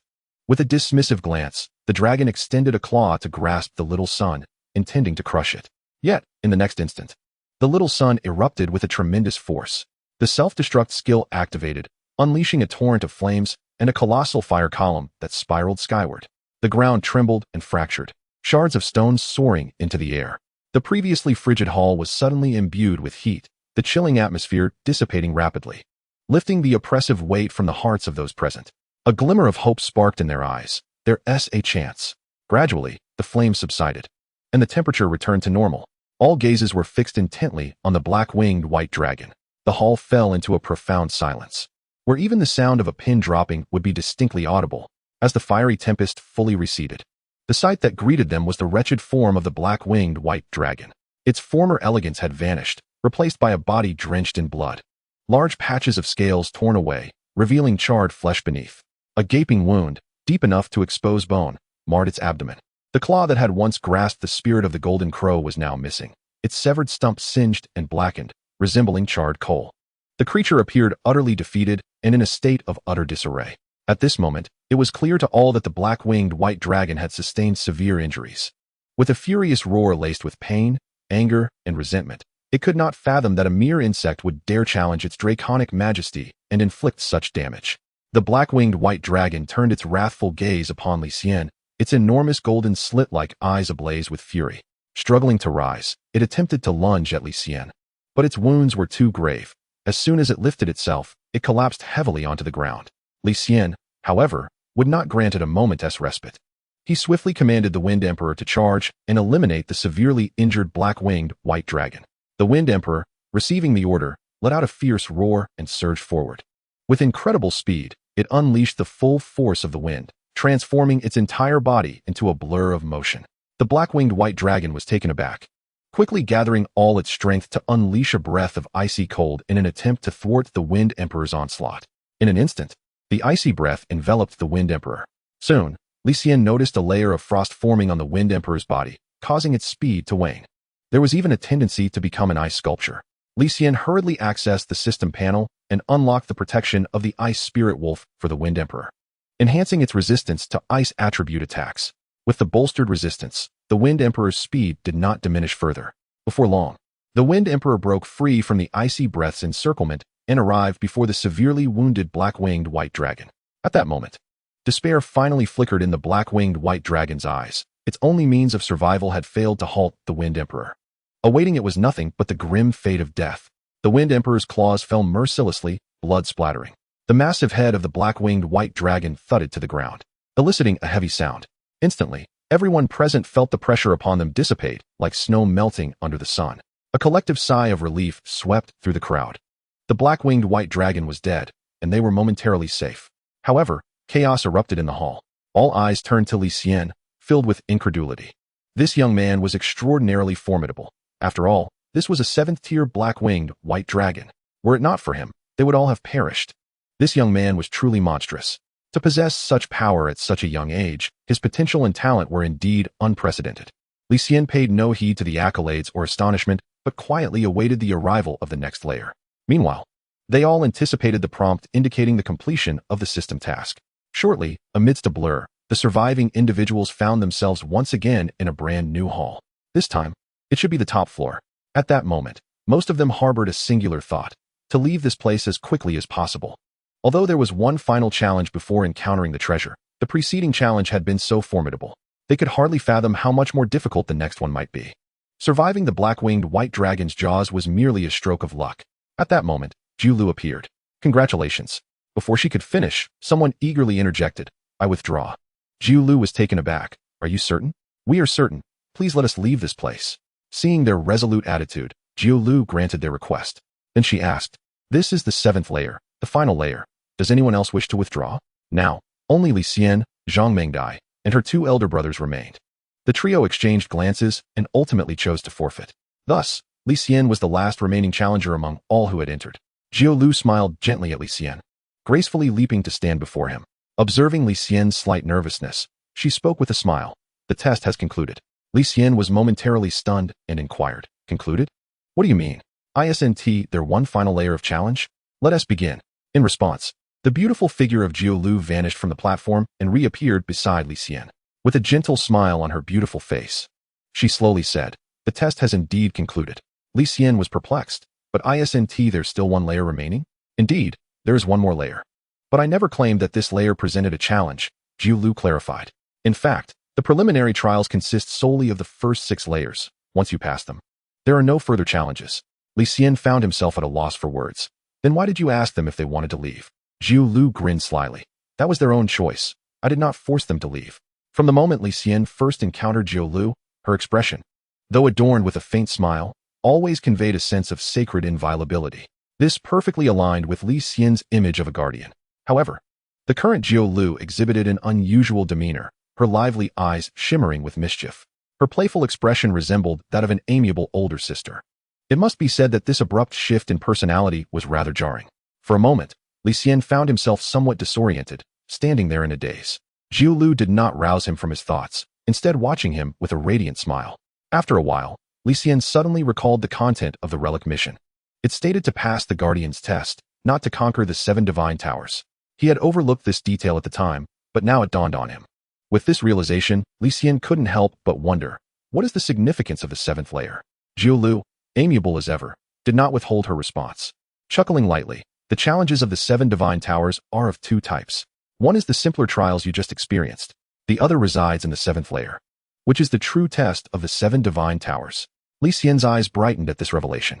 Observing his reaction, Jiulu added, do not let your imagination run wild. The real test is far more challenging than what you have just faced.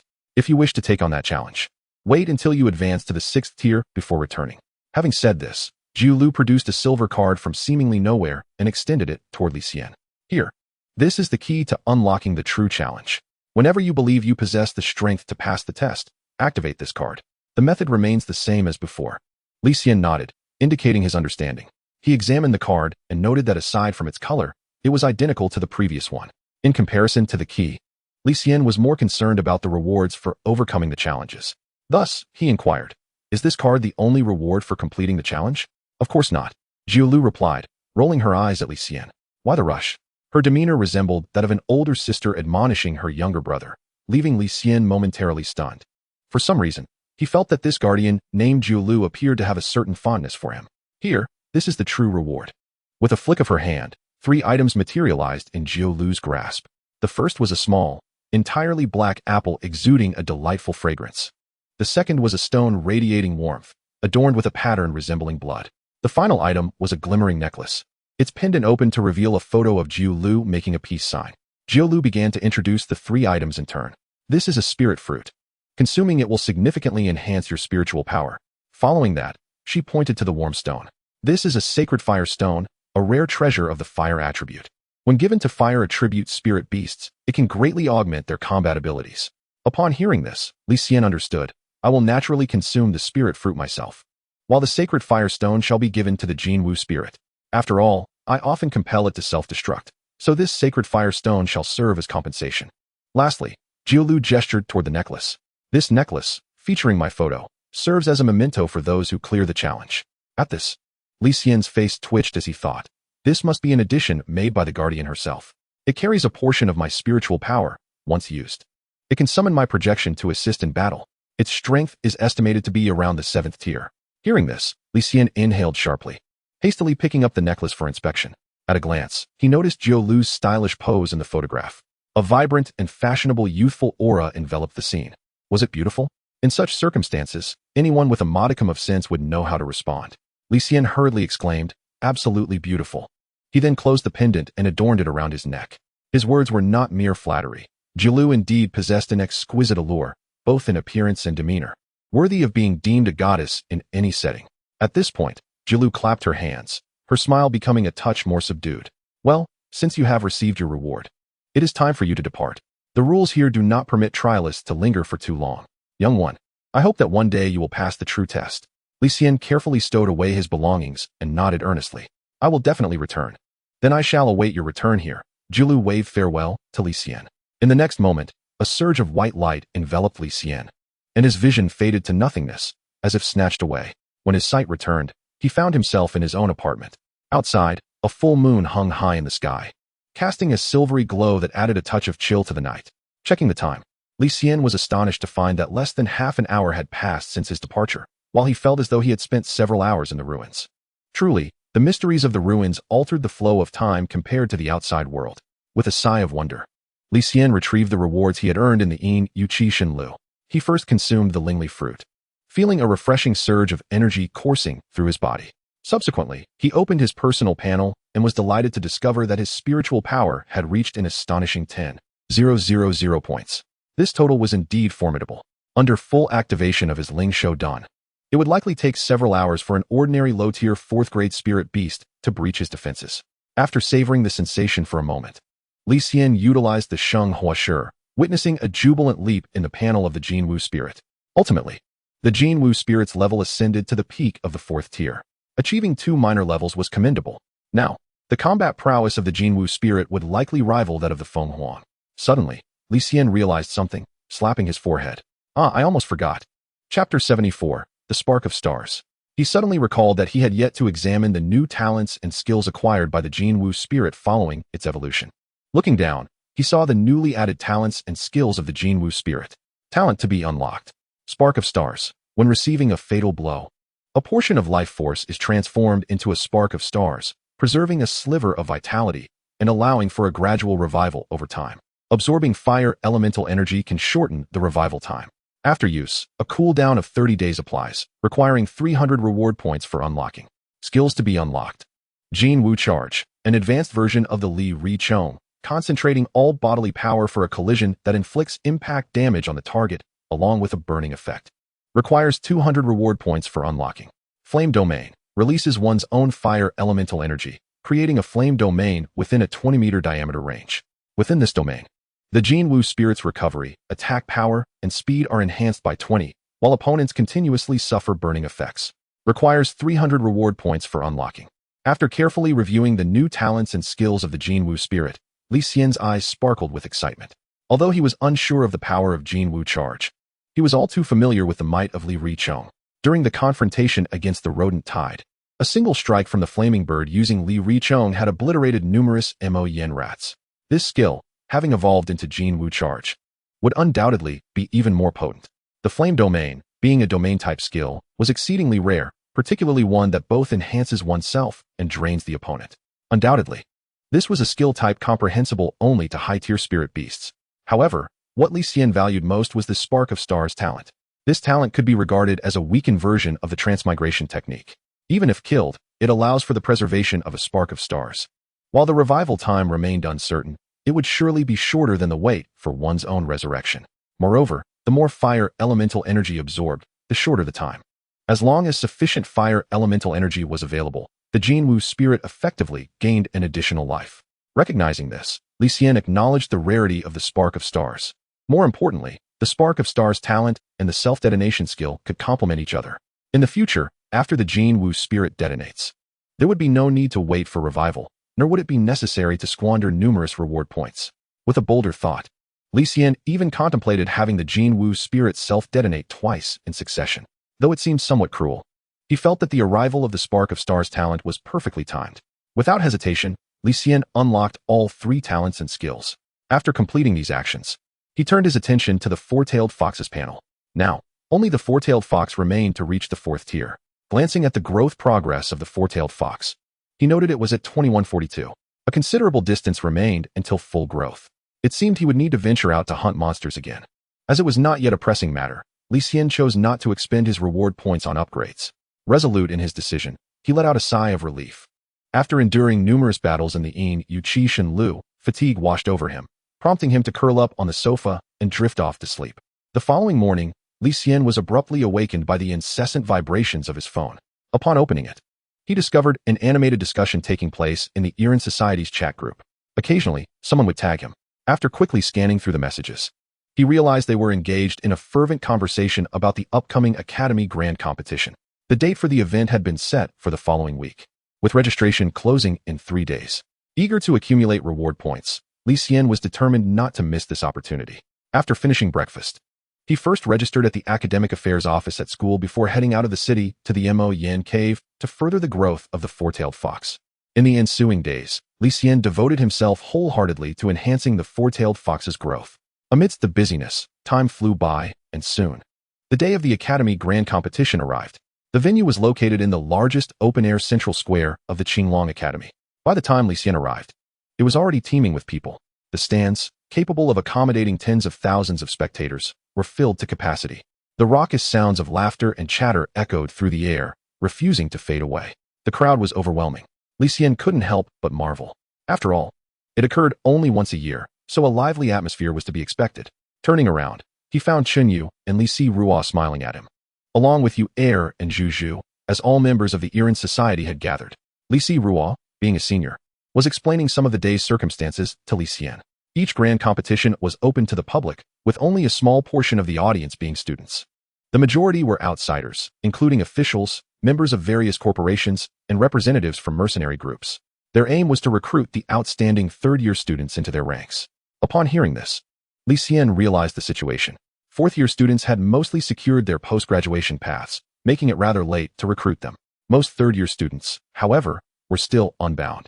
Thus the cost of enticing them was comparatively lower. At this moment, Yu Er chimed in with a smile. This year, the number of participants in the grand competition has significantly increased compared to previous years, reportedly exceeding 600. Even among the first-year students, there are dozens of participants. Upon hearing this, Chen Yu stuck out her tongue and exclaimed, "So many people?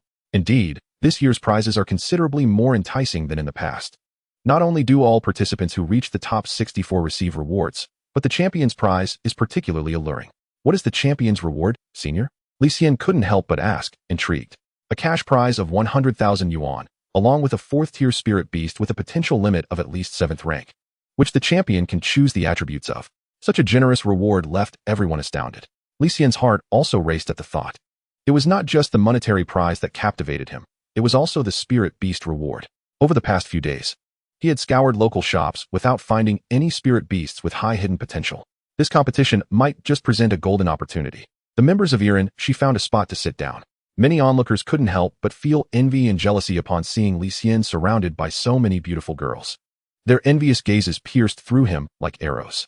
However, Li Xian paid little attention to this, as the voice of the system announcing a new task resonated in his mind. Chapter 75. Is he really a first year? Ding. Task issued.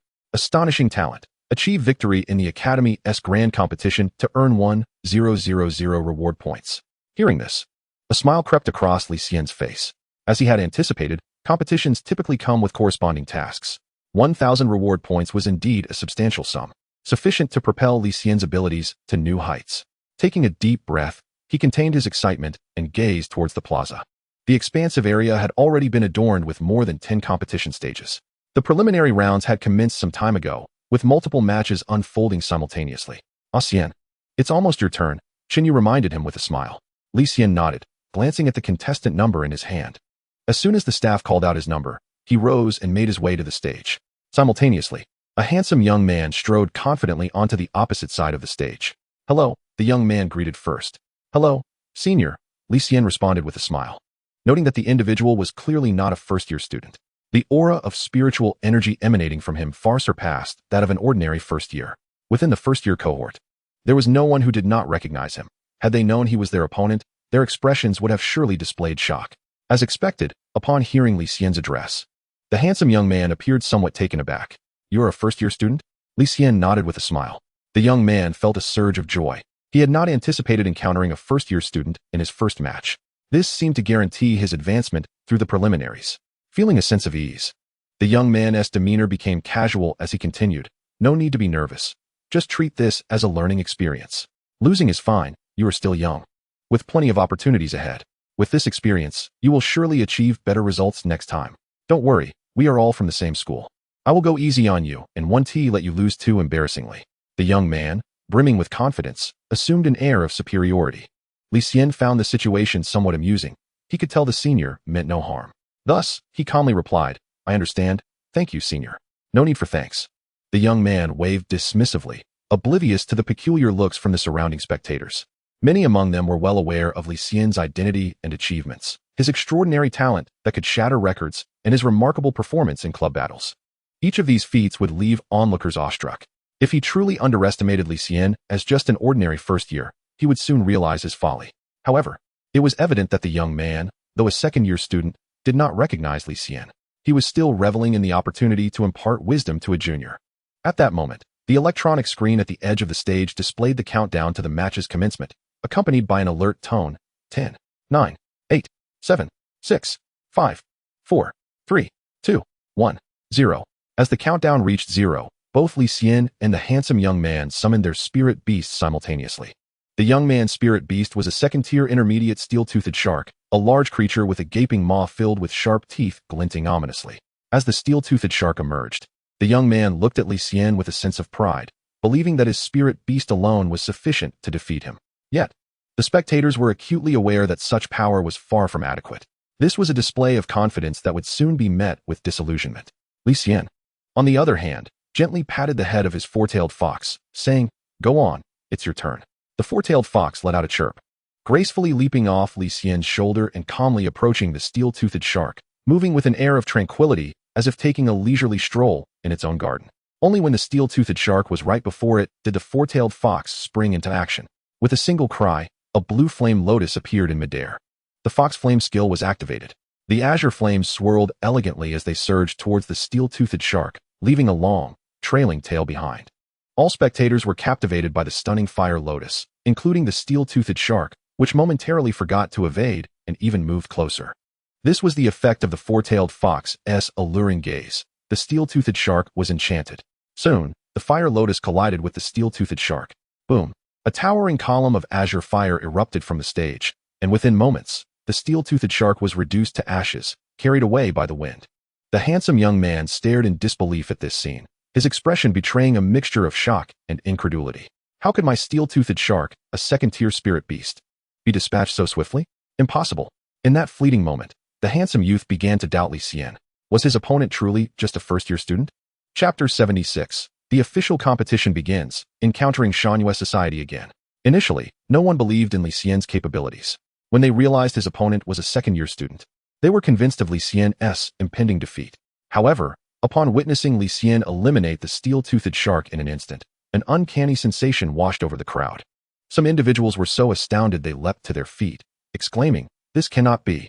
The surrounding spectators erupted in disbelief, bewildered by the fact that a first-year student had vanquished a second-year student. Who exactly is this newcomer, Li Xian? Subsequently, someone recounted all the significant events Li Xian had experienced since the entrance examination. The crowd once again erupted in astonishment, their gazes towards Li Xian filled with uncertainty, as if they were beholding a prodigy. Even some bold young women audibly declared, "Li Xian, I love you." Upon hearing this, Li Xian, standing on the stage, felt a slight twitch in his facial muscles. Observing the commotion, Li Si Ruo and Chun Yu resembled two protective kittens, anxiously searching for the source of the proclamation. The steel-toothed shark was the most formidable spirit beast of the handsome youth, and its swift defeat left him disheartened and unwilling to continue the match. As they shook hands after the contest, the youth gazed at Li Xian with mixed emotions, stating, "Junior, you have concealed your strength too well. I had hoped to impart some wisdom to you." Li Xian merely smiled and remained silent. Following this, other members of Iran society took their turns on stage. Yuer and Juju were both exceptional third-year students, and their opponents were not particularly strong, allowing them to secure easy victories. Li Rua also ranked among the top in her second-year class, and her opponent was a lackluster third-year student, which she defeated with little effort. Only Chun Yu struggled against a second-year student, yet ultimately advanced without incident. The formal competition was set to commence in the afternoon. After enjoying lunch with the beautiful members of Iran society, Li Xian arrived early at the plaza, awaiting the start of the official matches. The ladies of Iran society laughed and chatted merrily, casting envious glances at Li Xian, who remained aloof and unresponsive, inciting frustration among passing male students. Look at Li Xian. With that stern demeanor, he's insufferable. He doesn't even want to share time with the beauties of Iran society. How unfair. Come on. Do you possess Li Xian's strength? Well, no, perhaps I should reconsider. At that moment, a group approached, led by a tall and robust young man. Their arrival captured the attention of the ladies of Iran society and Li Xian alike. The group halted in front of the members of Iran society. Juju nodded at the bald young man. "Hello, Li Xian, senior." "Greetings, Juju, where is Ku Ran?" Li Xian, the bald young man, replied with a smile. "Senior Ku Ran had matters to attend to this morning and left early," Juju responded. Li Xian nodded, and then turned his gaze to Li Xian. "So, this must be the illustrious Li Xian, the talk of the town?" Li Xian shrugged noncommittally. At this moment, he noticed Lu Xian, Li Yulong, and Luo Juxiang standing behind Li Xian, connecting the dots with the senior titles used by Juju and others. Li Xian deduced that Li Xian was indeed a senior from Shanghua society in his fourth year, most likely the leader from the previous cohort. As expected, Juju affirmed, "Li Xian, this is Li Xian, the former leader of Shanghua society." Out of politeness, Li Xian nodded lightly at Li Xian. Li Xian smiled in response. "I've heard that Li Xian possesses considerable strength. I would like the opportunity to witness it firsthand." This remark elicited a shift in the expressions of the ladies from Iran society. The underlying tone of provocation was unmistakable, clearly. Li Xian was displeased with Li Xian having single-handedly bested all 5 members of Shanghua society. It seemed he sought to reclaim some dignity. Li Xian understood Li Xian's intent and replied, "I have also heard that Senior Li Xian is formidable. If you continue to win, we shall surely meet one day. At that time, we can engage in a proper exchange." Li Xian's implication was clear. As long as Li Xian could maintain his victories, they would cross paths. Should he falter along the way, their meeting would never materialize. "I am confident in my ability to prevail. What about you?" Upon hearing this, Li Xian's expression shifted noticeably. Moments later, Li Xian approached Li Xian and patted his shoulder heartily. "Indeed, I hope your abilities are as impressive as your eloquence. Let us go." Li Xian then smiled at the ladies of Iran society and addressed Juju. "Juju, when you see Ku Ran next, please send my regards." Juju nodded in acknowledgement. Subsequently, Li Xian led his group away. As Lu Xian and the others passed by Li Xian, they instinctively lowered their heads, suggesting that Li Xian had left a significant impression on them. Watching Shanghua society depart, Qin Yu scoffed. "What kind of senior is this? A fourth-year student bullying a first-year newcomer? He must be shameless." It seemed that Shanghua society intended to target Li Xian in the upcoming formal competition. Li Rua echoed with a cold snort. "Indeed, if Senior Koran were here, I wonder if Li Xian would dare to speak so boldly." "Is Senior Koran really that impressive?" Qin Yu inquired, curious. "Absolutely."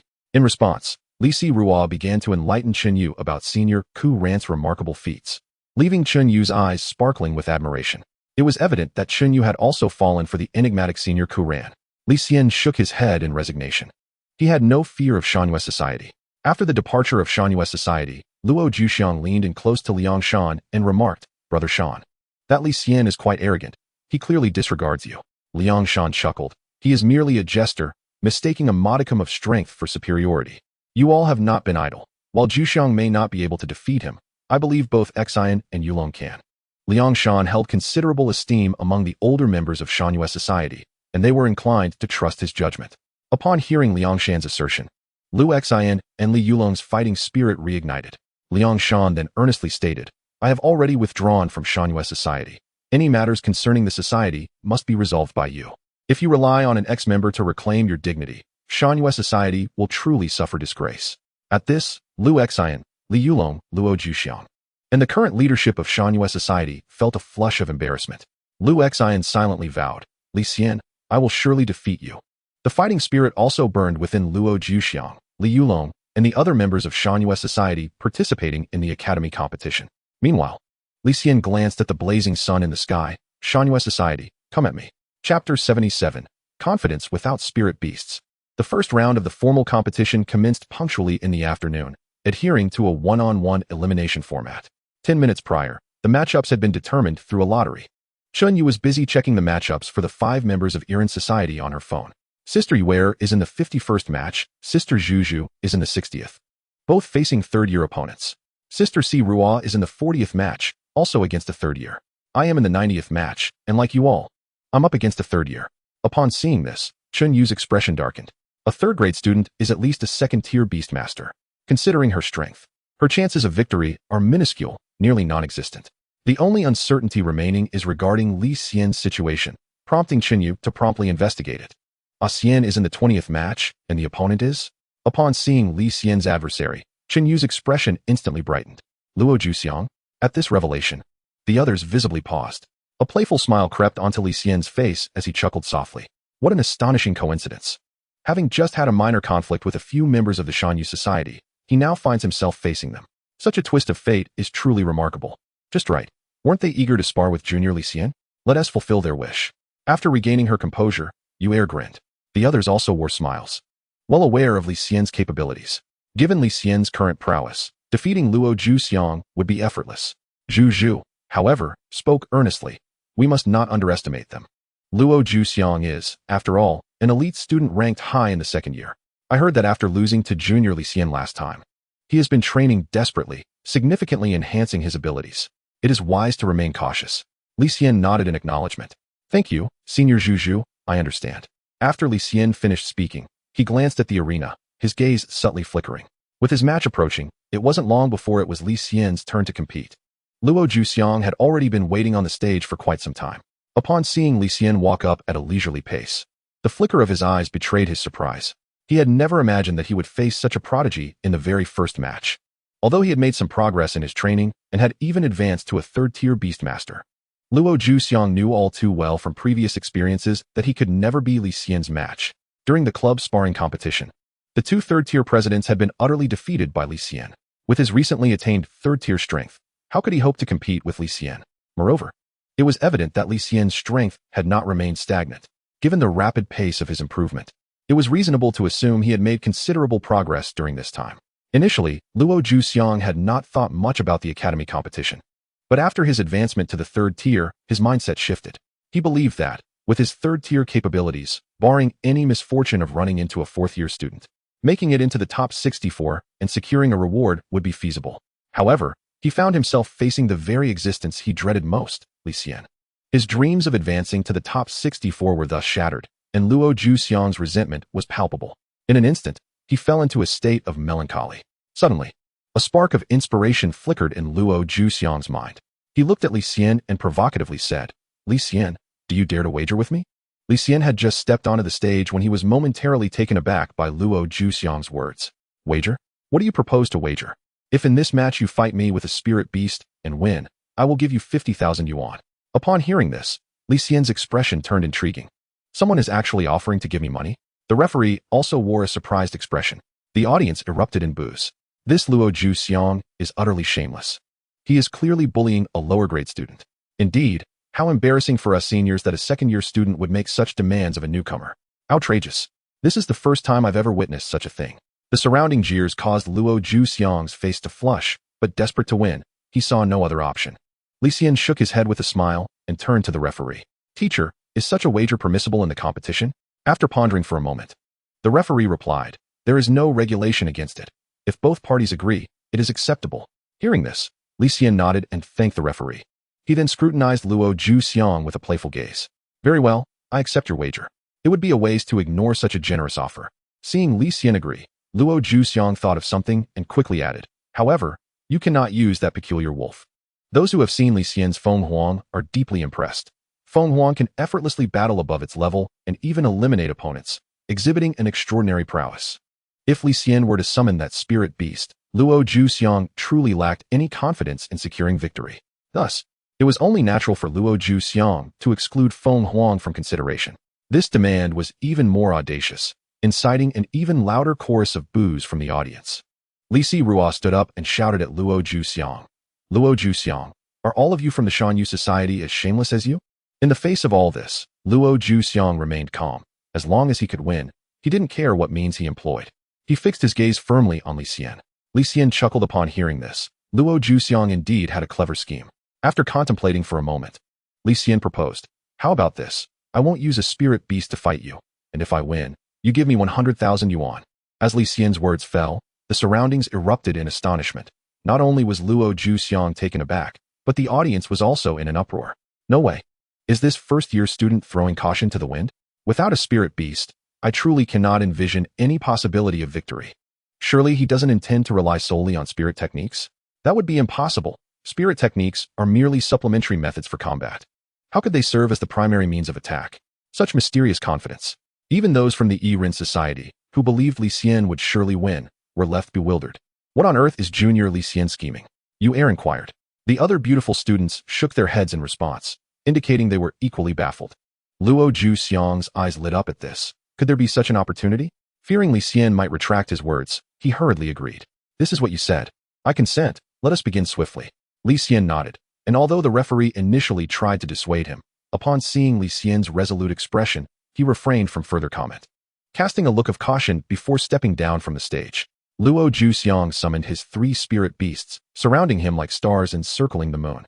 Li Xian, with his hands clasped behind him, calmly stated, "Let us begin." Chapter 78. Are spirit techniques really this powerful? Li Xian casually summoned his interface and opened the spirit technique section. Ling Shou Dun 3, 050. Fa Ling Suo 2, 030. Ling Li Chong Ji 2, 030. Without hesitation, he injected reward points, elevating all 3 spirit techniques to level 5. This consumed a total of 450 reward points. In the next moment, the information on the interface transformed. Ling Shou Dun 5, 0120. Fa Ling Suo 5, 0120. Ling Li Chong Ji 5, 0120. Meanwhile, Luo Zhuxiang's 3 spirit beasts had already rushed towards Li Xian. 3 against 1. Let us see how you will cope. A glimmer of triumph flashed in Luo Zhuxiang's eyes. He eagerly anticipated the moment when Li Xian would lose the match and be left humiliated. However, for Li Xian, this posed no pressure whatsoever. His expression remained unruffled. Calmly, Li Xian first enveloped himself in a Ling Shou Dun, a veil of ethereal light shrouding him completely. 5 intricate shields flickered around him, providing comprehensive protection. Subsequently, Li Xian extended his hand, casually aiming at a peak second-tier Guangsha Fa Shi to his left. In the center of his palm, a radiant light coalesced, and the fluctuations of spiritual energy began to permeate the air. The formless energy compressed into a shockwave. Li Xian exclaimed, "Go!" The shockwave, accompanied by a tempest, surged forth. Wherever it passed, the void was left with conspicuous distortions. The shockwave struck the rock warrior head-on, causing the sandstorm mage to emit a piercing shriek before being sent flying. With a thud, it crashed to the ground, shattering into countless fragments. At that moment, it felt as though a switch had been flipped. The arena fell into an immediate silence. All present stared, dumbfounded, at the scene before them, and for a long while, no one dared to utter a sound. Even Luo Zhuxiang, the focal point of the event, gazed in bewilderment at the scattered pieces of the sandstorm mage. Suddenly, a wave of gasps erupted from the audience. How is this possible? That was a spiritual energy shock, right? When did spiritual techniques become so formidable? This is utterly inconceivable. If it weren't for our own eyes witnessing this, no one would believe that spiritual techniques could possess such lethal prowess. A first-year student has taken down a peak second-tier spiritual beast with a single strike of spiritual energy. This is truly mind-boggling. Even a senior student in the 4th year would likely struggle to achieve such an effect. Traditional beast masters primarily focus on enhancing their beast strengths. Many are merely familiar with spiritual techniques, but lack mastery. At that moment, someone noticed the anomaly of the Ling Shou Dun on Li Xian. Wait, look. How is Li Xian's Ling Shou Dun different from ours? This remark drew the attention of many. As they observed, their eyes widened in astonishment. 5 shields. How can that be? I only have 2 shields. Be grateful. I have just 1. What a freak. The exclamations echoed throughout the arena. Not only was the spiritual energy shock extraordinary, but even the Ling Shou Dun was remarkable, achieving an awe-inspiring level. Several 4th-year students began to harbor a sense of wariness towards Li Xian. It is worth noting that even after years of cultivation, they could summon at most 3 shields. Compared to this first-year newcomer, they fell short. The most astonished were the beauties of Iran Shi, who had spent considerable time with Li Xian. Yet even they were unaware of the depth of his mastery in spiritual techniques. No wonder A Xian dares to wager with Luo Zhuxiang. This fellow is truly terrifying. Li Si Ruo, coming out of her shock, complained, though her tone was laced with undeniable excitement. Her gaze towards Li Xian was infused with growing admiration. Xinyu felt similarly. Next to them, Yu Er observed her two infatuated classmates and sighed inwardly. These two dear sisters had fallen too deeply. However, it was understandable. With someone as exceptional as Li Xian, even she felt a flutter in her heart. Suddenly, Yu Er seemed to realize something and softly exclaimed, "What am I thinking?" Yet Zhu Zhu reminded her, "It's not time to relax. Luo Zhuxiang still has two third-tier spiritual beasts." At this, the crowd regained their focus, hastily looking towards the arena. The Sandstorm Mage and another third-tier beast, the Clay Giant, were momentarily startled by the earlier fate of the Rock Warrior, halting their charge. They remained rooted in place until Luo Zhuxiang's furious roar snapped them back to reality. At this moment, Li Xian smiled faintly, satisfied with the power of his spiritual energy shock. Now let us see how the binding spirit lock performs. I wonder what it has become. With this thought, Li Xian pointed gently at the Clay Giant. In an instant, a torrent of spiritual energy surged towards the Clay Giant, forming a radiant chain of spiritual energy that ensnared it tightly. No matter how vigorously it struggled, it could not break free. The Clay Giant roared in frustration, rolling about in vain. Observing this, Luo Zhuxiang's face paled, cold sweat dripping from him. Is this the binding spirit lock? How is it so powerful? The audience erupted in uproar, three spiritual techniques perfected by Li Xian to such an impressive degree. Truly a prodigy. Li Xian followed up with another spiritual energy shock, reducing the Clay Giant to a heap of clay. The Clay Giant proved with its life that the ability to annihilate a peak second-tier spiritual beast was far from the limit of Li Xian's spiritual energy shock. Luo Zhuxiang found some solace in the fact that the Rock Giant finally reached Li Xian, launching a heavy attack. A hint of a smile appeared on Luo Zhuxiang's face, as he envisioned the moment Li Xian would be struck down, his face covered in bruises. Although he had lost two spiritual beasts, taking down Li Xian would suffice. However, he was far too naive. The Rock Warrior's attack could not penetrate within 2 centimeters of Li Xian's body. At this moment, Luo Zhuxiang was utterly despondent, collapsing to the ground as if he were a soulless husk. Li Xian then delivered one final spiritual energy shock. With a resounding crash, the last Rock Warrior was shattered into a pile of rubble. In an instant, the audience erupted in cheers. Incredible! Li Xian is amazing. Luo Zhuxiang. Don't forget to pay up, haha. Meanwhile, the former president of the Shangyue Society was seething with rage. What a useless waste.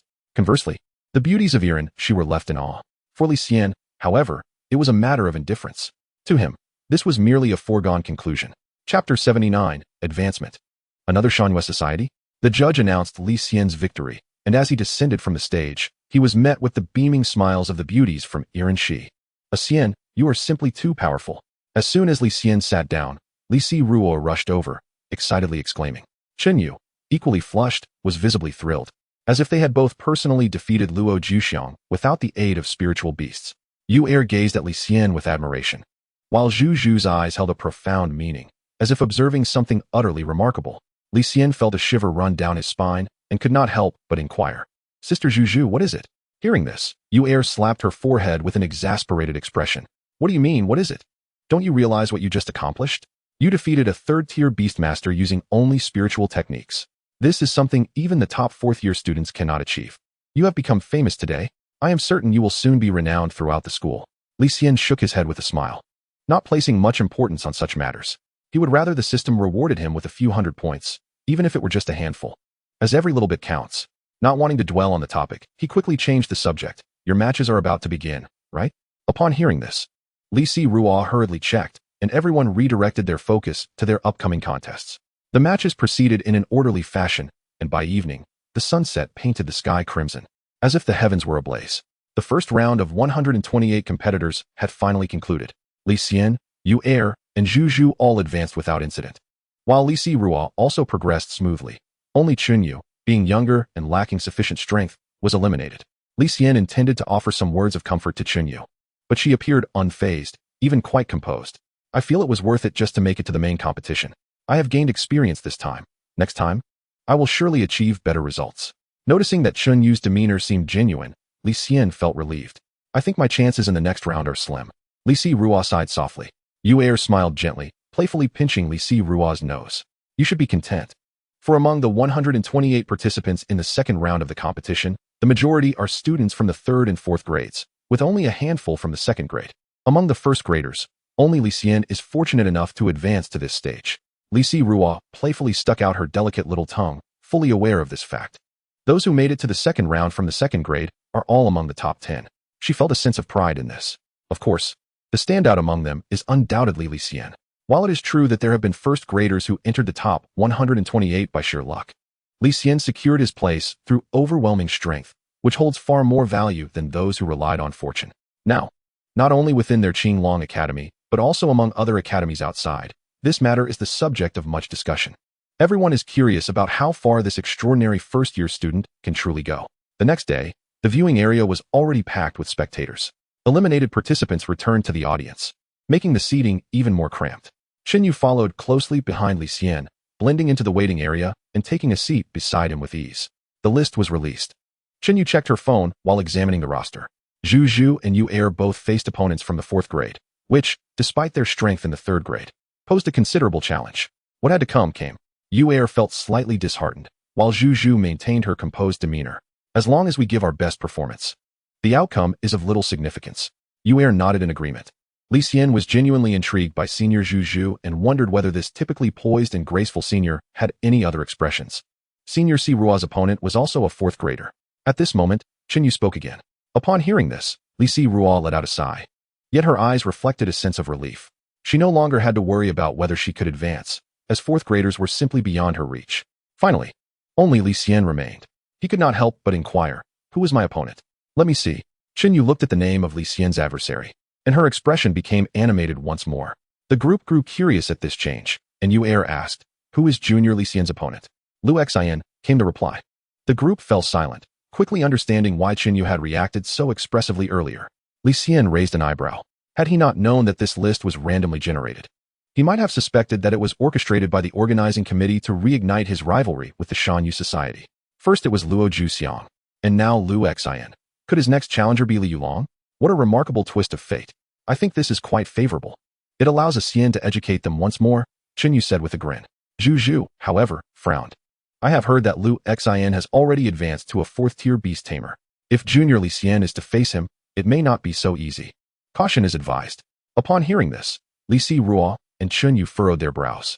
If Lu Xian were merely a 3rd-tier beast tamer, they would have confidence in Li Xian's abilities. But at the 4th tier, their certainty began to wane. Realizing this, both turned to Li Xian. Their beautiful eyes filled with concern. Li Xian shook his head and smiled. Do not worry, Lu Xian is not my match. If this assertion were made by anyone else, it might come across as arrogant. However, when spoken by Li Xian, it exuded a sense of calm and confidence. As such, they chose not to press further. Only Zhu Zhu softly advised, Junior Li Xian, please be careful, safety comes first. Li Xian smiled and nodded in gratitude. The second round of the competition began swiftly, with Li Xian's match scheduled early on. As he stepped onto the stage, a wave of gasps erupted from the audience. Is this the renowned competitor? I've heard he's a 1st grader. He reportedly defeated a 3rd-tier beast tamer using only his spirit techniques. How could a 1st grader be so formidable? I wouldn't deceive you.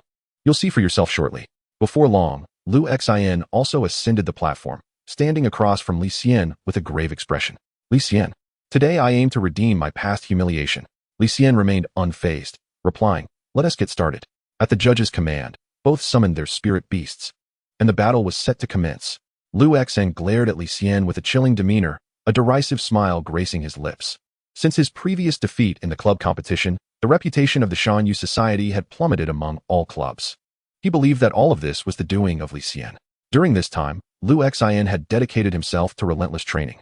Eager for the day he could utterly defeat Li Xian and reclaim all he had lost. Today, that opportunity was finally at hand. I was worried I might not get to face you, considering you are just a 1st grader. I did not expect my luck to be this favorable. I no longer need to fret, he declared, a sinister grin spreading across his face, as if victory was already within his grasp. Li Xian merely shrugged and chuckled. I hope you still think that way in a moment. Lu Xian dismissed Li Xian's words as mere bravado. He naively believed that Li Xian was still a 3rd-tier beast tamer.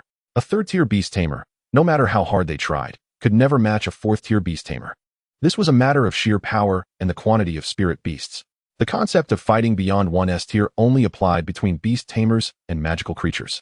as beast tamers often possessed multiple spirit beasts, giving them a numerical advantage. However, in a direct confrontation between beast tamers, that advantage would vanish.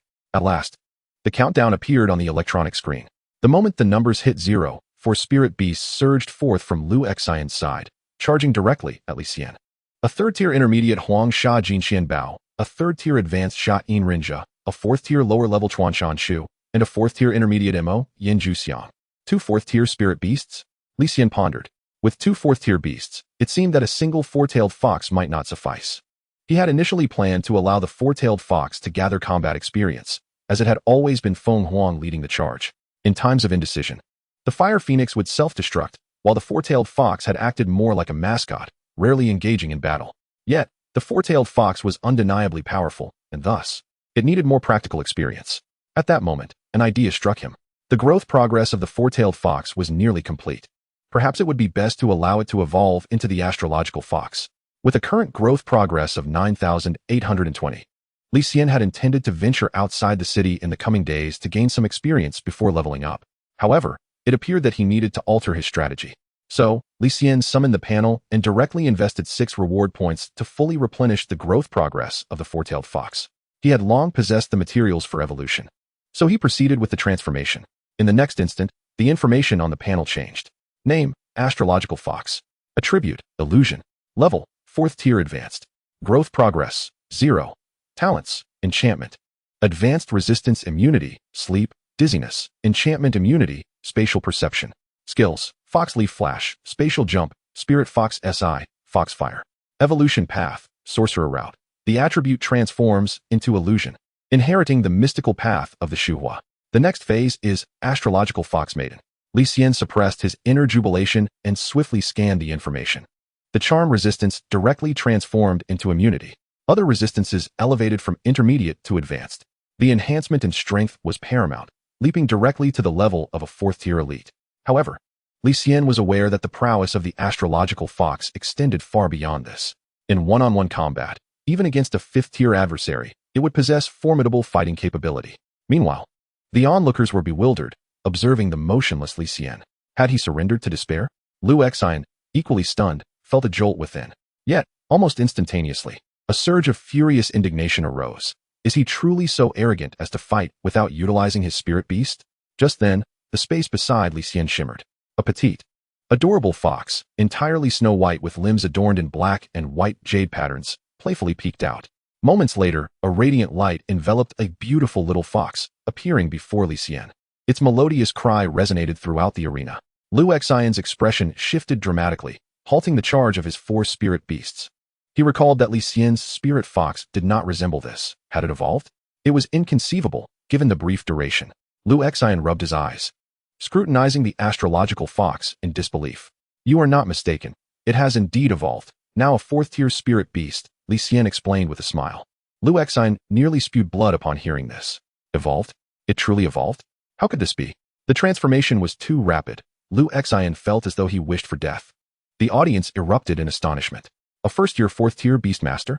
Such talent was utterly monstrous. Envy surged, hearing the gasps around them.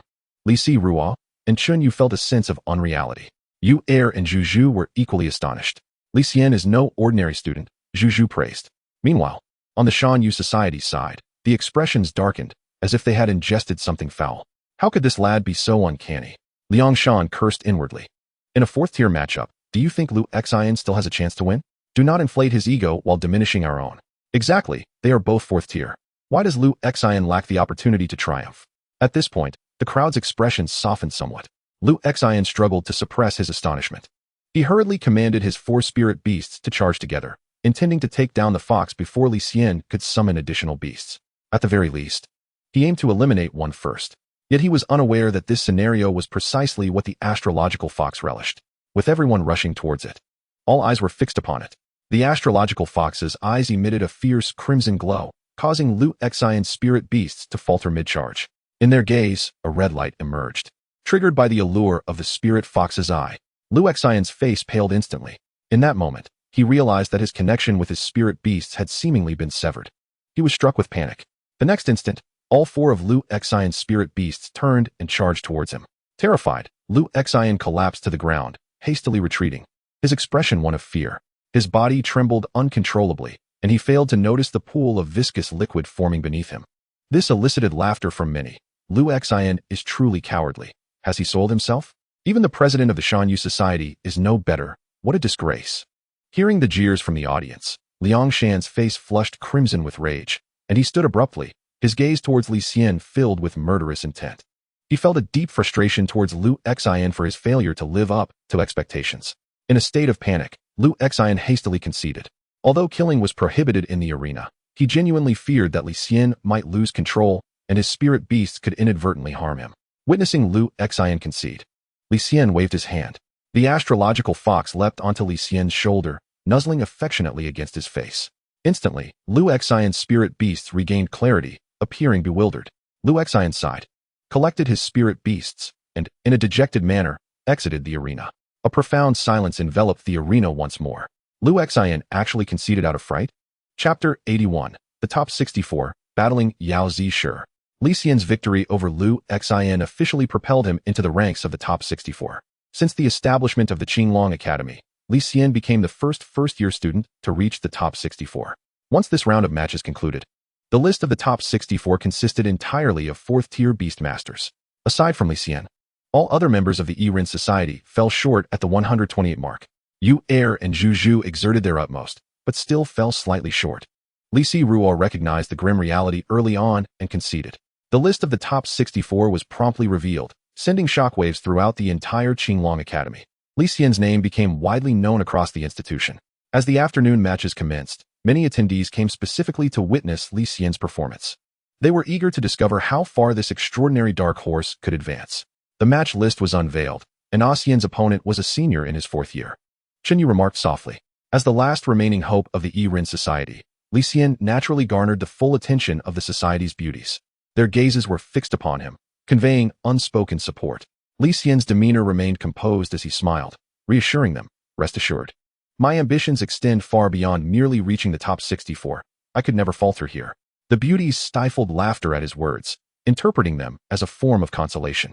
Chenyu shot him an exasperated glance. At such a critical moment, you still have the energy for jokes. Li Xian refrained from further explanation, shrugging his shoulders and directing his gaze towards the arena. Although it appeared he was observing the match, his true focus lay upon the interface displaying the newfound talents and skills of the evolved astrological fox. Pending talent unlock. Fiery Eyes. Possesses the capability to see through illusions, invisibility, and disguises. The target's level must not exceed 2 tiers above its own. Requires 300 reward points for unlocking. Pending skill unlock. Foxfire Flying Dragon. Transforms sparks into a flying dragon, enveloping oneself within, charging towards the enemy. Inflicts impact damage and a burning effect. Requiring 250 reward points for unlocking. Shadow Clone. Creates 2 shadow clones with 30 of its own strength. Disappears immediately if subjected to an attack exceeding 30 of its own strength. Upon reviewing these skills, Li Xian found them to be quite impressive. Fiery Eyes would serve as the perfect counter against spirit beasts relying on illusions and stealth. The Foxfire Flying Dragon, being a formidable attack skill produced by the system, was undoubtedly powerful. As for the Shadow Clone technique, if utilized wisely, it could yield surprising effects. Li Xian yearned to unlock all the talents and skills.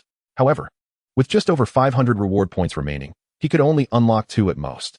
After a moment of contemplation, he ultimately decided to proceed with unlocking the Foxfire Flying Dragon and Shadow Clone skills. Just then, the match on the arena concluded perfectly. Xian, it's your turn next. Li Ruo gently reminded. Li Ruo gazed at Li Xian with encouragement in her eyes, raising her clenched fist. Go for it. One might mistake her enthusiasm for that of a participant in the competition. Li Xian nodded and ascended the stage. As the competition reached its 3rd round, the number of participants significantly dwindled, prompting the school to reduce the number of stages as well. In the expansive plaza, only 4 stages remained, hosting 4 simultaneous matches. Consequently, the audience for the same event swelled dramatically. Upon seeing Li Xian take the stage, the crowd erupted in excitement. He is here. Li Xian has arrived. Finally, it was Li Xian's turn to compete.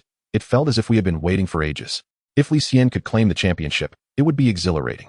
However, that seemed unlikely, for even the 4th graders were formidable opponents. Haha, I was just joking, someone remarked amidst the chatter. Li Xian, maintaining a calm demeanor, surveyed his opponent. A 4th-year student named Yao Zishur. Among his peers, Yao Zishur was a skilled practitioner. Naturally, He had heard of Li Xian's legendary prowess. Upon learning that his opponent was Li Xian, he displayed a hint of surprise, albeit slight. From the perspective of fourth-year students, they typically did not pay much heed to first-year students. However, a lack of attention did not equate to underestimating an adversary. They understood well that even a lion exerts its full strength against a rabbit. Making a low-level mistake could lead to significant embarrassment. The two exchanged a brief glance, acknowledging one another. At that moment, the countdown timer beside the stage reached 0. Without further ado, both summoned their spirit beasts. Despite the inclusion of the character Shi in his name, Yao Zishir commanded an array of fire attribute spirit beasts, a 4th-tier lower-grade flame gorilla, a 4th-tier lower-grade fire dragon, a 4th-tier middle-grade burning star python, and a 4th-tier middle-grade crimson flame sprite. Even Li Xian, known for his composure, felt a weight of seriousness upon witnessing such a formidable lineup. Undoubtedly, Yao Zishir was the strongest beast master he had encountered thus far. The audience gasped in astonishment at Yao Zishir's impressive array. Is it possible? All 4th tier? Li Xian is in trouble. What do you think he will do? I reckon Li Xian is in a predicament. Li Xian understood that with such a lineup, dispatching only the astrological fox would yield little chance of victory. After some contemplation, he decided to summon his golden crow spirit. With a flash of fiery crimson light, the golden crow, engulfed in golden flames, materialized before Li Xian. Its unique appearance immediately captivated the attention of many spectators. What kind of spirit beast is this? I don't know. I've never seen it before. Could it be a newly discovered spirit beast? It seems quite powerful. Similarly, Yao Zishir was taken aback. He was well versed in fire attribute spirit beasts. Yet even with his extensive knowledge, he could not ascertain the identity of this particular spirit beast. He had no recollection of ever having encountered one like it, which only heightened his astonishment. However, he quickly suppressed his curiosity, reminding himself to focus on winning the match. With that resolve, Yao Zishir's eyes gleamed with battle intent. Li Xian, unwilling to hold back, struck first. The moment the golden crow appeared, it unleashed a golden fireball toward the crimson flame sprite. Caught off guard, the fire spirit was engulfed in a resounding explosion, leaving behind nothing but ashes. The crowd erupted in shock. How is this possible? A single strike from a 4th-tier spirit beast was eliminated? Just how powerful is Li Xian? Could he be a 5th-tier beast master? A first year at the 5th tier? That's beyond belief. This spirit beast is extraordinarily strong. Yao Zishir was equally stunned. How could this be? Why is this spirit beast so formidable? Why is its fireball golden? Nevertheless, true to his elite status as a 4th-year student, he quickly regained his composure. No, this spirit beast is too strange. I must eliminate it quickly. With that thought, Yao Zishir urged his remaining 3 spirit beasts to attack in unison. 3 columns of fire surged toward the golden crow, accompanied by a scorching whirlwind. The temperature around the stage escalated, leaving many spectators parched and sweating. In the next moment, the 3 fire columns converged into a colossal fire pillar, measuring 10 meters in diameter, crashing into the golden crow. Flames erupted, engulfing a significant portion of the stage in a blaze.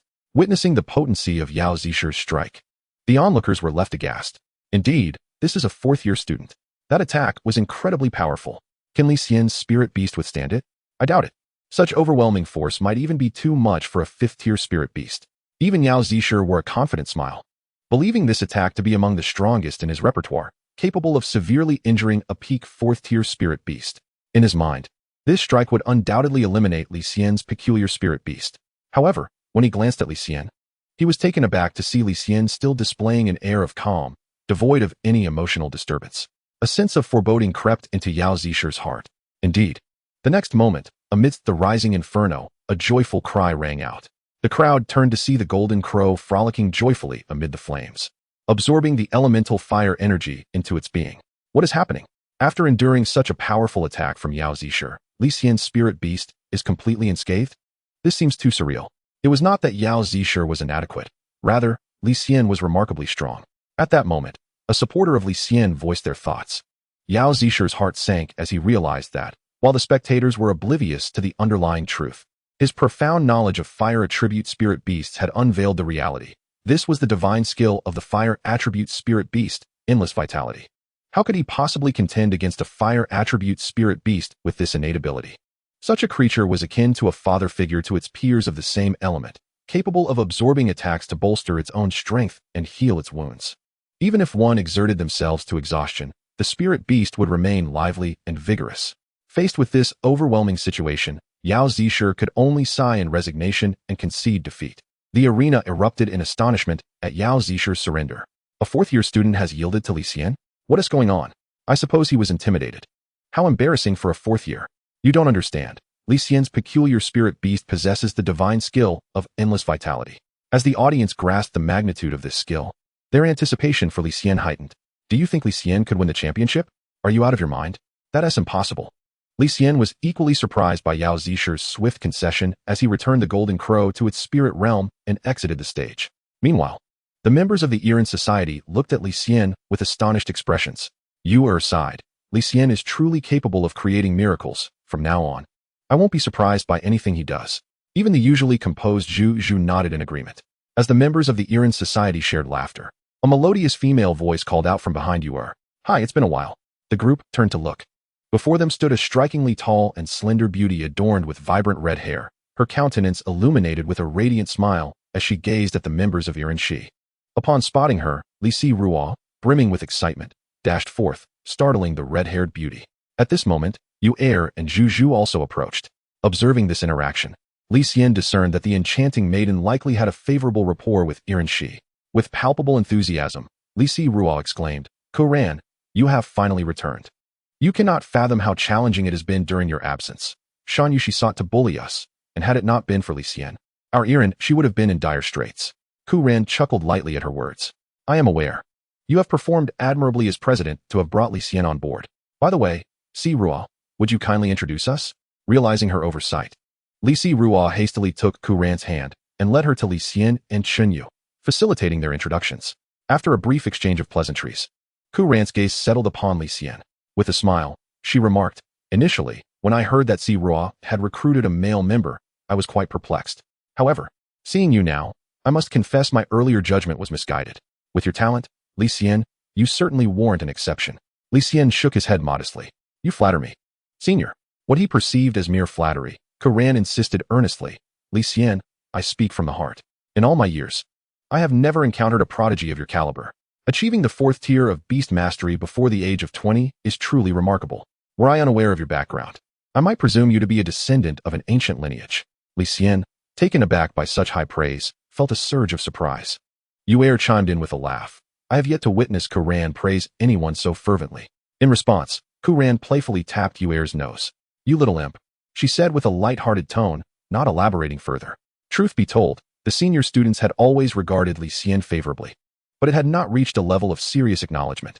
However, with Li Xian's recent victories against 2 4th-tier beastmasters, the perception of all 4th-year students had shifted. They now saw him as a worthy opponent. The fact that he was merely a first-year student only deepened Kuran's astonishment. Kuran then remarked, "The competition for the top 16 begins tomorrow, and the roster should have been released by now. You should check to see who Li Xian's opponent will be so you can prepare accordingly." Finding this advice prudent, Li Ruo retrieved her phone to check. Moments later, her expression grew peculiar. Noticing her demeanor, Li Xian inquired, "Could it be someone from Shan Yushi?" Li Ruo nodded in affirmation. "Yes, it's Liang Shan." At this revelation, the countenance of everyone present shifted dramatically. Simultaneously, Liang Shan became aware that his next opponent was Li Xian, a sinister smile creeping across his face. "Li Xian, just wait. I shall ensure you cannot escape the consequences." As the academy competition progressed, the excitement only intensified, drawing an ever-increasing audience. Upon arriving at the venue, Li Xian was met with a throng of spectators filling the aisles. Many stood to wave, and some young women even cheered with exuberance, utterly captivated by him. In just a few days, Li Xian had become a household name. With his handsome visage and formidable prowess, he had captured the hearts of numerous young admirers, overshadowing even the frontrunners of this year's competition. Many fledgling beast masters regarded him as their idol, for achieving the 4th tier before turning 20 was nothing short of astonishing. In the waiting area, the members of Iran Shi awaited anxiously, their expressions grave, clearly invested in the outcome of the impending match. Kuran had warned them about Liang Shan's formidable strength and unscrupulous tactics. As she prepared for the upcoming contest, she exchanged an encouraging glance with Li Xian. "Go for it, Li Xian." The ladies of Iran Shi cheered in unison. Even the usually composed Zhu offered him an encouraging look. Li Xian nodded with a gentle smile, striding confidently onto the arena. Moments later, Liang Shan also ascended the stage. Upon seeing Li Xian, a malevolent grin spread across his face. "How delightful. I expected you to forfeit. Your courage is commendable." Li Xian, unfazed, replied with a smirk, "My goal is first place. I would never be intimidated by a scoundrel like you." Liang Shan interpreted this as mockery, a cold glint flashing in his eyes. I hope you can still smile after I leave you battered and bruised. As the countdown appeared on the screen beside the arena, the audience buzzed with excitement. Once the top 16 were reached, only one match could be conducted at a time. All eyes were riveted on Li Xian, the sole first-year student among the 32 contenders. Bearing the weight of high expectations, would Li Xian prevail? It was uncertain, for Li Xian was a formidable fourth-year opponent. I believe Li Xian will win. Even Li Xian could not force Yao Zisher to concede that quickly yesterday. Some murmured, awaiting the outcome. Li Xian, overhearing the discussions, sneered in disdain. While many fourth-year students regarded Li Xian as a genuine rival, Li Xian was not among them. He believed Li Xian's success was merely due to luck. Without his extraordinary talent, victory would be unattainable. If he were to face Yao Zisher, he would undoubtedly be defeated. As the countdown concluded, 4 Earth Elemental Spirit Beasts materialized before Li Xian. A 4th-tier intermediate Chuanshan Taijia, a 4th-tier intermediate Guangshahu, a 4th-tier advanced Yin Shijiangjun, and a 4th-tier advanced Zhu Yin Zhanyuan. All were Earth Elemental, with the lowest being 4th-tier intermediate, significantly stronger than Yao Zisher's lineup. Was this the caliber of 4th-year elite students? Li Xian's prowess was commendable, his accumulation in the 4th tier substantial. Now, he needed only to elevate one of his beasts to the 5th tier to seamlessly transition into a 5th-tier Beastmaster. This formidable assembly necessitated the summoning of 2 spirit beasts for combat, otherwise, victory would elude him. With this thought in mind, Li Xian summoned his own astrological fox and golden crow spirit. You two may act freely, he instructed, then cast a spirit guard shield upon himself, retreating to a position of ease. This display infuriated Li Xian, who immediately commanded an attack. The Chuanshan Taijia adeptly burrowed underground, advancing swiftly. The other 3 spirit beasts charged from 3 directions towards the golden crow spirit and astrological fox. Among them, the Guangsha who sprinted forward with remarkable speed, closing the distance in mere moments. Strength and speed aligned in perfect proportion as the Guangsha who barreled towards the diminutive astrological fox. Yet, instead of evading, the fox met the challenge head-on, colliding with the oncoming beast. Gasps erupted from the audience. Has Li Xian lost his mind? Facing it head-on? I find it difficult to comprehend. The Guangsha whose attack is evidently formidable. Meanwhile, Li Xian's expression grew more menacing. If you seek death, I shall oblige. Guangsha, Sandstorm Strike. Upon hearing the command, Guangsha's speed surged once more, creating a swirling vortex of earthy yellow dust as it charged fiercely towards the Zodiac Fox.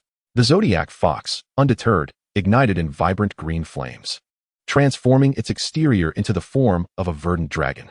This was indeed the legendary fox fire-flying dragon. With a resounding crash, the two forces collided, unleashing a thunderous roar that reverberated through the air. Yellow and green hues intertwined in a ferocious clash. Suddenly, a deafening boom echoed as the yellow was obliterated by the green. The Zodiac Fox's fox fire-flying dragon struck heavily upon Guangsha, who let out a pained cry as it was struck, shedding numerous rocks from its body and sustaining grave injuries. Just as the Zodiac Fox prepared to pursue its advantage, the Chuanshan Taijia erupted from the ground, emitting a surge of dark energy. A fissure wave shot forth from its maw towards the Zodiac Fox. In an instant, the Zodiac Fox vanished, reappearing above the Chuanshan Taijia. With a swift strike of its fox leaf, it landed a decisive blow upon the Chuanshan Taijia, which had only just emerged, causing it to wail in agony as blood gushed forth, severing its head from its body. Meanwhile, the spirit of Jin Wu was embroiled in a fierce battle with the giant rock war ape and the rock general. Ascending to the sky, the Jin Wu gained a favorable position and unleashed a torrent of flames upon them. The rock general and giant rock war ape were left in disarray, struggling to evade the onslaught. This spectacle left the audience in awe, exclaiming, "This is remarkable. 2 against 4, and they dominate. How terrifying." It seemed Li Xian would be obliterated. The crowd gasped in disbelief. In the next moment, an even more astonishing sight unfolded. The Jin Wu's body curled into a tight ball, radiating a brilliant golden light before plunging downward with great force. Jin Wu charged. The impact between Jin Wu and the giant rock war ape and rock general ignited a conflagration of golden flames that consumed the arena for a full quarter of an hour. When the inferno subsided, the giant rock war ape and rock general lay lifeless, reduced to charred remains. The spectators gasped in shock, and silence enveloped the arena once more. Li Xian's face turned pale, collapsing to the ground in disbelief. How could this be possible? Chapter 84. An early encounter, contender for the championship. Silence was soon replaced by an uproar. No way. That was too easy. Li Xian was among the top 10 in the 4th grade rankings. Li Xian has made it to the top 16, breaking records again. Truly the biggest dark horse this year. I believe he might contend for the championship. The air was filled with astonishment and admiration. Winning so effortlessly drew significant attention. The fourth-grade students were particularly stunned, having not anticipated Li Xian's swift defeat. In an instant, Li Xian's threat level escalated among the senior students. I can't fathom how this freshman has trained. His combat prowess is simply extraordinary, one fourth-grade student remarked. The others nodded in agreement. Li Xian merely cast a cold glance at the astonished Li Xian before turning to leave the arena. Approaching the Yiren Society, Chen Yu and Li Ruo welcomed him eagerly, their eyes filled with admiration. Yu Er and Zhu Zhu also gazed at him in awe, astonished that this freshman had reached the top 16. Even if Li Xian were to lose in the next match, this achievement was already a source of pride. Accomplishing such a feat as a first-year student in the Academy's grand competition was remarkable. Who could have foreseen Li Xian's outstanding performance when the competition commenced? Merely half an hour later, Ku Ran concluded her match and joined the Yiren Society. She looked at Li Xian, saying, "Junior, if we face off in the next match, please show some mercy." The group erupted in laughter, assuming Ku Ran was joking, unaware of her sincerity. She understood her own strength. While she might surpass Li Xian, it was not by a wide margin. If Li Xian fell to Li Xian so swiftly, she feared her own chances would be no better. Moreover, Li Xian had only summoned 2 spirit beasts thus far. Wow, I hadn't realized our academy had such an impressive freshman, Ku Ran mused. In another waiting area, Fang Qinlang observed the list of those advancing to the top 16, feeling a profound sense of contemplation. Indeed, the entire school is discussing this freshman. He may be more renowned than you now, a friend jested. Fang Qinlang chuckled, not particularly concerned about fame. Another chimed in, his notoriety stems from being a first-year student, but when it comes to actual strength, Qinlang is still superior. Of course, he replied. The group exchanged banter before turning serious. Qinlang, despite Li Xian's rising fame, we must not overlook the seasoned competitors. Fang Qinlang nodded, acknowledging, I understand. For the fourth-year students, this is their final academy competition. They will undoubtedly give their all to achieve the best results. For those of us with exceptional strength, the championship remains the singular pursuit. The fourth round of the competition concluded, and soon after, the next round's matchups were announced. Li Xian and Ku Ran did not draw each other, which relieved the Yiren Society members. However, a troubling revelation emerged. Li Xian's opponent was Zhang Liangwei, one of the favorites to win the competition, while Ku Ran would face another contender, Fang Qinlang. The atmosphere grew tense as the results were revealed. Li Xian smiled, reassuring his companions, Ku Ran and I will compete. Why worry? Chen Yu voiced her concern. Aren't you afraid of such a formidable opponent? Fear is futile. Li Xian replied with a grin. Having defeated the Hei Yi Bai Long, how could I fear a fourth-tier beastmaster? Li Ruo, maintaining her composure, turned to Ku Ran and asked, how strong is Zhang Liangwei? Ku Ran pondered briefly before responding. It's hard to say, but he is undoubtedly much stronger than Li Xian. Upon hearing this, Chen Yu and Li Ruo grew increasingly anxious. Li Xian, however, smiled confidently, stating, my goal is the championship. I cannot falter now. Ku Ran, witnessing his resolve, also smiled, playfully encouraging him, go for it. I believe in you. As the first match began, amidst the cheers of the Yiren Society and envious gazes from male students, Li Xian ascended the arena. At that moment, Zhang Liangwei arrived, momentarily stunned by the thunderous applause. He then shook his head with a wry smile. This Li Xian truly has a high popularity. Yet, determination glimmered in his eyes as he added, but popularity alone does not determine the outcome of a battle. This match undoubtedly drew significant attention. With an underdog facing a championship favorite, a compelling spectacle. This match is worth watching. I wonder who will emerge victorious. Many speculated that Li Xian, having secured a top 16 finish in his first competition, had already performed admirably. I bet Zhang Liangwei will win. I bet on Li Xian. $100. 100 it is. The surrounding clamor did not disturb the serenity of the arena. The stage for the top 16 was notably larger than before, allowing both competitors to perceive each other's extraordinary presence. As the countdown concluded, Zhang Liangwei promptly summoned his spirit beast. Fourth-tier elite, the six-armed giant. The fourth-tier superior, Ban Renma. The fourth-tier pinnacle, Shield Lance Cavalry. The fourth-tier pinnacle, Silver Armored Knight. Upon witnessing this formidable lineup, Li Xian's eyes narrowed slightly. With a swift gesture, he summoned the spirit of Jin Wu and the astrological fox, while Feng Huang made its debut in this competition. The appearance of Feng Huang ignited the atmosphere among the spectators. Li Xian had finally unleashed his third spirit beast, that wondrous wolf-shaped creature. The countdown had concluded. Let the battle commence. Anticipation ran high. Chapter 85. The Invincible Feng Huang. As the match began, Zhang Liangwei deployed his two strongest spirit beasts, the 4th-tier Pinnacle Shield Lance Cavalry and the 4th-tier Pinnacle Silver Armored Knight. They charged towards Li Xian's Astrological Fox and Jinwu on either side. Given their previous performances, Li Xian's two spirit beasts had garnered much admiration, instilling a sense of apprehension in Zhang Liangwei. Conversely, he seemed less concerned about Feng Huang, believing that no matter how formidable it was, it remained merely a 4th-tier spirit beast.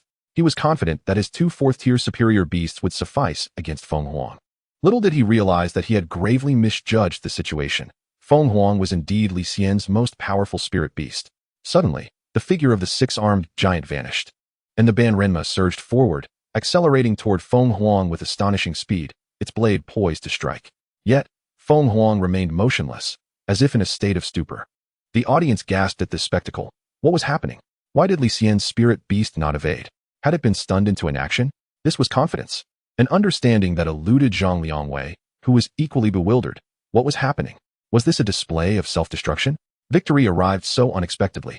However, in the next instant, Zhang Liangwei was left speechless. The Banrenma's long knife descended fiercely toward Feng Huang's neck, producing a sharp sound as it unexpectedly shattered into two pieces. In stark contrast, Feng Huang remained unscathed, not even a single hair from its wolf-like form severed. At that moment, the audience was rendered speechless, enveloped in a profound silence. Moments later, an uproar erupted. Was this level of defensive power truly possible? It turned out that Li Xian's spirit beast was indeed the mightiest. Such remarkable defense likely rivaled that of a 5th-tier beast. Zhang Liangwei was incredulous. How could this be? His invincible Banrenma's blade had broken today? The Banrenma stood in shock, still maintaining its downward striking posture, unable to fathom such an outcome. Seizing this fortuitous moment, Feng Huang would not let it pass. With a furious roar, Feng Huang's claws shimmered with a deep azure light, intensifying in hue. The claws then surged upward in a fierce downward strike. The Wind Shadow Claw was unleashed. The Tempest Fury Slash commenced. In a flash, 3 glimmers of cold light sliced through the air, cleaving the dazed Banrenma in two, showering the arena in blood. Banrenma was obliterated. At that moment, the previously vanished 6-armed giant reappeared above Feng Huang. 6 powerful arms clenched into fists, glowing with a deep yellow light. The 6-armed titan's fist. All 6 arms struck toward Feng Huang's head. Yet, as before, Feng Huang remained immobile, enduring this seemingly inevitable blow. After the attack, the 6-armed giant felt as though his strikes had vanished into thin air, his fists meeting an unyielding wall. A cacophony of cracking bones echoed as the 6-armed giant howled in despair, retreating in fear, realizing that this spirit beast was beyond his capacity to contend with. Feng Huang would not grant him any respite. With a slight turn of its head, the azure gem on its forehead shimmered. The wind blade slash was activated. 10 wind blades, glimmering with a profound azure light, surged toward the 6-armed giant. Overwhelmed by terror, the 6-armed giant found himself unable to escape. The speed of the wind blades was too swift. In an instant, they closed in on him. A thunderous explosion resonated as blood mist erupted from the 6-armed giant. His wails echoed, sending chills through the spectators, many of whom swallowed nervously. Was this not too terrifying? After a brief moment, the 6-armed giant ceased his cries, swaying unsteadily before collapsing to the ground, his body a mangled mess, devoid of life. Remarkably, throughout this ordeal, Li Xian's Feng Huang had not moved an inch. The arena erupted in screams. Was it true that 2 4th-tier superior spirit beasts had perished in a mere encounter? Could Li Xian's spirit beast truly be a 5th-tier entity? Such brutality was captivating. Admiration surged for Li Xian. It was clear he was destined for victory. A first-year student wielding such combat prowess was indeed a frightful prospect. Meanwhile, Zhang Liangwei was left in shock, struggling to articulate his thoughts in the void of his mind. In the one-on-one battle, the astrological fox and Jinwu were holding their ground, subtly gaining momentum. Victory appeared to be merely a matter of time. Yet, Li Xian seemed to find this pace intolerably drawn out. With a wave of his hand, Feng Huang howled towards the heavens, a woo. Suddenly, 10 third-tier pinnacle storm spirit wolves materialized beside Feng Huang. The wolves immediately divided into 2 groups, each supporting the astrological fox and Jinwu. This spectacle sent the audience into a frenzy. Was it possible that such formidable attack and defense capabilities were complemented by summoning skills? Surely, this must be a dream. Li Xian, observing Zhang Liangwei's crestfallen visage, turned his gaze to Li Xian, who was enjoying the battle alongside his peers from the year in society. He felt a complete lack of fighting spirit. He was acutely aware of the vast chasm that separated him from Zhang Liangwei. Initially, when he suffered defeat at the hands of Li Xian, he believed it to be a mere oversight in his strategic deployment. There was also an element of carelessness on his part. Given another chance, he was certain he could vanquish Li Xian. However, upon witnessing Zhang Liangwei's collapse, akin to a withered tree being uprooted, he realized the stark reality. His disparity with Li Xian was far greater than he had imagined. Even Zhang Liangwei, whose prowess far exceeded his own, succumbed so swiftly that he ultimately had to concede with a heavy heart. If it were him in that position, no amount of mental gymnastics in devising combat strategies would render him a match for Li Xian. At that moment, Liangshan could only sigh in lamentation, expressing disbelief that such a monster had emerged among this year's freshmen. Meanwhile, the members of the Iran Shi were fervently rallying support for Ku Ran, who found herself at a disadvantage. Li Xian harbored a favorable impression of this senior, inspired by the enthusiasm of Iran Shi. Even his typically composed demeanor could not resist joining in the cheers. This match was a complete rout. The battle between Ku Ran and Fang Chunlang concluded with Fang Chunlang's decisive victory. Following the conclusion of the quarterfinals, the roster for the semifinals was unveiled, featuring Fang Chunlang, Zhang Xinyao, Duan Tianya, and Li Xian. Among these four individuals, only Li Xian was a freshman. Fang Chunlang and Duan Tianya were both considered frontrunners for the championship. The sole female contender in the top four, Zhang Xinyao, had remained largely unnoticed until this competition, where she made a remarkable impact. Zhang Xinyao, a robust girl with a freckled face, spoke with a deep voice. Previously, her strength had been unremarkable among the fourth-year students. Many of her classmates were aware of her unrequited affection for Fang Chunlang, for which she had once confessed, only to be gently rebuffed by him on the grounds of seeking a partner stronger than himself. This had led to her being mocked, likened to a toad yearning for a swan.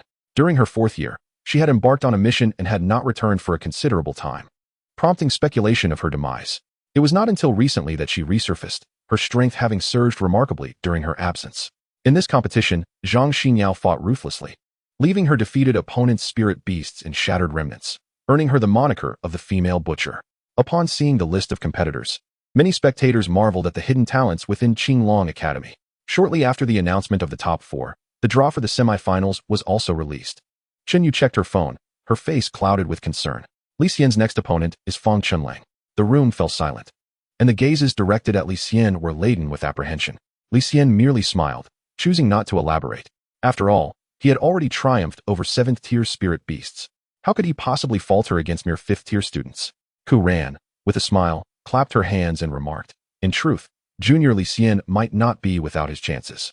Zhang Liangwei fell so swiftly to him, a feat that Fang Chunlang cannot claim.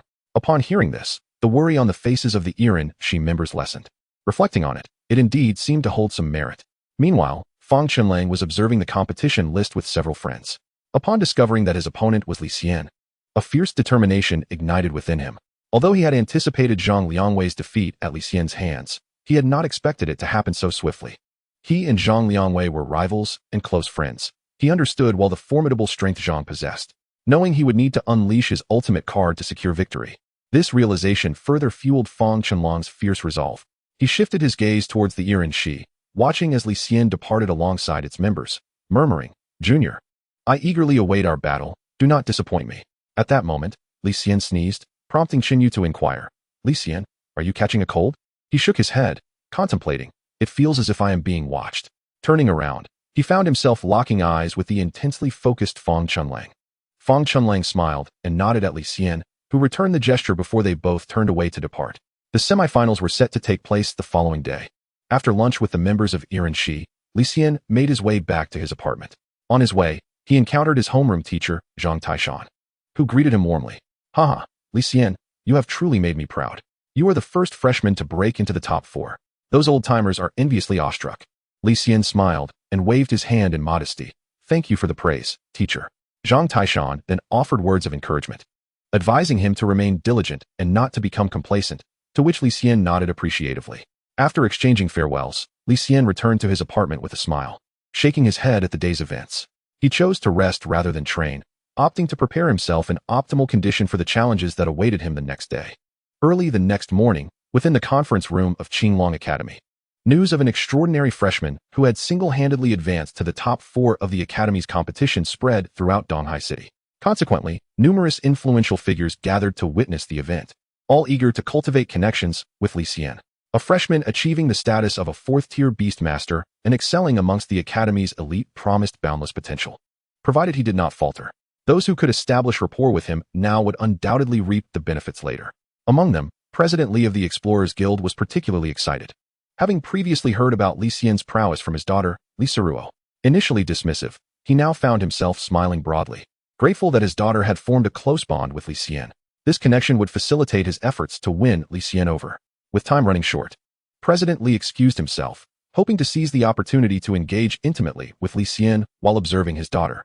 As the time approached, the impeccably groomed, silver-haired principal spoke cheerfully. "Shall we proceed to the venue to witness the match?" The group nodded in agreement, following the principal to the specially designated VIP area within the arena. By the time they reached the semi-final stage, the number of platforms had been reduced to one, which was significantly more spacious than before. As the clock ticked down, the judges announced that the competition was about to commence, urging both contestants to take the stage and prepare.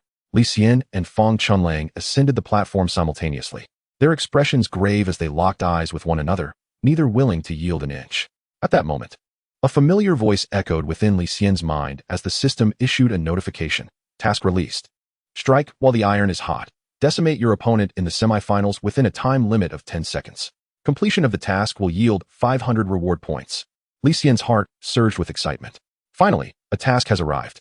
However, 10 seconds is quite the challenge. It seems I must unleash my strongest techniques right from the outset.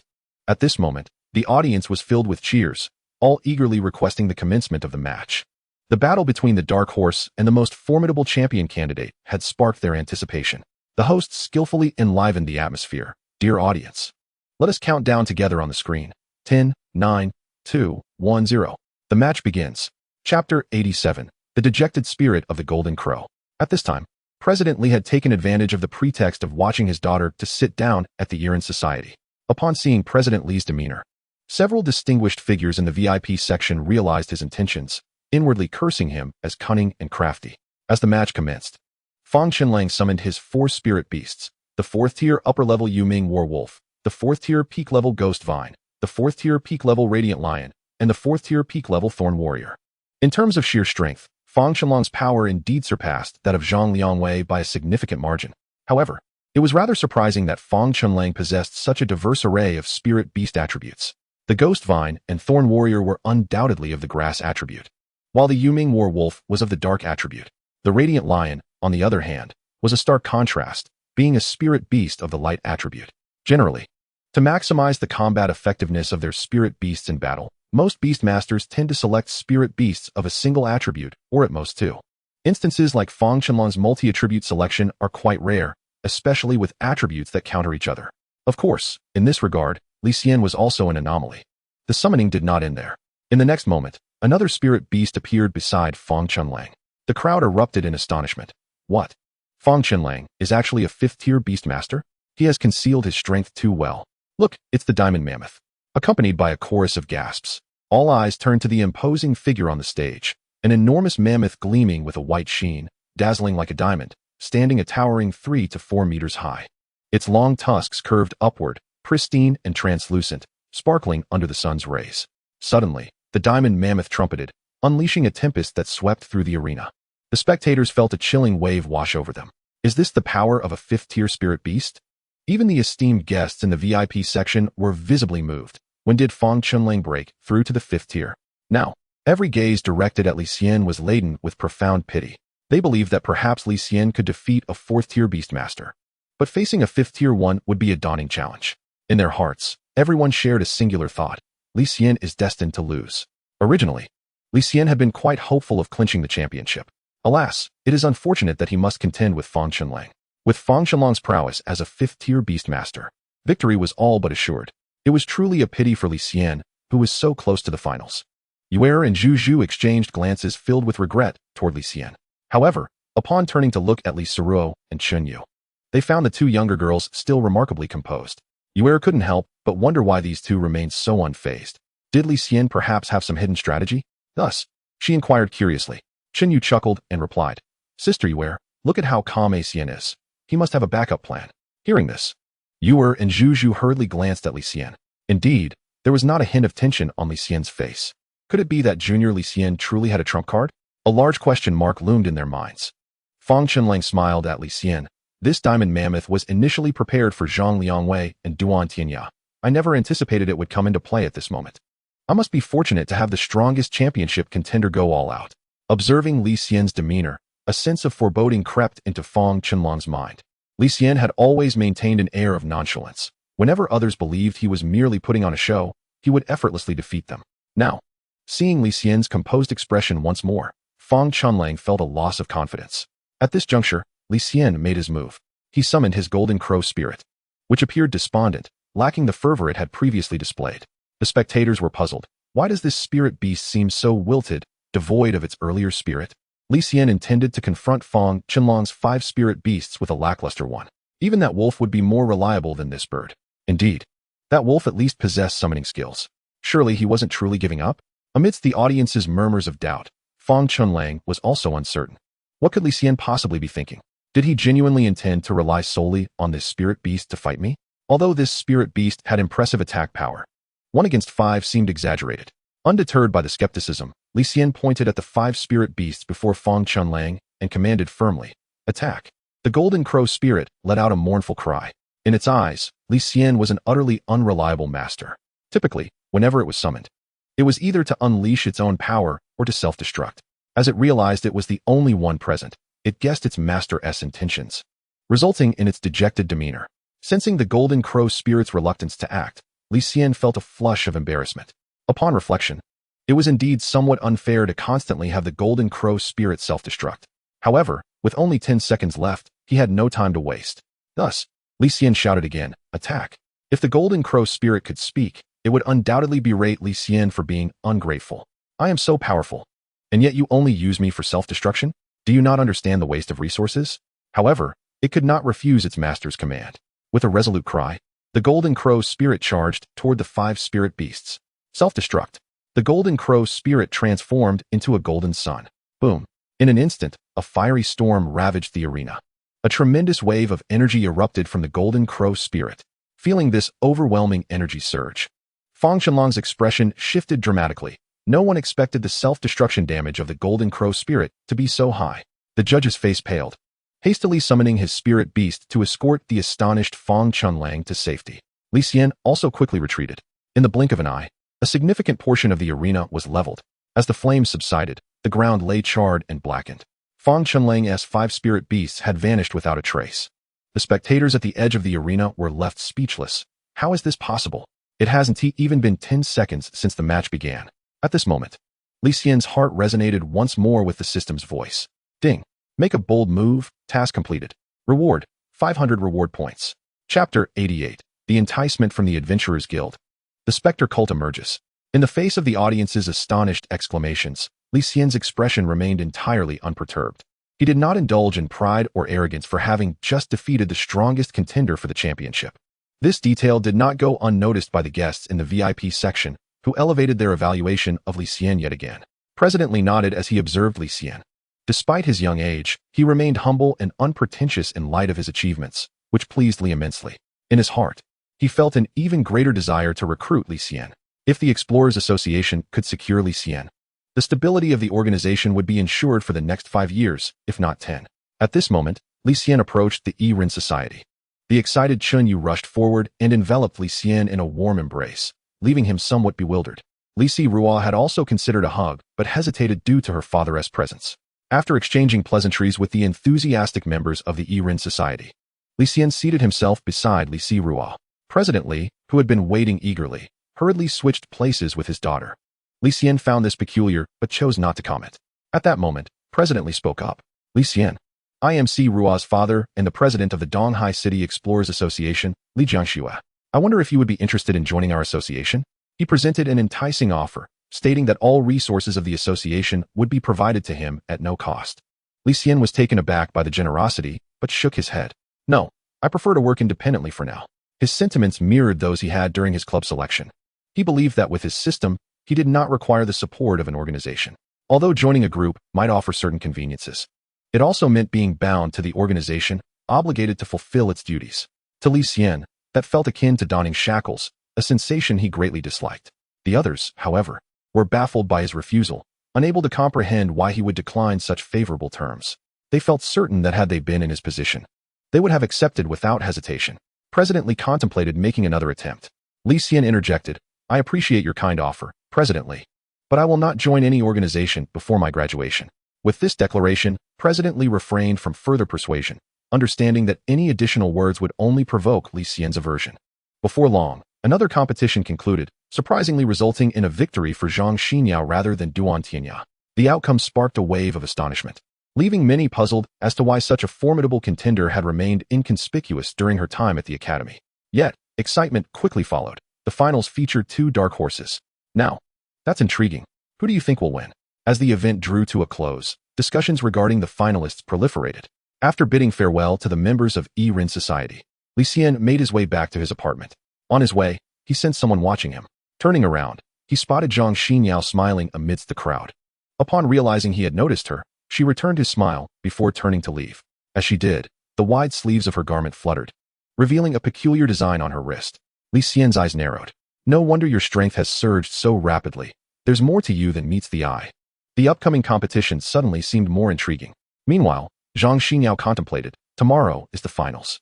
I wonder if my evil devourer will elevate to the 5th-tier pinnacle after consuming all of Li Xian's spirit beasts. And as for my Lang Lang, I have surpassed you now. Once I claim victory, we can be together.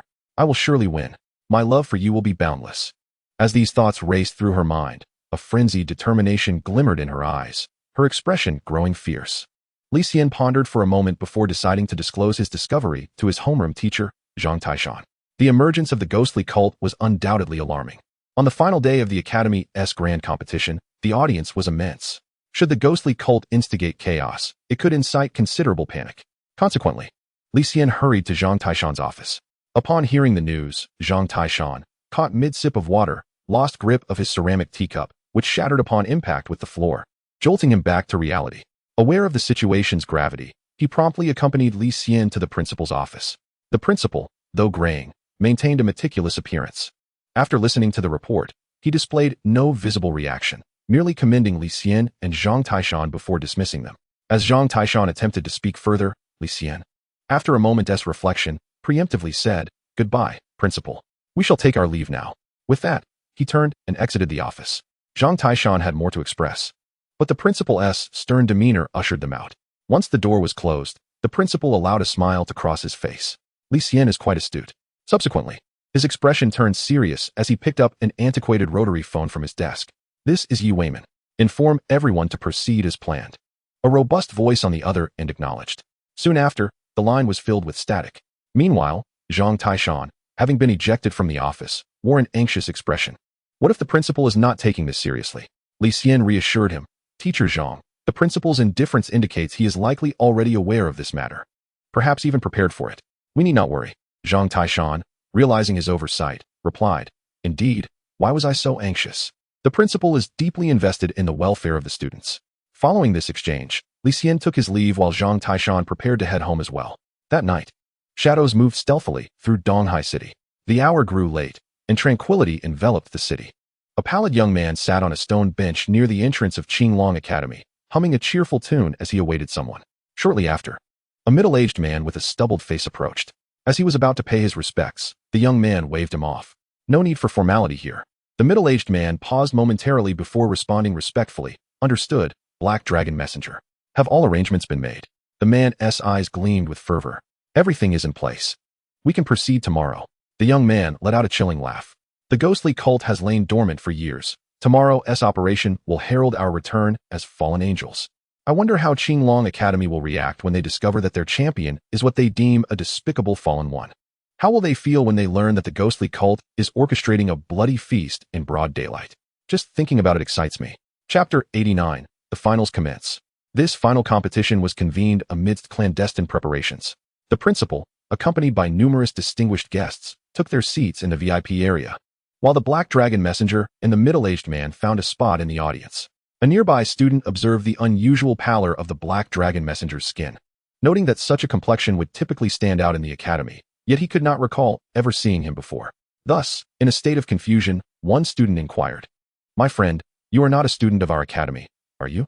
Upon hearing this, the Heilong Shizhe smiled and nodded. We hail from the neighboring city, and we happened to come here to visit relatives. Upon hearing there would be a competition, we decided to attend.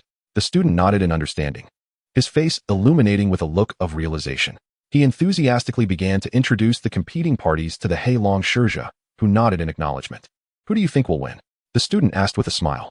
I believe in Zhang Xinyao. After all, her opponent is just a first year, he replied. On the arena?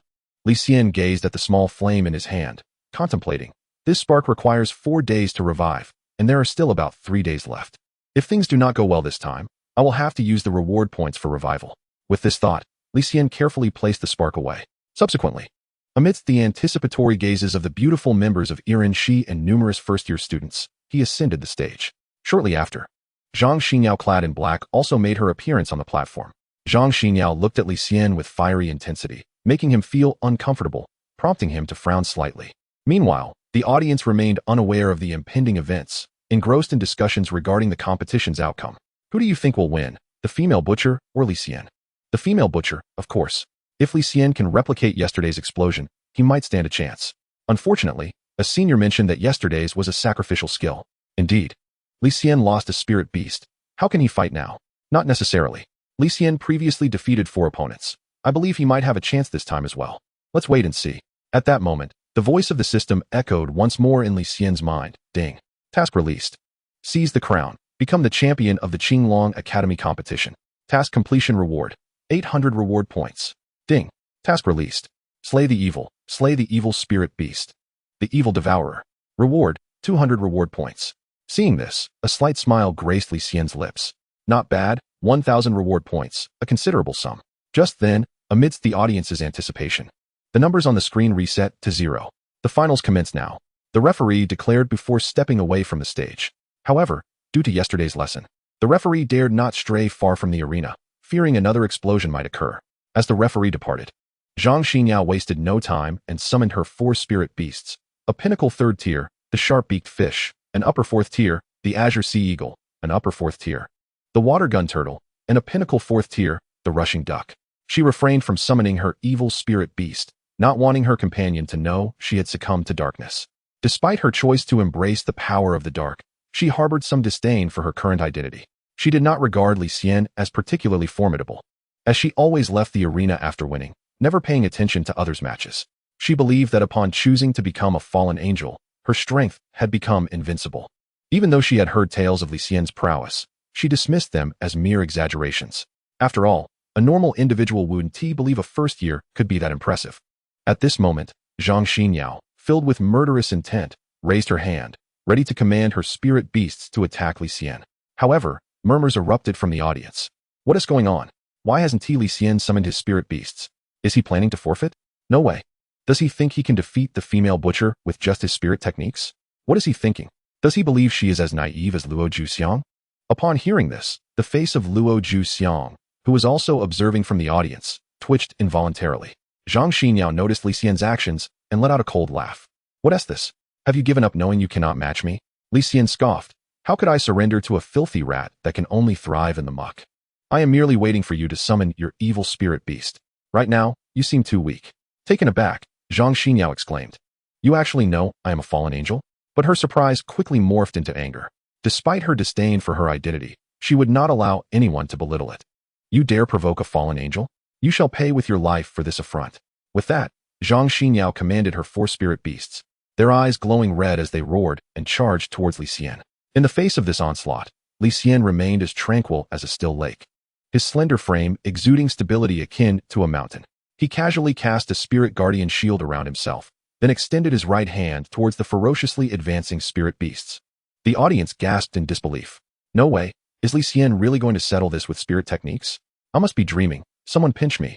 Zhang Xinyao, seeing Li Xian's demeanor, let out a malicious laugh, making her already plump face appear even more grotesque.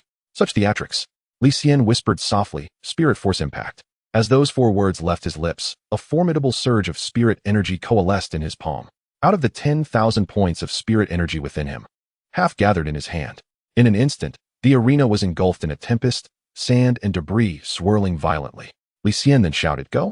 with a thunderous roar. Akin to a clap of thunder from clear skies, an invisible wave of spirit energy surged forth, carving a massive trench nearly half a meter deep into the hard arena. The impact came so swiftly that the 4 spirit beasts could not react. They transformed into a mist of blood before they could even let out a cry. A wave of astonishment swept through the audience, gasps echoing as they absorbed the shocking spectacle. No way, Li Xian's spirit force impact has become even more powerful. 3 of those spirit beasts were above the upper 4th tier. This world is terrifying.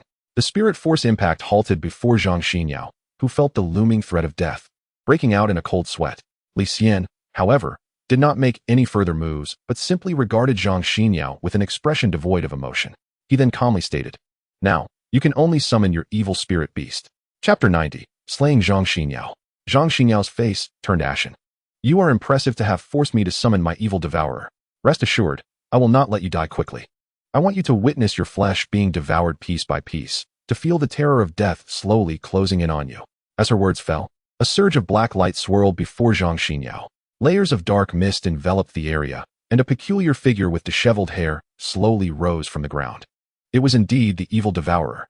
Towering at 3 to 4 meters tall, the creature was as massive as a small mountain. Its pale, withered hair hung down, obscuring its face.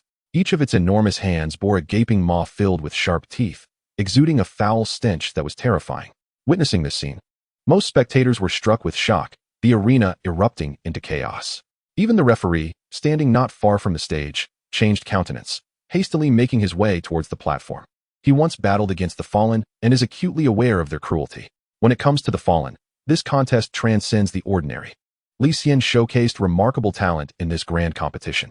He must ensure that the Academy's future star encounters no mishaps. A 5th-tier evil beast, the Devourer. Could it be? The female butcher is actually one of the fallen. No wonder Zhang Xinyao's strength has surged so rapidly. She must have chosen an evil attribute spirit beast. How despicable to sell one's soul for power. Such individuals are truly shameless. In an instant, the audience erupted in shock, their condemnation of Zhang Xinyao echoing throughout the venue. This only fueled Zhang Xinyao's fury as she glared malevolently at Li Xian, bellowing, "Devourer, eliminate him."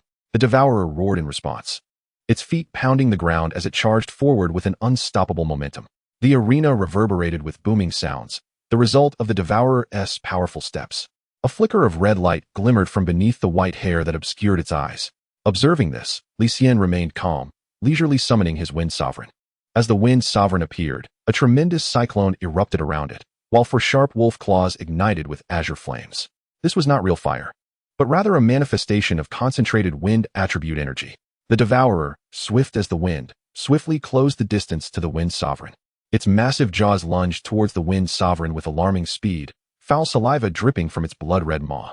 The corrosive liquid splattered on the ground, creating a small pit and releasing wisps of white smoke. The Wind Sovereign evaded the attack, transforming into a blur and swiftly creating distance. Its forehead gem flickered, and in an instant, a flurry of wind blades surged towards the Devourer. These azure blades, accompanied by a howling gale, targeted not the Devourer's body, but its enormous hands. The Devourer had been introduced in class as an evil attribute spirit beast with formidable defense, making ordinary attacks largely ineffective. Its large jaws served as its primary means of assault, consuming the flesh and blood of spirit beasts and their tamers to enhance its power. However, these jaws also represented its vulnerability. If they could be neutralized, the Devourer would lose a significant portion of its combat capacity. The relentless wind blades struck the Devourer's arms repeatedly, carving deep gashes down to the bone. The creature emitted pained howls as blood arrows shot forth from its severed limbs. Before the Devourer could reach the Wind Sovereign, its arms were reduced to stark white skeletons. The final wind blade descended, severing both arms completely. Once more, the gem on the Wind Sovereign's forehead glowed, and two exceptionally thick wind blades surged forth. The severed hands had not yet touched the ground before they were cleaved into pieces. At that moment, the entire audience fell into stunned silence. They all understood the immense defensive capabilities of the Devourer, especially given that it was a 5th-tier spirit beast. Yet, witnessing its arms being so effortlessly severed by the Wind Sovereign was utterly astounding. A chorus of swallowed breaths filled the air, and many spectators broke into a cold sweat of disbelief. Li Xian's spirit beast was truly extraordinary. It was a 5th-tier Devourer. This was beyond comprehension. If word of this spread, who would believe it? Li Xian is impressive. The referee, who had just arrived at the edge of the arena, was also taken aback by the spectacle, momentarily halting in disbelief. Did you see that? Even the referee is stunned. Someone said with difficulty. Zhang Xinyao, now overwhelmed with shock, was filled with dread. Her ace, the Devourer, had been rendered nearly powerless with its arms destroyed. Only defeat awaited her now. In that instant, the Wind Sovereign moved, leaving its original position, cutting through the air like a shadow. Wind Force, activate. Wind Shadow Claw, engage. In mere moments, the Wind Sovereign stood before the Devourer. The pain from its severed arms ignited the Devourer's brutal instincts. It roared and charged at the Wind Sovereign. Given the Devourer's weight and fifth-tier strength, a collision with the Wind Sovereign would undoubtedly have an impact. Yet, the Wind Sovereign stood undaunted against the impending assault. It raised its wolf claw and unleashed a fierce wind slash, producing a series of sonic booms. The next moment, the Devourer's charging figure seemed to lose its balance. Propelled by its own momentum towards the Wind Sovereign, before it could hit the ground, its body was cleaved in two, crashing down on either side of the Wind Sovereign. At this moment, the arena fell into a profound silence once more, only to be broken by an eruption of astonishment. The Black Dragon Envoy slammed his thigh in frustration. His face twisted with anger as he muttered, "Useless." In Chapter 91, Until We Meet Again, the reality of the fifth-tier Devourer being defeated was staggering. Li Xian's strength was terrifying. Ding. Task Slay the Evil completed, earning 200 reward points. At the sound of the system's soothing voice, a smile spread across Li Xian's face. He disregarded the panicking Zhang Xinyao and turned to the still dumbfounded referee, softly stating, "Teacher, it's time to announce the results. I am the champion." At this, the referee regained his composure, realizing the competition was still underway. However, he cast a complex glance at Li Xian. The appearance of a fallen at the Qinglong Academy's competition was a significant event, yet Li Xian maintained such composure, focusing on seizing victory. This attitude was truly remarkable. The referee called out, "Security, apprehend the fallen Zhang Xinyao." A group of handsome security personnel rushed onto the stage to seize the dazed Zhang Xinyao. The referee then approached Li Xian, raising his right hand and announcing loudly, "Contestant Zhang Xinyao has become a fallen and is disqualified. First-year student Li Xian has defeated the fallen. The ultimate victor of this academy competition is Li Xian." Cheers erupted from the audience. "Li Xian is amazing. Who dares to look down on our first-year students now? Li Xian, I love you." Amidst the cheers, there were also jeers directed at Zhang Xinyao. It was incomprehensible how one would be scorned by all for the pursuit of power. "I heard Zhang Xinyao once had a crush on Senior Chen Lang. Does she even deserve it with that ugly appearance?" As the announcement concluded, Li Xian heard the system's voice once more. Ding. Task Seize the Crown completed, earning 1,000 reward points. The news brought a joyful smile to Li Xian's face. With this 1,000 reward points, his strength could be further enhanced. Meanwhile, a student beside the Black Dragon Envoy spat disdainfully, "Damn fallen." The Black Dragon Envoy, wearing a strange smile, casually asked, "Do you despise the fallen?" The student replied without hesitation, "Who doesn't hate the fallen? They commit heinous acts without remorse." However, he quickly realized that the term used by the Heilong Shizhe was Duo Tian Shi. The expression on the student's face changed dramatically as he gasped in shock. Could it be that you are a fallen one?" A hint of joy appeared on the Highland Shizhe's face as he replied, "Congratulations, you are correct. I reward you with a trip to the blissful realm." In an instant, the smile on the Highland Shizhe's face transformed into a sinister and malevolent grin. He abruptly drew a dagger from his hand and plunged it deep into the student's abdomen. The dagger twisted brutally, causing the student's pupils to dilate in sheer terror. He collapsed with a thud, devoid of life. This scene unfolded too abruptly, inciting chaos among the surrounding students. In a moment, a series of brilliant lights flickered as spirit beasts were summoned, encircling the Highland Shizhe and the bearded man. This spectacle captivated the attention of many onlookers. Upon comprehending the situation, numerous individuals summoned their own spirit beasts. The Highland Shizhe rose from his seat, his crimson tongue licking the blood off the dagger, wearing an expression of indulgence. Undaunted by the encirclement of numerous spirit beasts, he remained calm. Meanwhile, the unfolding events drew the attention of the VIP section. The security personnel escorting Zhang Xinyao halted their steps. At that moment, a staff member approached to report, "Principal, a fallen one has infiltrated the audience. One student has already lost his life." Upon hearing this, the principal, seated as firmly as Mount Tai, suddenly stood up. "What?" The principal hurried to the front of the audience, making his way through a throng of staff, arriving before the Highland Shizhe and the bearded man. The Highland Shizhe regarded the serious-faced Principal Yi Weimin with a playful smile. "We have seen through all your plans. Every bomb in the square has been disarmed. If you surrender obediently now, you may still keep your lives. Otherwise, what awaits you is a path to death." Principal Yi Weimin spoke with a grave tone, his voice carrying an unyielding resolve. He did not doubt the truth of his words. Knowing of the bombs meant that their plans had been compromised. Remaining here was no longer meaningful. The Highland Shizhe sighed and shook his head. Such a splendid plan wasted. Since this time is destined to fail, let us hope for a chance to meet again in the future. Impossible. We have laid a web of traps. No matter how powerful you are, You cannot escape." Upon hearing this, Principal Yi Weiman scoffed disdainfully. In response, the Highland Shurja smiled slightly. "Is that so?" Just as he finished speaking, his expression shifted drastically. An immensely powerful wave of spiritual energy surged toward the principal's head at blinding speed. The principal, startled, quickly turned his head to evade the attack. As the surge flew backward at great velocity, suddenly, the principal's expression changed drastically. "Not good." The crowd gasped, but they did not perceive any immediate danger.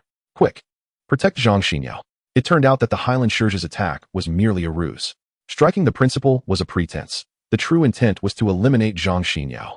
Zhang Xinyao was privy to certain secrets of the Meng Gui Jiao. If she fell into the hands of the principal and others, it would undoubtedly harm the Meng Gui Jiao. In comparison, the principal, an old fellow, was not worth the effort. Just as the crowd realized what was happening, the surge of energy had already reached Zhang Xinyao. In her final moments, she turned to gaze deeply at the man she cherished most, Feng Chunlang. At that moment, Feng Chunlang was also looking at her, and she saw a trace of urgency in his eyes. She thought he was worried about her and smiled. "Lang Lang, you finally worry about me just once. If there is a next life, I will still love you." With that, Zhang Xinyao smiled faintly and slowly closed her eyes. Unfortunately, her infatuation ultimately led to naught. In pursuit of power for the flimsy excuse of Feng Chunlang, she did not hesitate to plunge into darkness, only to end up with a fate of unrequited love and lost life. Feng Chunlang, for his part, was merely concerned that Zhang Xinyao's death would mean losing the trail to the Meng Gui Jiao. As a passionate young man, he too harbored thoughts of eradicating the evil Meng Gui Jiao. In the next instant, the spiritual surge struck Zhang Xinyao's head. With a tremendous explosion, her skull shattered. "Farewell, everyone." The Highland Shurja cackled madly.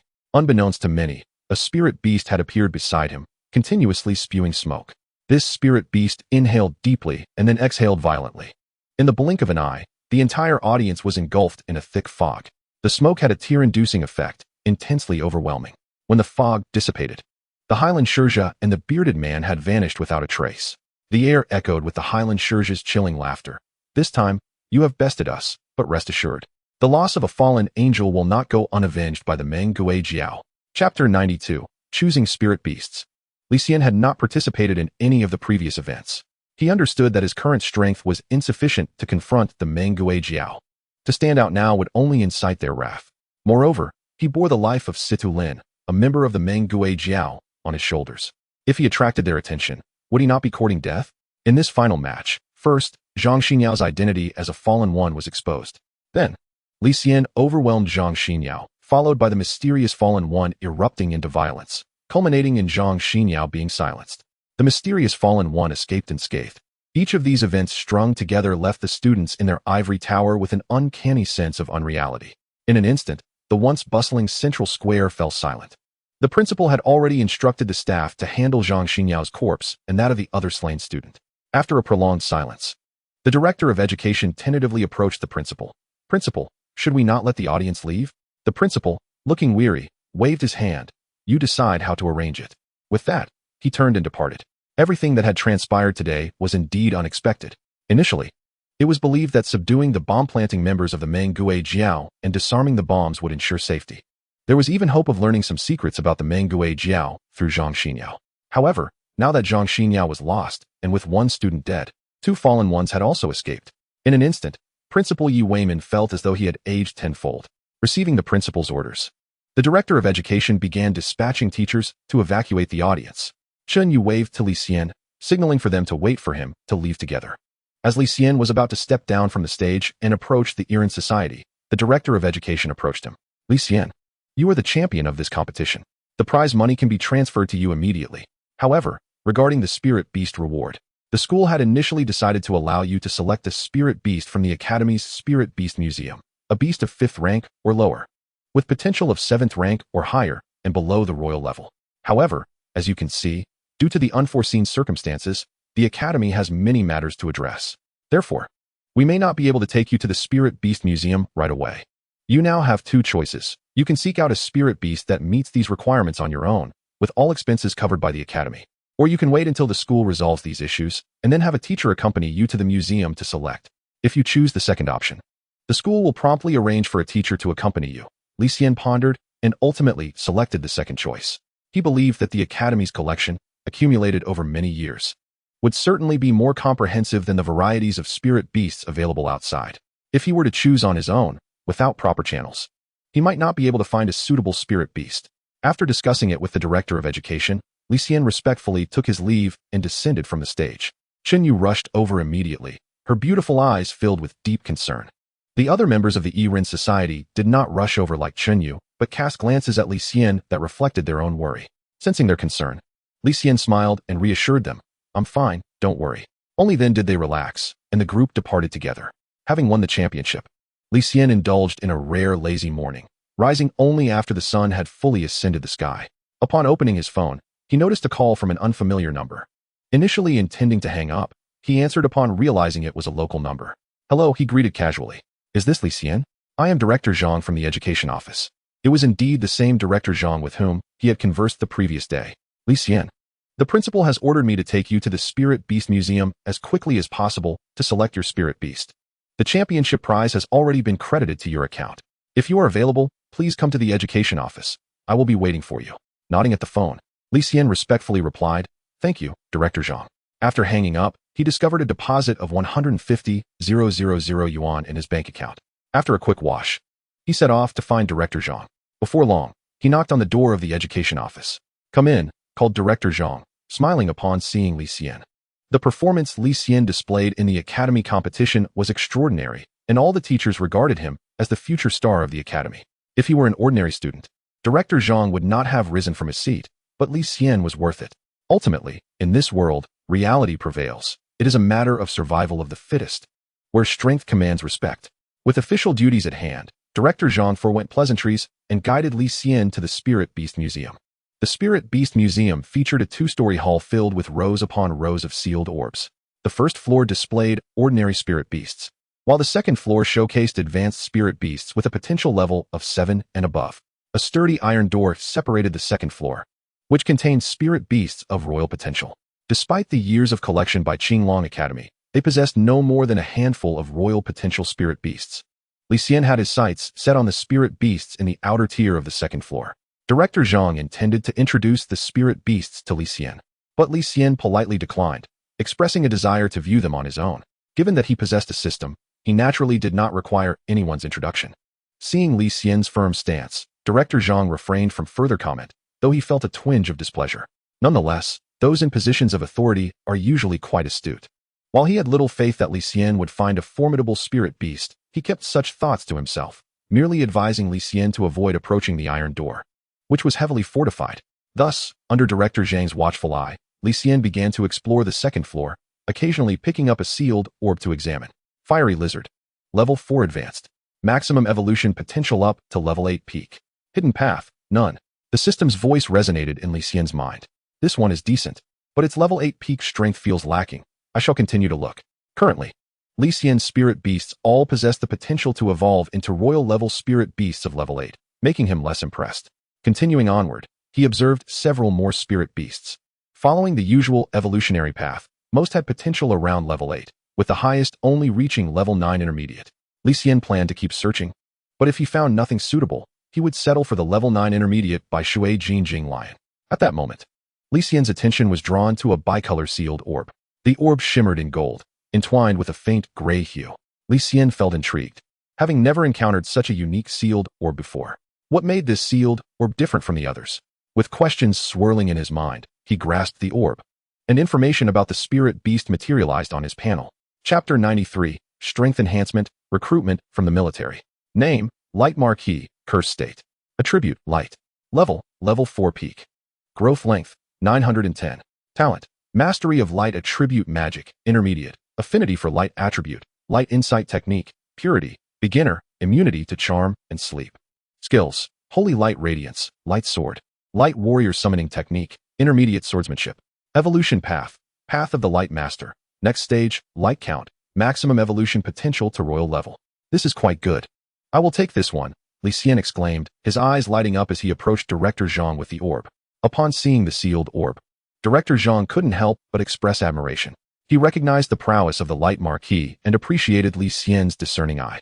However, he felt that Li Xian was still too young. If this were the Light Marquis in its normal state, Director Zhang would have no objections. However, the orb carried a gray aura, indicating it was cursed. A cursed spirit beast's true strength would be significantly diminished. Li Xian spoke, Director Zhang. I have decided on this one. Director Zhang shook his head and advised, Li Xian, I still recommend you choose another. This light marquee is somewhat different. It bears a curse, resulting in a substantial reduction in potential. Li Xian resolutely replied, Director, I have made up my mind.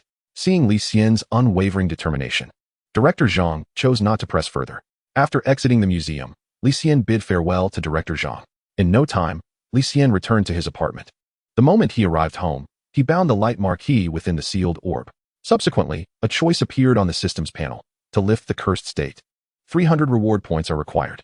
This was the very reason Li Xian dared to choose the cursed light marquee.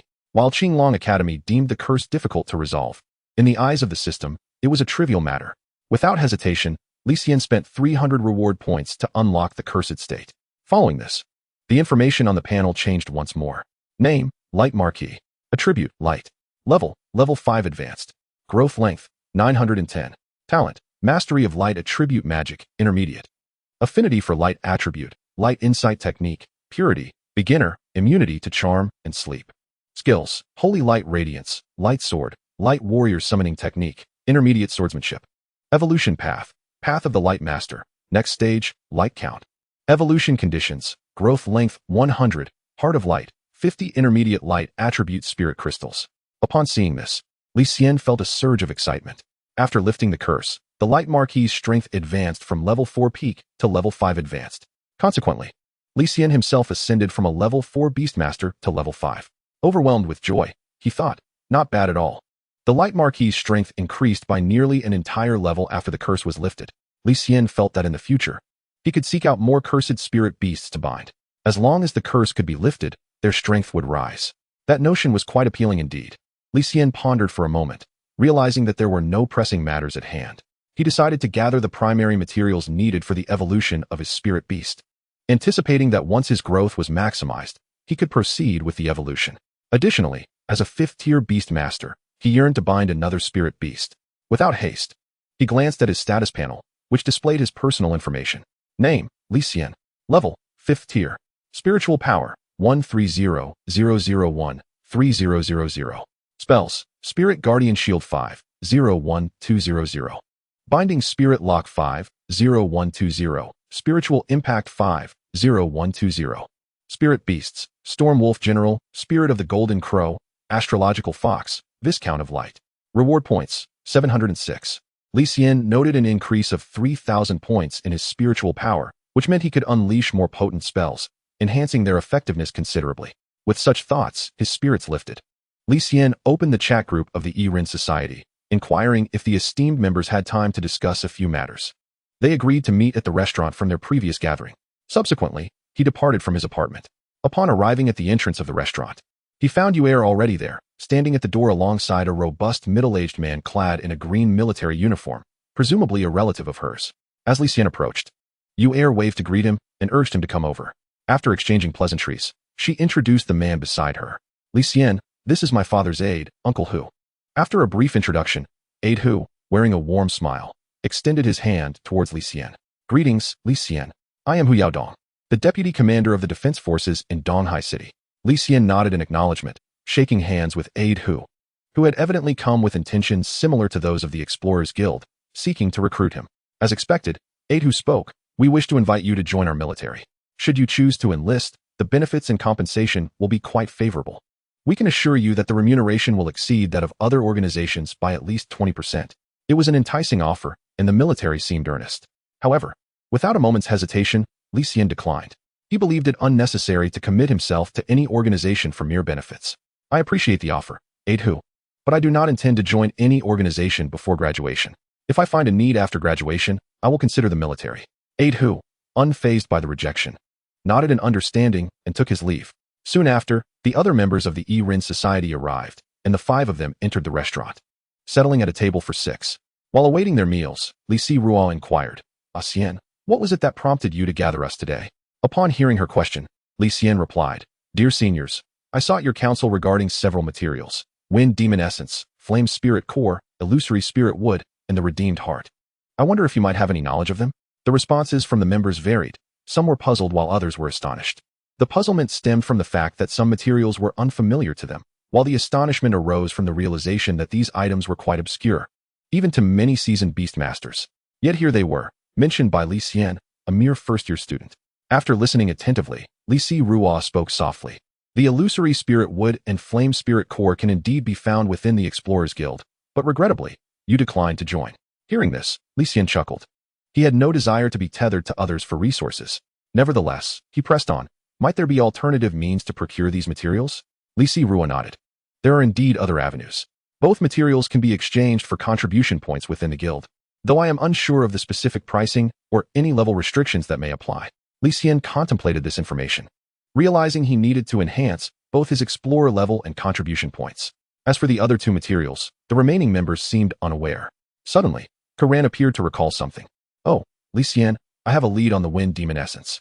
A new gathering site for magical creatures has been discovered, known as the Gale Tomb. It is said to host creatures that yield Wind Demon Essence.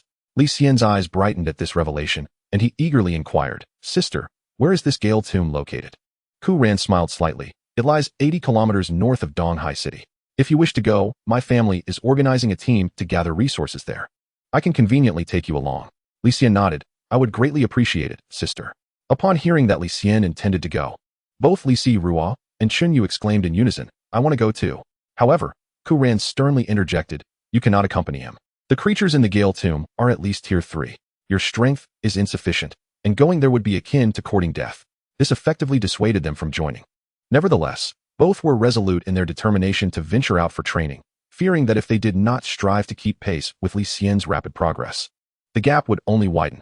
After dining with the members as a token of gratitude for their insights, Li Xian returned to his apartment. He browsed the Explorers Guild website on his phone, searching for clues regarding the illusory spirit wood and flame spirit core. He discovered that the exchange requirements for both items were not particularly high, as they could be traded with a Bayou card.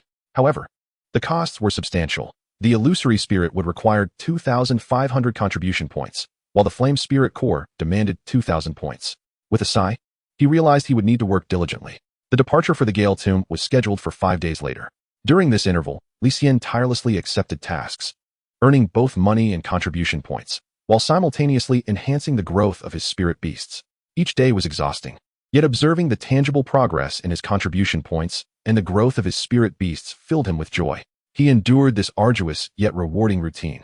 On the eve of their journey, Li Xian returned to his apartment early, as the following day marked their expedition. With the Gale Tomb being a recently discovered gathering site for magical creatures, there would undoubtedly be ample tasks issued by the Explorers Guild. Thus, Li Xian planned to seek out and accept several missions, aiming to accumulate contribution points while searching for Wind Demon Essence. With these thoughts in mind, Li Xian settled into his sofa and retrieved his phone. He logged onto the official website of the Explorers Guild to peruse the available tasks. After a brief scan, he ultimately found a collection task. Task details: collect spirit orbs. Task level: Emerald. Reward: 1,000 currency for 10 contribution points. Task deadline: none. In the depths of Confronting Mushua, the creatures generally possess a level of 3 or above, and there is a significant likelihood of encountering a 5th-tier leader level being. Please exercise caution. This task took Li Xian by surprise. Typically, collection tasks have a defined limit on the amount to be gathered, yet this particular task imposed no such restrictions. This implies that, with a stroke of good fortune, he could potentially amass enough contribution value to acquire both materials in one go. An involuntary smile crept onto Li Xian's face as he decisively accepted the task. The following day, as per his agreement with Ku Ran, Li Xian arrived at the entrance of Qinglong Shuyuan to meet her. Together, they ventured towards the gathering place of the Ku family. Along the way, Ku Ran mentioned that Li Ruo and Chun Yu had been honing their skills outside the city. Li Xian nodded in acknowledgement, having heard about this from Yu Er. He was well aware of the motivation behind Chun Yu and Li Ruo's diligent efforts. He was not naive. However, he found himself unable to offer assistance. Nor did they require any. Both Chun Yu and Li Ruo possessed commendable talent and hailed from affluent backgrounds, thus lacking any concerns regarding resources. Their shortcomings in strength stemmed solely from a lack of effort. Perhaps it would only be in the later stages, when their families could no longer provide support, that Li Xian could extend a helping hand within his means. In Li Xian's heart, he held a certain fondness for both Chun Yu and Li Ruo.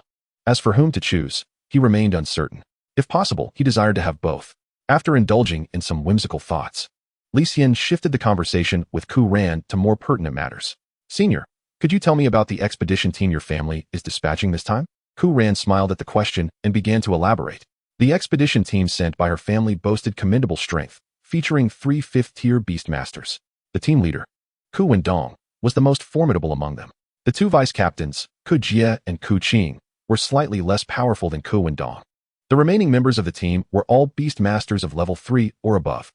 This strength far surpassed that of the mercenary group Li Xian encountered in the Shihun forest. Before long, the 2 arrived at the military defense station outside the city. The open ground surrounding the station was dotted with numerous tents. They approached the area where the Ku family's expedition team was stationed, where several modified off-road vehicles were parked. A group of competent and efficient individuals engaged in lively conversation, creating a vibrant atmosphere. At that moment, someone noticed Ku Ran's arrival. A girl joyfully called out, "Ku Ran, you're here. We were about to leave without you." Upon hearing this shout, everyone turned their heads, first glancing at Ku Ran and then shifting their gaze to Li Xian, who stood beside her. Chapter 95. Do you know Li Xian? The members of the expedition team regarded Li Xian with curiosity. Many female members found themselves intrigued by the handsome young man. At that moment, a blonde youth stepped forward and asked, "Ku Ran, who is this young brother?" Ku Ran smiled in response, saying, "Donggu, this is the junior I mentioned who wishes to explore the Confronting Mushiwa." Ku Wendong expressed surprise, having initially assumed that Ku Ran was referring to a third-year student. However, seeing Li Xian's youthful appearance, he realized he resembled a new entrant to the academy. He couldn't help but voice his concerns. "Sister, it's not that I look down on your junior, but he appears rather young, like a fresh student. I'm worried his strength might not suffice, and he could lose his life in Confronting Mushiwa. Perhaps you should advise him to return." Though Ku Wendong's words were blunt, they stemmed from a place of concern for Li Xian's safety, which he did not find offensive. Ku Ran chuckled in response, "Don't worry, Donggu. My junior is actually a level 4 beastmaster. He will be just fine." This revelation left the crowd astonished. This young student was indeed a level 4 beastmaster. With that assurance, Ku Wendong refrained from further comments. "In that case, let us prepare to depart swiftly." At that moment, several female members who were friendly with Ku Ran approached, teasing both her and Li Xian. "This little guy is exceptionally handsome. Ku Ran, you should have introduced him to us earlier. Handsome lad, do you have a girlfriend? How about we exchange contact information?" Their playful banter left Li Xian somewhat bemused. He hadn't anticipated such open-mindedness from the women in Ku Ran's family. At this juncture, another young man inquired, "Ranjia, I heard your club doesn't accept male members?" Ku Ran laughed, "Indeed. However, my junior is outstanding, so the female members of our club have decided to make an exception and allow him in." Upon hearing this, the young man fell silent, though skepticism lingered in his eyes. A level 4 beastmaster at such a young age? Did he really think he was Li Xian? At that moment, Vice Captain Ku Jie approached and asked, "Student, since you just joined this year, you must be a first-year student, right?" Li Xian nodded affirmatively. "Yes, I am a first-year student." Ku Jie continued, "This year, Qinglong Shuyuan produced a remarkable individual who won the academy competition as a first-year student. I heard even 5th-tier beastmasters could not match him. What was his name again? Let me think." After some contemplation, Ku Jie struggled to recall the name. At that moment, the young man interjected, "Sister, that person is named Li Xian, my idol." "Li Xian, do you know him?" Ku Jie pressed on. The young man turned his gaze toward Li Xian.